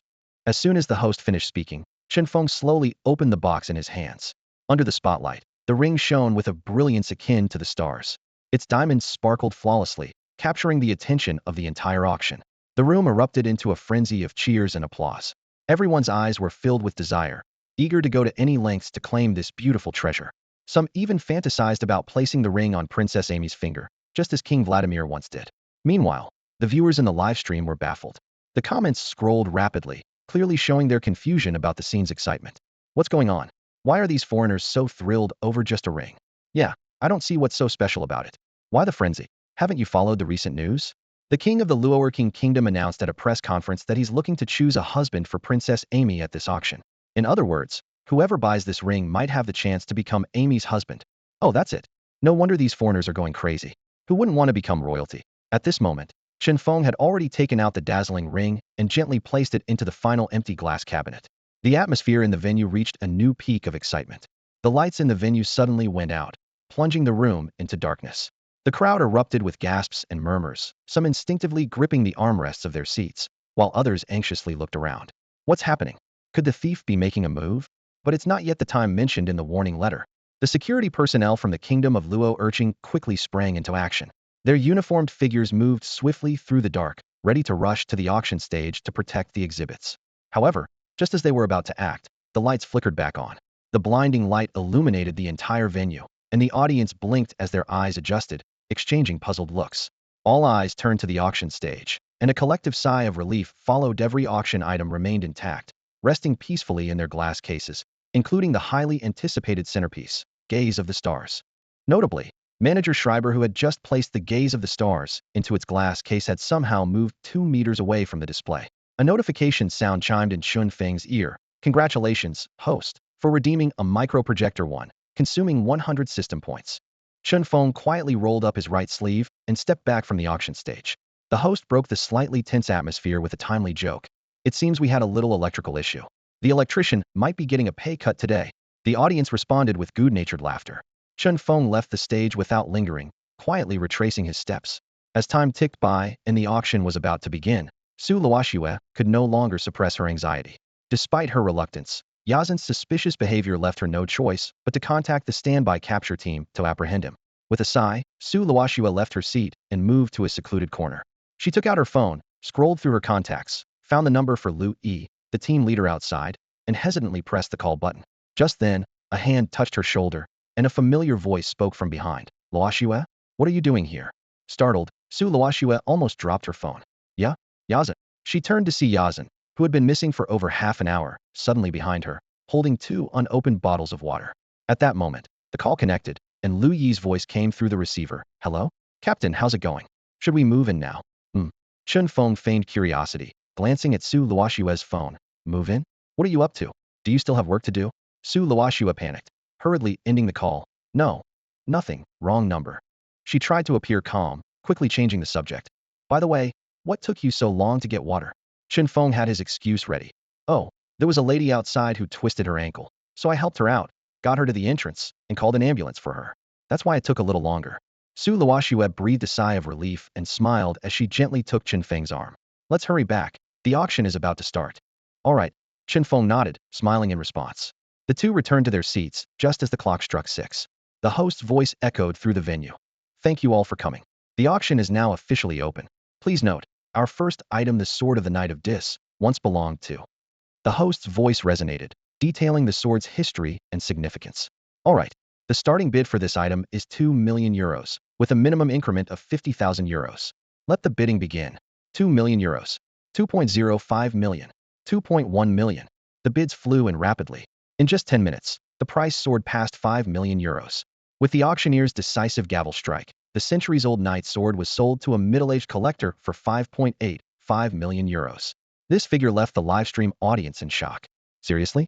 A broken sword is worth nearly 50 million renminbi? An astonished viewer exclaimed. You don't get it, another retorted. That was the sword of a 16th-century Gallic knight. Its cultural value far exceeds its actual worth. I'm not interested in the sword. What's important is that it's already 6:15 p.m. Western European time, and the time for Feng Shen's announcement is almost here. Oh my gosh, you're right. I was so focused on that sword, I almost forgot. I stayed up late just to watch Feng Shen's stream. Next came the second auction item, a piece of ivory art. After several rounds of bidding, it sold for a hefty 4 million euros. Then came the third and fourth items, each bid on until the final gavel.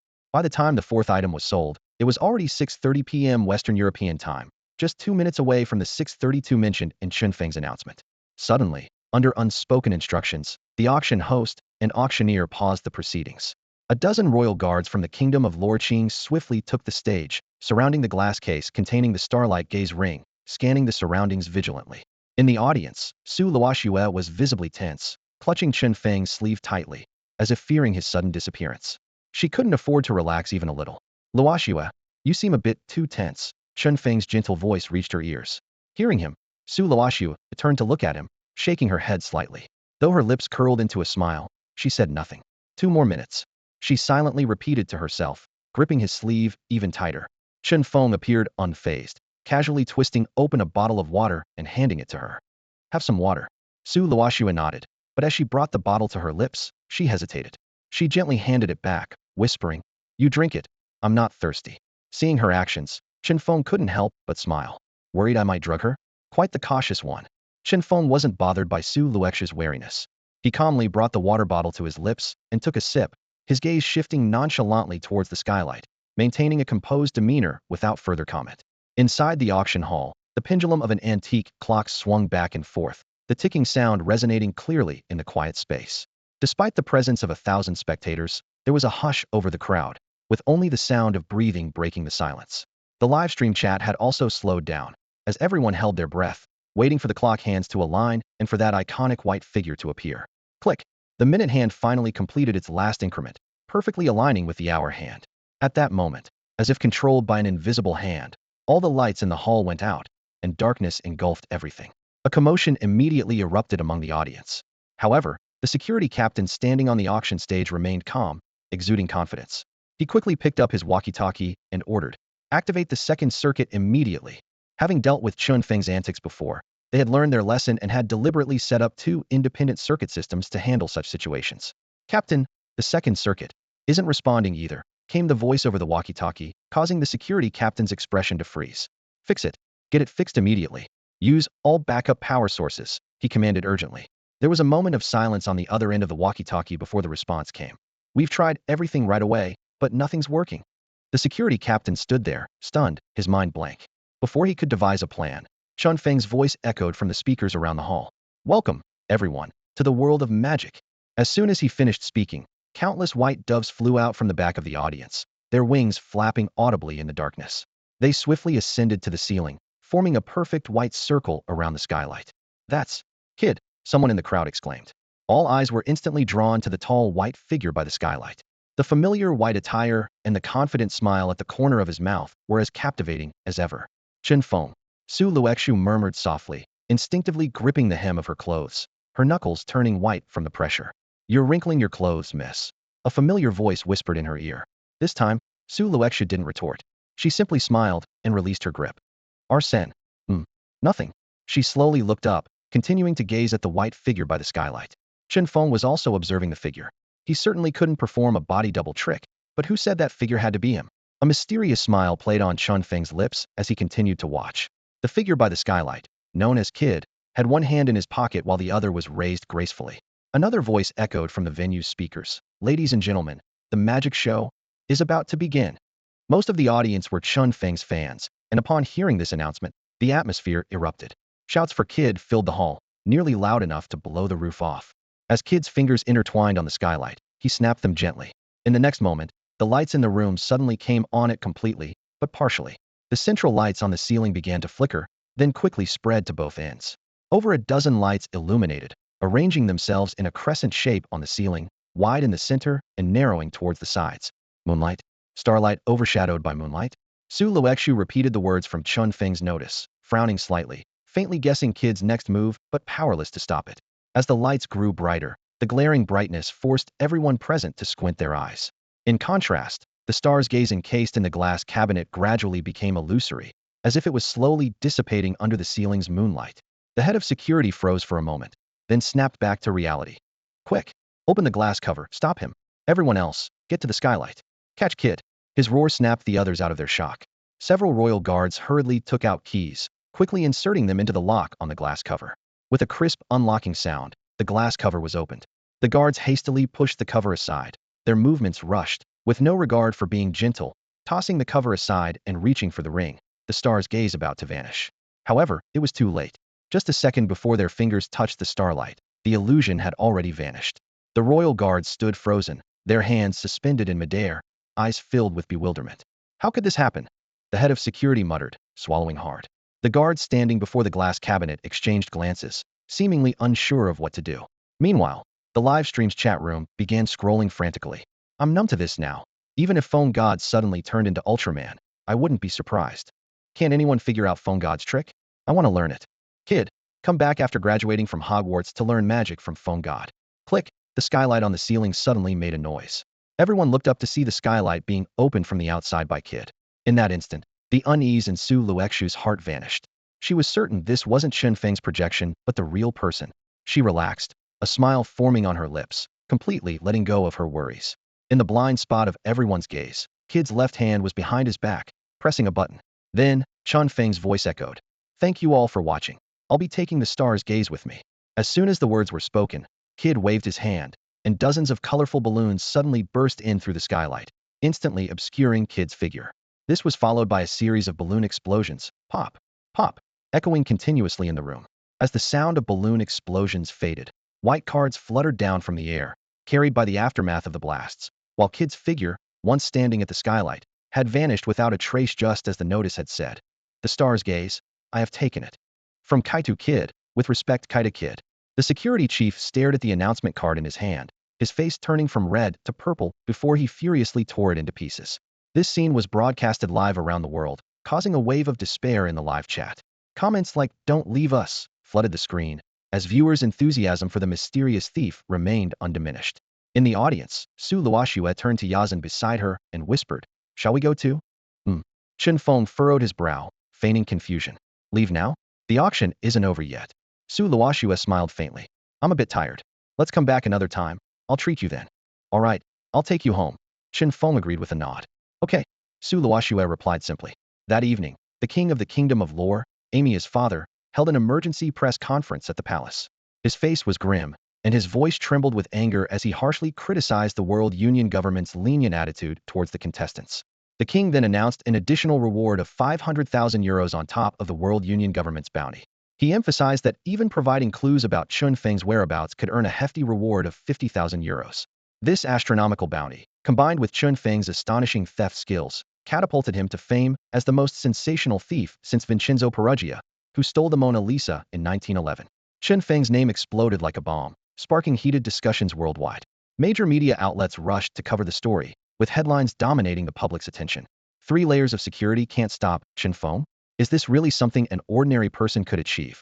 The birth of the world's most elusive thief. Who can halt his actions? A show uncovers a real thief. Chen Feng, the new century's symbol of thievery. Meanwhile, in the bustling district of Gailchi, the capital of the Kingdom of Lore, within Amiya's private villa. This villa was Amiya's personal property and her most frequently occupied residence in Gailchi, aside from the royal gathering place, Claude Castle. In Amiya's bedroom, a white suit lay neatly spread across the once tidy bed, the pants and jacket connected, as if an invisible person was lying there. Amiya stood in the center of the room, gazing at the suit, her lips pressed together lightly. She cautiously drew the curtains, and then returned to the bed, slowly lying down. Her slender fingers gently traced over the white suit, as if it were a real person instead of mere clothing. Knock, knock, knock. A clear tapping on the glass by the bed interrupted her thoughts. Who is it?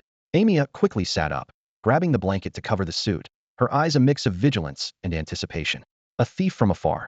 A familiar voice answered from outside. A joyous smile immediately blossomed on Amiya's face. She swiftly moved to the window and drew back the curtains. Outside, a young man wearing a baseball cap and checkered clothes was crouched on the windowsill, smiling at her. With a squeak, the window opened, and Chen Feng nimbly leaped inside. "Thank you so much for your help, Miss Amiya," Chen Feng said as he entered, placing a hand over his heart in a gesture of gentlemanly respect. "By the way, your performance today was truly impeccable." Taking a half-step closer, Amiya looked directly into Chen Feng's eyes and softly asked, "Can I join you in becoming a phantom thief?" Chen Feng looked at Amiya with a hint of surprise. "Huh, I'm just joking." Amiya laughed softly, her voice clear. "I'm a princess, after all. How could I do that?" Her bright smile couldn't completely hide the fleeting sadness in her eyes. Noticing this subtle shift in emotion, Chen Feng gracefully knelt on one knee, gently taking Amiya's right hand and placing a kiss on its back. From his pocket, he retrieved an exquisite velvet box, slowly opening the lid. Inside was the gemstone ring they had borrowed together just half a day ago. Starlight's gaze gleaming softly in the light. "This was always your country's property. Now it's back where it belongs." Amiya looked at Chen Feng kneeling before her and the sparkling ring, a sly smile playing on her lips. "I thought you were going to propose." This remark left Chen Feng, usually unflappable in front of others, momentarily speechless. Sensing this, Amiya quickly tried to ease the tension. "I was just kidding, don't take it to heart." She took the box but didn't put it away, instead handing it back to Chen Feng, her voice gentle. "Could you help me put it on?" She quickly added, "Only if you're okay with it." Just as she was about to take the box back, Chen Feng firmly grasped her wrist. "It would be my honor." Smiling, he took the ring from the box and carefully placed the brilliant star on Amiya's left middle finger. "It's beautiful, Your Highness." "Thank you, Kaid," Amiya said softly, gazing into Chen Feng's eyes. Chen Feng maintained his gentle smile and brought up a more pressing matter. "My lady, I think it's time I retrieved my clothes." Amiya nodded in agreement, walked to the bed, and lifted the covers to reveal a neatly folded white suit. She handed the clothing to Chen Feng. "Hey, race your suit back." As Chen Feng placed his hand on the suit, a magical scene unfolded starting from the edge. The white suit gradually vanished, replaced by a blooming bouquet of roses. As the suit completely disappeared, Chen Feng's figure transformed into countless rose petals, beginning to disperse. Kai, Imiya called softly. Chen Feng looked up, meeting Imiya's clear, ocean blue eyes. In the near future, we'll meet again, Imiya smiled. Looking forward to our next encounter, Your Highness, Chen Feng said with a graceful bow. In the next moment, his form fully dissolved into a cascade of falling rose petals. Imiya gazed at the star-like diamond ring on her hand, her smile growing ever brighter. Bathed in the white moonlight streaming through the window, Amy gently slid the ring from her middle finger and placed it on her ring finger. That's a better fit, she murmured to herself. 3 days passed swiftly. Despite Amy's father, the king of the kingdom of Lorqing, repeatedly raising the bounty on Chen Feng to an unprecedented 8 million euros, no one had yet succeeded in capturing him. Instead, a steady stream of people claiming to have information came forward, all aiming for the 50,000 euro reward. Many brought vague leads, and even 2 individuals from Korea claimed that Chen Feng was actually Korean and had flown back home. Such scams were infuriatingly common. Frustrated, the king cancelled the reward for leads and added another 2 million euros to hire a professional detective team. At the very least, the gaze of Starlight ring, a symbol of Lorqing's honor and history, had to be recovered. Of course, the king would never know that this ring had been with his daughter Amy all along. 3 days later, in H City, China, the familiar cafe was still there. In the morning, before Chen Feng could even put up the open sign, the door was flung open, accompanied by the familiar mechanical cat voice. Welcome. Sun Yuqing stormed in, visibly agitated. Boss, what's going on? You just closed the shop like that, not open for over a month. That's so irresponsible. Ma'am, I just sell coffee. Even if you're pregnant, you can't hold me responsible. Chen Feng replied, putting down the mop with a helpless smile. Who's pregnant? Ugh, you're the one who's pregnant. Sun Yuqing glared at him angrily, then waved her hand dismissively. Forget it, I won't argue with you. Give me a mocha. Just a moment. Chen Feng turned skillfully towards the counter, taking out freshly bought coffee beans. Grinding, brewing, filtering, and extracting each step was precise and practiced. In less than half an hour, a fragrant cup of coffee was placed before Sun Yuqing. Eagerly, she picked up the cup, gently blew on the steaming surface, and took a small sip. Ah, that's the taste, she exclaimed with satisfaction, her face radiating enjoyment. She then propped her chin on her hand, staring at Chen Feng. Boss, where did you go? Why did it take you so long to come back? Western Europe, Chen Feng replied with a smile. Western Europe? Sun Yuqing's eyes lit up with excitement. Kid was in Western Europe recently too. Did you see his performance? Did you meet Kid? I kind of did, at the royal auction in Galiki, the kingdom of Lorqing. Wow. Sun Yuqing looked envious. I want to go to Western Europe to see Kid too, but my dad won't let me. I wonder when Kid will come back. She sighed, resting her chin on her hands. Chen Feng just smiled gently without responding. Oh right. Sun Yuqing suddenly remembered something, her eyes sparkling. Did you know? There's a rumor now that Kid isn't just one person. He might have an assistant, or even be part of an entire team. Really? I hadn't heard that. Chen Feng maintained his warm smile, as if the topic had nothing to do with him. Sun Yuqing took a gentle sip of her coffee and casually remarked, Your school? Kaito Kid Fan Club. Chen Feng's attention was instantly captured. Kaito Kid Fan Club? He repeated, his tone filled with curiosity, clearly picking up on a key detail. Sun Yuqing didn't notice his change in demeanor and answered matter-of-factly. Our school's Kaito Kid Fan Club isn't that big. But if you visit Jiangxing University, Kaito's alma mater, almost half the female students are in the fan club. Half the female students? Chen Feng couldn't help but shake his head with a wry smile, wondering if he had inadvertently led the younger students astray. Sun Yuqing quickly finished her coffee, set down her cup, and stood up to leave. As she reached the door, she seemed to remember something and turned back to look at Chen Feng at the counter. Oh boss, my dad might be dropping by soon, she mentioned lightly, as if in passing. If he asks about our relationship and he's a man about 1.7 meters tall, don't spill the beans. Ma'am, I don't offer after-sales service, Chen Feng replied with his characteristic gentle smile, maintaining a light-hearted tone. I'll pay extra, but I'm happy to consider this a new order. Sun Yuqing's mouth twitched slightly, silently cursing him as a shrewd businessman. Nonetheless, she turned and left the cafe. With her departure, the cafe returned to its quiet ambience. Chen Feng sat at the counter, gently stroking his chin, lost in thought. An assistant, perhaps? It might indeed be time to find one. In recent days, Chen Feng had come to realize the difference an assistant could make. Although Amaya, his current assistant, wasn't entirely professional, she was still quite helpful. If he could find someone more experienced, his thoughts drifted to a young person he knew. This individual, though lacking in experience, had more potential than Kaito Kuroba's assistant, Ji Kunisuk. That evening, something unusual happened in Chen Feng's livestream. Normally, he only posted notices of upcoming heists, but now there was an unusual invitation. It read, 2 nights from now, under the silver moonlight, I cordially invite a beautiful lady for a cup of coffee that costs 100 yuan, but doesn't include a tip. Sincerely, Kaito Kid. The usually quiet atmosphere of the live stream was instantly disrupted. Tens of thousands of viewers were suddenly drawn in by this message. Whoa, what did I just see?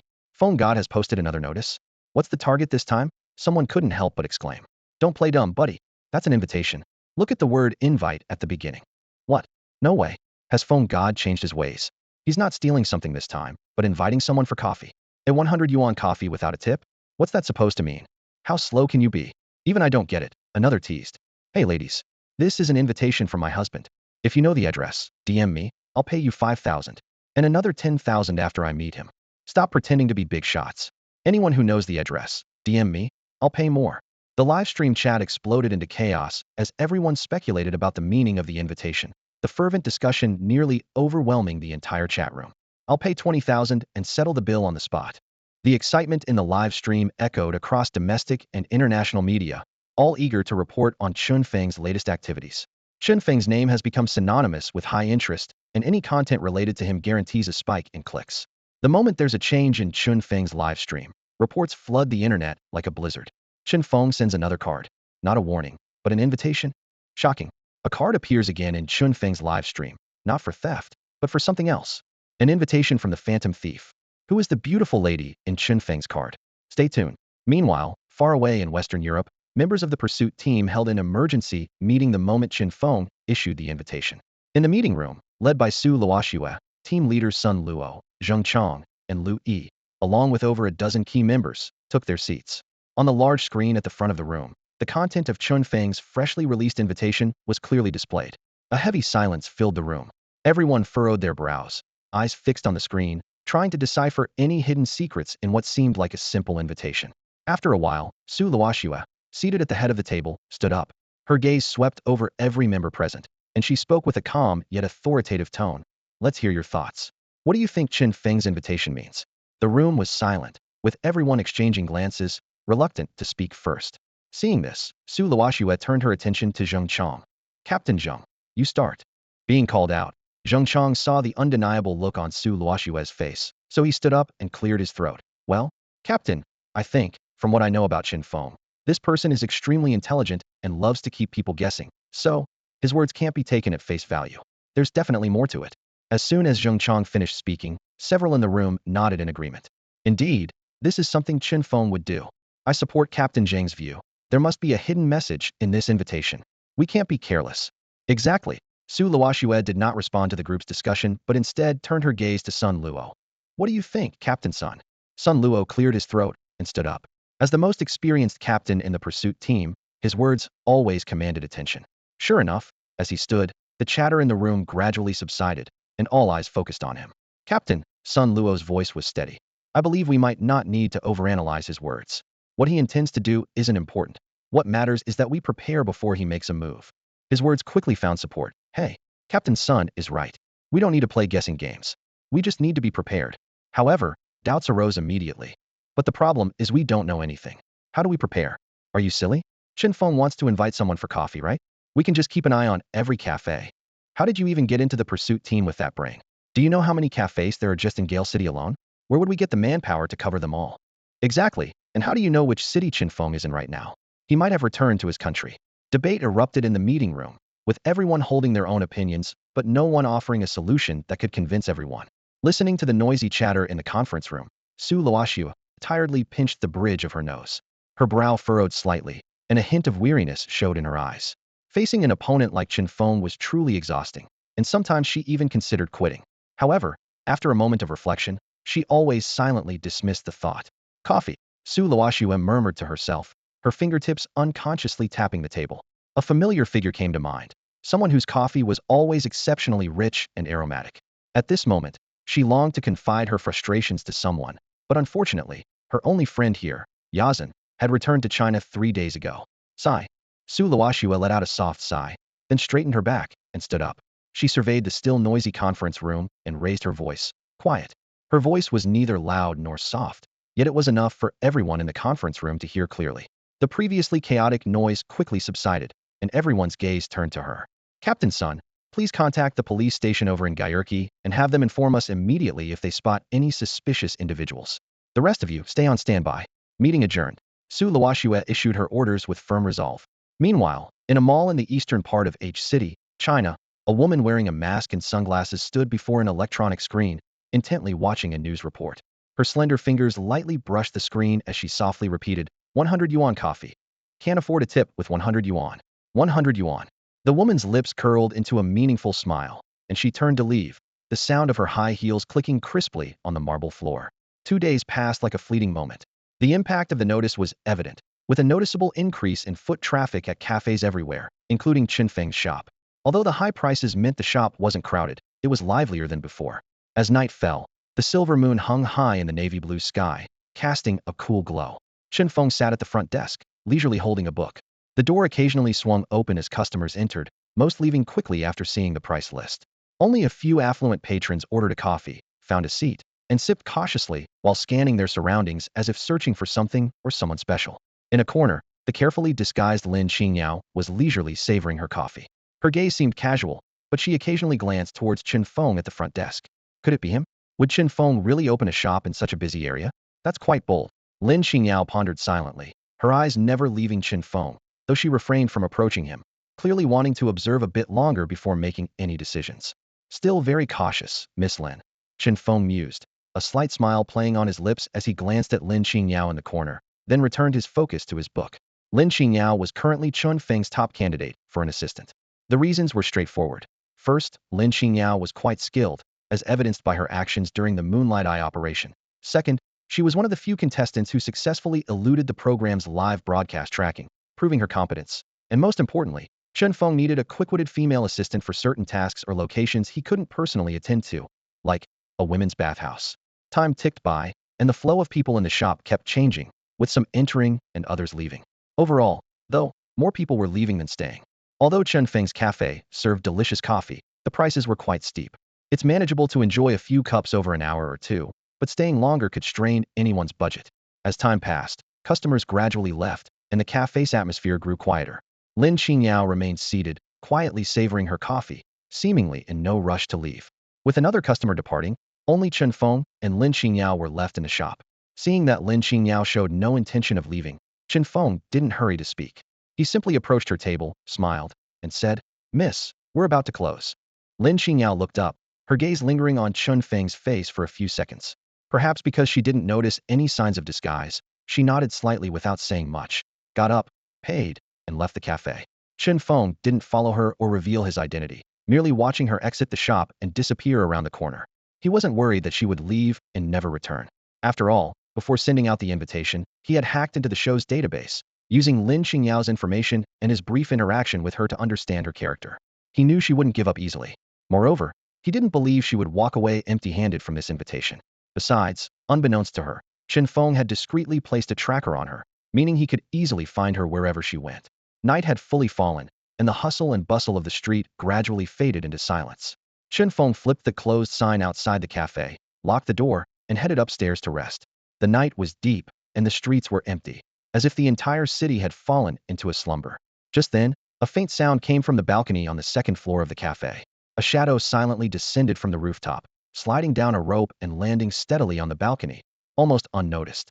A couple of faint clicks sounded from the balcony lock, and the door was quietly pushed open from the outside. The surroundings were so quiet that the sound of falling leaves outside was clearer than the movements inside. Lin Qingyao carefully closed the balcony door and entered with light steps. She gently pushed open the bedroom door, and by the dim moonlight, she saw the figure under the covers on the bed, her lips curling into a satisfied smile. She took out a small device from her pocket and said unhurriedly, "A tracker? Even a master thief resorts to such lowly tactics." She didn't bother to lower her voice, and in the silent night, her words were clearly heard. Despite the volume, the person in the bed seemed to be in a deep sleep, showing no reaction as if they hadn't heard her. Lin Qingyao frowned slightly, knowing that Chen Feng wasn't the kind of opponent to be easily defeated. His vigilance couldn't be that low. She continued to approach the bed cautiously, her eyes scanning the surroundings for any unexpected occurrences. As time ticked by, and she reached the bedside without any incident, she felt a tinge of disappointment, as if Chen Feng hadn't anticipated her late-night visit and had no defenses in place. Just as she reached out to wake the person in bed, a gentle voice spoke from behind her. "Miss Lin Qingyao, It's quite impolite to enter someone's bedroom uninvited, you know. Miss Lin Qingyao, it's quite impolite to intrude into someone else's bedroom without permission. The sudden voice startled Lin Qingyao, who was already on high alert. She quickly withdrew her outstretched hand, tensing up like a frightened cat, and swiftly retreated to the door. She reached for the doorknob, only to find that the bedroom door, which she had just opened, was somehow locked again. At that moment, the closed curtains in the room were slowly drawn back. Silver-white moonlight poured in, outlining a figure sitting on the windowsill. One leg was casually draped over the sill, while the other hung down naturally. The moonlight cast a mysterious glow on his gentle features, and his smile seemed particularly enigmatic under the moonlight. "We meet again, Miss Lin Qingyao." Chen Feng's familiar voice was clear in the silent room. The room's lights suddenly flickered on. Only then did Lin Qingyao realize that the figure on the bed was merely a cleverly arranged pile of blankets. Abandoning her previous caution, Lin Qingyao gave up resisting entirely and didn't even bother with a defensive stance. She plopped down on Chen Feng's bed, crossed her arms, and looked at Chen Feng at the windowsill with a pout. "I should have just come in directly. All that effort for nothing," she said with a tone full of regret. Seeing Lin Qingyao's defeated demeanor, Chen Feng's lips curled slightly as he gracefully stepped down from the windowsill and approached her. "Your performance today, miss, was quite impressive," he said. As he finished speaking, a blue rose appeared seemingly out of nowhere in his hand, which he offered to Lin Qingyao. "Humph." Lin Qingyao snorted softly, taking the rose with a hint of surprise in her eyes. "What do you want with me? Making such a big fuss just to see me. Don't tell me you have a crush on me," she teased, hoping to catch a glimpse of emotion on Chen Feng's usually stoic face. To her disappointment, Chen Feng remained unfazed, simply retrieving a stack of neatly arranged papers from a nearby drawer. "2 months ago, 3 days after your failed attempt to steal the Moonlight Eye gem, you entered the Eternal Gold Store, incapacitated the staff, and made off with 300,000 yuan worth of gold jewelry." Chen Feng recited calmly, as if reading from a report. "A month and a half ago, you infiltrated a small jewelry exhibition, evaded security, and stole a jade plaque valued at 1.2 million yuan. 1 month ago, at the largest auction in Shanxing, you attempted to steal a 58 million yuan red jade qilin, but failed and narrowly escaped capture. And 20 days ago, 13 days ago, and 5 days ago." Chen Feng listed each incident with precise detail, even more accurately than Lin Qingyao herself could recall. She looked up at him, swallowing hard, her tone noticeably weaker. "Why are you telling me all this? Are you going to arrest me?" In fact, any contestant who acquired illegal assets would have a corresponding bounty issued by the show's organizers. For instance, Chen Feng's official bounty had been raised to $5 million US. Although Lin Qingyao's bounty wasn't as high, due to her repeated successes, it had reached 800,000 US. If spent wisely, this amount could ensure a lifetime free from financial worries. Currently, the condition is that the person should not start a business. Such a high bounty has undoubtedly attracted the attention of people from all walks of life and various pursuit teams. Some participants are even willing to capture opponents from the same or other districts and hand them over to claim the bounty. This kind of incident is quite common, which is why Lin Qingyao made such a guess. Seeing that Chen Feng had no reaction, Lin Qingyao thought she had guessed right, so she lay back on the bed, thinking, "Fine, if you want to catch me, go ahead. After all, you saved me before, I'll consider it paying you back." Her eyes remained fixed on Chen Feng, but she noticed he was still smiling at her without any response. Suddenly, new suspicions filled Lin Qingyao's mind. "Could it be that you want to?" She sat up from the bed, clutching her clothes tightly, her face full of indignation, her lively eyes staring at Chen Feng as if saying, "I never expected you to be this kind of person." Thud! A crisp sound echoed as Chen Feng flicked her on the forehead. "What are you thinking?" he asked. "Ouch!" Lin Qingyao cried out, holding her head, her resentful gaze sweeping over Chen Feng. "Why did you hit me? I didn't even say no. Could it be you?" Her eyes glanced somewhere on Chen Feng, a knowing smile appearing on her lips. With a dark expression, Chen Feng flicked her on the forehead again. "Ouch, why did you do that? It hurts. I never said you couldn't."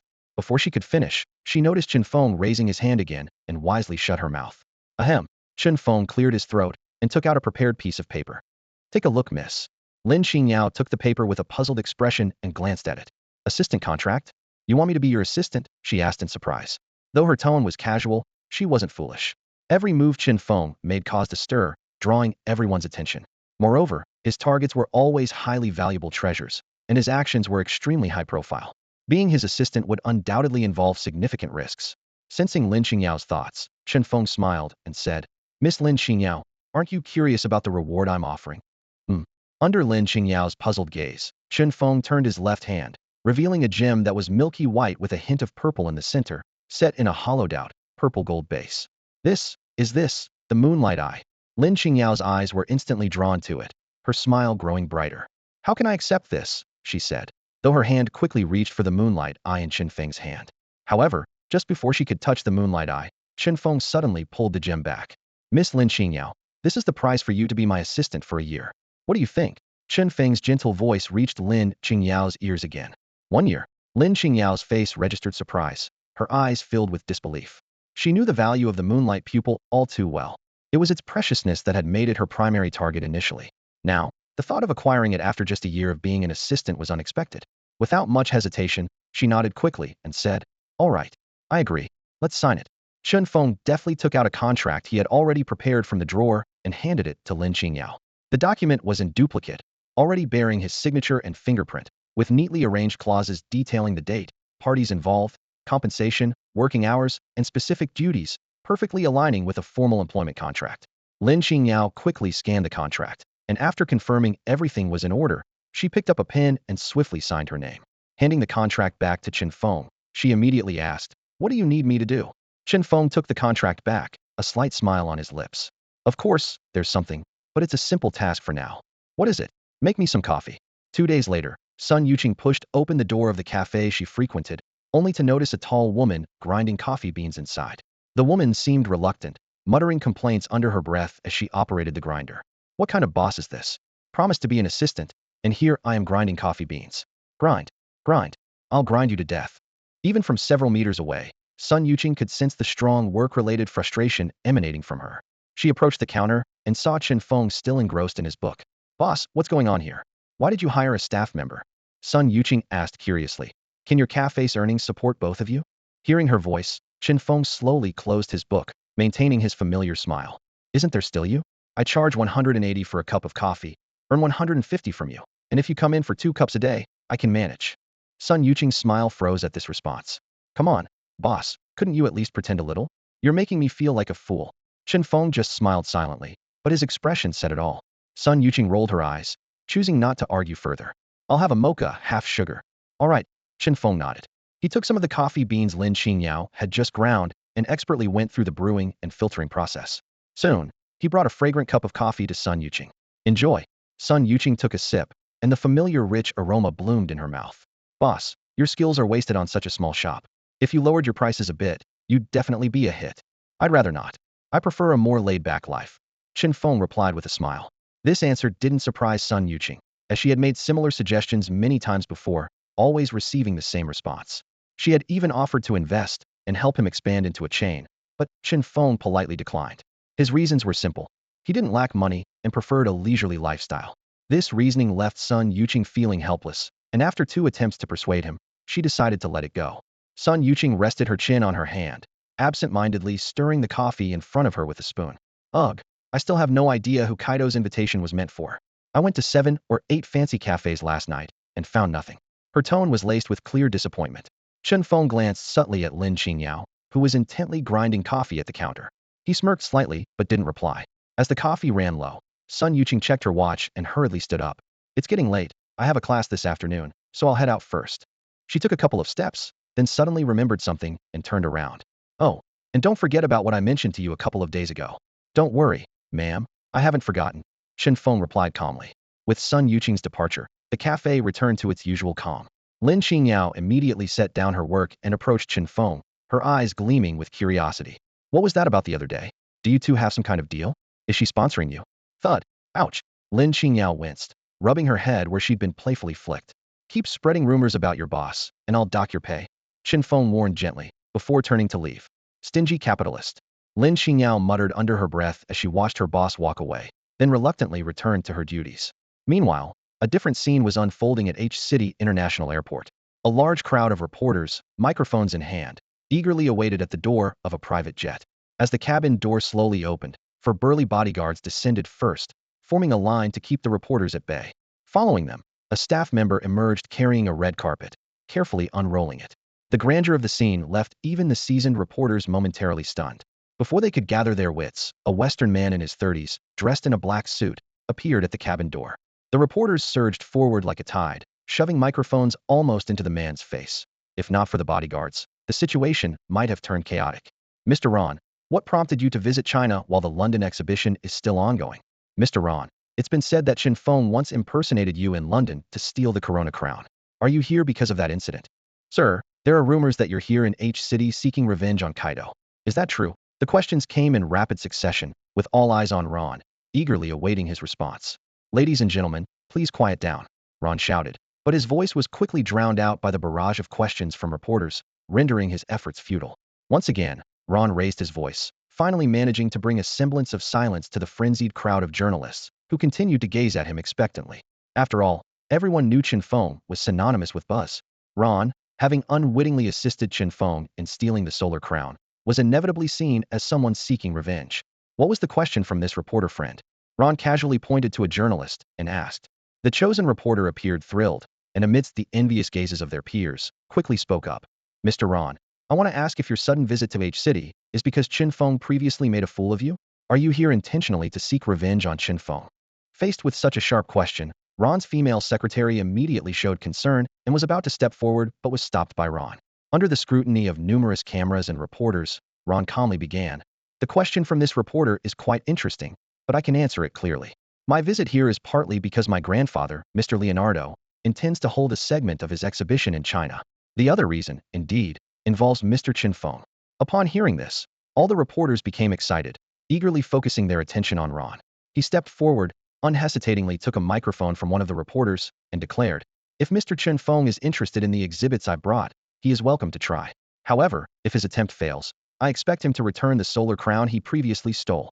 Ron, the grandson of private collector Mr. Leonardo, has arrived in H City, China, and is preparing to host a segment of the private exhibition there.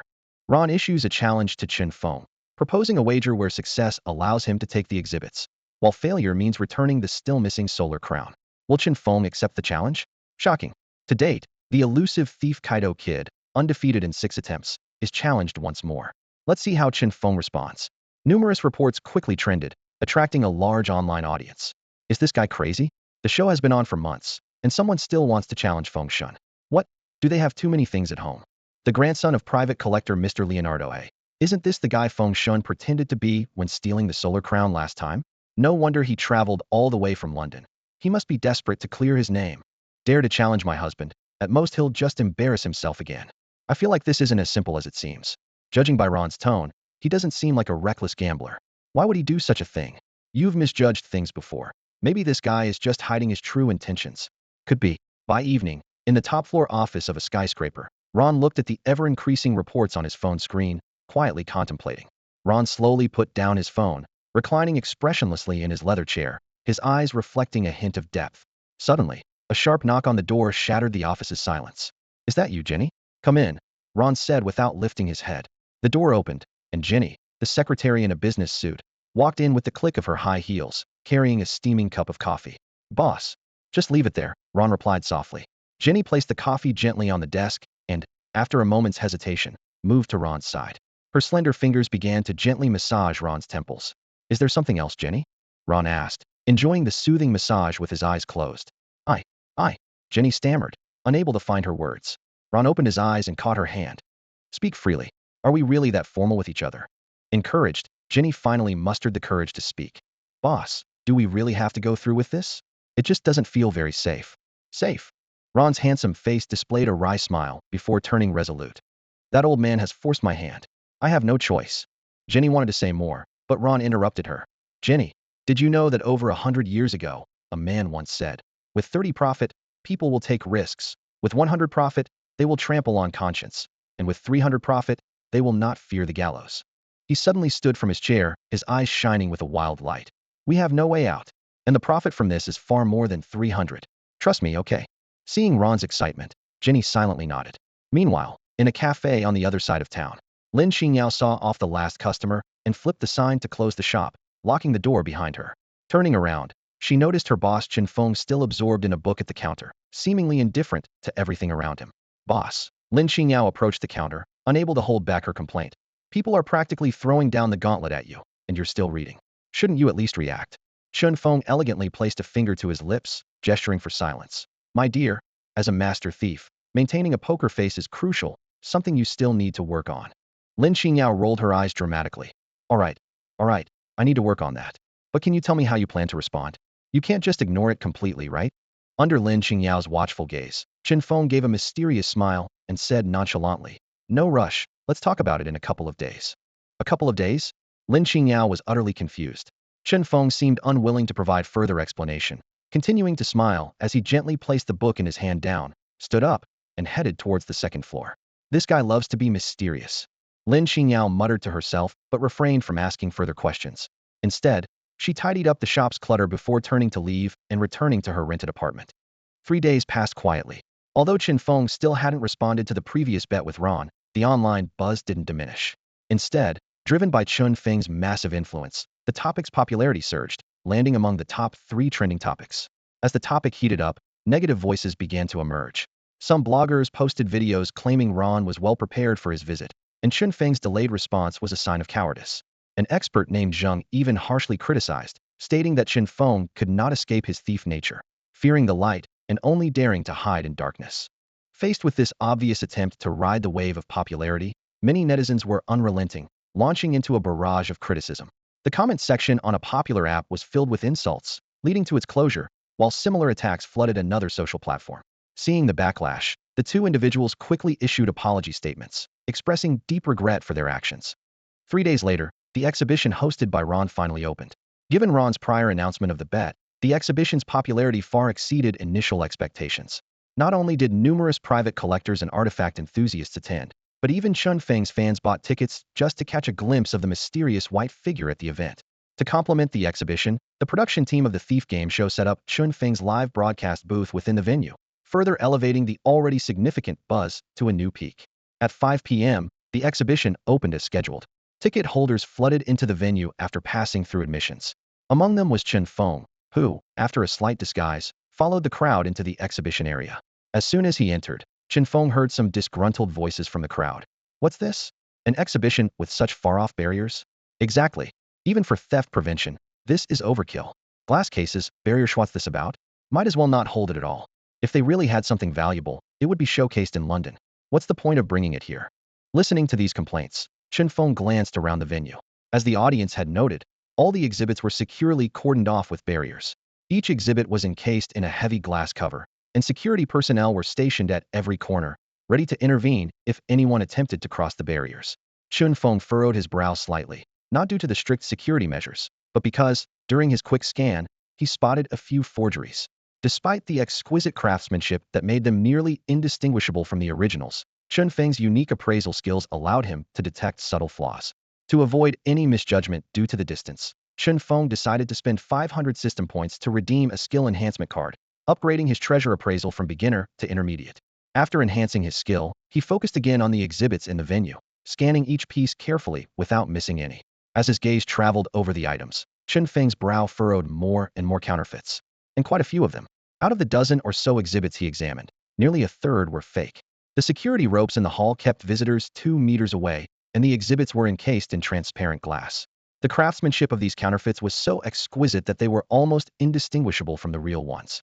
Consequently, no one in the hall noticed anything amiss. A few spectators merely murmured complaints about not being able to get closer. If it were just 1 or 2 scattered fakes, it might be understandable after all. The world of collecting is deep, and who hasn't been tricked? But with such a high proportion of counterfeits among the exhibits, including some genuine pieces Chen Feng had seen in a London exhibition, now appearing as replicas, there was definitely something wrong. As Chen Feng pondered, a voice suddenly called out from the crowd. "Mr. Ron is here."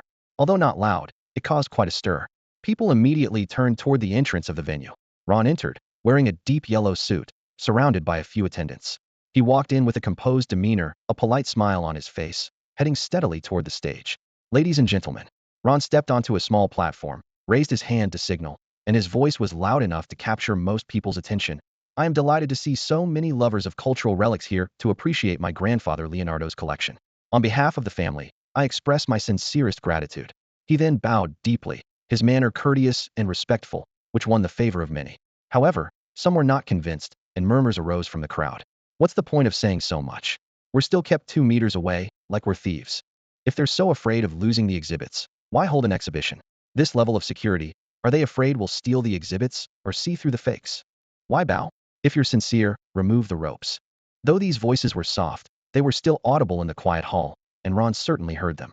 Yet, he did not show any displeasure or rush to defend himself. He simply maintained his smile and spoke again. Of course, I understand these security measures might affect your viewing experience. For that, we sincerely apologize. As compensation, I have decided to refund 70 of the ticket price to each visitor, as a gesture of goodwill. As soon as he finished speaking, the hall was filled with gasps. 70%? That's no small amount. How much will the organizers lose? It must barely cover the costs. Are these foreigners here for profit, or are they genuinely interested in cultural exchange? In just a few sentences, the previously disgruntled audience quieted down. The crowd exchanged glances, their initial resentment gradually replaced by surprise and contemplation. Among them, Chen Feng's lips curled slightly, a hint of an intriguing smile in his eyes. From the earlier provocation directed at him, to the overwhelming number of counterfeits on display, and now the unexpected offer of a significant refund, all signs indicated that there was more beneath the surface than it appeared. Things are getting interesting, Mr. Ron, he murmured softly, with a playful tone. At that moment, Ron spoke again, his tone solemn, successfully drawing everyone's attention back. To further express our apologies, I will temporarily add a precious exhibit for everyone to admire. He paused slightly, his voice suddenly rising. That is the Titan's sorrow, renowned as the largest ruby in the world. Wow. The entire room was in an uproar. The appearance of the Titan's grief left the entire exhibition hall in shock. This world-renowned ruby, as vibrant as pigeon blood, was as large as a common pebble and even twice the size of the famous heart of the ocean blue sapphire. 30 years ago, this unparalleled gem was sold at an exorbitant price of 6.9 million euros at a high-end auction, then disappeared from the public eye. Today, its true ownership has finally been revealed. The mysterious buyer back then turned out to be Mr. Ron's grandfather, Leonardo. Now, the gem's market value has skyrocketed to a conservative estimate of 300 million yuan. The crowd's gazes were tinged with unease. It was well known that Chen Feng had an irresistible fascination with rare gems. From the heart of the ocean to the moonlight eye, and then to the goddess's tear and starlight's gaze, all four invaluable gems had once fallen into his hands. Although two have been returned, the moonlight eye and starlight's gaze remain missing. At this moment, Ron's public display of the Titan's grief was nothing short of an open invitation to Chen Feng. Seeing the crowd's reaction, Ron nodded silently to himself. His actions had a deeper purpose. Firstly, because Chen Feng had been inactive for 3 days, he had to raise the stakes. Secondly, even if the Titan's grief were stolen, the loss would be fully compensated by the joint government, making it a zero-risk situation for them. After a brief introduction of the gem's value and thanking the visitors, Ron left the venue. Several staff members carefully placed the Titan's grief into a specially designed glass display case. From a distance, Chen Feng blended into the crowd, confirmed the gem's authenticity, and quietly left. When Chen Feng pushed open the door of the cafe, he found Lin Qingyao idly at the counter, along with an unexpected guest. Luo Shui, just back from Europe? Chen Feng smiled and naturally took a seat opposite Su Luoxue. This scene surprised Lin Qingyao greatly earlier. Seeing the head of the pursuit team, she thought her identity had been exposed. Had Su Luoxue not come alone and in plain clothes, Lin Qingyao would have probably turned and fled. Even after realizing it was a false alarm, she remained wary of Su Luoxue, keeping her interactions brief and evasive. And now, the person she was so keen to avoid was so familiar with Chen Feng, a thief, and the beautiful captain pursuing him had become friends. The situation seemed straight out of a movie. Lin Qingyao swallowed hard and decided to look away from this bizarre scene. Upon seeing Chen Feng approach, Su Luoxue's face immediately lit up with a warm smile. She gently set down her coffee cup and looked up to meet his gaze. Yes, I just arrived this morning. I took a nap and then came over. It's been a while since I had your coffee, and I missed it. But I came at an inconvenient time. You weren't here, so your new employee made it for me. Oh, really? Chen Feng raised an eyebrow and glanced over at Lin Qingyao at the front counter, his voice tinged with curiosity. How was it? It was okay, but I prefer yours, Su Luoxue smiled, taking a sip of her coffee, leaving a faint lipstick mark on the rim. The two chatted familiarly, their conversation revealing the ease of a long-standing friendship. This scene repeatedly drew Lin Qingyao's attention from the front desk, her gaze flickering between them as if trying to catch something. By the way, what brings you back so suddenly? Chen Feng leaned back in his chair, asking casually. Su Luoxue slowly put down her coffee cup, the porcelain making a soft clink as it touched the table. A look of helplessness crossed her face, her brows slightly furrowed. I had no choice. Someone here seems to have too much free time and wants to challenge you to a bet. Knowing you, Chen Feng, you'd probably accept. Don't you think? Perhaps, Chen Feng replied with a smile, offering a non-committal answer as he drummed his fingers lightly on the table. This exchange earned another eye roll from Lin Qingyao nearby, her expression almost screaming her displeasure. Finishing her coffee, Su Luoxue pushed the empty cup toward Chen Feng, the base tracing an arc across the table. I wonder if manager Yazan would be kind enough to refill my cup for an old friend? Of course. With that, Chen Feng pulled a pristine napkin from the box beside him. Under Su Luoxue's puzzled gaze, he gracefully placed the napkin over the cup as if performing a ritual. Take a look. Following Chen Feng's cue, Su Luoxue skeptically removed the napkin. To her surprise, the once empty cup was now full again, steaming and aromatic, as if freshly brewed. Su Luoxue took a sip, the warm liquid soothing her throat. Ah, that familiar taste, rich and memorable. She set the cup down, curiosity piqued. Yazan, how did you do it? With a snap of his fingers, Chen Feng conjured a vibrant rose, handing it to Su Luoxue with a mysterious smile. Apologies, Miss Su, but one of a magician's 3 principles is never to reveal the secrets after a trick. Su Luoxue accepted the flower, her fingers gently brushing the petals. Yazan, you remind me of a certain thief. Huh, really? You mean the gentleman thief who also dabbles in magic? I learned this trick from watching his performances, Chen Feng replied with a playful tone. Hearing Chen Feng's response, Su Luoxue said nothing more. She had once suspected his identity, nearly losing a friend in the process. Fortunately, the truth had proven her wrong. Su Luoxue didn't stay long. After finishing her 2 cups of coffee, she bade farewell. Her silhouette disappeared through the cafe's door, leaving a faint trace of her perfume. Having just returned to the country, she needed to adjust her jet lag quickly to face the thief in her best form soon. Night fell swiftly, and as the city lights flickered on, a peaceful calm enveloped the area. Upstairs, in Chen Feng's bedroom, a desk lamp cast a warm glow in the darkness, illuminating a sheet of white paper on the desk. Under its light, Chen Feng wrote intently, his pen gliding smoothly across the page, filling it with flowing lines of text. After some time, with the final word penned, Chen Feng finally put down his pen.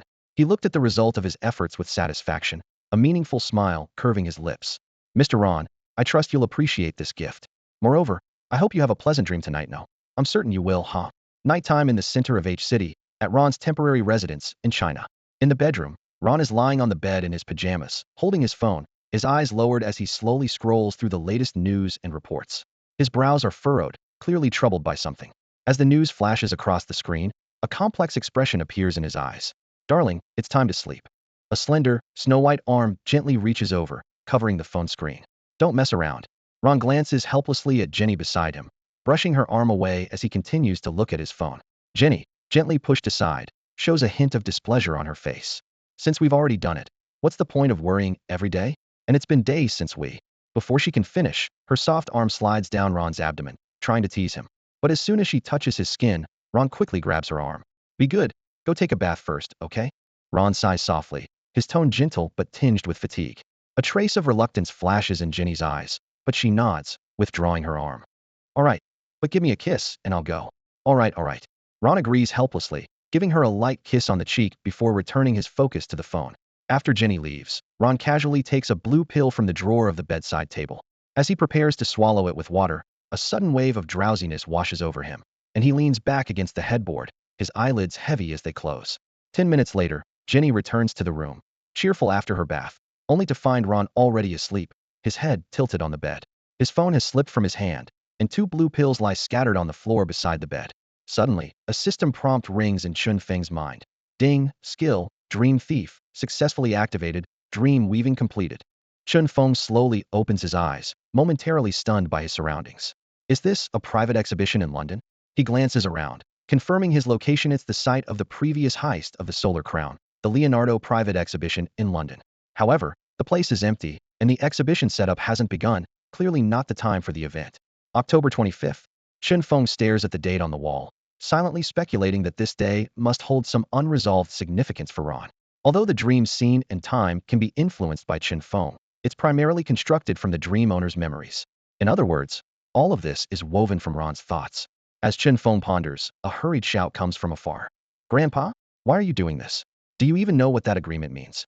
Following the voice, Chen Feng sees Ron standing not far away, visibly agitated, facing an elderly man, Mr. Leonardo. Ron's anger seems to have no effect on the aged collector, who slowly removes his glasses, rubs his eyes, and speaks in a low voice. Child, I'm very sorry, but I have no choice. Leonardo was cut off mid-sentence by Ron's eager interruption.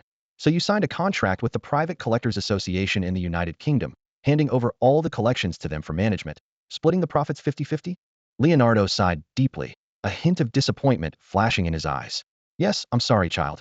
I gave you chances, more than once, but each time you let me down, even causing significant losses.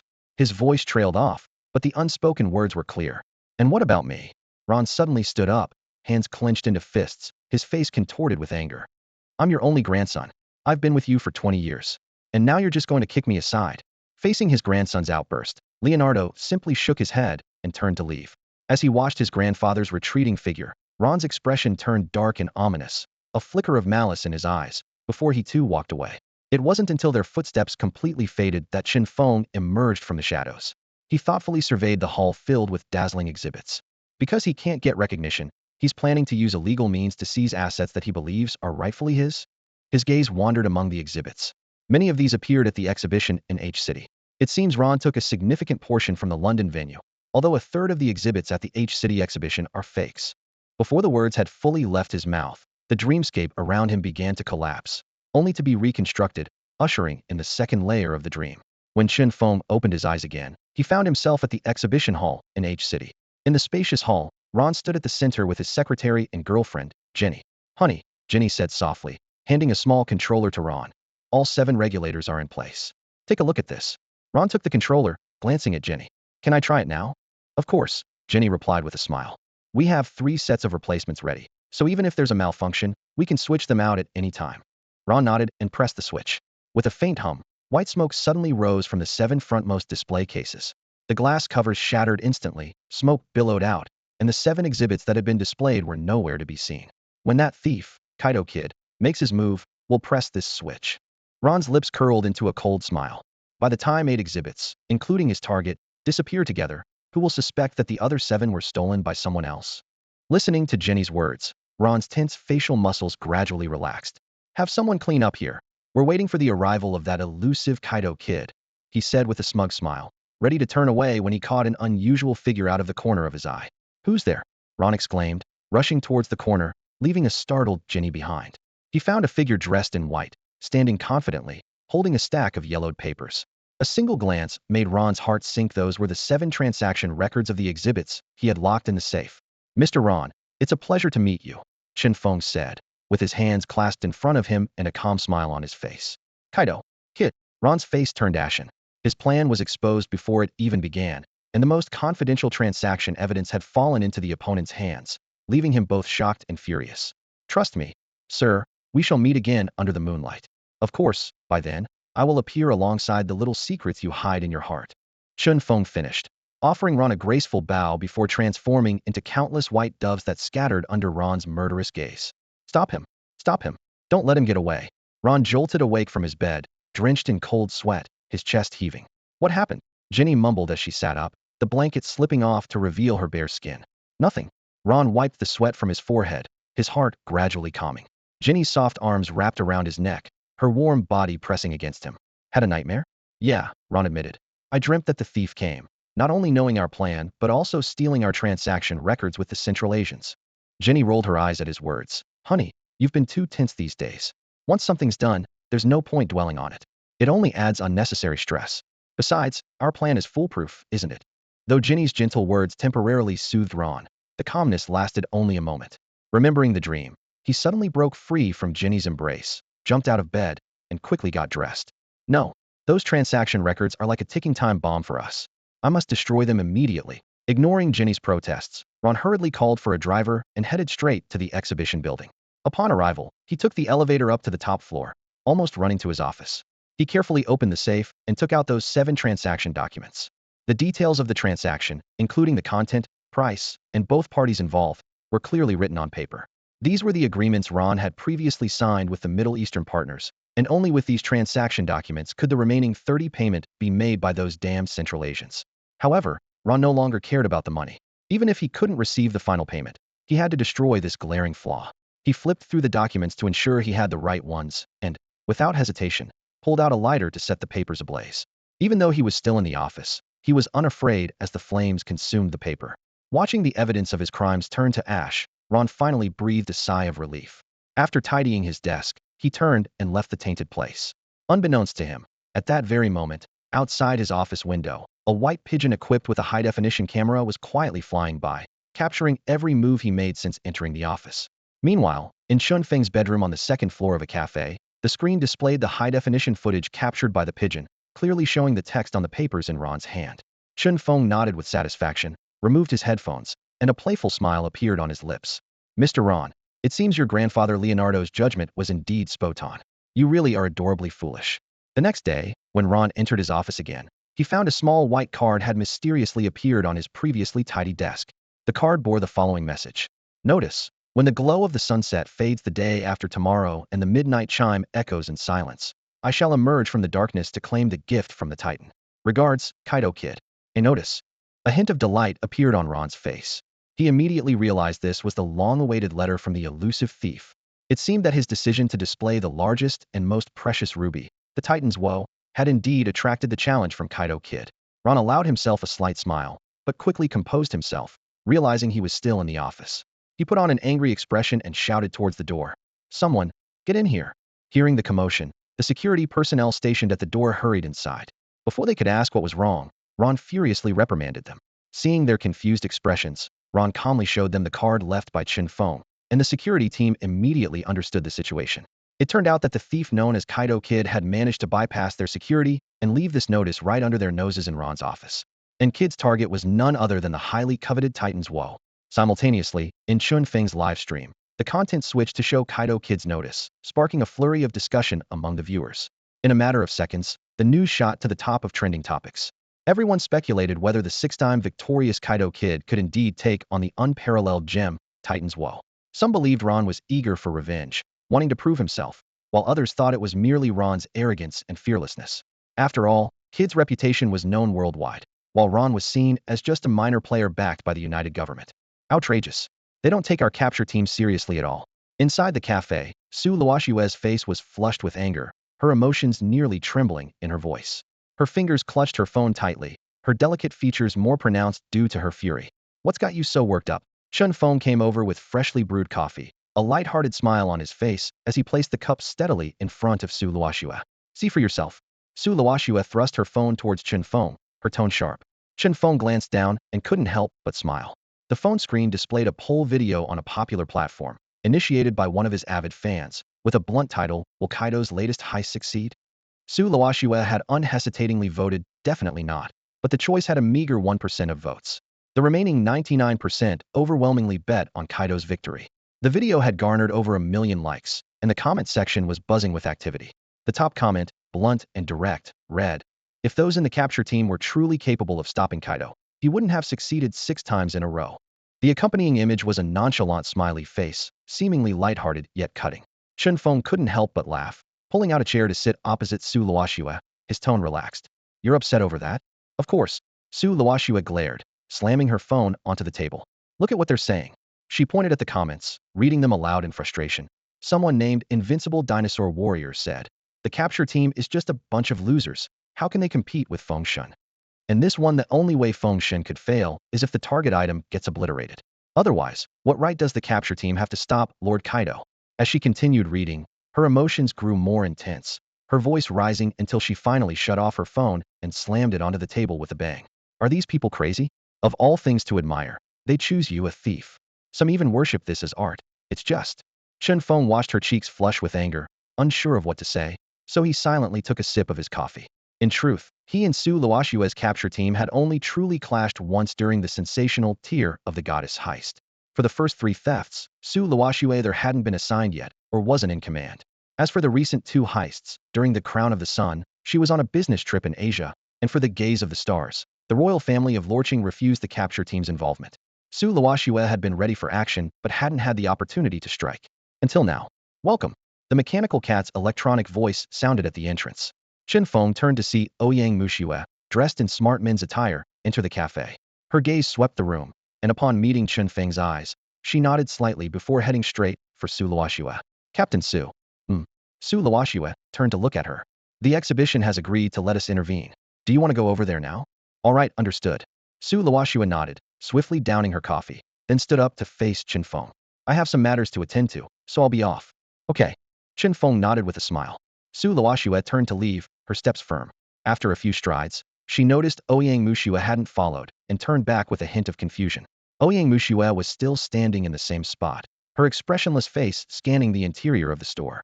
Her gaze moved slowly and precisely over every corner, like a radar, seemingly searching for any clues. What's up, Mushua? Su Luoxue approached her, her brow slightly furrowed, with a hint of curiosity in her voice. Ouyang Mushua didn't answer immediately. She simply shook her head slightly, her lips barely twitching. It's nothing. Let's go. Her voice was calm and steady. After taking just 2 steps, Ouyang Mushua suddenly stopped and turned slightly, her eyes locking onto the direction of Chen Feng. Mr. Yazan, if you have time, I'll come by for a couple of coffees. Her tone carried a hint of probing. Always at your service, ma'am. Chen Feng replied with his usual gentle smile, his eyes calm and unreadable. With that response, Ouyang Mushua nodded slightly, not lingering any longer, and turned to leave the cafe with Su Luoxue. The cafe door closed softly behind them with a quiet click. Outside, they got into a car parked by the roadside. As soon as the door shut, Su Luoxue couldn't hold back her curiosity any longer. Mushua, did you think there was something off about Yazan? Her eyes sparkled with curiosity. Maybe. Ouyang Mushua replied ambiguously, her fingers tapping lightly on her knee. Don't maybe me. If there's something, just say it, and I'll listen too. Su Luoxue leaned forward slightly, looking at Ouyang Mushua with eager anticipation. Ouyang Mushua hesitated for a few seconds, her fingers ceasing their tapping. She took a deep breath and spoke slowly. Don't you think Mr. Yazan is a bit too unflappable? Whether it's from our time in London or here, nothing seems to faze him or change his expression much. Her voice was low and composed. Hearing this, Su Luoxue seemed unconcerned. She leaned back in her seat, a confident smile playing on her lips. After the earlier test at Galiki, she felt quite assured about Chen Feng. What's the big deal? You're the same way. That's exactly why I find it strange, Ouyang Mushua said, her tone suddenly turning serious. What do you mean? Su Luoxue raised an eyebrow. Ouyang Mushua narrowed her eyes with a hint of caution and leaned forward slightly. As my teacher used to say, there are only 2 types of people who need to constantly manage their expressions to prevent their inner thoughts from showing. One is a detective hunting a thief, and the other, she paused, lowering her voice, is the thief himself. Like Mr. Chen Feng, perhaps. You suspect Yazan is Chen Feng? Su Luoxue exclaimed, eyes wide with surprise. But quickly her expression shifted to a calm smile, as she relaxed back into her seat. Impossible. I had my doubts before, but when Chen Feng was stealing the ring Starlight's gaze, Yazan was right beside me. So it's definitely not possible. Her tone was filled with certainty. Let's hope so. Ouyang Mushua didn't argue further, leaving it at that. She turned to look out the window, her gaze fixed on a distant point, lost in thought. Meanwhile, upstairs in his bedroom, Chen Feng slowly removed the headphones connected to the listening device on Su Luoxue, placing them on the nightstand. A subtle smile appeared on his lips, and a glint flashed in his eyes. A capable detective, indeed. Quite the nuisance. Chen Feng muttered to himself, his voice tinged with amusement. He glanced down at his watch, its hands pointing precisely to the preset time. Time to get to work, he said lightly but with determination. By evening, the exhibition was bustling with visitors, groups weaving through the displays, creating a lively scene. Unlike the previous day, the number of robust security personnel had noticeably decreased, replaced by more undercover members of the pursuit team. They wore plain clothes, attempting to blend into the crowd, but their overly alert eyes made them stand out. Amidst the crowd, Lin Xingyao, recently briefed by Chen Feng, moved gracefully between the display cases. Her steps were light and natural, occasionally pausing to take photos of the exhibits with her phone, her face displaying just the right amount of appreciation, like a genuine art enthusiast.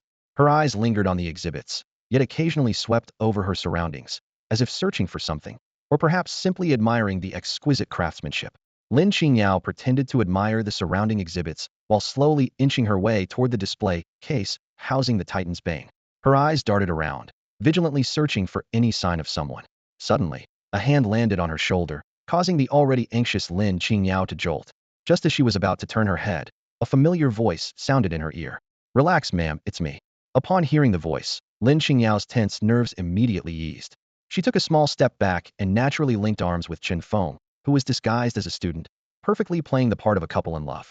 You're a bit late, boss, Lin Xingyao murmured as she leaned on Chen Feng's arm, speaking softly enough for only the 2 of them to hear. Chen Feng chuckled and replied, well, you did say I'm the boss, so being late is a prerogative. Lin Xingyao rolled her eyes at his response and dropped the topic. What's your plan? Chen Feng glanced up at the central air conditioning on the ceiling, a mysterious smile playing on his lips. No rush. Today is mainly about appreciating the art. With that, he said no more and walked ahead. Though Lin Xingyao was full of questions, she knew Chen Feng's usual way of doing things and swallowed her inquiries, quickly following his lead. The area around the Titan's Bane display case was already crowded. 7 or 8 members of the capture team stood vigilantly on the perimeter, gripping their walkie-talkies, their sharp eyes scanning everyone who approached. ready to handle any sudden incidents. What a stunning red gemstone, someone in the crowd exclaimed. Of course, it's been carefully selected by Kaito, another immediately responded. Only pieces that meet both value and beauty standards are worthy of Kaito's attention. Absolutely. Our dear Kaito is quite the gemstone connoisseur. Mention of Kaito's name seemed to open the floodgates, and the surrounding girls began chattering excitedly, their voices overlapping. You've got quite a fan club, Lin Qingyao whispered into Chen Feng's ear. Chen Feng merely gave a knowing smile, saying nothing in response. Mr. Ron is here. The crowd suddenly stirred, and all eyes turned in one direction. Ron, dressed in a suit and accompanied by his secretary Jenny, passed through, flanked by members of the capture team, including Su Luoxue and Ouyang Muxue. As soon as Ron appeared, the waiting reporters surged forward like a tide, microphones in hand, eager to get close, only to be stopped a little over a meter away by Ron's bodyguards and capture team members. Mr. Ron, there's a rumor that you're at odds with your grandfather, Mr. Leonardo, and that's the real reason you left London for China. Is that true? Mr. Ron, how do you respond to the online chatter saying you could never match Chen Feng?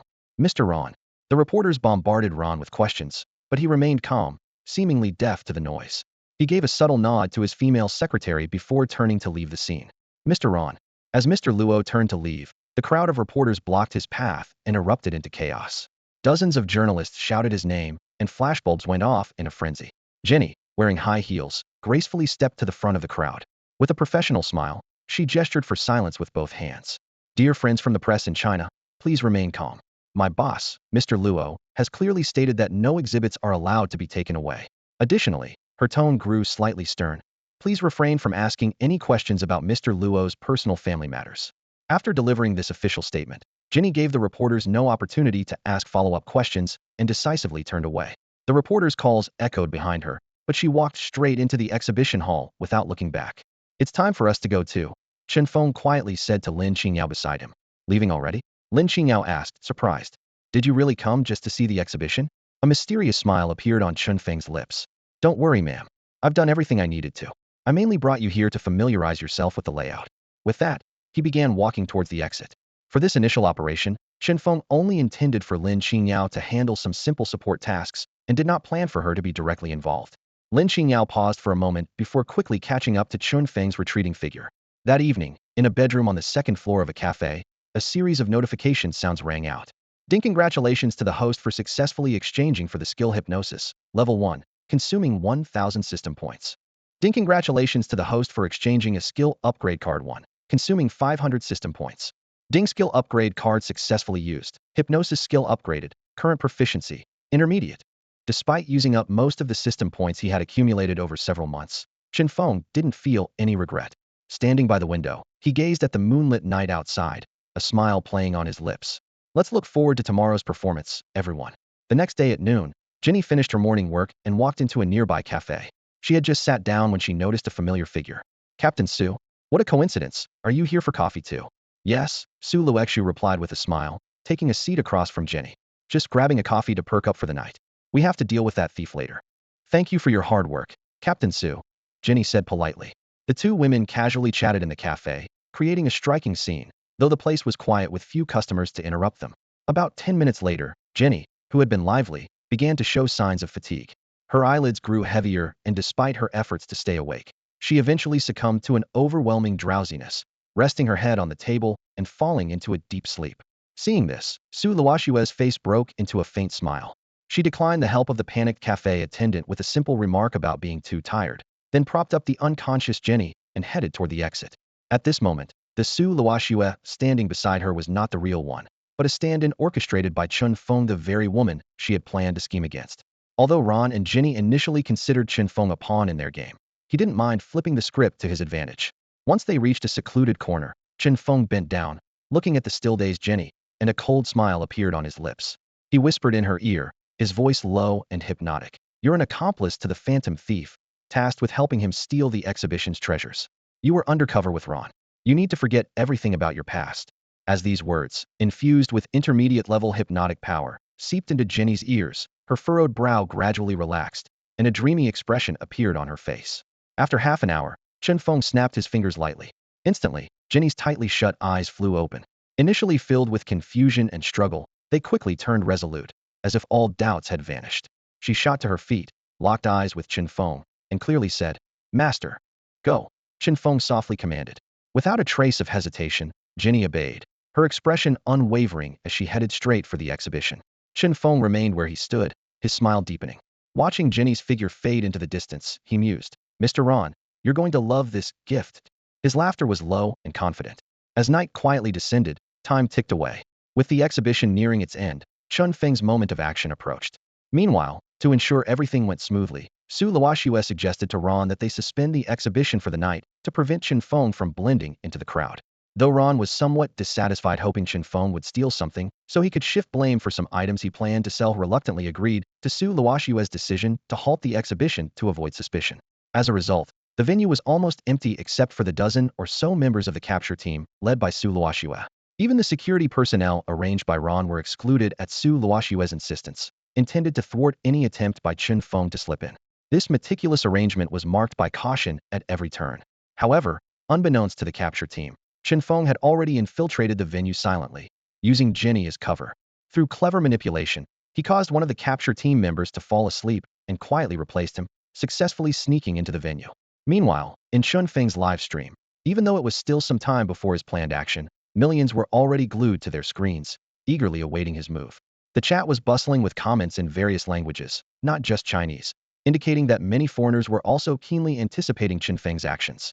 The wait is killing me. Phone God just has to start in the middle of the night, totally messing with my sleep schedule, one comment lamented. No matter how amazing Phone God is, it doesn't change the fact that he's a thief, another comment added. Thieves love the night, just like dogs can't stop eating poop. Let me correct you there. Phone God isn't a thief, he's a phantom thief. Indeed, how dare you call my husband a thief? Did your family just get internet access? Ladies, let's flood this person who insulted Kid with private messages. Let's all charge. Countless comments instantly filled the screen. Perhaps even Chen Feng himself never imagined he would one day have so many diehard fans. Meanwhile, in a rented apartment in G City, a young man in his 20s angrily slammed the table, fuming with rage. Damn it, why are these brainless fans everywhere? Can't I even speak the truth? As time ticked by, past 11 p.m., the organizer Ron quietly entered the venue with Jenny.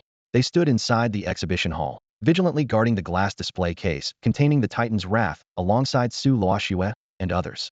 Ostensibly to prevent any incidents, Ron was actually plotting his grand scheme.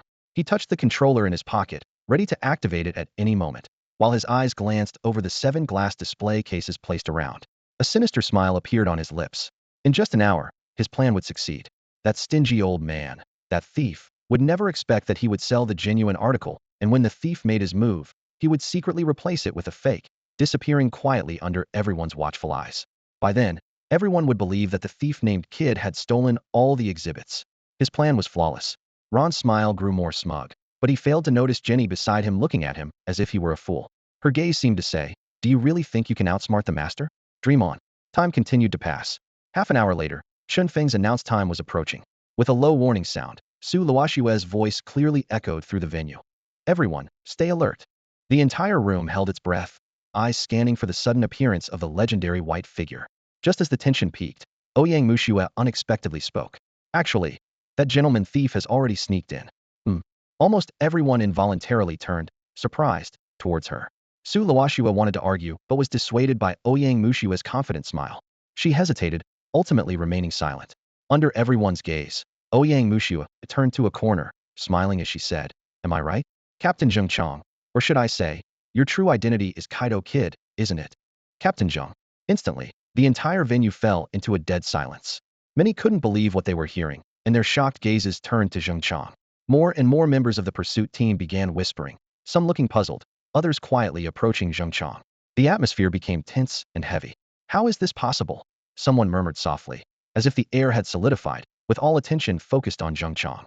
Zheng Chong's face was full of surprise as his eyes scanned the room, noticing the people around him already on high alert. An uneasy feeling welled up inside him. He called out anxiously, Ouyang Mushue, you must be mistaken. How could I possibly be Chen Feng? He wanted to continue defending himself, but Ouyang Mushue interrupted him, unwilling to give him the chance to explain further. Do you really want to know how I discovered you? It's actually quite simple. With that, Ouyang Mushue pulled a plastic bag from her pocket and tossed it onto the ground without hesitation. The bag wasn't sealed, and as it landed, its contents spilled out. Everyone looked down at the items on the floor. Lu Yi, the leader of the third group standing nearby, picked up a small piece of black fabric, frowning as he examined it. This fabric looks familiar. No sooner had he spoken than Sun Luo picked up another piece from the ground, glanced at the hem of his own clothing, and seemed to realize something, raising an eyebrow as he said, "This is our clothing hem." The others around also looked down at their clothes, and sure enough, the left hems were missing. They quickly recalled the moment when Ouyang Mushua had precisely snipped a piece from their hems with scissors, leaving no obvious cut marks that were easy to overlook. The atmosphere instantly became tense. "Mr. Thief, you've lost." Ouyang Mushua's rare smile appeared, a hint of triumph in her eyes as she looked at the still confused Zheng Chong, as if everything had already been revealed. Su Luoxue, standing beside her, wasted no words and gestured to the surrounding team members. "Go. Wait." Zheng Chong tried to continue defending himself, but before he could finish, the team members had already swarmed him, pinning him to the ground. Zheng Chong struggled desperately, repeatedly shouting, "I really am Zheng Chong. You've got it all wrong." His voice, though not loud, echoed clearly in the quiet environment. Meanwhile, viewers in the live stream burst into laughter. "I thought Feng Shun was going to slip up this time, but..." Laughter erupted from the other side of the screen, with someone joking, "You think this is a misunderstanding? You don't believe in my Feng Shun's ability? Punishment is to write the fan rules 10 times. Yes, yes, I accept the punishment." Someone immediately admitted their mistake, but another viewer suddenly had a thought. "Wait, Feng Shun hasn't shown up yet." Amid the laughter from the audience, the atmosphere in the room grew more intense, and the situation became even more tense. Pinned to the ground, Zheng Chong's face was full of panic as he struggled violently, unwilling to believe he had been exposed. Ouyang Mushua watched him coldly, signaling 2 members of the pursuit team to approach. They slowly crouched down and began tugging at his mask. After a moment, Zheng Chong's face was reddened from the pulling, but the mask remained intact. "How is this possible?" The 2 team members exchanged puzzled glances, clearly surprised.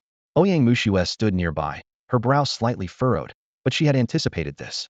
Zheng Chong persisted, "I really am Zheng Chong. The hem of my clothes was stolen in the bathroom, and I only got this outfit from the warehouse an hour ago." Boom! Zheng Chong's low voice suddenly resonated in the quiet environment, carrying a suppressed force, and the atmosphere became silent once more. Yet the viewers in the live stream continued laughing uncontrollably at the screen, seemingly unable to contain themselves. This left everyone stunned, as if everything had exceeded their expected outcome. But if Chen Feng wasn't pretending to be Captain Zheng, then right now? Ouyang Mushua's mind was racing. A chilling sensation swept over her, spreading rapidly to her limbs. This is not good. Just as her thoughts came to a halt, a deep, magnetic voice suddenly broke the silence.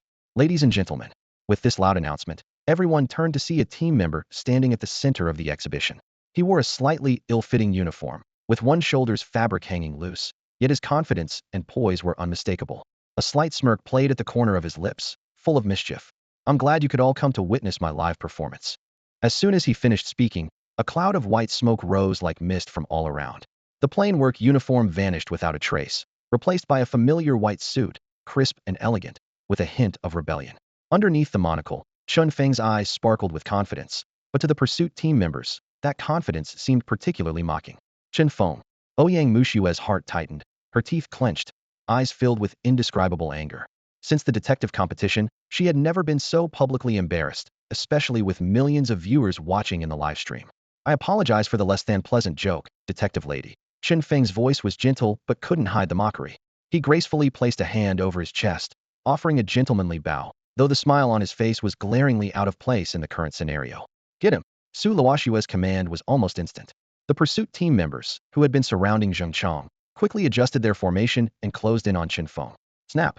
Chen Feng didn't choose to flee. Instead, he slowly raised his hand and snapped his fingers, the crisp sound echoing through the air. With that snap, the once clear air seemed to shatter. Petals began to drift down from the central air conditioning vents, like a sudden shower of flowers filling the entire hall. And at that moment, the clock struck midnight. Almost everyone knew this was Chen Feng's cue to act. The pursuit team members quickly responded, splitting their formation. Some guarded the space between Chen Feng and the display cases, while others leapt towards him without hesitation. Meanwhile, Ron stood to the side, eyes sharp, a smile playing on his lips. Finally, the moment had arrived. He swiftly reached into his pocket and pressed a button he had tested countless times. Unexpectedly, the 7 mechanisms on the display cases failed to activate. Ron's smile froze, shock and disbelief etched across his face. He desperately pressed the button in his pocket repeatedly, but nothing happened. Even after the petals had completely fallen, the mechanisms remained inert. Realizing the opportunity was slipping away, Ron's expression darkened as he reluctantly withdrew his hand from his pocket. His gaze swept over the exhibition scene. where the pursuit team members who lunged at Chen Feng had missed their mark. Meanwhile, the guards protecting the Titan's bane were motionless. A sense of unease surged in Ron's heart. Where was the Titan's bane? He quickly turned to look, only to find the glass display case empty. What happened? Ouyang Muxiue scanned the surroundings rapidly, her face turning grim and incredulous. She had been closely watching Chen Feng's movements, certain he couldn't have reached the display case and taken the Titan's bane in mere seconds. Yet now, the Titan's bane had vanished. Amidst the collective astonishment, a cold female voice suddenly called out from nearby. Who said the Titan's bane is missing? Everyone immediately turned towards the source of the voice. Everyone quickly turned toward the sound, only to see that Jenny, who had been standing with Su Luoxue and the others, had somehow made her way to the floor-to-ceiling window. Beside her stood Chen Feng, dressed in white, holding the ruby Titan's wrath that had just vanished into thin air. The livestream audience erupted in chaos. What is going on? Is she a spy for Fengshen? Or is she a spy who got placed right next to him? Come on, man, have you watched too many spy movies? I bet that's Chen Feng's assistant in disguise. I agree with the comment above. That person must be Fengshen's assistant in disguise. Ron stared at Jenny, who stood next to Chen Feng, his eyes wide with disbelief. He felt as if something green and ominous was hovering over his head. Had Jenny betrayed him? The thought was immediately dismissed. Jenny was utterly loyal and would never betray him. There was only one explanation. You bastard. Where have you hidden the real Jenny? Ron yelled, charging forward, but was quickly restrained by the members of the pursuit team beside him. Chen Feng chuckled softly, taking the Titan's wrath from Jenny's hand. He glanced at Ron, saying, "Oh, it seems Mr. Ron wants his real girlfriend back. That can be arranged." As soon as he finished speaking, under Ron's murderous glare, Chen Feng raised his right hand and snapped his fingers in front of the dazed Jenny. Snap! The crisp sound echoed through the exhibition hall. Jenny, who had been vacanted, blinked and gradually regained her senses. She looked around in confusion. Is this an exhibition? Wasn't I having coffee? How did I end up here? When her eyes landed on the figure in white beside her, Jenny's eyes widened in shock, her voice trembling. The phantom thief kid. Thank you for your assistance, Miss Jenny. As for this gem, I'll be keeping it, Chen Feng said with a smile, the red gem in his hand sparkling under the lights, silently mocking everyone present. Titan's wrath. Jenny was momentarily stunned, then quickly scanned the other exhibits in the hall. Seeing the 7 glass cases with their fake contents still intact, her brow furrowed tightly. She immediately realized that her and Ron's plan had completely failed. In that case, the Titan's wrath, which was meant to be bait, must not be lost. Jenny lunged at Chen Feng, but just as her fingertips were about to touch his clothes, a puff of white smoke suddenly billowed from Chen Feng. When the smoke cleared, he had vanished without a trace. What an impolite lady. A soft chuckle came from nearby. Everyone turned to look and once again spotted Chen Feng. He was now standing at a floor-to-ceiling window that had somehow been opened in the middle of the hall. The howling evening wind blew in through the window, making his white cape flutter dramatically. With one foot already out the window, Chen Feng glanced back, his face still adorned with that confident and charming smile. Detective Miss Ouyang and all members of the pursuit team, let me share something with you. As all eyes turned towards him, Chen Feng slowly pivoted, meeting their gaze with fearless defiance and a hint of provocation in his voice. His eyes were sharp, and his words resonated clearly with everyone present. If a phantom thief is a masterful artist, creatively stealing valuables, then a detective is merely a nitpicking critic following in their wake. His words struck like a sledgehammer, hitting the hearts of everyone there. Before the echo of his words faded, Chen Feng casually tossed a card onto the ground, where it lay, symbolizing a curtain call. With this final gesture, he leapt out of the window like a nimble cat, his form almost blending with the air. In the blink of an eye, he had slipped through the skyscraper's window and vanished into the night. Simultaneously, the distant horizon revealed the silhouette of a flying craft. A man-controlled glider swept across the sky. With swift reflexes, Chen Feng drew a card gun from his pocket and pulled the trigger without hesitation. A sharp crack sliced through the silence as a sturdy rope shot out, precisely latching onto the glider and securely binding it. The glider was then drawn towards the distance, disappearing into the sky. Chen Feng didn't pause. He quickly retrieved a small controller from his pocket. Through the window, he locked eyes with those inside the venue. Then, he slowly pressed a button. Instantly, the previously shut-off air conditioning system roared to life, its powerful gusts dislodging heaps of photographs from the vents, scattering them chaotically throughout the exhibition hall. This is... Ron's face turned pale, shock and disbelief flashing in his eyes. He hurriedly picked up a photograph, his hands trembling slightly as he scanned its contents, his demeanor becoming increasingly frantic. It was an angle he had never seen before, clearly capturing him burning documents outside the top-floor window. Realizing the gravity of the situation, he frantically attempted to gather and destroy all the photos, but it was evident he couldn't manage it. The photos seemed to have a life of their own, drifting down from the air, landing in every corner of the hall, irretrievable. To ensure everyone understood, Chen Feng had even detailed Ron's scheme in writing, making dozens of copies, which he scattered alongside the photos throughout the venue. Su Luoxue picked up a photo and froze the moment she glanced at it. The content left her speechless, overwhelmed by shock. She turned to Ron again, her eyes filled with astonishment and disbelief. The other members of the pursuit team also glanced at the photos, their faces mirroring the same shock. Their eyes were filled with confusion and bewilderment. Meanwhile, viewers in the live broadcast were puzzled by the reactions of those in the venue. Everyone wondered, what had happened? Why did they look so shocked? What kind of gift had Chen Feng given Ron? Had he captured something that terrified him? I know, one viewer excitedly speculated. Did he catch Ron doing push-ups on the bed? Get out of here, another retorted bluntly. Stop projecting your creepy thoughts onto others, will you? Haha, just kidding. Back in the venue, Su Luoxue snapped back to reality and decisively directed the pursuit team to swiftly take control of the scene. The situation rapidly escalated into a tense atmosphere. As a former police officer, Su Luoxue was not about to hastily conclude that Ron was guilty based solely on a few photos from Chen Feng. However, verifying the truth of the matter was quite straightforward. She simply needed to order an inspection of the glass display cases mentioned in Chen Feng's note and have experts authenticate the 7 exhibits. The truth would naturally come to light. Upon Su Luoxue's command, the pursuit team members, who were already police officers, demonstrated their high level of professionalism. Under Ron's sullen gaze, they swiftly secured the entire exhibition hall, tightly guarding each glass display case and preventing anyone from approaching. Meanwhile, several team members rushed out of the hall to contact professional appraisers for a thorough examination of the display cases and exhibits. The following morning, a series of explosive news reports surged to the top of trending lists on major platforms. Grandson of private collector Mr. Leonardo, head of the China division, Mr. Ron caught embezzling and selling 7 precious exhibits. Plot and counterplot. Chen Feng successfully steals the largest ruby the Titan's heart. Chen Feng's take. A master thief is an artist. Detectives are merely critics. Each report was flooded with countless comments from netizens, with the discussion gaining momentum. A master thief with exquisite skills is truly an artist, and this phrase fits Feng perfectly. Did you watch Feng's livestream yesterday? I still can't figure out how he got Ron's secretary to help him. Is that the legendary mind control? Mind control my foot. Have you been reading too many novels? Then explain it to me. I think it's hypnosis. In certain states, using language or gestures to guide someone can cause confusion in the hypnotized person's mind. There are precedents in medicine, but a hypnotist of Chen Feng's caliber is rare, maybe less than 5 worldwide. Wow, that's impressive. I clearly don't know enough about Feng. The online discussion continued to heat up, and the news quickly reached the United Kingdom. Upon hearing the news, old Mr. Leonardo seemed to age 10 years overnight, looking haggard and with dim eyes. That night, he sat alone in his office until dawn, eventually holding a press conference at daybreak to announce that he would not pursue legal action against Ron. This decision sparked intense online debate once again. Public opinion in the UK was almost evenly split. Some understood, given that Ron was Leonardo's grandson, and even tigers don't eat their cubs. The old man's decision was understandable. Others strongly opposed, arguing that no matter which collector held them, the artifacts remained in the UK, but Ron sold 7 treasures to Central Asians, effectively selling out national interests. Regardless of the public opinion, with Leonardo's decision not to prosecute, Ron, who should have been imprisoned, gained his freedom. However, he could no longer face returning home or staying in China. After arranging for the remaining exhibits to be sent back to London, Ron and Jenny boarded a plane to America, never setting foot in London again.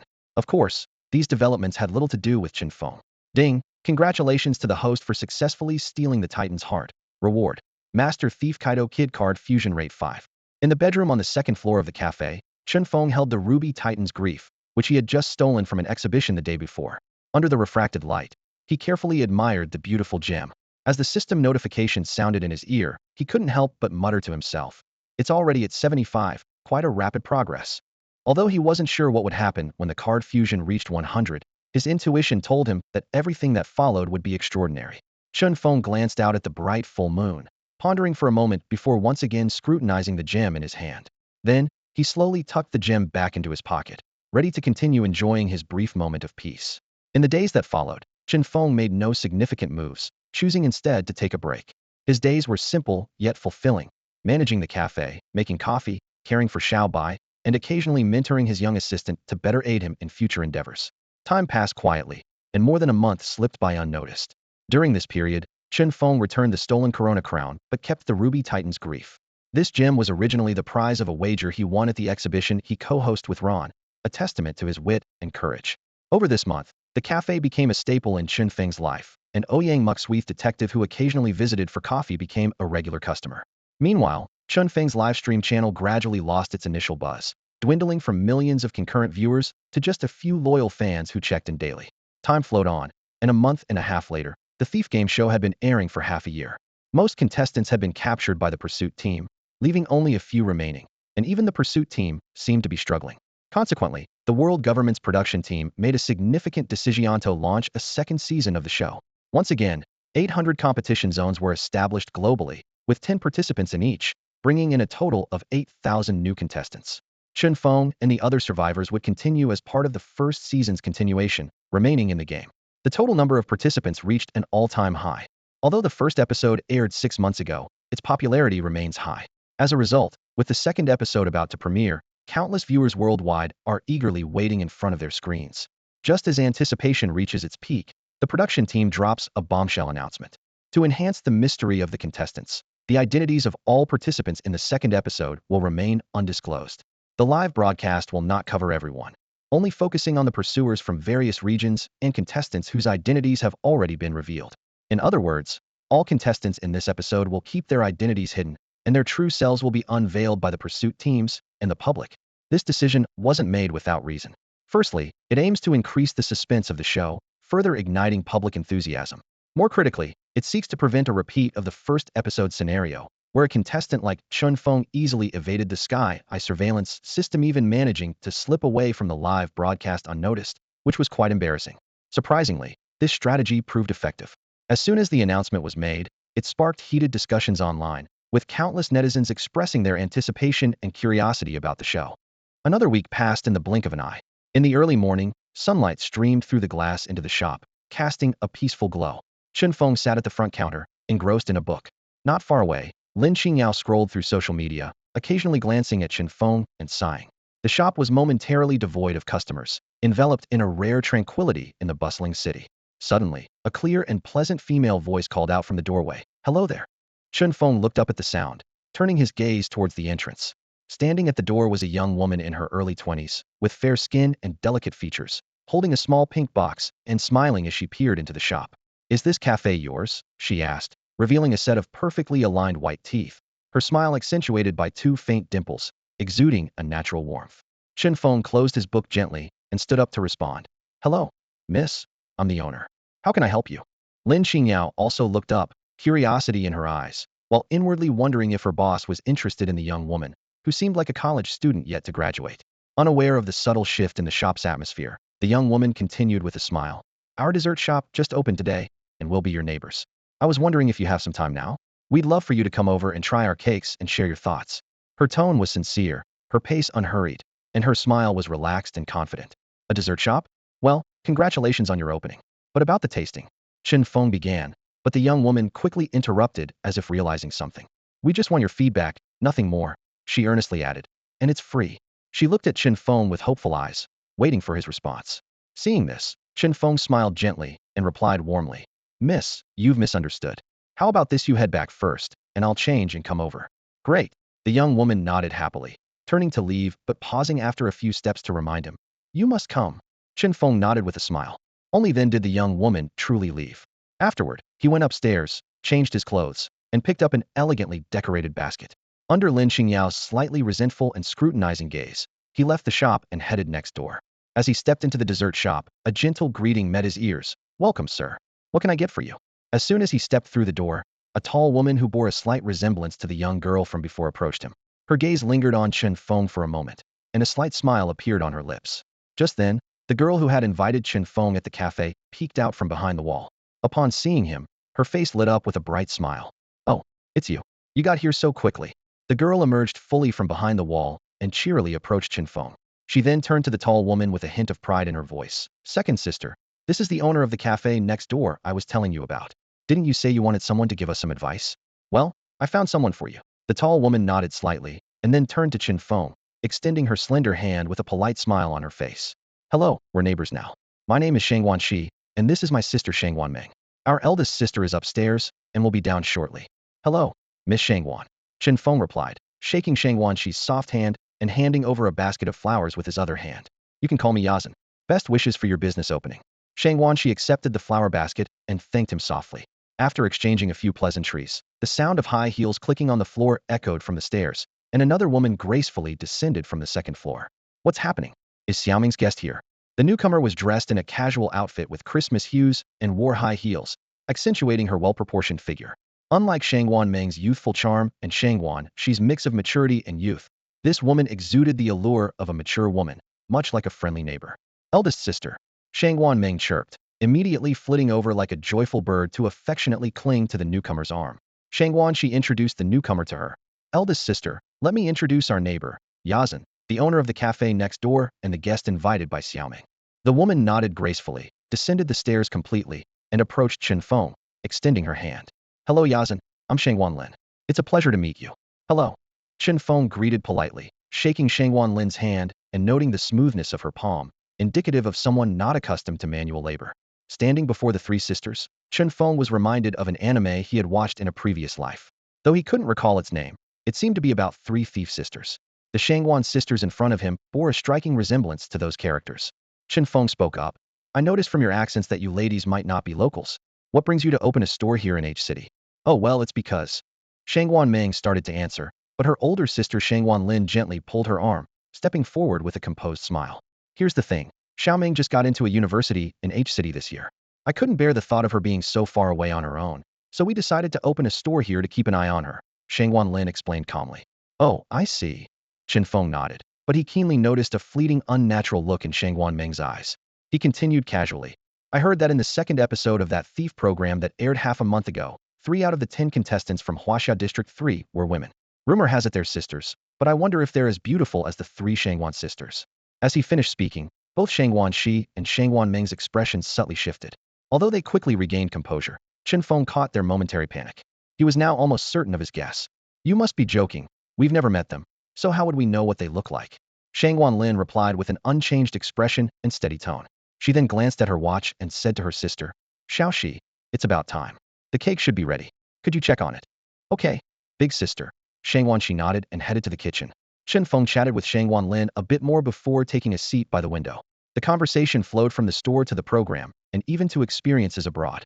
Chen Feng's eloquence and knowledge clearly impressed the two women, who occasionally showed signs of surprise.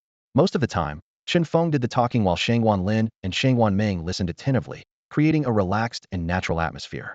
Oh, by the way, Yazan, Shangwan Meng suddenly interrupted with curiosity in her eyes. If I remember correctly, that thief named Kaito was in Western Europe a couple of months ago. Did you see him? Yes, I did, at one of his performances. I caught a glimpse of him from afar. Chen Feng replied without any hint of abnormality in his tone. Really? Shangwan Meng's face lit up with excitement, quickly followed by a look of regret. I've always wanted to see that phantom thief in person, but my sister never let me go, she said, casting a reproachful glance at Shangwan Lin. Shangwan Lin sighed softly, speaking with a hint of helplessness. Xiaoming, you're just starting your first year of college.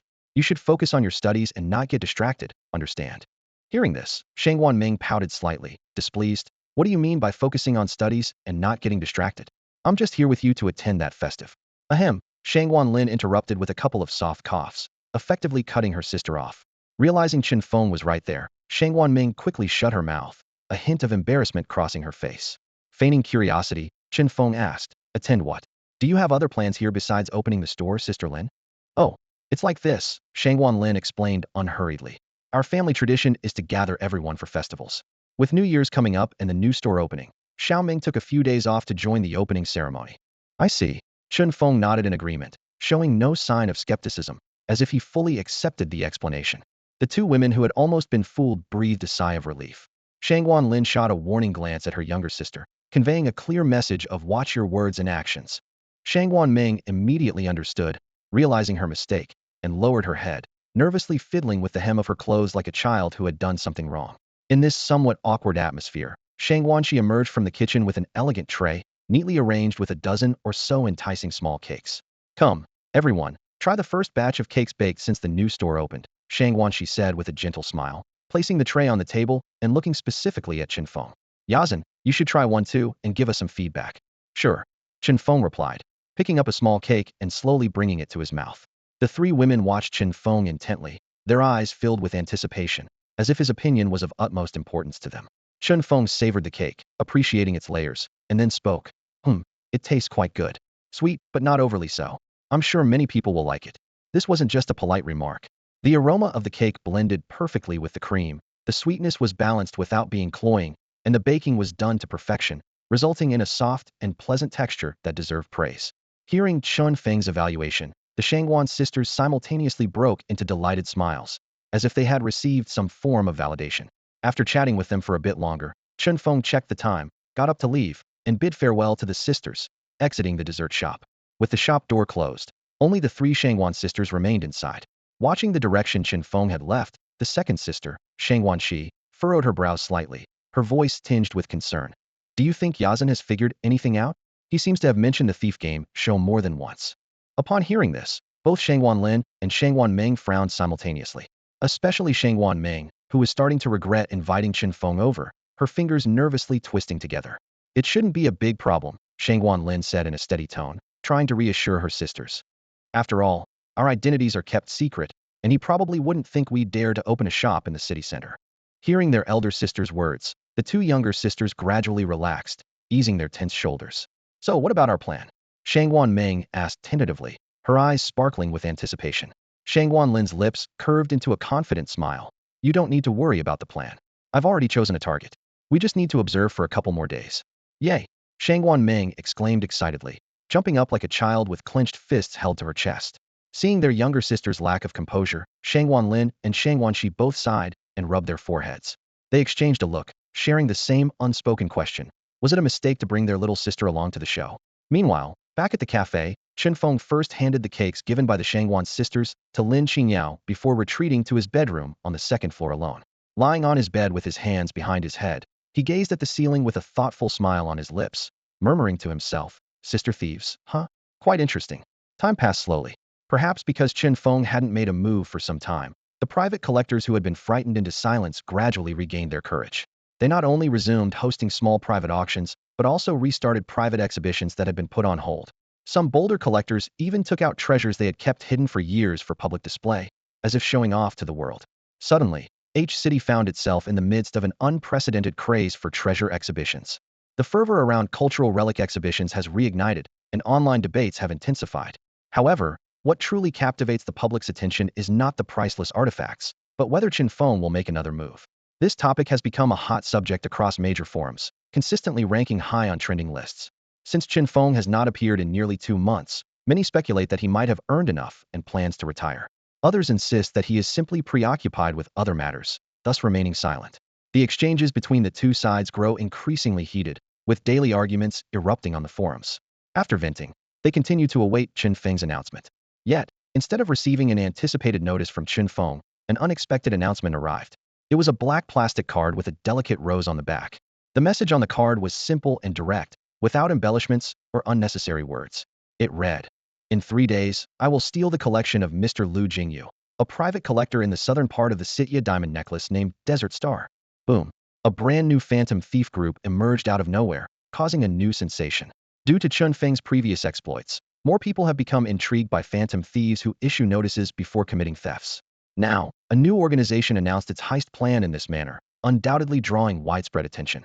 Especially on forums dedicated to Chen Feng, the heated arguments ceased, shifting focus to this new development. After a 2-month wait, they finally received another notice. Although it wasn't Chen Feng's style, it was at least something to watch. Well, even though it's not Feng Shan, it's still something to look forward to, one netizen remarked. Let's just hope this new phantom thief has some skills and doesn't end up being all talk. Yeah, if you send out a notice, you'd better have some skills. Otherwise, everything might just go silent, another added. Who knows? We'll just have to wait and see. Meanwhile, in a dessert shop, Shangwan Meng sat at the counter, her face full of anger as she watched the forum debates on her phone. Frustrated, she paced around the shop. Shangwan Shi, who had just returned from buying coffee at the neighboring Chen Feng cafe, noticed her sister's demeanor as soon as she entered. Frowning with curiosity, she asked, "What's wrong, Xiaoming? Who upset you?" Shangwan Meng practically threw her phone at Shangwan Shi, exclaiming angrily, "Second sister, look at this. They're saying on the forums that we're bound to fail. We haven't even started yet, and they're already saying that." Taking the phone, Shangwan Shi glanced at the comments and chuckled lightly, her demeanor calm. "All right, Xiaoming, We're just starting out. There's no need to get upset. When the time comes, our abilities will be the best response. Shang Wanming bit her lip, still visibly angry. After a moment of silence, she reluctantly closed the forum, deciding to ignore the irrelevant arguments. Shang Wanshi handed the freshly bought coffee to Shang Wanming, her eyes quickly scanning the cafe. The empty shop didn't show the expected figure, prompting her to ask, "Where's Big Sister?" Before she could finish her sentence, the sound of high heels clicking came from the second floor. Shang Wanlin elegantly descended the stairs, dressed in a white wool top and a sophisticated shawl draped over her shoulders, exuding a different aura than usual. "Big Sister, what's with the outfit?" Shang Wanshi asked, puzzled by her sister's unusual attire. "I'm going to the site for another observation today. Xiao Ming will come with me. Xiao Shi, you stay here and look after the shop," Shang Wanlin instructed succinctly. "All right, Big Sister." "Yay!" Shang Wanming jumped up excitedly, her fair hands eagerly clenching and unclenching, clearly ready to respond to the online doubts with her skills. Seeing their younger sister's lively demeanor, Shang Wanxi and Shang Wanlin exchanged a knowing glance and shook their heads helplessly. They both thought they needed to find the right time to teach their little sister that such behavior could easily draw attention in a busy area. Meanwhile, at the former Huaxia District 3, now the exclusive headquarters for Chen Feng's pursuit team, a special group of visitors arrived. Dozens of individuals in pursuit team uniforms filed in, taking up nearly half of the lobby, leaving the original members of the pursuit team stunned. Led by Su Luoxue, four captains hurried to the lobby. Sun Luo quickly stepped forward to stop one of the leading team members. "Brother, which district are you from? Why did you suddenly come here? We didn't receive any notification about merging districts." Before the person could answer, a deep male voice came from behind. "Xiao Sun, long time no see." Everyone turned to see a burly middle-aged man striding in, wearing sunglasses and a crisp uniform. "You are..." Sun Luo didn't recognize him at first, but as soon as the man removed his sunglasses, Sun Luo's face broke into a smile. "Captain Lin? It's really you back." The two embraced warmly. Although they hadn't worked together for long, this straightforward veteran officer had been a great help to Sun Luo. Sun Luo then introduced both sides. "This is Lin Xuanxiong, one of the original 3 captains of Huaxia District 3. Captain Lin, this is our chief captain Su Luoxue, along with Group 1 leader Zheng Chong, and Group 3 leader Lu Yi." "Hello, Captain Lin." Everyone greeted, creating a cordial atmosphere. After some pleasantries, Su Luoxue got straight to the point. "Captain Lin, what brings you here this time?" Lin Xuanxiong glanced at the team assembled behind him and explained with a smile. "Since your pursuit team is now dedicated to Chen Feng's case, and the second season of the show has started, the higher-ups decided you shouldn't have to juggle both tasks. So, they've sent me to re-establish the pursuit team for Huaxia District 3. But since the new headquarters isn't ready yet, we'll have to temporarily use your facilities." Mentioning the surname directly was thoughtless of me. I've already corrected it. Sorry about that. As he spoke, Lin Xuanxiong, the burly man, gave an embarrassed smile. Su Luoxue smiled gently in response. "Captain Lin, there's no need for formalities. There are empty rooms on the 3rd floor. If you don't mind, a little tidying up will make them ready for use." "Thank you, Captain Su." Lin Xuanxiong nodded, expressing his sincere gratitude. In the evening, sisters Shang Wanlin and Shang Wanming also arrived at the collection gallery in the southern part of the city. Perhaps due to the gallery's advantageous location, or maybe because of the invitation sent by the Shangwan sisters earlier, the gallery was busier than usual today. Dozens of visitors wandered through the gallery, engrossed in the precious exhibits. Shang Wanlin and Shang Wanming moved among the crowd, carefully examining the various displays. After a few rounds, the sisters met again. They exchanged glances, and after a moment of silence, Shang Wanming spoke softly. "Elder sister, I didn't find anything on my side." Shang Wanlin nodded slightly. "I didn't find anything either. It seems the Desert Star has already been put away. But that's all right. We can have Xiaoxi hack the surveillance later and check again tomorrow." Shang Wanming nodded, a hint of reluctance in her eyes. Lin, about that phantom thief, it's really..." She paused, her words filled with anticipation. At that moment, a sudden voice interrupted their conversation. "Lin Ming, you're here too?" The sisters turned to see Chen Feng, dressed in casual wear, smiling as he approached them. Over the past few days, Chen Feng had become quite familiar with the Shangwan sisters. The 3 of them had grown fond of this young, handsome, eloquent magician who also owned a cafe. Chen Feng often visited their shop to buy some pastries, and they frequently went to his cafe for coffee. Over time, they had become friends. "Mr. Chen," Shang Wanming was momentarily surprised, and then a look of surprise crossed her face. Just as she was about to speak, her elder sister Shang Wanlin interjected. "Oh, you're here too? What a coincidence. We were just passing by and decided to take a look." Shang Wanming nodded in agreement. "Yes, just taking a look." Chen Feng chuckled, a playful glint in his eyes. "I see. I thought you might be here because of that phantom thief." Upon hearing the words, "phantom thief," Shang Wanming's eyes lit up, filled with interest, and she eagerly looked at Chen Feng. Really? Are you here because of the Phantom Thief too? Do you think they can pull it off? Oh Meng, don't speak recklessly. Shangwan Lin gently scolded, her tone carrying a hint of helplessness. Shangwan Meng stuck out her tongue. Seeing that her sister wasn't angry, she didn't say anything more. But her eyes were still full of anticipation, fixed intently on Chen Feng. It's all right, Chen Feng said with a smile, seemingly unbothered. Whether they can succeed, I'm not sure. But so far, the second episode has aired, and out of the 10 contestants, only half remain. If they haven't been caught by now, they must have some skills. Shangwan Meng became excited, her eyes sparkling. Yeah, they are really impressive phantom thieves. Chen Feng raised an eyebrow in surprise. They? Meng, are you saying that this phantom thief isn't just one person, but a team? Shangwan Meng was momentarily taken aback. Realizing she had let something slip, her face flushed slightly, but she quickly regained her composure. You didn't know? There are already speculations online that this mysterious thief is actually those 3 sisters from District 3, and it seems that this rumor is quite credible. Shangwan Meng explained earnestly. Despite her articulate manner, Chen Feng was already aware of the truth. He simply smiled lightly, thinking to himself. As expected, nothing escapes them. He didn't press her further, just nodded in feigned surprise, saying, Oh, is that so? I really didn't know. Shangwan Meng felt a sense of relief, silently praising her clever response. Just then, Shangwan Lin spoke up with a hint of curiosity in her voice. Yazan, do you know where the Desert Star necklace is? I'm really curious about what that diamond necklace looks like. Oh, Chen Feng glanced around the room and pointed ahead. It was originally placed here, but now it has been moved to the end of the corridor up front, with guards specifically assigned to prevent anyone from approaching. Shangwan Lin looked in the direction Chen Feng was pointing, and indeed saw the corner of the corridor. 6 strong men stood at the entrance, firmly guarding it against anyone trying to get close. She noted the surroundings in her mind. After chatting with Chen Feng for a while longer, she and Shangwan Meng left the venue. Chen Feng didn't linger either. With a smile still on his face, he turned towards another exit after they departed. Not far from the venue, in the shadows outside the exhibit, Chen Feng stood in a hidden corner and spoke softly into a small walkie-talkie. Go ahead, Qingyao. As soon as he spoke, the central air conditioning of the exhibit quietly started, and a white card fluttered down, landing precisely at the feet of the security personnel guarding the corridor. The lead security guard frowned, sensing a foreboding feeling. He quickly bent down to pick up the card and opened it. The content on the card immediately caught his attention. Notice, when the silver moonlight kisses the earth in a few days, and the beautiful symphony plays at the feast, I will personally visit to admire the brightest star in the desert. From Kaito Kid. Kaito Kid. The security guard froze. If the new thief was only targeting the gems inside the venue, the organizers might be able to handle it. But this undefeated Kaito Kid was every private collector's nightmare. Quick, go inform Mr. Liu. Tell him Kaito Kid's notice has arrived. Kaito Kid also sent a notice? Muttered another security guard in shock. Stop wasting time. Go inform him now. Quick. Yes. He'll go right away. As the words were spoken, other visitors in the venue also sensed something amiss. Some noticed the uncollected white card, curiosity glinting in their eyes. Could that be Kid's notice? Someone whispered.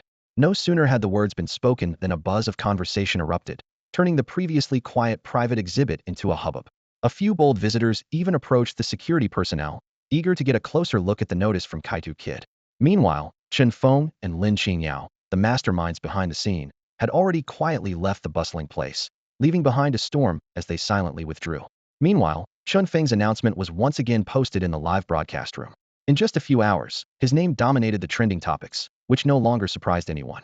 2 months later, Chen Feng issued another announcement this time. His target was a treasure in a private collection in the southern part of H City, a desert star.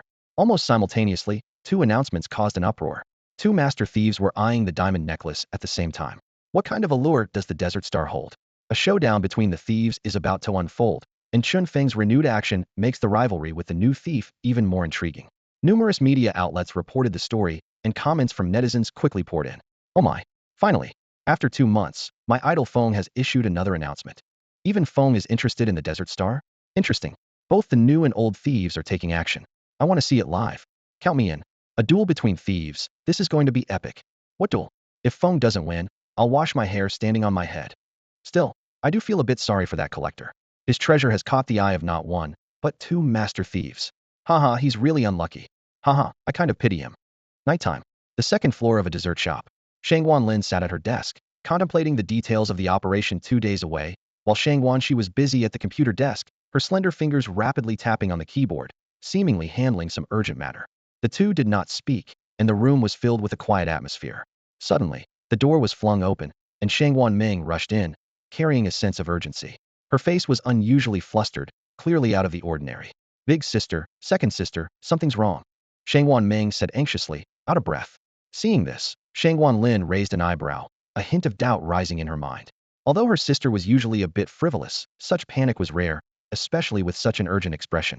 She couldn't help but ask, what happened? Shangwan Lin got up from her seat, asking with concern. The announcement. That thief, Kid, also issued an announcement. Shangwan Meng said urgently, he's also targeting the Desert Star. What? Shangwan she stopped her actions abruptly, her eyes instantly freezing. Beside her, Shangwan Lin also frowned slightly. Even though she was very confident in the abilities of the three sisters, facing a formidable opponent like Chen Feng, she still felt a sense of unease. Chen Feng's almost magical theft skills were both feared and admired, and she really didn't want to be his enemy. But now, the announcement had been made, and it was probably too late to change plans. Shangwan Lin sighed inwardly but remained calm, reassuring her sister with a few words before turning back to her room to continue planning their next steps. Meanwhile, Chen Feng sat in his bedroom on the second floor of a cafe, staring at the reports on his phone. As usual, the reports were overwhelming, with some media even exaggerating the tension of the event. Chen Feng couldn't help but chuckle, shaking his head. What a bunch of journalists who love to stir things up. The debate online continued to escalate. Some speculated that Chen Feng had a personal vendetta against another phantom thief, which is why he sent a notice to a target that had already been locked in. Others believed it was simply a rivalry between peers, with Chen Feng secretly trying to undermine other thieves. The theories were diverse and abundant, with speculations piling up, even leading to some outrageous narratives that could form a complete melodrama. However, these all seemed like the complex questions in a language comprehension test, filled with chaotic answers, while the truth was often much simpler. Just like those writers who recklessly insult others online, no one would have guessed that this notice was merely a result of Chen Feng's boredom and a spuro-themet prank. Nevertheless, since the notice had been sent, Chen Feng decided to take it seriously. After all, if he failed this time, it would be quite embarrassing. It's worth noting that Phantom Thief Kid had never failed before. The next day, a convoy of vehicles bearing the insignia of the Pursuit Bureau slowly entered the museum in the southern part of the city. Once the convoy came to a halt, people began to disembark. The pursuit team led by Su Luoxue, tasked with capturing Chen Feng, arrived simultaneously with the newly established Huagui District 3 Pursuit Unit, headed by Lin Chuanxiong as the chief. Sun Luo stepped out of the car and, seeing Lin Chuanxiong also emerging from his vehicle, couldn't help but smile and say, Captain Lin, I thought we'd never get the chance to work together again, but here we are. Lin Chuanxiong chuckled lightly and proceeded towards the museum entrance. Sun Luo didn't follow immediately, but waited for his team to gather before entering the venue with Su Luoxue. Inside the venue, a slightly portly middle-aged man was pacing anxiously in the hall. Though Chen Feng and the new thief were merely competitors in a contest, with the World United Government providing security, as a businessman, he couldn't tolerate the thought of the Desert Star, the museum's prized exhibit, being stolen. If the Desert Star were lost and irretrievable, he would be devastated. Furthermore, the Desert Star was the museum's treasure, and its theft would be utterly disgraceful. Just as the middle-aged man was consumed with anxiety, the figures of Lin Chuanxiong and Su Luoxue finally appeared at the entrance of the hall. Seeing them, the man almost clutched at them like a lifeline, rushing over. Captains, you're finally here. Faced with the middle-aged man's eager expression, Lin Chuanxiong and Su Luoxue first reassured him with a few words before getting to the main point. Mr. Lu, can we see where the item is kept? Of course, please follow me, the middle-aged man said hurriedly, leading them further inside. Two groups of pursuers had entered the gallery, swiftly taking over security operations.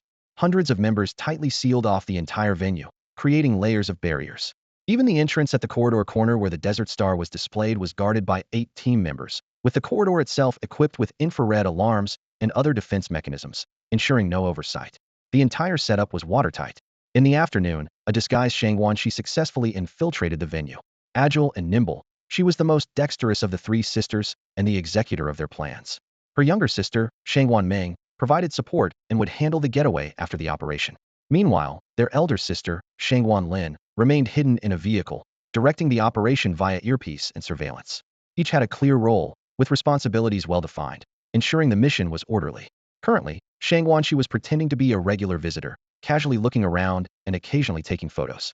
Since the notice from the 2 phantom thieves wouldn't take effect for another day and a half, the atmosphere remained calm, with no sign of tension. Through the earpiece, Shangwan Lin's voice came through. Xiaoxi, this is our first operation, nothing can go wrong. Go to the restroom now. Xiao Ming is waiting inside.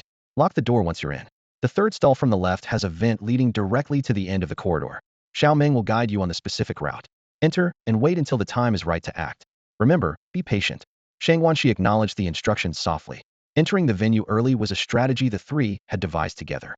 Facing an unpredictable opponent like Chen Feng, they needed to prepare in advance to stand a chance. She approached the women's restroom, bypassed a maintenance sign at the entrance, and knocked on the door. Knock. Knock knock. The agreed signal was 2 light taps followed by 1 firm tap, repeated twice.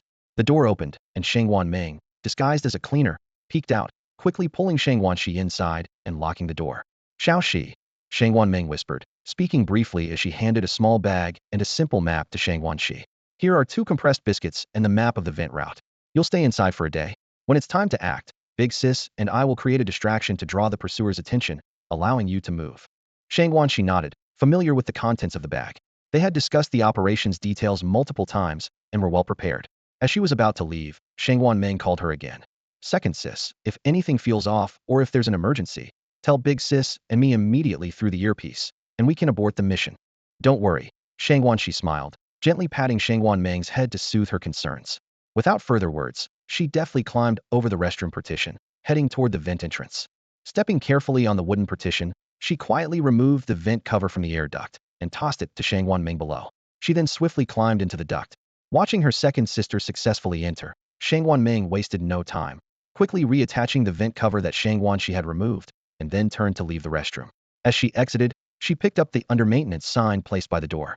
However, she didn't notice that as she bent down to pick up the sign, a tiny robot silently slipped off her. A passing figure picked it up and quickly pocketed it. The person paused, shook their heads silently, and thought to themselves, how could she possibly win against him with such vigilance? This person was Lin Qingyao, Chen Feng's assistant, disguised as a passerby. Her mission was to retrieve the miniature camera robot that Chen Feng had placed on Shang Wanmeng. Once Shang Wanmeng had completely left, Lin Qingyao quietly slipped away. Shortly after, Shang Wanmeng returned to the command vehicle outside. She opened the car door, sat in the passenger seat, and called out, Big Sister. Yes, Shang Wanlin nodded and continued, Xiaoxi is in. Let's head back to the store and prepare for tomorrow night. Okay, Shang Wanmeng replied, and the two drove back to the dessert shop. The car parked steadily in the parking space, and as soon as they got out, they saw a figure waiting in front of the store. Shang Wanlin recognized him as Chen Feng and approached to greet him. Yazan, why are you standing here? Oh, I came to buy a pet cake for my pigeon, but none of you were here. My shop was slow, so I waited here for a bit, Chen Feng replied with a smile. Shang Wanlin smiled back and asked, your pet? That clever little white pigeon. Chen Feng nodded. It seems you take good care of your pet. Come on in, have a seat. Shang Wanlin then unlocked the store door, and the three of them went inside. Shang Wanmeng went to the counter to get a pet cake for Chen Feng, while Shang Wanlin sat at a table with him. Hey, where's Xiaoxi? I don't see her, Chen Feng asked, feigning ignorance as he looked around. She's sick and currently in the hospital getting in for. Shang Wanlin quickly made up an excuse without hesitation. Sick? Is it serious? Can I visit her in the hospital? Chen Feng asked with apparent concern. Shang Wanmeng's heart tightened, and her gaze instinctively fell on Chen Feng, but Shang Wanlin quickly took over the conversation, saying, it's not serious, but the doctor advised her to rest for a couple of days without any disturbances. All right. Chen Feng nodded, seemingly not intending to delve further into the matter. The two sisters breathed a sigh of relief. Soon, the cake Chen Feng needed was packed, and after paying, he left the dessert shop with it. The Shangwan sisters continued with their business as usual until closing time, after which they returned upstairs to prepare for the next night's operation. As another day slipped by and night descended, around 10:30 p.m., the atmosphere in the gallery turned exceptionally solemn. There were no more visitors inside, and all unauthorized personnel were kept strictly at least 10 meters away from the building, without a chance to get close. Su Luoxue and Lin Xuanxiong, the two lead captains of the pursuit team, were stationed together in the command room. Nearly 100 members of the pursuit team were spread throughout and around the building, maintaining a tight watch. With less than 2 hours left until the time promised on the two warning notes, a sense of tension filled the air. The command room was heavy with anticipation, with a dozen people sitting silently in their places, eyes fixed on the wall covered in surveillance monitors. Over 20 screens flickered soundlessly, keeping a watchful eye on every corner. No one spoke.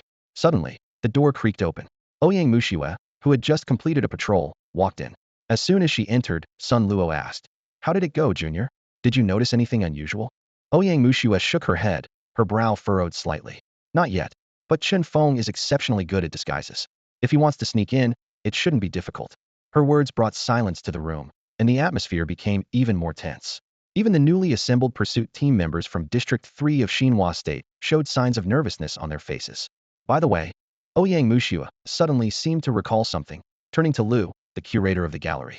Curator Lu, I noticed during my check of the hallway where Desert Star is stored, there seems to be a ventilation duct at the end of the hall, positioned right above Desert Star. Are you aware of it? Curator Lu paused, then nodded. There is such a thing. But that place isn't used much, and it's quite hidden, so not many people pay attention to it. You have sharp eyes to spot it, Miss Ouyang. Hearing this, Lin Chuanxiong was taken aback. Impossible. Why didn't you mention this earlier? That ventilation duct could very well be the thieves' route. Calm down, Captain Lin. Curator Lu seemed unperturbed, lightly waving his hand in a soothing gesture. Don't worry, that duct is very narrow. Even a woman would struggle to fit through. Besides, the route inside is complex. A thief would have a hard time finding their way. After Curator Lu's explanation, Lin Chuanxiong relaxed a bit. However, Ouyang Muxue remained frowning, seemingly uneasy. It's better to be cautious. Ouyang Muxue's words once again captured everyone's attention. Even though Curator Lu had made assurances, she still did not lower her guard. Although she was volunteering her help, everyone knew she had extensive experience, and no one could afford to be complacent at such a critical moment. Miss Ouyang, what do you propose we do? Curator Lu finally spoke, his voice tinged with hesitation. Curator Lu, I noticed on the floor plan that there's a cold storage room on the basement level of the gallery, correct? Does it have dry ice? Ouyang Muxue asked softly. Of course, many new exhibits require cleaning with dry ice, so we always keep a large supply on hand, Curator Lu replied immediately. Ouyang Muxue smiled slightly, a decisive glint in her eyes. Then please have someone fetch as much dry ice as possible. We can seal off the ventilation ducts by filling them with dry ice. She paused before continuing. Once this is over, Curator Lu, you only need to turn on the heating to let the dry ice evaporate and ventilate the ducts. It won't affect their normal use. Curator Lu hesitated briefly, then nodded in agreement. All right, I'll arrange for it immediately. At this moment, the tension in the command room rose again. Everyone silently counted down the time in their minds, not daring to relax for even a moment. He thought it was going to be some high-cost operation, but it turned out to just require some dry ice. Director Lu looked at this inexpensive material and calculated in his mind. With dry ice costing only 3 to 4 yuan per pound, even if they used it freely, it wouldn't cost much. Offending the pursuit team over such a small amount of money would be unwise. After getting the green light, Ouyang Muxue gave a simple signal to Su Luoxue and led a dozen team members towards the cold storage on the basement level. At the back of the group, a young team member suddenly looked up, his gaze thoughtful. This was Chen Feng, disguised as a member of the pursuit team. His eyes briefly flicked over the screen monitoring Desert Star, revealing a hint of something unusual. He casually chatted with a colleague before leaving the monitoring room under the pretense of going to the restroom. Meanwhile, Shang Guanxi was still curled up inside the ventilation duct, unaware of the events about to unfold. About an hour later, she heard a series of continuous thumping sounds from behind. As she wondered about this, a nearby vent opened. Shang Guanxi's first reaction was to think her cover was blown, but she quickly dismissed the idea. The vent was opened, yet no one peeked in or called out. Clearly not a search operation. At that moment, the temperature inside the duct was dropping rapidly. Wearing only a tight outfit, Shang Guanxi had to hug herself to keep warm. Just then, her earpiece crackled with the concerned voice of her elder sister, Shang Guanlin. Xiaoxi? What's happening over there? Why is it so chaotic? Shang Guanxi didn't dare respond verbally, and instead held her miniature communicator towards the source of the noise. Soon, she overheard a conversation between two staff members. Old Zhao, we're really unlucky to be assigned this job. Tell me about it. One word from above, and we're running around. Hurry and dump it in. This pile of dry ice is freezing us standing here. No sooner had the words been spoken than a large bucket of dry ice was poured into the ventilation duct, the sound of ice clattering against the walls echoing sharply in the confined space. A biting cold swept over Shang Guanxi, forcing her to curl up even tighter. In the command vehicle outside, Shang Guanlin listened intently to the sounds coming through the earpiece, her brow furrowed in concern. She considered many possibilities, but dry ice wasn't one of them. The most dangerous aspect of dry ice isn't the cold, but the large amount of carbon dioxide it releases as it sublimates. If a large amount of dry ice was dumped into the ventilation duct, in less than half an hour, the air inside would be replaced by carbon dioxide. At that point, Shang Guanlin couldn't bear to think any further. Just then, the car door suddenly swung open, and Shang Guanming climbed in with a face full of worry, beads of sweat forming on her forehead. Elder sister, what do we do?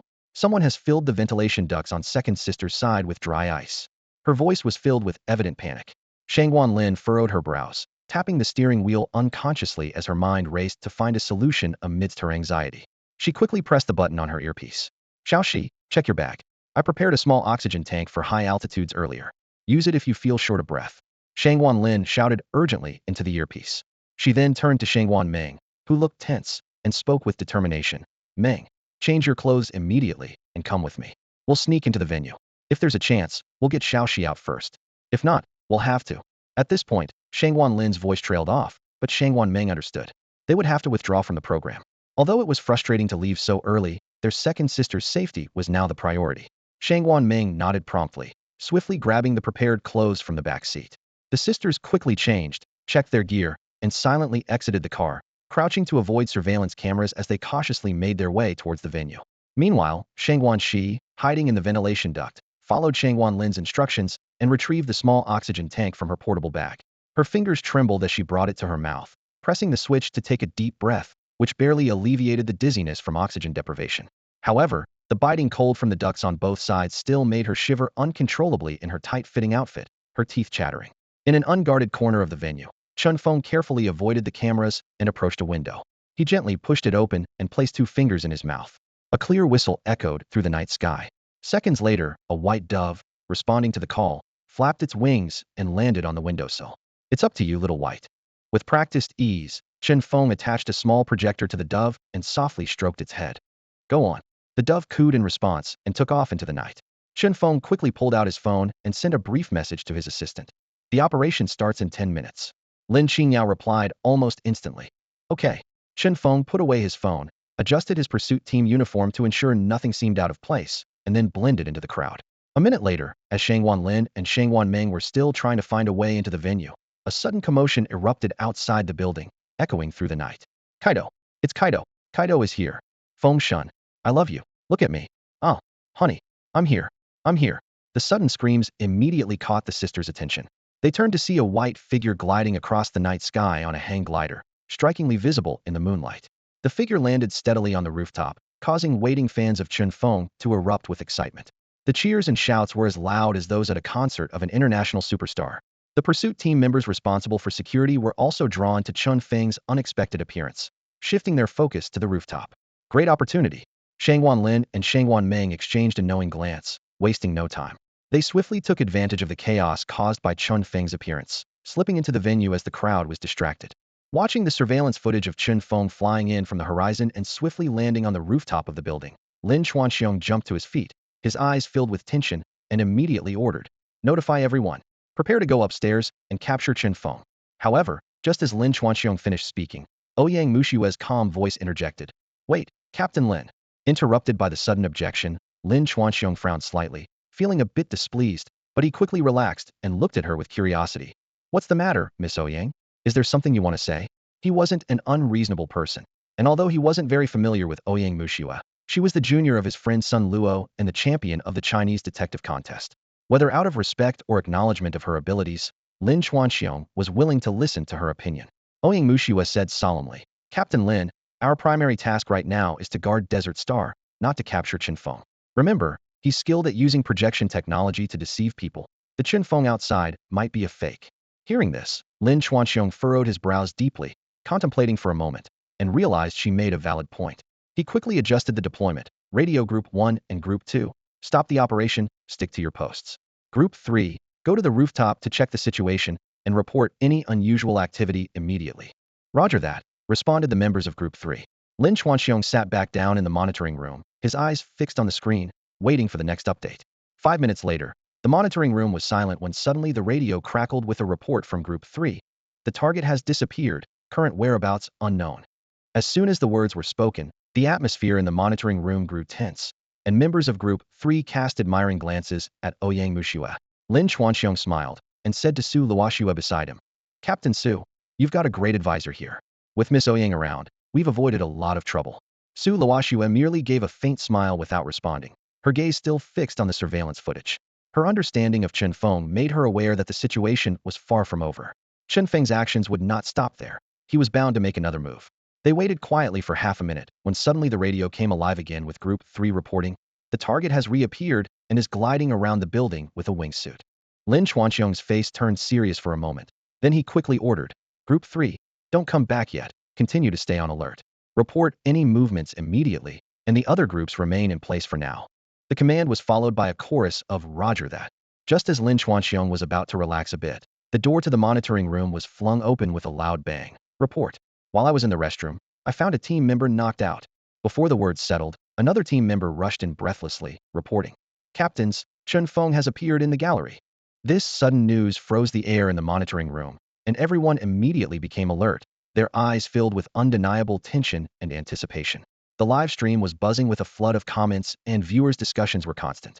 Wow, did the Maple God just appear? Quick, switch the camera. Hold on, it's probably just a glimpse and they haven't pinpointed his exact location. The live stream is following the pursuit team, and we can't even see a shadow of the Maple God. There's nothing we can do. He's always so elusive. In the control room, a team member suddenly burst in, breathless, to report. Chen Feng has appeared. I saw a flash of white near the restroom's mezzanine. It's definitely him. Su Luoxue and others immediately became alert upon hearing this. Ouyang Mushu and narrowed her eyes slightly and softly analyzed. Trying to get to the corridor from the mezzanine? He never takes the usual paths.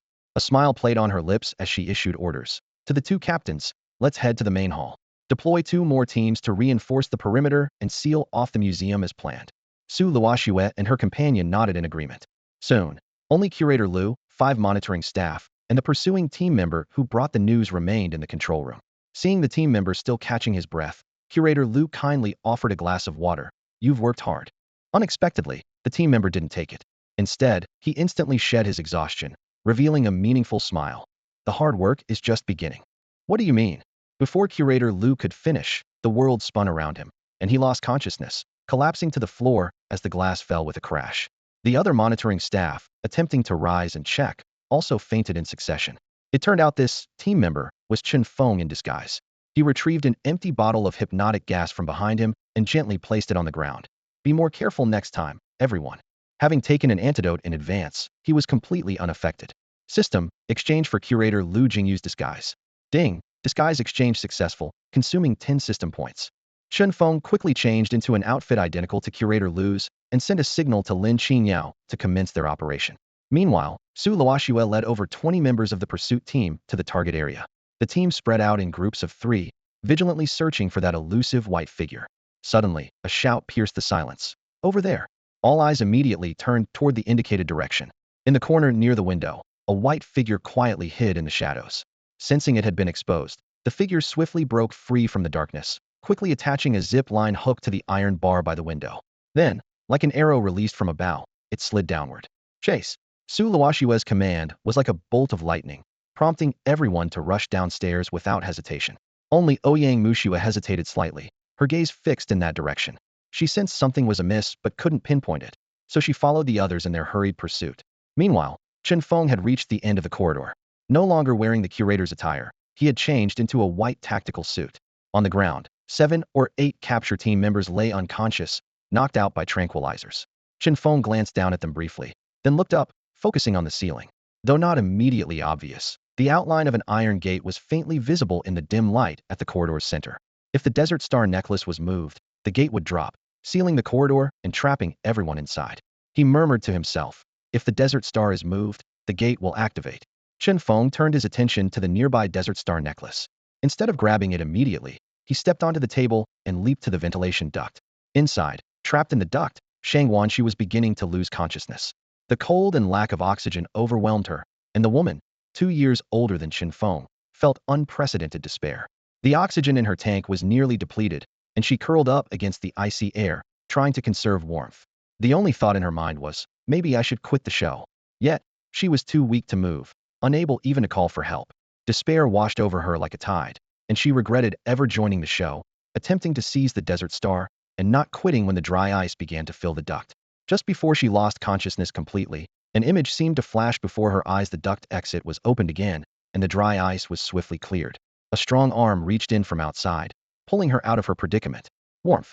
That long-lost warmth surged through Shang Wanshi's body. Though she could barely remain conscious, the warmth instinctively drew her toward it. Still not quitting, ma'am? Chen Feng shook his head with a wry smile as he looked at the unconscious Shang Wanshi in his arms, seemingly resigned to her stubbornness. Then, he gently but firmly lifted her in a princess carry, skillfully threading a thin rope through the chain of the Desert Star necklace, securing it tightly. Once everything was ready, Chen Feng carried the unconscious Shang Wanshi to the window. Without hesitation, he leapt out. As they descended, a glider deployed automatically from his back, lifting them gently into the air. In that instant, The Desert Star necklace, tugged by the thin rope, flew from its original position, pulled swiftly out the window. Almost simultaneously, the iron gate hidden in the ceiling crashed down with a heavy thud. However, unfortunately, aside from the unconscious capture team members, the gate trapped no one else. Bang! The loud crash of the falling iron gate echoed through the corridor, reaching the ears of the pursuit team downstairs searching for Chen Feng. The mechanism's been triggered? Su Luoxue abruptly halted, looking up at the ceiling with heightened awareness. The other members of the pursuit team also stopped in their tracks, their expressions vigilant. Suddenly, shouts from outside began to rise. Kid! Kid! Kid! The calls grew louder, clearly audible even to those inside the building. Everyone rushed to the floor-to-ceiling window. Across from them, on the rooftop of the opposite building, a white figure stood strikingly. In the moonlight, his white cape fluttered dramatically, and in his hand dangled a silver necklace, its gemstone gleaming brilliantly in the night, none other than the Desert Star. Even more surprising, he was holding a human-shaped bundle wrapped tightly in a blanket. The live broadcast room exploded, with comments flooding the screen. Did Fengshen succeed? Wait, what's wrapped up there? Looks like a person. Why am I not the one in Fengshen's arms? Meanwhile, the disguised sisters Shangwan Meng and Shangwan Lin arrived near the corridor. The scene before them made them frown. Inside the iron bars lay unconscious pursuit team members, dry ice scattered on the floor, and the ventilation duct cover wide open. Did second sister leave? Shangwan Meng asked uncertainly. Shangwan Lin was about to think it over when the commotion outside interrupted her thoughts. Big sister, look! Shangwan Meng pointed outside. Shangwan Lin followed her sister's direction and instinctively covered her mouth. Could the one in Kid's arms be second sister? Shangwan Meng swallowed nervously. Shangwan Lin could only shake her head, indicating she didn't know. At this moment, Shangwan Shi, who was in Chen Feng's arms, slowly regained consciousness. Confused, she touched the blanket covering her and was about to lift it to check her surroundings when a gentle voice stopped her. Don't move, Miss Phantom Thief. If you don't want your true identity exposed, please wait a moment longer. The voice was as warm as his embrace. Phantom Thief. Kid. Longtime fan Shangwan Shi instantly recognized him, and her initial struggle came to a halt.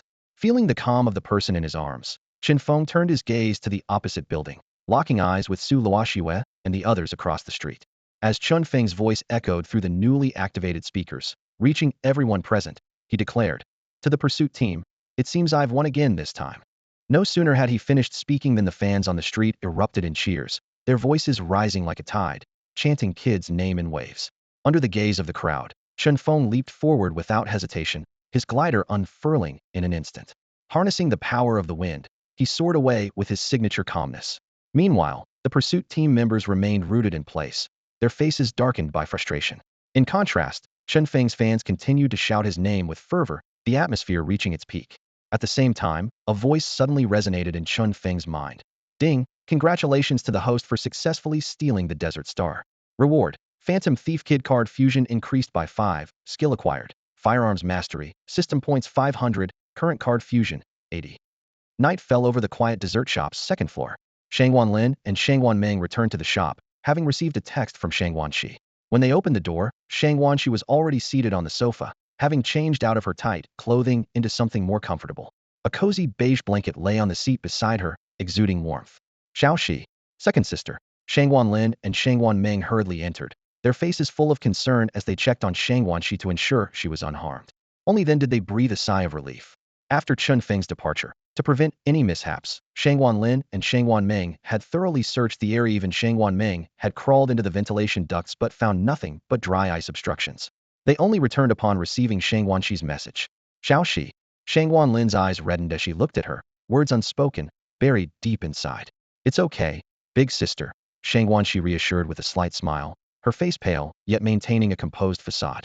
I'm fine, don't worry. Gently stroking Shangwan Shi's head, Shangwan Lin's eyes were filled with deep affection. Don't scare us like that again. Shangwan Meng stepped forward, and the three embraced silently, the quiet moment speaking volumes more than words ever could. Eventually, the tension eased somewhat. Shangwan Meng suddenly spoke, breaking the silence. Second sister, was it really Kid who saved you? Was it you he was carrying? Shangwan Shi's face flushed instantly, and she quickly shook her head, though she nodded slightly afterward. Really? We barely exchanged a few words. He just took me to a safe place and left in a hurry. I didn't even get to thank him. Really? Shangwan Meng remained skeptical, her eyes full of curiosity. Shangwan Shi's face betrayed a hint of guilt as she hastily reached into her pocket, clutching the white card tightly. All right, Xiao Meng, stop asking. Shangwan Lin gently interjected with a hint of helplessness. Let Xiao Shi rest. Seeing this, Shang Wanming nodded obediently and closed her mouth. As the door closed, the quiet room allowed Shang Wanshi to exhale deeply, the earlier fatigue washing over her like a tide. She lay on the bed, quickly drifting into slumber. The white card remained tightly held in her hand, its contents unread, but the beginning bore her name, and the end read Phantom Thief Kid. In the latest report at 12:05 a.m. today, Chen Feng successfully outmaneuvered the pursuit team at Mr. Lu Jingyu's private collection in the southern part of the city and acquired the diamond necklace, Desert Star. This marks Chen Feng's first action after a 2-month hiatus, once again showcasing his impressive skills. Notably, another thief who had also been eyeing the Desert Star never made an appearance. In an afternoon cafe, the television on the wall was broadcasting the news. Sun Yuqing, sitting by the window, couldn't help but smile smugly at the report. I knew it. How could Kaito fail? As for that other thief who didn't show up, he must have been scared off by Kaito. Don't you think so, boss? She turned to Chen Feng, who stood at the counter, but he only responded with a faint smile. Just then, sisters Shang Wanlin and Shang Wanming entered through the door. Sun Yuqing's words were loud enough for the sisters to hear clearly. The elder sister, Shang Wanlin, remained calm, but the younger, more impulsive Shang Wanming looked ready to retort before her sister's glance stopped her. Shang Wanming grudgingly closed her mouth and followed her sister to the counter. Yazan, 2 blue mountains and 1 latte to go, Shang Wanlin said as she approached the counter. Sure, just a moment, Chen Feng replied with a smile, then glanced at Lin Qingyao, who rolled her eyes and reluctantly began preparing the coffee. How's Sister Shi's health? Chen Feng asked with concern. She's recovering well. Thanks for the medicine you brought, Shang Wanlin replied with a smile. Upon learning of Shang Wanshi's illness yesterday, their helpful neighbor had immediately brought over medicine, which, although unused, had further endeared him to the sisters. Seeing Chen Feng engrossed in conversation with Shang Wanlin, Sun Yuqing joined in. Boss, where did you charm these new customers from? What do you mean, charm? Chen Feng chuckled. This is our new neighbor from the dessert shop next door, Miss Shangwan. Oh, I've been wanting some dessert. Maybe I'll check it out next door, Sun Yuqing said, just as Shangwan Ming coldly interjected. Sorry, our shop is temporarily closed. The two exchanged glances, with Sun Yuqing looking puzzled, not understanding how she might have offended the other. However, she didn't dwell on it, and simply nodded before leaving the cafe. Chen Feng observed this exchange with amusement, recognizing Shangwan Ming's grudge from Sun Yuqing's earlier, scared-off comment. Shangwan Lin understood her sister's displeasure, but chose not to address it further given the circumstances. It seemed as though the day's flow had been prearranged, as regular customers continued to visit the cafe one after another. As soon as Sun Yuqing left, Su Luoxua burst through the door of the cafe with a flurry. The doorbell jingled loudly, drawing the attention of several patrons who looked up simultaneously. Yazan, the usual, half-sugar mocha, Su Luoxua called out as she plopped down at a table, her brows furrowed, a trace of anger still lingering on her cheeks. She impatiently drummed her fingers on the table. Not far away, sisters Shang Wanlin and Shang Wanming sat in a corner. They stiffened at the sight of the pursuit captain's sudden entrance. Sharing a wary glance, they quickly realized Su Luoxua wasn't there for them. Shang Wanming quietly exhaled in relief, while Shang Wanlin continued stirring her coffee nonchalantly, soon resuming their normal conversation. What's got you so worked up, ma'am? Chen Feng approached slowly with a glass of iced water, sitting down opposite Su Luoxua and sliding the glass towards her, leaving a trail of condensation on the table. Su Luoxua grabbed the iced water and took a long gulp, her throat moving as she swallowed. The cold water seemed to cool her anger somewhat, and when she set down the glass, her expression had softened a bit. You heard what happened yesterday, right? Chen Feng leaned back in his chair, arms crossed over his chest, probing gently. About that thief getting away? Su Luoxua coughed awkwardly, then waved it off, tracing a line in the air with her finger. Not that. It's about the H-City Museum. That notorious thief we were both tracking Desert Star managed to strike, while both pursuit teams had their eyes on the south of the city. They stole a treasure from the H-City Museum. It's infuriating. She ended with a heavy thump of her fist on the table, causing the coffee in her cup to ripple. What? Shangwan Ming, who had been pretending not to listen, couldn't contain herself any longer. Her eyes widened, and she leaned forward, nearly standing up from her seat. Even the usually composed Shangwan Lin furrowed her brows slightly, her stirring stick coming to a halt. Her mind raced. Her first thought was that Chen Feng had taken advantage of the time with Xiaoxi to infiltrate the H-City Museum and steal something. But she quickly dismissed this notion. Xiaoxi had no reason to deceive her about something so important, and more crucially, the timing didn't match up. The private collection was in the south of the city yesterday, while the H-City Museum was in the northern central area, requiring at least a 6-hour round trip, making the timeline completely unreasonable. Su Luoxua heard the sudden exclamation and turned to the source, her brows knitting slightly. And you are quick to react. Shang Wanming met Su Luox's gaze and stepped forward with a bright smile. Hello, Captain Su. am Shangwan Ming, a university student who loves thieves, and also your fan. She extended her right hand, her eyes sparkling with excitement. Hello, Su Luoxiu. I didn't think much of it, and shook her hand warmly, her grip dry and firm. Shangwan Lin also approached leisurely, standing beside her sister. Captain Su, you mentioned another thief took advantage when all eyes were on the south, sneaking in to steal a museum treasure? Yes. Su Luoxiu picked up her glass again, the ice clinking cheerfully as she nodded in confirmation after a sip. How do you know it was that thief? Shangwan Ming asked eagerly, leaning forward slightly, her eyes sparkling with curiosity. Well, Su Luoxiu finished off her iced water, the ice clinking against her lips. She set the glass down and pulled out her phone from her tight uniform pocket, her fingers swiftly navigating the screen. She opened the photo album and handed the phone over. This was found at the scene of the stolen item. Take a look. Chen Feng and the Shangwan sisters focused on the phone's screen. The photo showed a side room in the museum, a rectangular glass display case shattered, sharp shards of glass scattered across the floor, reflecting the exhibit hall lights. The precious item that should have been housed in the case was nowhere to be seen. Next to the shattered glass display case, a black plastic card with a rose pattern stood out prominently. Shangwan Ming immediately recognized it as identical to the ones they had previously distributed as announcements for the Desert Star necklace. She was taken aback and instinctively turned to Shangwan Lin, wanting to confirm if there was any plan being kept from her. However, at this moment, Shangwan Lin was also frowning, clearly just as puzzled by this unexpected discovery. Su Luoxiu calmly put away her phone and said softly, "This will be made public today. You can watch the news later." These words made Shangwan Lin's frown deepen. She was almost certain that someone was stealing in their name, intending to frame them.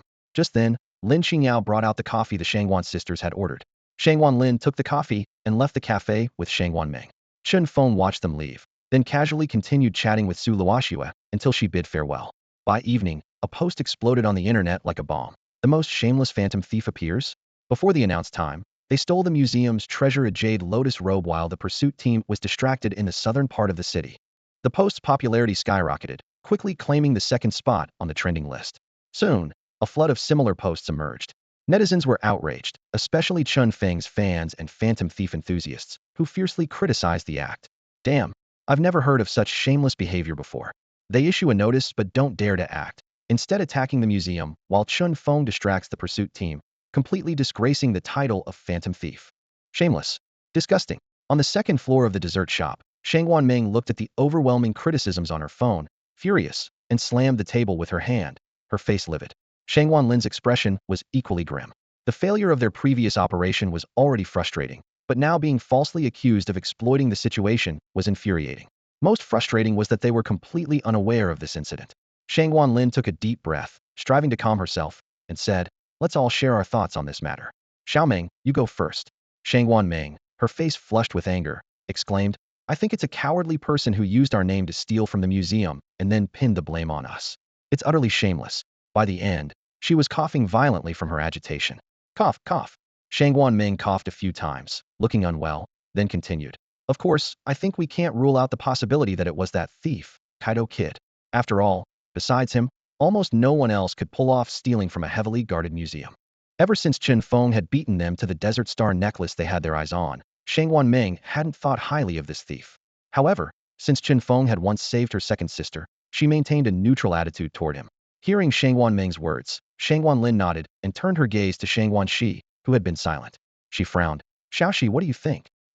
Xiaoxi. Shangwan Lin called twice, her voice noticeably louder, finally bringing the distracted Shangwan Shi back to the present. Huh. Shangwan Shi snapped back to reality, looking a bit flustered, a hint of embarrassment flashing in her eyes. She forced a smile, but it seemed somewhat contrived. Even Shangwan Ming noticed something was off. "Second sister, are you thinking about that thief, Kaito Kid?" At the mention of Kaito Kid, Shangwan Shi's body tensed, like a cat whose tail had been stepped on, standing up abruptly. Her reaction was swift and intense, but this clumsy cover-up only heightened Shangwan Ming's and Shangwan Lin's suspicions. Fortunately, Shangwan Lin didn't dwell on it and quickly steered the conversation back on track. "Xiaoxi, what do you think about this matter? Do you also think Kaito Kid did it?" "Of course not," Shangwan Shi replied firmly, almost without hesitation. Shangwan Ming raised an eyebrow, questioning her. "Second sister, how can you be so sure? You don't know him. Maybe after he let you down, he went straight to the museum to steal something." Shangwan Shi was suddenly at a loss for words. As Shangwan Ming said, she knew almost nothing about Chen Feng, so how could she be so sure of his innocence? Just then, a faint tapping sound came from the window, not loud but clear to the three of them. Almost instinctively, they stood up, their eyes alertly fixed on the window, and spoke in unison. Who's out there? The tapping stopped abruptly, and after a few seconds, a gentle voice floated in from outside the window. An uninvited thief. Kaito Kid. Shangwan Lin's brow furrowed, the wariness in her eyes not diminishing, but growing more intense. A sense of vigilance rose in her heart. Although Chen Feng had not shown hostility before, and had even saved her second sister, this did not rule out the possibility of ulterior motives, possibly leading them into a trap to earn rewards from the show, as such things were not uncommon among participants. At Shangwan Lin's signal, Shangwanshi slowly walked to the window and pulled open the curtains blocking their view. As the curtains were drawn, the figure dressed in white and wearing a monocle was fully revealed. Chen Feng slightly bowed, placing his hands on his chest, performing a gentleman's bow, then slowly spoke. I apologize for the intrusion, ladies, the phantom thieves. Upon seeing the newcomer, Shangwanshi's face briefly showed a hint of joy, which she quickly masked. She took 2 steps back to stand beside Shangwan Lin and Shangwan Meng, the 3 sisters standing shoulder to shoulder as they faced the unexpected guest on the balcony. Kaito Kid, what are you doing here? Shangwan Lin tensed, her eyes locked onto every move Chen Feng made, ready to act at any moment. Though she knew deep down, if Chen Feng had any ill intentions, she might not be able to subdue him. Oh dear, it seems you ladies harbor quite some hostility towards me, Chen Feng said leisurely, raising his hands with a light smile, seemingly unfazed by their defensive stance. He was well aware that with his advanced combat skills, even if the 3 joined forces, they would pose no threat to him. No need to be nervous, ladies. He maintained a gentle poker face, concealing his true emotions. I come without malice today. I heard you were facing some troubles, and thought I'd see if you needed any help. Chen Feng was different from Kaito Kuroba. Kaito became a phantom thief due to his father's disappearance, whereas Chen Feng did it purely for the thrill. As Miss Li Qingyan from faraway Western Europe described him, a spontaneous and restless person. You're here to help us? Shangwan Meng's eyes flashed with surprise, and she instinctively looked at her 2 sisters, who were equally taken aback. Chen Feng didn't deny it, instead smiling as he asked, Aren't you going to invite me in? The Shangwan sisters exchanged glances, and finally, Shangwanshi stepped forward and slowly turned the balcony door handle. Snap! Chen Feng snapped his fingers, and a purple rose appeared at his fingertips, which he gracefully handed to Shangwanshi. We meet again, Miss Shangwanshi. Shangwanshi instinctively glanced back at her 2 younger sisters before reaching out to accept the flower, softly saying, Thank you. Once inside, Chen Feng casually surveyed the room under the watchful eyes of the 3 sisters, then stopped in front of the sofa. May I sit? Make yourself comfortable, Shangwan Lin replied succinctly. As soon as Chen Feng sat down, Shangwanshi eagerly approached him, eyes full of anticipation.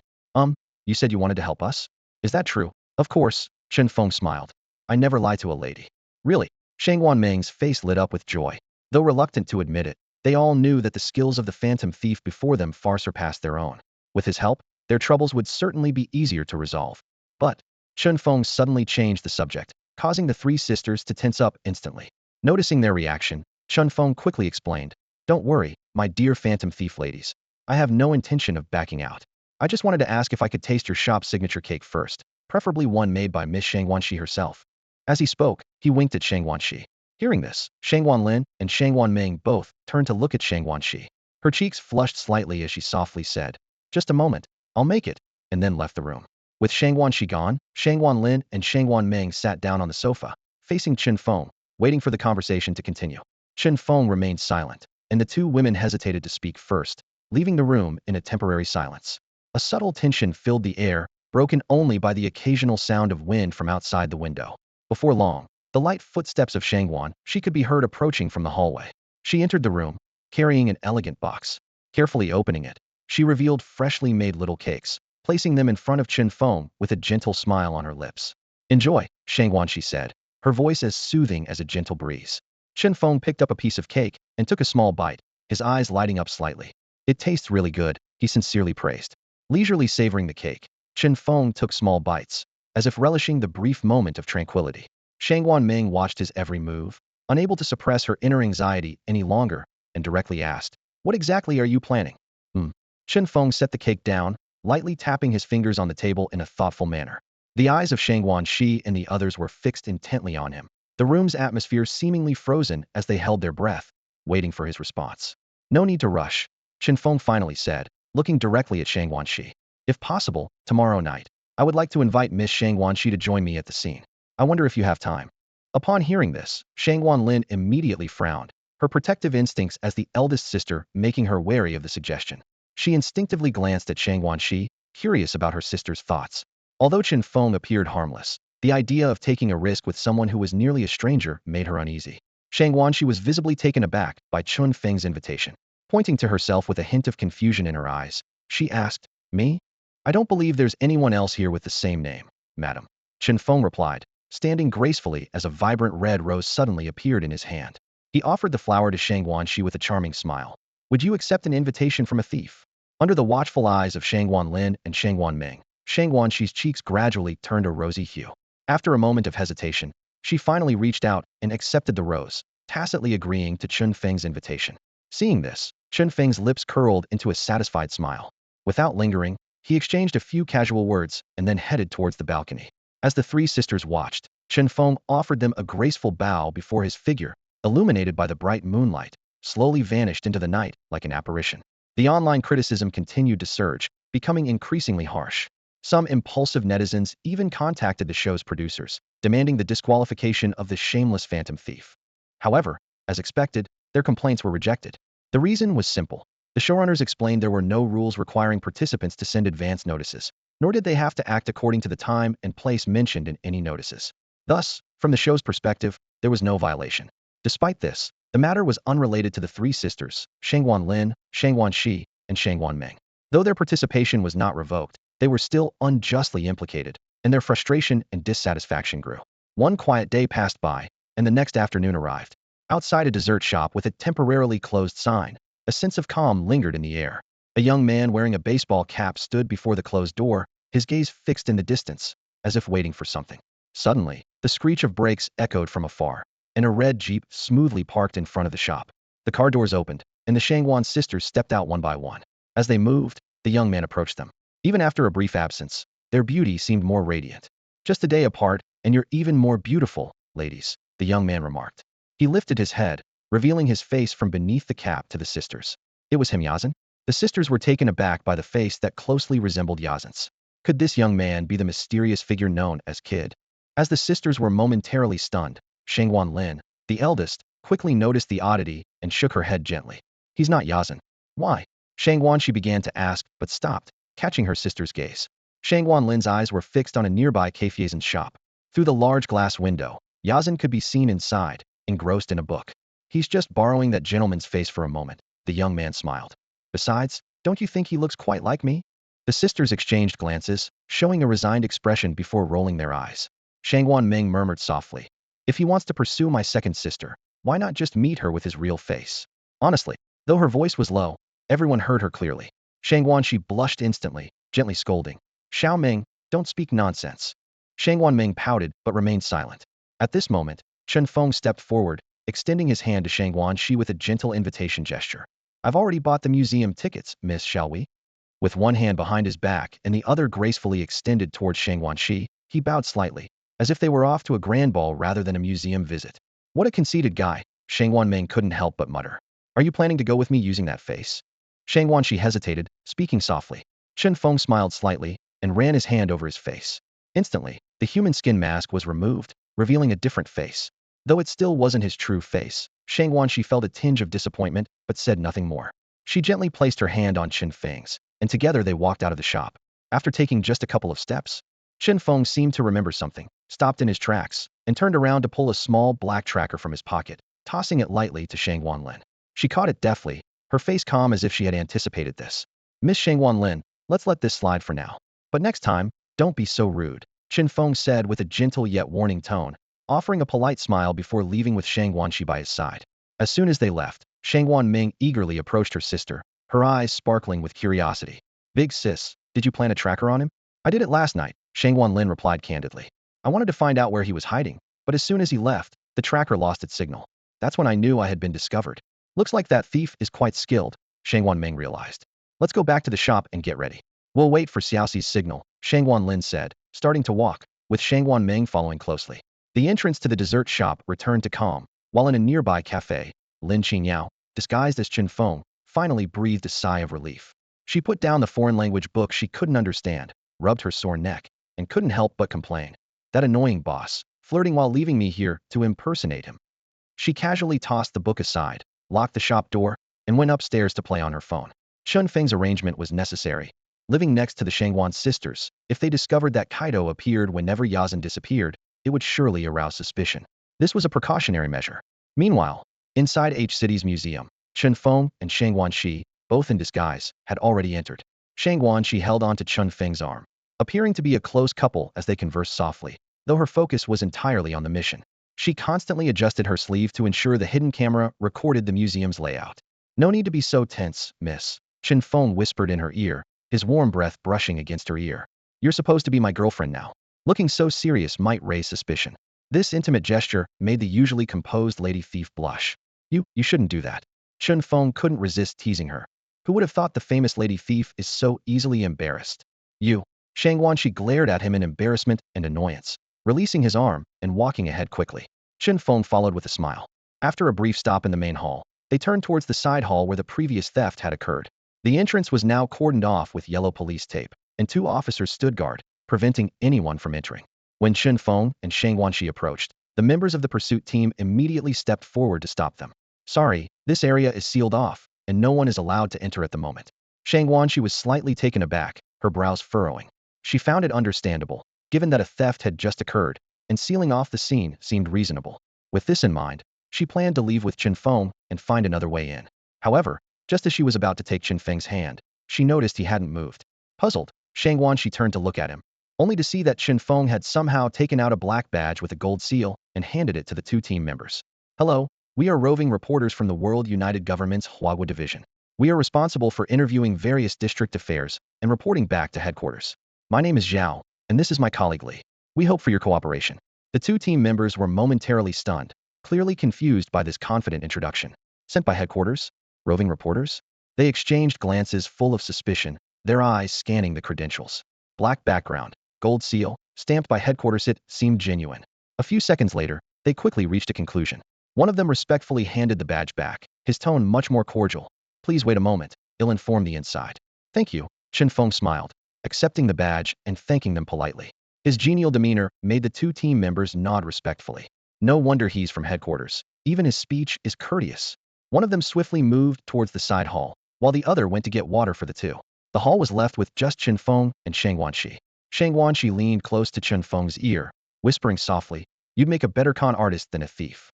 Hearing this, Chen Feng chuckled, gently taking her left hand and giving it a light kiss, his deep gaze locking onto Shangwan Zai's eyes. "My lady, I have never lied to you." In that instant, Shangwan Shi felt her heart race, a flush appearing on her cheeks, leaving her momentarily speechless. Just as the air was tinged with a subtle atmosphere, a voice from ahead broke the silence. "Are you reporter Zhao and reporter Li? My surname is Wang, and I am the deputy curator of the H City Museum." "Hello." The 2 looked up to see a slightly plump, smiling middle-aged man approaching them. Chen Feng courteously extended his hand for a handshake. "Hello, Deputy Curator Wang. Here is my badge." Deputy Curator Wang took the badge, glanced over it, and returned it to Chen Feng, speaking very politely. "Is there anything you need assistance with, reporters?" Normally, given Deputy Curator Wang's position, he wouldn't need to fear any reporters, even those from headquarters. But he understood that the power of public opinion was not to be underestimated. To avoid any unnecessary trouble in his career, he chose to remain amicable with Chen Feng and Shangwan Shi. "Director Wang, we heard about the recent theft at the museum and came to take a look. If possible, we'd like to promote our city's museum through our program. Would that be convenient?" Chen Feng said with a calm demeanor and a natural expression, showing no signs of nervousness or deceit. Standing beside him, Shangwan Shi couldn't help but glance at him in surprise. Chen Feng's words were so flawless that it was hard to detect anything amiss. Director Wang's smile grew even more genuine, with a hint of appreciation in his eyes. "Of course, that's convenient. Please come in, my journalist friends," he politely invited. The nearby secretary swiftly removed the barrier rope, allowing Chen Feng and his companion to enter the museum before securing it again. Director Wang then led them to a side hall.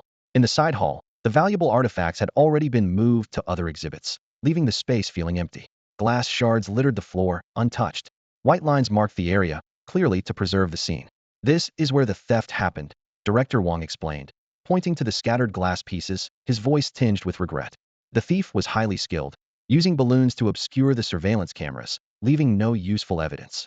Chen Feng listened attentively, taking notes in his notebook. Whenever Director Wang mentioned something crucial, Chen Feng nodded, appearing focused, though his mind was filled with other plans. The 2 of them spent about an hour touring the museum. Director Wang had to leave for business, while Chen Feng and Shang Wanqi continued to explore each exhibit closely. After finishing their visit, they left the museum. Night had fully descended, and the city's lights began to flicker in the darkness. Around midnight, the Shangwan sisters, busy with their tasks, received explosive news that instantly trended online. An official statement from the pursuit team suggested that the museum theft might involve internal personnel, and surveillance had been initiated on suspected individuals. Before they could recover from the shock, a new video surfaced. The footage was straightforward, showing a figure standing atop the museum. Dressed in white clothes and a white hat, it was none other than Kaito Kid. The video was released just a minute after being captured. Kaito Kid had made an appearance. At that moment, on the museum rooftop, Chen Feng stood out in the night, his white cloak billowing in the wind, concealing much of his figure. The monocle on his right eye glinted in the light, reflecting the surrounding nightscape. Below, a crowd had gathered, buzzing with chatter, while many had already started live streaming the scene.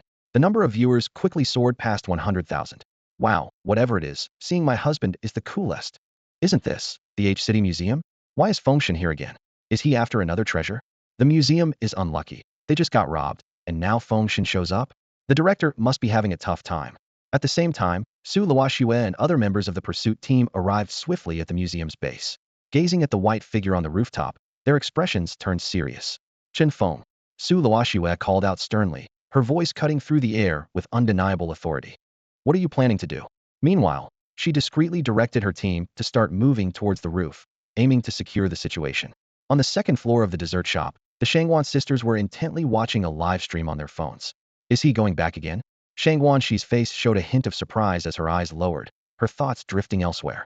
Shangwan Lin, noticing her sister's subtle change in expression, smirked mischievously. What's wrong? Already worried about your little sweetheart? Eldest sister. Shangwan Shi's face flushed red, like a cat whose tail had been stepped on. Shangwan Meng joined in, her eyes twinkling with mischief. If you ask me, he's done so much for you, second sister, and you're not getting any younger. Why not just say yes? You all. Shangwan Shi stood up in embarrassment and anger, reaching out to swat at Shangwan Meng, who nimbly dodged and hid behind their eldest sister, Shangwan Lin, peeking out with a teasing grin. All right, stop it.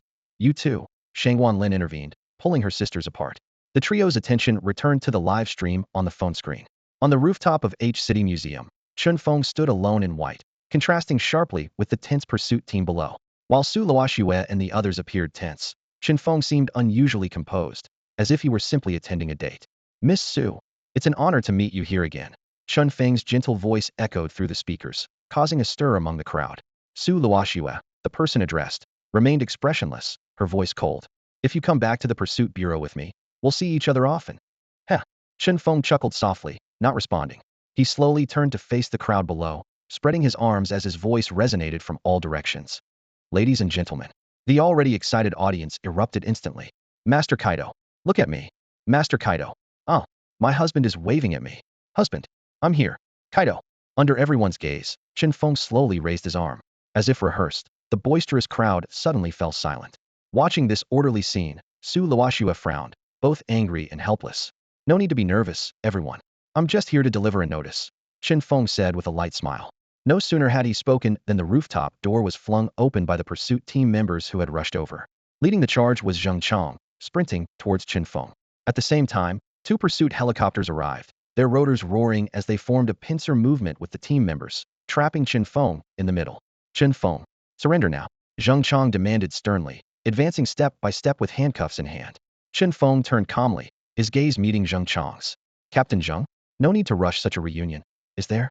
Hearing the phrase, reunion, Zheng Chong was immediately reminded of the humiliating incident when Chen Feng had stolen his clothes, leading to him being mistaken for Chen Feng and pinned down by several pursuit team members. His face darkened, and he wasted no words, moving directly to apprehend him. Meanwhile, the two helicopters positioned themselves on either side, readying the capture nets beneath them. The plan was clear: if Chen Feng dared to use a glider, they would immediately deploy the nets to trap him. They all knew that when the glider first opened, Chen Feng's movements would momentarily pause, providing the perfect opportunity to launch the capture nets. The situation was highly favorable for the pursuit team. Yet, no one showed any sign of joy. Instead, they wore serious expressions, ready to handle any sudden developments. The distance between Zheng Chong and Chen Feng gradually closed. When only a meter separated them, a glint appeared in Zheng Chong's eyes. He suddenly exerted force with his legs, propelling his body like an arrow towards Chen Feng. The white figure was within reach, seemingly about to fall into his grasp. Zheng Chang's eyes gleamed with excitement, and a smile crept onto his lips. Just as his fingertips were about to brush against Chen Feng's clothes, Chen Feng took a half step back, opened his arms, and leaned backward. Whoosh! Under everyone's watchful eyes, Chen Feng's figure detached from the wall and plummeted downward. Two helicopters, already prepared, hovered in the air, ready to launch a capture net the moment Chen Feng's glider wings opened. The situation was extremely critical. However, Chen Feng seemed in no hurry to deploy his glider. The white cape fluttered violently in the wind as he fell, emitting a loud, whistling sound. In the alarmed gazes of the onlookers, Chen Feng descended rapidly. 40 meters, 35 meters, 30 meters. In the blink of an eye, Chen Feng had fallen more than halfway. The expressions of the people on site changed dramatically, and someone cried out, "Open the glider, Kaito. You'll get yourself killed." "What's happening? Where's the glider? Why isn't it opening?" "No, don't." Su Luoxue was equally frightened, her exquisite face showing shock as she stood frozen, unsure of what to do. Clearly, she hadn't anticipated such a reckless move from Chen Feng. The Shangwan sisters, watching the live stream, were also stunned by Chen Feng's action and stood up in surprise. Shangwan Shi, in particular, turned pale, her eyes filled with worry as she stared intently at the rapidly descending white figure on her phone screen. Chen Feng continued to fall, and in a matter of seconds, he was just a few meters from the ground. At that moment, his glider finally opened. But it was obvious to everyone that the speed of a fall from a 50-meter-high building couldn't be halted by a mere glider. Opening it now seemed too late. The earlier cheers at the scene had completely vanished, replaced only by worried glances and the frightened cries of the timid. Suddenly, a dramatic change occurred. The glider behind Chen Feng suddenly transformed. Large rotors unfolded from both sides and began spinning rapidly as soon as they appeared. Whoosh! Over a dozen rotors spun at high speed, creating a powerful gust that made it nearly impossible for those below to keep their eyes open. The entire street was engulfed in a dusty haze, forming a gray mist zone. Su Luoxue was momentarily stunned by the sudden turn of events. But clearly, Chen Feng had no intention of allowing her time to recover. In the next instant, countless white cards scattered from the mist zone, carried by the strong wind Chen Feng had created, drifting down over the crowd. It was obvious that this was Chen Feng's true objective for the operation and announcement letter. The second batch of contestants with hidden identities from District 3 of Huaghua, the true culprit behind the museum theft, Deputy Director Wang Jinyu. With the setting sun tomorrow, I will unveil your hidden truth. Sincerely, Kaito Kid. As soon as this announcement was released, it caused an uproar online. Chen Feng's declaration directly pointed at Wang Jinyu, the deputy director of H City Museum, suggesting that he was not only a hidden contestant, but also the mastermind behind the museum theft. The discussion on social media was fervent.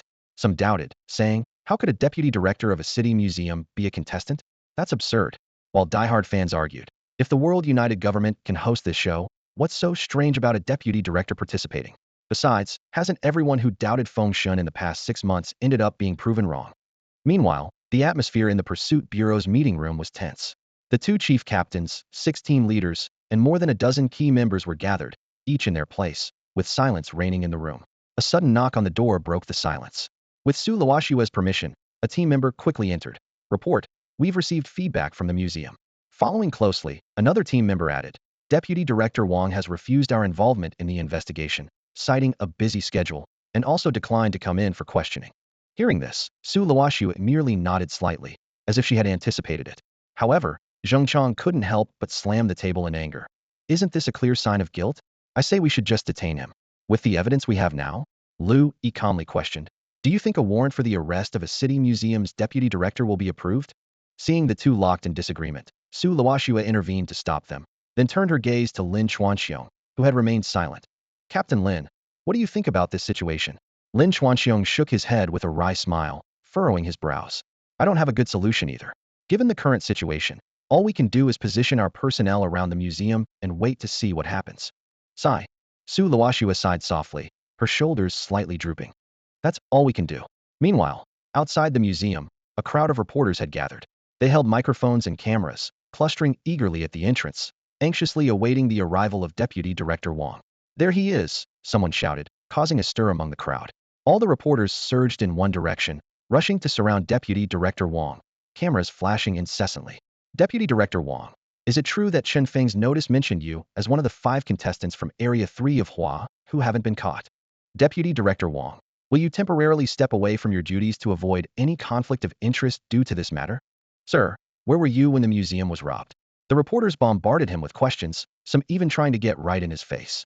Fortunately, Quick reacting security personnel stepped in to form a barrier, holding the reporters back. Everyone, please calm down. Deputy Director Wang raised his voice to call for order. His voice echoed through the crowd, and the reporters quieted, though their microphones remained steadfastly pointed at him.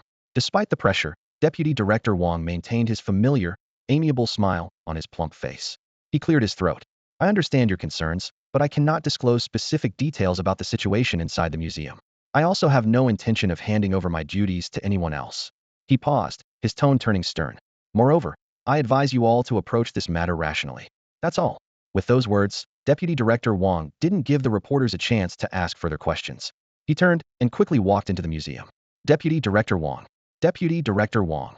The reporters called out urgently, trying to follow, but were stopped by the bodyguards left behind. They could only watch helplessly as Deputy Director Wang disappeared around a corner. Online, the storm of public opinion continued to escalate. Meanwhile, Chen Feng, the person at the center of it all, was leisurely reading a book in a cafe. The morning atmosphere was still quiet, with only a few regulars dropping in for coffee. Yazan, 3 cups of Blue Mountain coffee, please. Hearing the voice, Chen Feng looked up to see the recently parted sisters, Shang Wanxi and Shang Wanmeng, standing at the counter. Shang Wanxi wore a relaxed smile, her mood seemingly good. Shijie, are you feeling better? Chen Feng put down his book, asking with concern. Just a minor illness, nothing serious, Shang Wanxi replied with a light-hearted smile. I see. Chen Feng nodded. Just a moment, the coffee will be ready soon. All right, Shang Wanxi responded before taking a seat at an empty table. At that moment, Su Luoxue, exhausted from a long day, pushed the door open and entered the cafe, her eyes showing fatigue. Yazan, the usual, a half-sugar mocha, she said, leaning against the counter. Captain Su. Shang Wanming recognized her and called out. Hearing the voice, Su Luoxue looked up and met the gaze of the Shangwan sisters. Miss Shangwan, here for coffee again? Su Luoxue asked calmly. Yes, Shang Wanming nodded, then turned to her sister. Let me introduce you to my second sister, Shang Wanxi. She then addressed Shang Wanxi. Second sister, this is the head of the pursuit team I mentioned, Miss Su Luoxue. Shang Wanxi extended her hand for a brief handshake with Su Luoxue before quickly letting go. After exchanging a few pleasantries, the 3 of them settled into their seats in the cafe. Su Luoxue took out some paper and a pen from her bag and began to write and sketch with focus, occasionally pausing to think deeply before continuing swiftly. The Shangwan sisters, aware that sometimes less is more, maintained a silent understanding. The cafe was so quiet that the only sound was the faint noise from Chen Feng brewing coffee. Suddenly, Su Luoxue looked up and asked, Yazan, where is the new waitress you hired? The unexpected question immediately caught everyone's attention. Chen Feng gracefully poured the coffee into a cup and calmly replied. She had some personal matters to attend to, so it's just me today. I see, Su Luoxue nodded slightly. Just then, her phone chimed with a notification. After checking the message, her brows furrowed, and after a moment of silence, she said, Yazan, could you please pack my coffee to go? I would love to enjoy it here, but it seems I won't have the chance. Of course, Chen Feng agreed with a smile, efficiently preparing the coffee to go. After Su Luoxue left, the Shangwan sisters visibly relaxed. Finally, she's gone. Shang Wanming muttered under her breath. Chen Feng approached with 3 packed coffees, teasingly asking, Isn't Miss Xiaoming a fan of Miss Su from the pursuit team? Why does it seem like you don't like her much now? Humph, that was just being polite, Shang Wanming replied with her head held high. Compared to the pursuit team, I definitely prefer the phantom thieves. Oh, Chen Feng's smile widened. Like Kaito Kid. Shang Wanming was about to mention her true favorite phantom thief, but recalled their only operation ended in failure, leaving them almost unknown. So she vaguely replied, something like that. Xiaoming, we need to go? Our big sister is waiting for us, Shang Wanxi reminded her. The 2 of them stood up and picked up their packaged coffees to leave, but Chen Feng suddenly grabbed Shang Wanxi's wrist. Known for her aversion to physical contact with men, Shang Wanxi immediately frowned, her tone icy. Mr. Yazan, what are you doing? Chen Feng maintained his smile but spoke in his true voice. Don't misunderstand, Miss Shang Wanxi. I simply want to invite the 3 of you to join me in tonight's performance. Shang Wanxi's expression froze. Kaito Kid, she ventured to ask. Chen Feng didn't deny it. With a flick of his hand, a blue flower appeared in his palm, which he gently offered to Shang Wanxi. It's an honor to see you again, Miss Shang Wanxi. Shang Wanxi, slightly stunned, accepted the flowers handed to her. How are you here? She asked.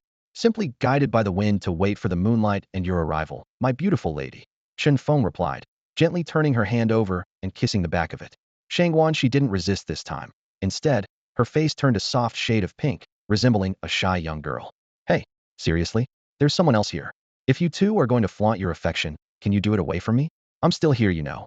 Shang Wanming protested, pouting with dissatisfaction. Xiao Meng. Shangwan Shi blushed as she pulled back her hand, playfully tapping Shangwan Meng beside her. This little Meng was becoming increasingly cheeky towards her elder sister. Shangwan Meng pretended to be scared and playfully tussled with Shangwan Shi before turning her attention back to Chen Feng.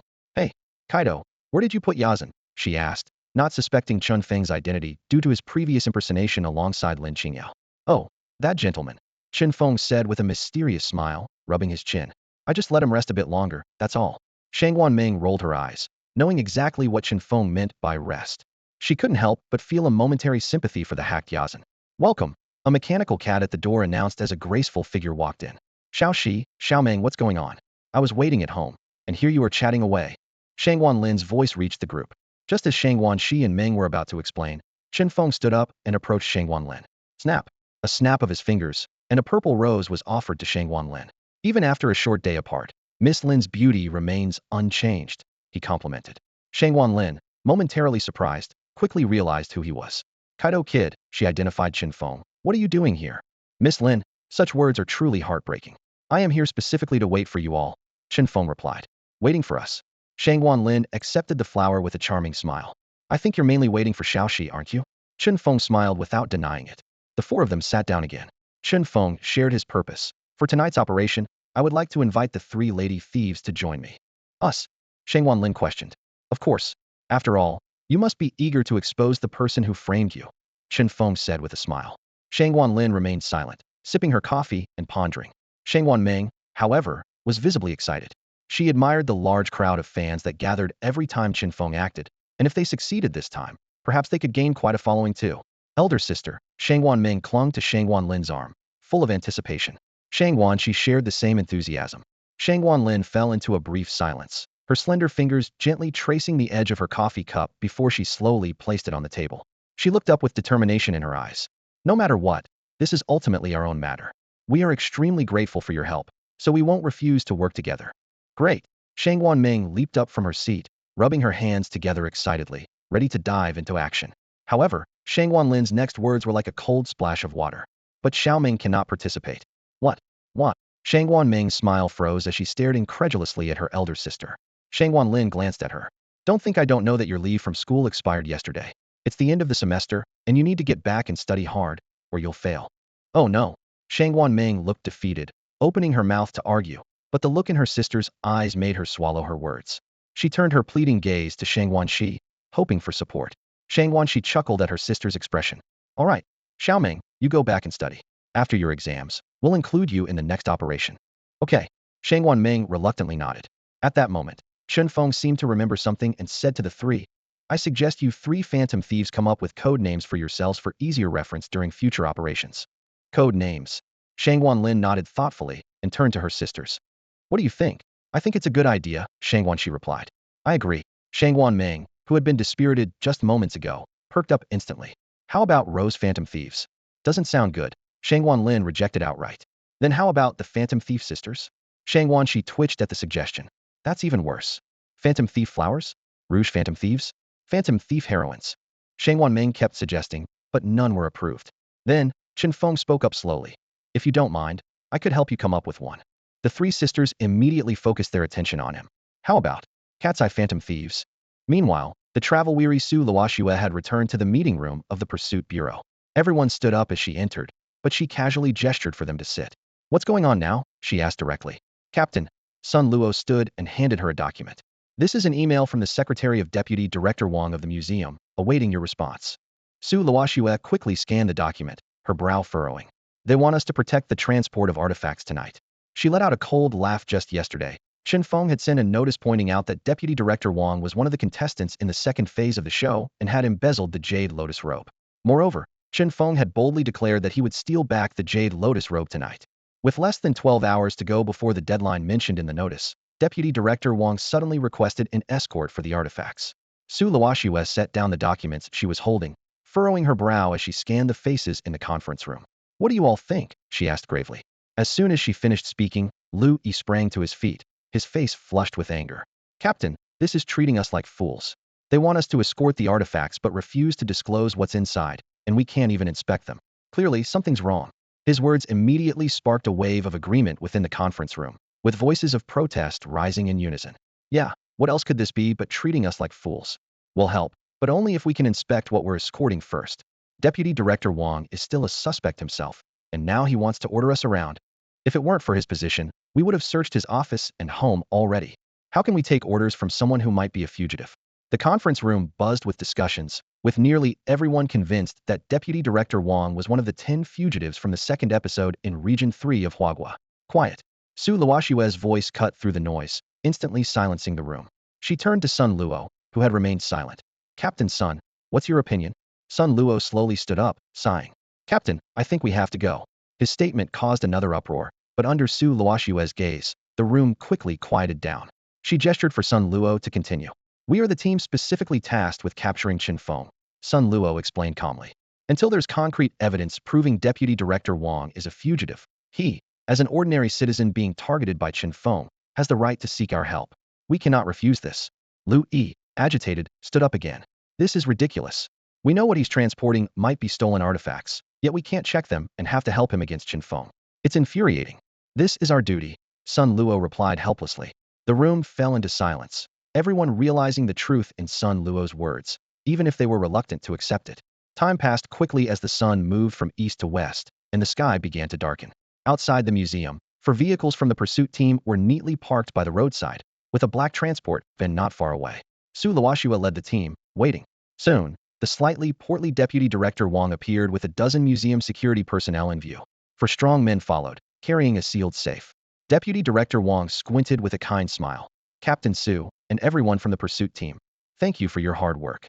Faced with Deputy Director Wang's enthusiasm, the response from the pursuit team was extremely indifferent. They merely glanced at him briefly before returning to their tasks, ignoring his presence.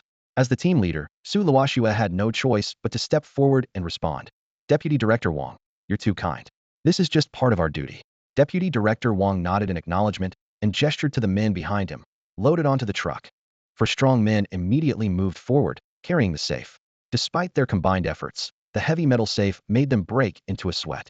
Under everyone's watchful gaze, the rear door of the transport truck was opened, and the safe was carefully loaded inside. With a clang, the door closed, and the loading was complete. Captain Su, I'll leave it to you to deliver this to the Coastal Museum. All right, Su Luoxue replied briefly, then immediately directed her team into position. 6 pursuit vehicles were arranged in 2 groups, tightly surrounding the transport truck in the middle, ready to depart. Su Luoxue ordered through the intercom from the rear vehicle. All 6 vehicles with Pursuit Bureau emblems roared to life, their engines sound echoing through the entrance. At this moment, the driver's seat of the transport truck was still empty. Just a second before departure, a thin middle-aged man wearing a hat hurried over. Oh, sorry, I had a bit of a stomach issue and got delayed. The young man in the passenger seat clutched a tranquilizer gun tightly, responding with a nonchalant hum, his eyes fixed cautiously ahead.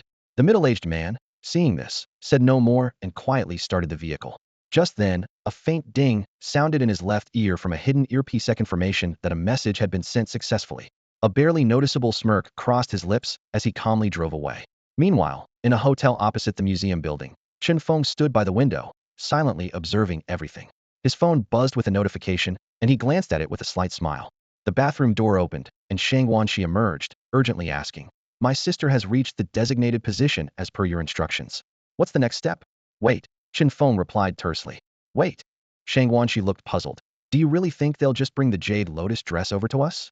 Seeing Shang Wanxi's anxious expression, Chen Feng wasn't surprised. Despite the public's shifting perception of another mysterious thief due to his own warning letter, he remained composed. If they can't expose the person who framed them soon, those earlier comments attacking them will resurface. By then, they will truly be seen as shameless thieves causing a diversion. "Please don't worry, ma'am." Chen Feng stepped forward with a reassuring smile that inexplicably put others at ease, his eyes exuding undeniable confidence. Even the most spectacular performance requires some preparation. "Could you please be patient for a moment?" Shang Wanxi gazed into the eyes of the man before her, eyes that seemed to see through everything. She nodded slightly, unable to explain why, but instinctively chose to trust Chen Feng's words. Knock, knock, knock. A crisp knocking broke the brief silence in the room. Shang Wanxi cast a puzzled look, while Chen Feng calmly walked to the door. With a soft click, the door opened to reveal a man and a woman in business attire standing outside. "Hello, sir." The male salesperson greeted with a professional smile. "We've delivered the suit you ordered. Please take a look." He gestured to his female colleague. The female salesperson immediately understood, retrieving a women's gown from behind her. It was a long, black dress adorned with star-like sequins, with a loose, flowing skirt that was both beautiful and dignified. Thank you very much, Chen Feng nodded politely, taking a few red bills from his pocket to tip them. Amidst their grateful thanks, he accepted the black gown and gently closed the door. Curious, Shang Wanshi approached and pinched the edge of the dress, her eyes filled with suspicion. You're not planning to wear this to steal something, are you? Disguising as a woman? Her eyes suddenly widened in surprise. Could that previous report be true? Do you really have a penchant for women's clothing? Thud, Chen Feng's face turned dark as he lightly tapped Shang Wanshi on the forehead. She could only rub her head in mock grievance as she stepped back. Chen Feng quickly regained his composure, his voice returning to its earlier calmness. Miss Shang Wanshi, this is especially prepared for you. Would you like to try it on? For me. Shang Wanshi accepted the dress with a frown. Chen Feng nodded with a smile, gesturing for her to try it on. Despite her confusion, Shang Wanshi took the dress and headed to the bathroom. Moments later, the bathroom door opened again. Shang Wanshi emerged slowly, the custom black gown fitting her as if tailor-made, perfectly outlining her impressive figure. The dress was both sexy and dignified, exuding an aura of elegance and beauty. Absolutely stunning, ma'am. Chen Feng, now also dressed in formal attire, bowed slightly with one hand behind his back, presenting a vibrant red rose to Shang Wanshi with the other. Thank you. Shang Wanshi, wearing lace gloves, accepted the rose, her fingertips gently touching the petals. What do we do next? Chen Feng straightened up, a mysterious smile playing on his lips. Attend the curator Wang's reception and the finale of the performance. Finale. Shang Wanshi was about to ask more when Chen Feng placed a finger gently on her lips. Ma'am, let's leave some mystery to the performance, shall we? Hearing this, Shang Wanshi nodded thoughtfully, refraining from further questions. At Chen Feng's indication, she gracefully stepped forward, taking his arm as they walked out together. At this time, the convoy led by Su Luoxue had been on the road for 10 minutes. Even though they were driving on a smooth road, the pursuit team members remained on high alert, their eyes constantly scanning the surroundings, ready to handle any sudden situations. As the team leader, Su Luoxue was particularly vigilant, her fair hands gripping the radio tightly, her eyes fixed straight ahead, not daring to relax for a moment. Meanwhile, in the live stream chat room, the audience began to chat idly as Chen Feng had yet to appear. Why are these pursuit team members so tense? It's not like our Feng Shun is a monster. Huh, easy for you to say. If you were facing Chen Feng, you'd probably be in worse shape than them. Can't help it. Feng Shun is just too powerful. Haven't seen Feng Shun in a day, I really miss him. Same here. As the audience was chatting, the pursuit convoy encountered an unusual situation. Su Luoxue keenly noticed that the number of surrounding vehicles had suddenly increased, and their speed was gradually decreasing. She immediately grabbed the radio. What's going on? Why is the speed slowing down? A burst of static came through the radio, followed by a response from the vehicle ahead. Captain, it seems there's a traffic jam up ahead. Several cars are turning around, which is causing the slow movement. Traffic jam. Su Luoxue frowned. To avoid Chen Feng's usual tactic of using crowds as cover, she had deliberately chosen this remote route with little traffic. Why was there suddenly a traffic jam at such a critical moment? After a brief moment of thought, Su Luoxue made a decisive call. All vehicles, take note. Turn around at the next intersection and take an alternate route. Confirm receipt. Car 1, received. Car 2, received. Car 6, received. The 6 pursuit vehicles and an escort vehicle quickly turned around at the nearby intersection. This scene left the live stream audience puzzled. What's going on? Why did they suddenly turn around? There's a traffic jam ahead. It seems there's an issue at a farm, and the cattle and sheep have escaped. I'm at the scene, and that's exactly what's happening. The cattle and sheep seem to be following some kind of command and won't budge. Wait a minute. This reminds me of the whale that Feng Shun tamed before. Oh wow, now that you mention it. These comments, of course, did not reach the ears of the pursuit team members. They were busy getting out of their vehicles to manage the traffic jam ahead and preparing to change routes. Meanwhile, inside the escort vehicle, the atmosphere was increasingly tense, particularly for the young man in the passenger seat, whose fingers were tightly clutching the trigger of a tranquilizer gun, maintaining a state of constant vigilance. It seemed as though the moment that white figure appeared, he would unhesitatingly start shooting. The convoy's U-turn took a full 15 minutes, during which everything was unusually calm. The middle-aged man in the driver's seat of the armored vehicle casually slipped his hand into his pocket, pretending to scratch an itch while discreetly pressing a button, then withdrew his hand as if nothing had happened, eyes fixed on the road ahead. Meanwhile, a high-end cocktail party was in full swing on the 3rd floor of the museum. Chen Feng and Shang Wanshi had successfully mingled with the guests, both in meticulous disguises. Shang Wanshi was well aware of how Chen Feng obtained the invitation. Some unfortunate guest must have been resting a little longer than intended. The party was a swirl of clinking glasses. Chen Feng elegantly held his glass, occasionally sipping the rich wine and engaging in soft-spoken conversations with Shang Guanxi. What exactly are you planning? Shang Guanxi, dressed in a gown, asked in a hushed tone. Chen Feng maintained his trademark, composed smile. No rush, let's enjoy the show first, he replied, gesturing for Shang Guanxi to look ahead. Turning her head, Shang Guanxi saw a large screen on the wall, broadcasting live footage of a convoy pursuit 6 police cars surrounding an armored vehicle, with a tight security setup. This broadcast could be seen elsewhere, so why attend the cocktail party on the museum's top floor? As she pondered, her gaze froze. Xiaoming, she whispered in disbelief. Her sister, who was supposed to be in her university dorm in H City, was here. What's wrong? Chen Feng noticed her reaction. Following her line of sight, he saw 4 young women in casual attire near the screen, standing out among the formal wear. Shang Wanming had also recognized her disguised sister.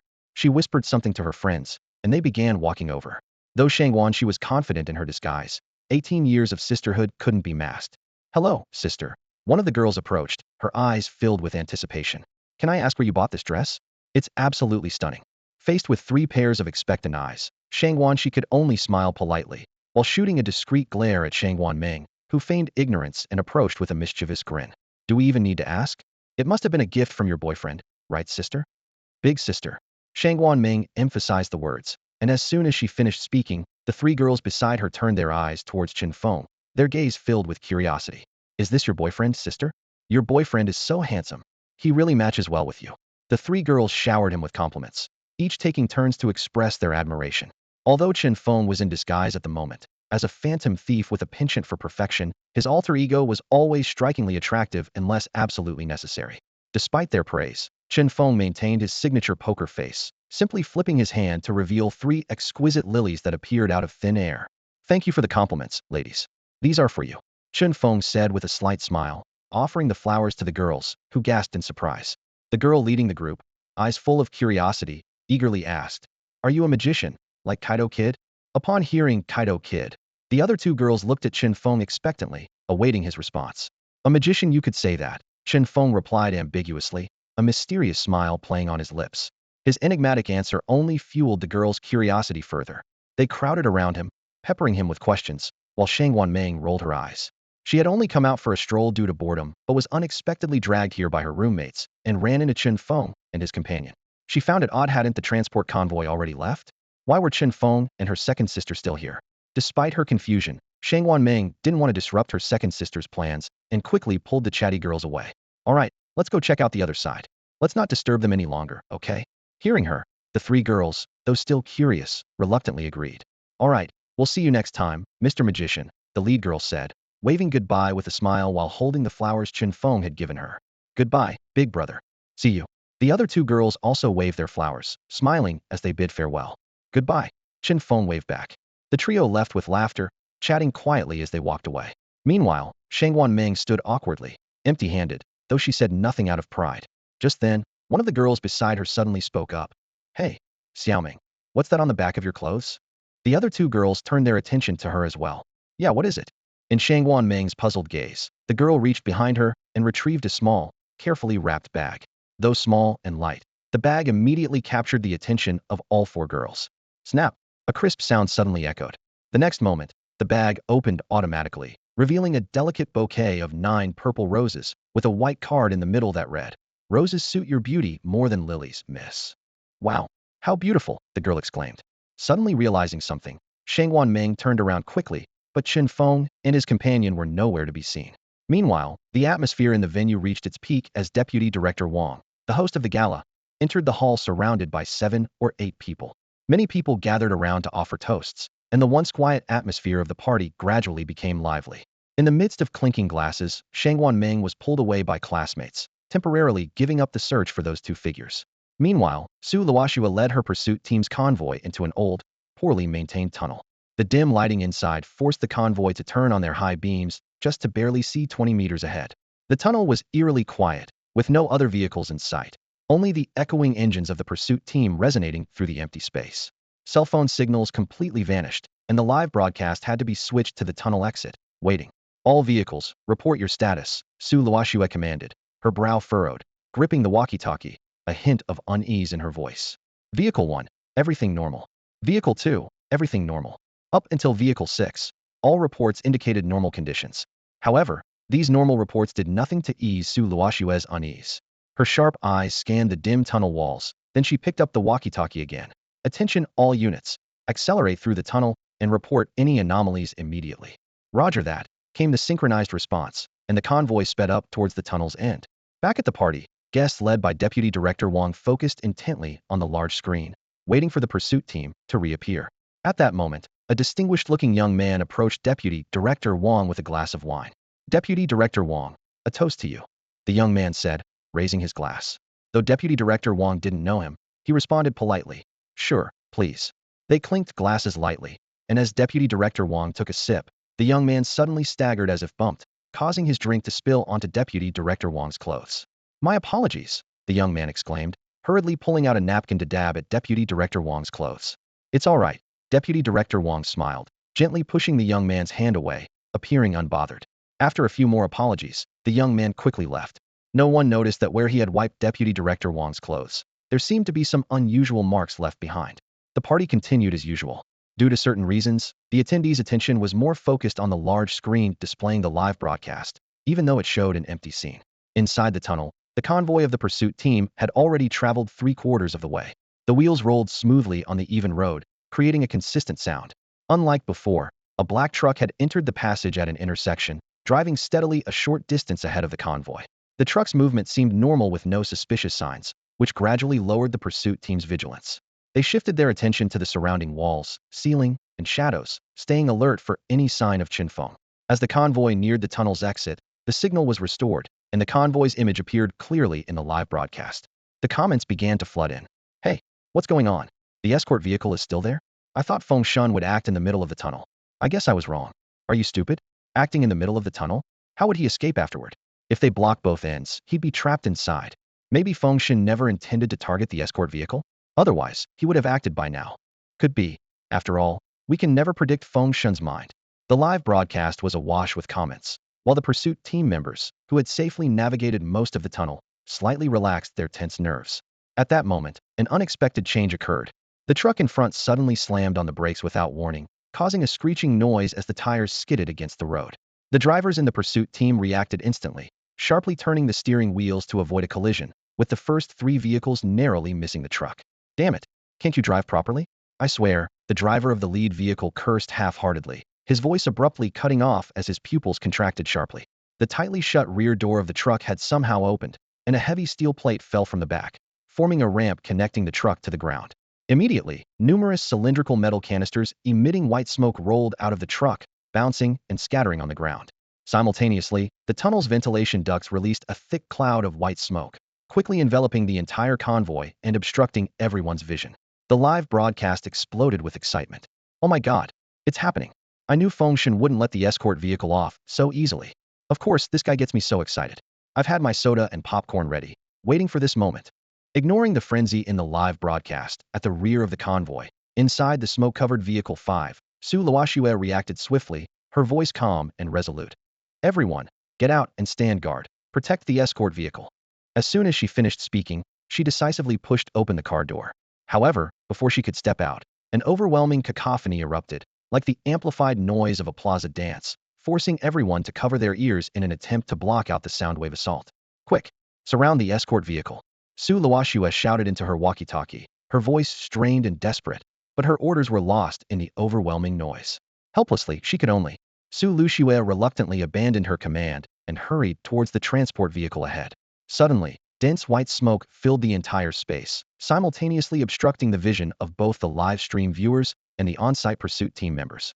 Accompanied by deafening noise from all directions, dozens of pursuit team members were thrown into a state of sensory deprivation chaos. This sensory blockade lasted only for a minute. As the airflow entered through the tunnel entrance, the white smoke gradually dissipated, leaving everyone speechless at the sight before them.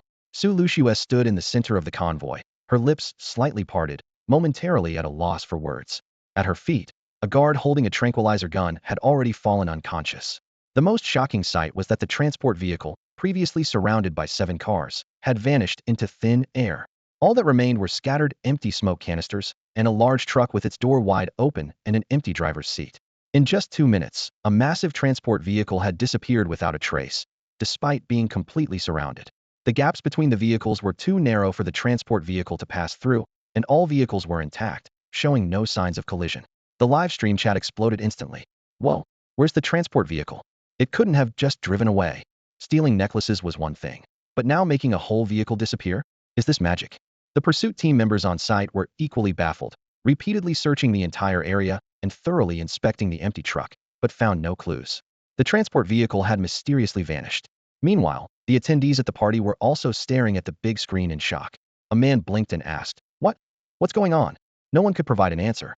Everyone's gaze involuntarily turned to Deputy Director Wang, as according to Chen Feng's warning letter, he was the real culprit of the theft, and the truth was supposed to be revealed tonight. However, Deputy Director Wang maintained a calm smile, showing no signs of panic. He elegantly sipped his wine, placed the glass down, and calmly said, "There's no need to worry, everyone. Although I'm surprised the transport vehicle was stolen by that thief, it is destined to be in vain. The reason is simple. There's nothing in the safe inside the transport vehicle." The safe inside the armored car was empty. Deputy Director Wang's voice echoed clearly through the silent venue, like a bomb exploding amidst the crowd. Everyone turned their heads, staring in shock at Deputy Director Wang, who usually appeared harmless and friendly. Yet, his face still bore that amiable smile, his eyes glinting with shrewdness. It made sense. Without some cunning, how could he have secured the position of deputy director at the city's museum? Not far away, Shang Wanshi was closely observing the unfolding situation, her beautiful eyes filled with astonishment. She instinctively turned to Chen Feng beside her, only to find him maintaining his calm demeanor, as if he had anticipated it all along. "You knew all along?" Shang Wanshi asked in a low voice, her eyes questioning. Chen Feng didn't deny it, simply nodding slightly. "Then why did you steal the armored car?" Shang Wanshi asked, puzzled. Chen Feng looked at her confused eyes, a slight smile playing at his lips. "Miss Shangwan, no magician would allow the perfection of their performance to be ruined." As soon as he finished speaking, Shangwan she felt Chen Feng quietly place something into her hand. Looking down, she saw dozens of extremely thin, transparent threads, almost invisible to the naked eye. The threads changed direction through a small pulley on the ceiling, connecting to another pulley above the distant screen. Due to the venue's lighting design and the thread's extreme thinness, Shangwan she hadn't noticed them before. "What is this?" Shangwan she asked, full of confusion.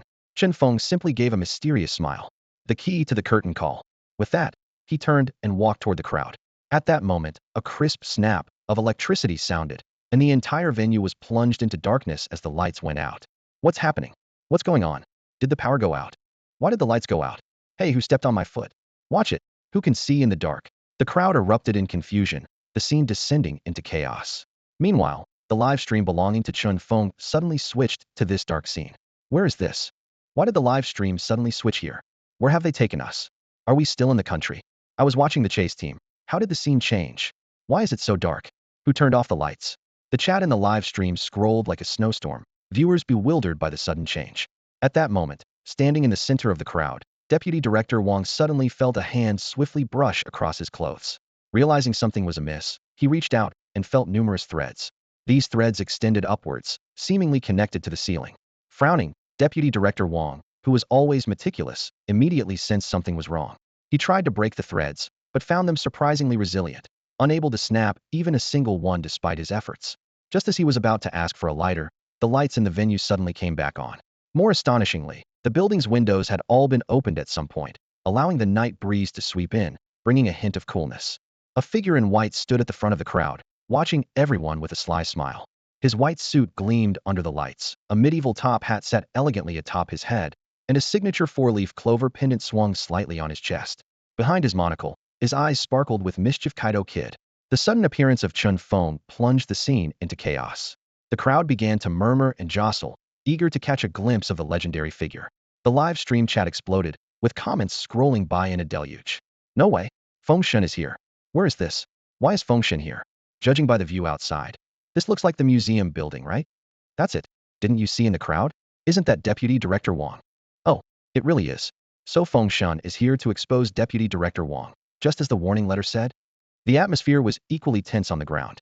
Not far away, Shangwan Meng stood with 3 female companions, who nearly screamed at the sight of Chen Feng. "That's Lord Kid has appeared," one of the girls exclaimed joyfully, her eyes sparkling with admiration as if seeing her idol. The other 2 girls stared intently at the white figure, afraid to miss any detail. Shangwan Meng rolled her eyes internally at their infatuation. If they knew that the person who sent them flowers earlier was Kaito Kid himself, they'd probably faint with excitement. Security personnel quickly reacted, closing in from all directions to form a human wall between Chen Feng and the guests. They wore stern expressions, hands on their radios, ready to act at any moment. There's no need for alarm. I'm merely here to see Deputy Director Wang. Chen Feng's voice was gentle yet clear, reaching everyone's ears. He raised his hand slightly, pointing to a spot in the crowd. As promised in the warning letter, I will reveal the hidden truth about Deputy Director Wang in front of everyone. The previously smiling Deputy Director Wang turned pale upon hearing this.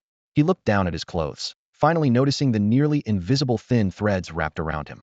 In a panic, he tried to tear them off, but his trembling fingers couldn't grasp the spider silk-like threads. Chen Feng gave him no more time. In a flash, the white-clad thief dashed toward Shang Wanshi by the window with an uncatchable speed. To the shock of everyone, Chen Feng wrapped an arm around Shang Wanshi's slender waist, and the two leaped out of the window together. As they jumped, the crowd noticed they seemed to be holding on to something, threads connected to Deputy Director Wang's clothing. Whoosh! Dozens of threads snapped taut, linked through a cleverly set pulley system directly to his clothes. Rip! The tearing sound was piercing in the silent hall. The seemingly neat outerwear on Deputy Director Wang was pulled apart by the threads, revealing a secret beneath a luxurious inner garment embedded with jade stones, clinging to his body. That's the Jade Lotus garment, someone in the crowd gasped, recognizing the long-lost national treasure. Whoosh! In an instant, all eyes in the room turned to Deputy Director Wang. The Jade Lotus robe he wore stood out strikingly under the lights, instantly igniting the atmosphere in the livestream. Comments from viewers flooded in like snowflakes. Oh my god, isn't that the stolen artifact? What a clever trick, hiding the artifact in the layers of clothing and deliberately using the transport truck as a distraction. Fengshen wins again. Wait, who was that woman Fengshen left with? Could she be another phantom thief wrongly accused by Deputy Director Wang? I didn't expect her to be a woman. The room fell silent, with everyone's gaze fixed on Deputy Director Wang. At that moment, two cards, one black and one white, flew in from outside through the window, landing precisely in front of the crowd. The cards bore succinct and uniform messages, differing only in the signatures. As the notice foretold, the hidden truth has been unveiled. Farewell, Kaito Kid. With regards, Cat's Eye. This scene immediately set the internet abuzz. First collaboration of two phantom thieves. Museum theft truth revealed. Magic or illusion, the mystery of the disappearing transport truck. New phantom thief Cat SI debuts. The aftermath was far from over. After the gala, Deputy Director Wang publicly admitted to being a contestant on the second season of the Thieves game show and announced his withdrawal from the program. This revelation caused a massive public uproar, sparking a nationwide wave of reports. The pursuit team's phone lines were inundated, with hundreds of calls pouring in daily. People reported their neighbors, students reported strict teachers, and some even made prank reports against their enemies. The flood of false reports overwhelmed pursuit teams everywhere, plunging the entire department into chaos. Meanwhile, on the second floor of a dessert shop, a television was gently turned off with a soft click. Despite the twists and turns, this event finally came to an end. Shang Wanlin smiled, and then turned her head towards her two younger sisters, finally resting her gaze on Shang Wanxi. Xiaoxi, she called softly. Shang Wanxi was startled at first, then quickly looked up, her face still carrying traces of a smile. What's up, big sister? What are you thinking about? You seem distracted, Shang Wanlin asked gently. Shang Wanxi was about to explain. What else? She's probably thinking about her sweetheart, Shang Wanming interjected teasingly. Xiaoming. Shang Wanxi blushed, her reprimand lacking any real force. Seeing this, Shang Wanlin shook her head with a smile, and her thoughts drifted back to the scene from the previous day when she had collaborated with Kai's assistant in the tunnel. Although the person wore a human skin mask, disguised as a middle-aged man, Shang Wanlin detected a faint scent of women's perfume, revealing the true gender. Probably a woman, she confirmed inwardly. Given Kai's usual style, Shang Wanlin was almost certain that the assistant was also a beauty. Not just this assistant, but princesses in Western Europe, international celebrities, and even a former team leader of a pursuit squad were all stunning beauties. If Xiaoxi really falls for Kai, then her competition. Shang Wanlin shook her head to interrupt her thoughts, sighing lightly. Let's take it one step at a time. We'll deal with the future when it comes. By the way, big sister, Shang Wanming suddenly spoke, her eyes sparkling with curiosity. How did that thief manage it? After you stopped the convoy with the truck, a puff of smoke, and then an escort vehicle just vanished? Hearing this, Shang Wanxi also looked on with curiosity. It's actually quite simple, Shang Wanlin replied with a mysterious smile. The truck's cargo area measures 12 meters from the outside, but inside, it's less than 10 meters. Meanwhile, in a city office building far away in Western Europe, Amy sat at her desk in work attire, her slender fingers gently sliding across her phone screen. The screen displayed a replay of Chen Feng's actions from yesterday still in his signature white outfit, with that confident and charming smile, poised and graceful. Everything seemed the same as in previous operations, except Amy's fingers paused slightly, her gaze finally resting on Shang Wanxi, who was dressed in a black gown and participated in the operation with Chen Feng. This replay had been edited and uploaded a few hours earlier, titled The Perfect Heist Duo. The screen was filled with congratulatory messages. Crash. Amy suddenly let go, and the water cup fell to the ground with a crisp sound. Water splashed everywhere, immediately drawing the attention of Meyer, who had just arrived outside the door. Knock, knock, knock. The sound of knocking came. Your Highness, is everything all right? Did something happen?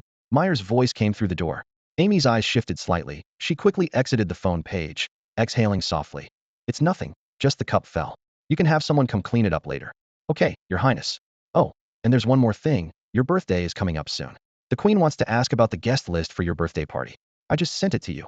Please take a look and let me know if there are any issues. Amelia casually acknowledged with a nod, but her gaze drifted towards the window as the night slowly descended and the sky grew darker. She didn't linger in the office any longer, tidied up her desk, and left, driving back to her private villa. Later that evening, after her bath, Amelia lay in bed and swiped through her phone to open the guest list sent by Meyer.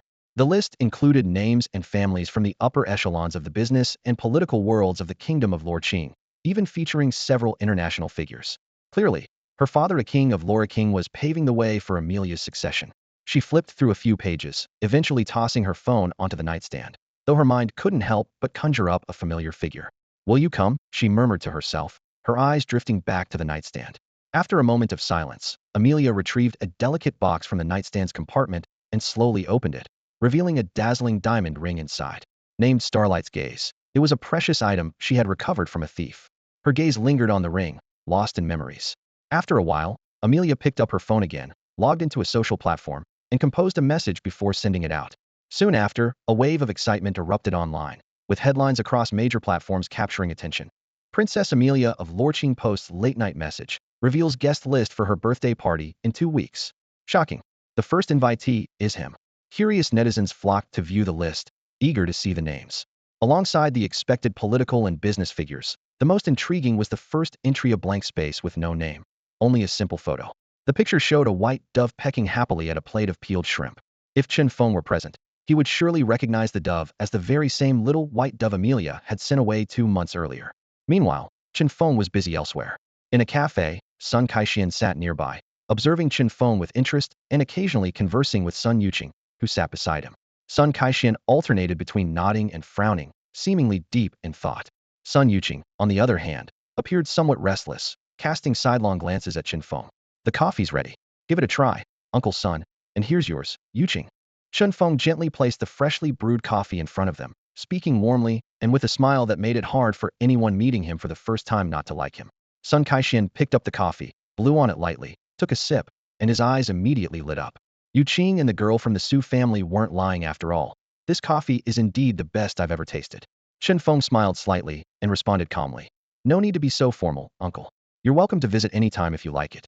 Even in the presence of Sun Kaixian, a veteran in the business world, his tone remained gentle and composed, showing no sign of intimidation, as if he were casually chatting with a friend at home. Sun Kaixian nodded silently. He had already investigated Chen Feng through various channels, but unfortunately, aside from basic information like his name and age, there was little else to go on. There wasn't even a hint of his family background. This unusually sparse information struck him as somewhat peculiar. While an ordinary person might glance at it and move on, someone with Sun Kaixian's experience in the business world found it suspiciously clean. Suppressing his doubts, Sun Kaixian spoke again, probing. I heard from old Su that you have quite a knack for appraising treasures. Why didn't you pursue a career in that field and instead chose to open a cafe here? Chen Feng continued to smile, his demeanor calm. Due to some reasons, I need to stay here for an extended period. During this time, I occasionally have to go out, which makes it inconvenient to hold another job. So, I opened a cafe to pass the time. Though his words sounded simple, they led Sun Kaixian to think of the intricate disputes among heirs of large families. With this suspicion, he asked a few more questions, but whenever the topic turned to family, Chen Feng skillfully avoided it, citing reasons of confidentiality, his stance firm yet polite. Seeing this, Sun Kaixian didn't dwell on the matter and shifted to other topics. As the conversation continued, Chen Feng's eloquence, demeanor, and surprisingly sparse background reinforced Sun Kaixian's initial suspicions. Chen Feng's responses consistently impressed him.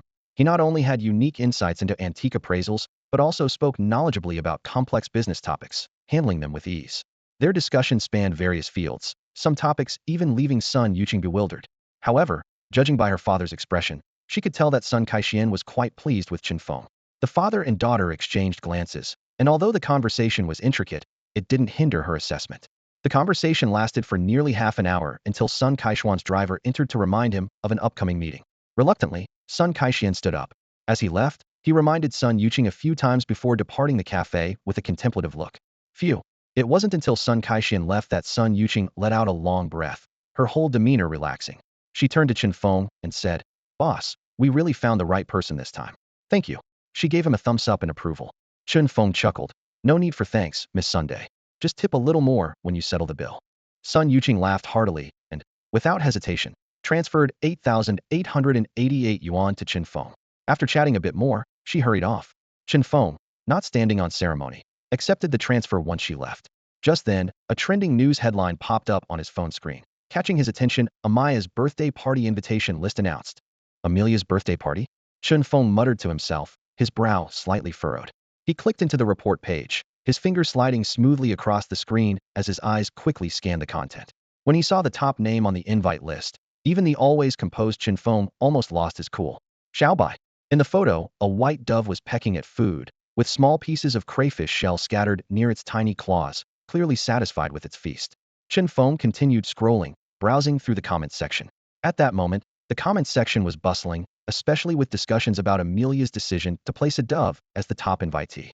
What's going on? Why would Amelia invite a dove? And put it first on the list? A dove, especially a white one. Why do I automatically think of someone? Yeah, it seems like Feng always uses white doves during his operations, right? Why are you all so obsessed? Not everything has to relate to Chen Feng. It's not like he's the only one who plays with doves. Ridiculous. Chen Feng tapped a link to jump to a follow-up report. The page displayed Amelia's latest updates across various platforms, including an announcement on a certain blog in China. To celebrate the rare peace in the world and the symbolism of the dove as a messenger of peace, I'm excited to announce that on my birthday, I will sincerely invite 20 dove trainers to perform live as a celebration. December 6th, Amelia. This report also had numerous comments below it. Thanks to Amelia cleverly using the dove as a peace messenger angle to divert attention, most comments now focused on the theme of Amelia's birthday, with fewer people linking the dove on the invitation to Chen Feng. December 6th. Chen Feng murmured, a meaningful smile gradually appearing on his lips. Those responsible for posting announcements know that unless there's a special reason, the date is usually placed at the bottom, with the signature at the top. Amelia, familiar with these conventions since childhood, couldn't have been unaware. Yet, her announcement intentionally placed the date at the forefront. Chen Feng's eyes narrowed as he scrutinized the announcement again. The 12th word of the first sentence was G, and the 6th word of the second sentence was date. Together, they formed kid. Is this to make sure I see it, by sending two announcements? Chen Feng chuckled, closing his phone as he tapped his fingers on the table, quickly making a decision. Having a phantom thief appear to offer blessings at a princess's birthday party does sound quite intriguing, doesn't it? Over the following week, Chen Feng took no action. Instead, the three sisters next door, the Shangwan sisters, set their sights on a private collector's treasure and successfully stole it despite tight security from the pursuit team. This feat brought the name Cat's Eye to the forefront again, becoming another synonym for phantom thief after kid. Subsequently, Chen Feng made simple arrangements for the cafe's affairs and left a few sets of his clothes for his assistant, Lin Qingyao, so she could occasionally appear as Yazan in front of necessary people. After all, whenever Kid appeared out of town, the cafe would close, which could easily raise suspicion over time. A week later, a casually dressed young man with a white dove perched on his shoulder appeared on the streets of Gailchi, the capital of Lorech. In the park, Chen Feng was leisurely feeding Xiaobai. Recently, the sights in Gyurki City had become quite different from usual. Ever since Mia posted two announcements on a certain platform, there had been an influx of white dove performance trainers on the streets. At that moment, a trainer was putting on a spectacular show, commanding dozens of white doves to soar up and down, either skimming over the heads of the crowd or forming neat lines around his body, drawing repeated exclamations of wonder from the spectators. Xiaobai, with so many of your kind around, aren't you tempted to join them for some fun? Or maybe find a lady dove to woo? Chen Feng teased as he continued to feed Xiaobai. Xiaobai merely cooed nonchalantly, stretched its legs, and lifted its neck. Its beady little eyes were full of disdain for the surrounding flock, as if to say, I'm not mingling with these ordinary doves. Chen Feng was amused by Xiaobai's proud demeanor. He stood up, scattered the remaining breadcrumbs towards the gathered doves, and left the park with Xiaobai. As night fell, Chen Feng realized how wise it was to have booked a hotel a week in advance. The receptionist informed him that she hadn't seen such a large influx of people in the past 5 years. Every hotel in the city center was not only fully booked, but reservations were also pushed out for half a month. After dinner, Chen Feng took a cab with Xiao Bai to Claude Castle in the city center, the gathering place of the royal family of Lurking Kingdom. The castle, usually closed to the public, was crowded with eager onlookers. Some street performers held signs reading, willing to perform for free for Her Royal Highness, in hopes of showcasing their talents at Imia's birthday party, a testament to her immense popularity. Chen Feng strolled along the outskirts of the crowd with Xiao Bai, observing the surroundings and silently taking notes in his mind. "Hey buddy," someone suddenly called out to him. Turning around, he saw it was the young man in the brown suit who had been performing in the park earlier that day. "It is you." The young man was visibly pleased, clearly recognizing this generous face from the east. "What a coincidence," Chen Feng replied with a smile. "Oh really? What a coincidence. I come here every evening, hoping to see Princess Imia." A glimmer of longing flickered in the young man's eyes. Chen Feng was slightly taken aback, his tone carrying a hint of curiosity. "Why do you want to see her?" The young man paused, then displayed a look of disbelief, even drawing the attention of those nearby, who seemed to regard Chen Feng as if he were an outsider. "Is there something wrong?" Chen Feng asked. "Of course there's something wrong, my friend," the young man replied with a slight sigh. "Almost everyone here comes to see the princess. Everyone hopes to perform at her birthday banquet, even if it means not getting paid." "I see."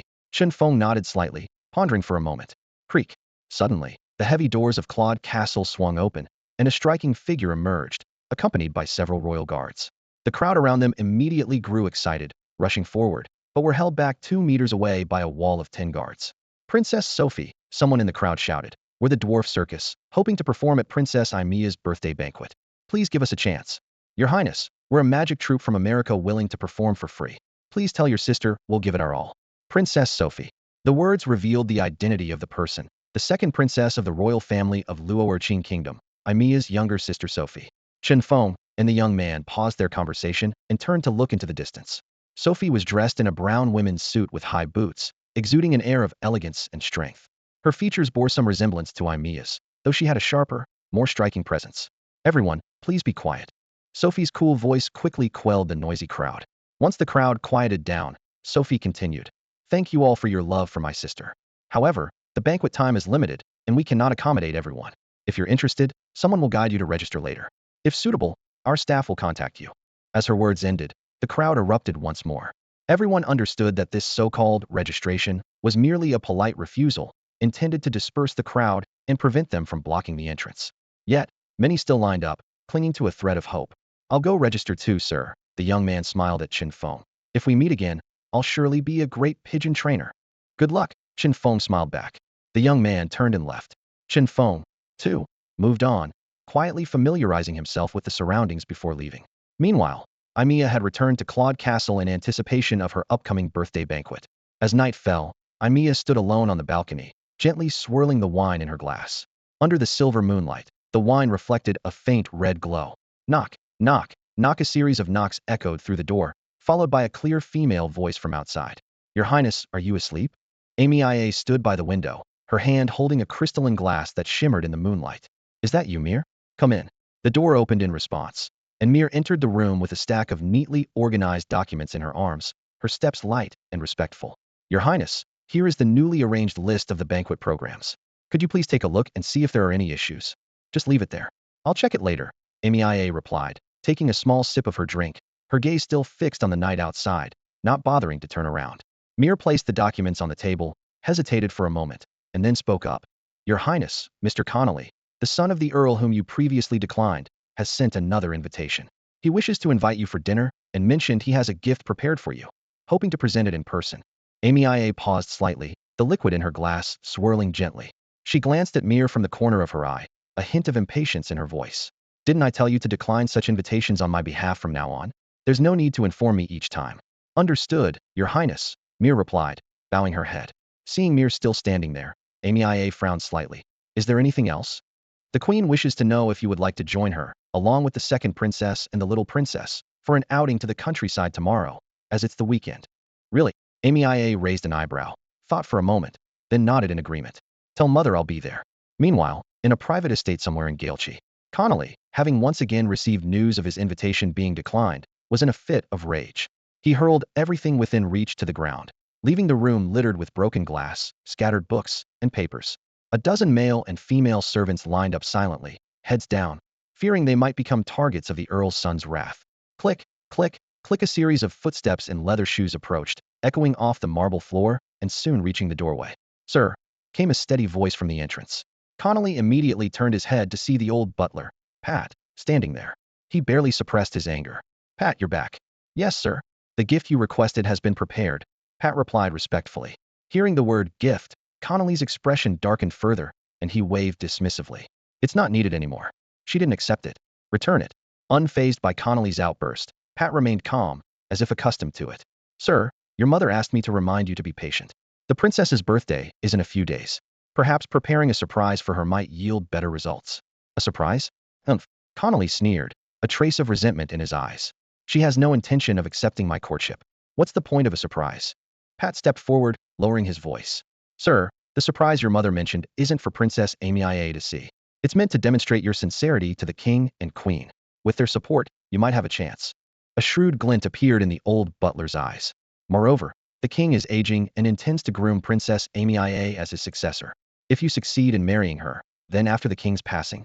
Hearing this, Connolly's initially angry expression gradually softened, his rage replaced by ambition. He could almost see a bright future beckoning him, a meaningful smile playing at the corners of his lips. The next day, in a park on the outskirts, a thrilling scene unfolded beneath a towering sycamore tree. "Princess, please come down." Three women dressed as attendants called out anxiously, their voices filled with concern. The tree canopy was over 3 meters high, and young Princess Kylan was carefully climbing among the branches. Kylan pressed her lips together, holding a pristine bird's egg in her hand, and moved determinedly toward a branch ahead. She gently placed the egg back into the nest, and a satisfied smile finally appeared on her face after completing this kind act. At that moment, a voice called out from below. "Princess, don't move. I'm coming to rescue you." Kylan, as if waking from a dream, looked down, her face turning pale. She realized she was over 3 meters above the ground. The three attendants regretted being so engrossed in teasing the fish in the pond that they allowed the princess to climb so high. The attendants' cries only heightened Kylan's nervousness. Her already stiff limbs grew weaker, and she lost her balance, falling from the tree. "Princess!" the attendants cried, reaching out, but a quicker figure intervened, catching Kylan securely in a pair of strong arms. Once placed on the ground, Kylan was still in a daze, but as her feet touched the earth, she gradually regained her senses. She looked up with her bright eyes and softly said, "Thank you, brother." Her pale face still showed traces of fright. The attendants hurried forward to check on Kylan, and after confirming she was unharmed, they expressed their gratitude to the young man who had saved her. This young man was Chen Feng, who had originally been mapping routes on Gelki Street and had followed the royal entourage of the Kingdom of Lurking, led by Imaya, to this location. Chen Feng crouched down, suddenly producing a white lily. "This is for you, little miss. Please don't do anything so dangerous again." "Okay." Kylan nodded obediently as she accepted the flower.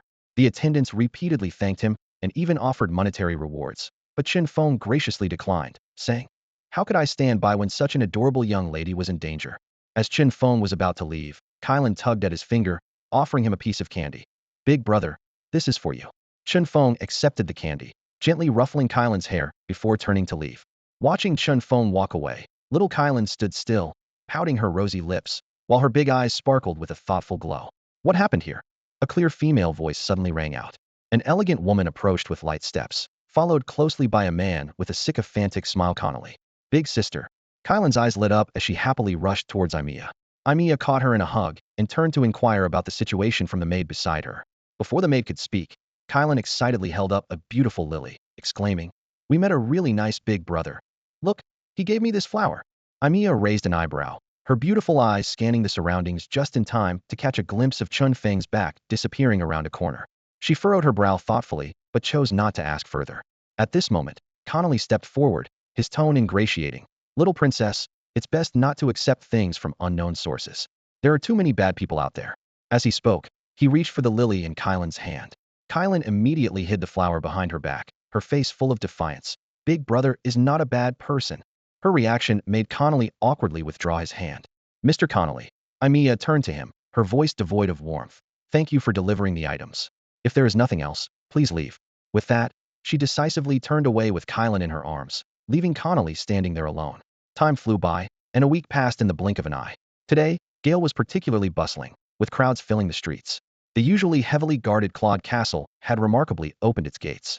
The reason was none other than the celebration of Princess Aimea's 26th birthday, where the king would officially announce her as the heir. As night fell, the front of Claude Castle was a scene of splendor. Over a dozen royal guards in heavy armor stood solemnly on either side of the gate, their armor glinting coldly in the moonlight. A red carpet stretched from the gate to the banquet hall, flanked by dazzling lights. Guests entered with invitations in hand, none daring to cause trouble in front of the guards except, of course, for one audacious thief. That's all for today. Thank you so much for watching. I hope you guys enjoyed. If you wish to have another part of this recap, please give us at least 1,000 likes. Please don't forget to comment and subscribe to our channel for more content like this. Until next time.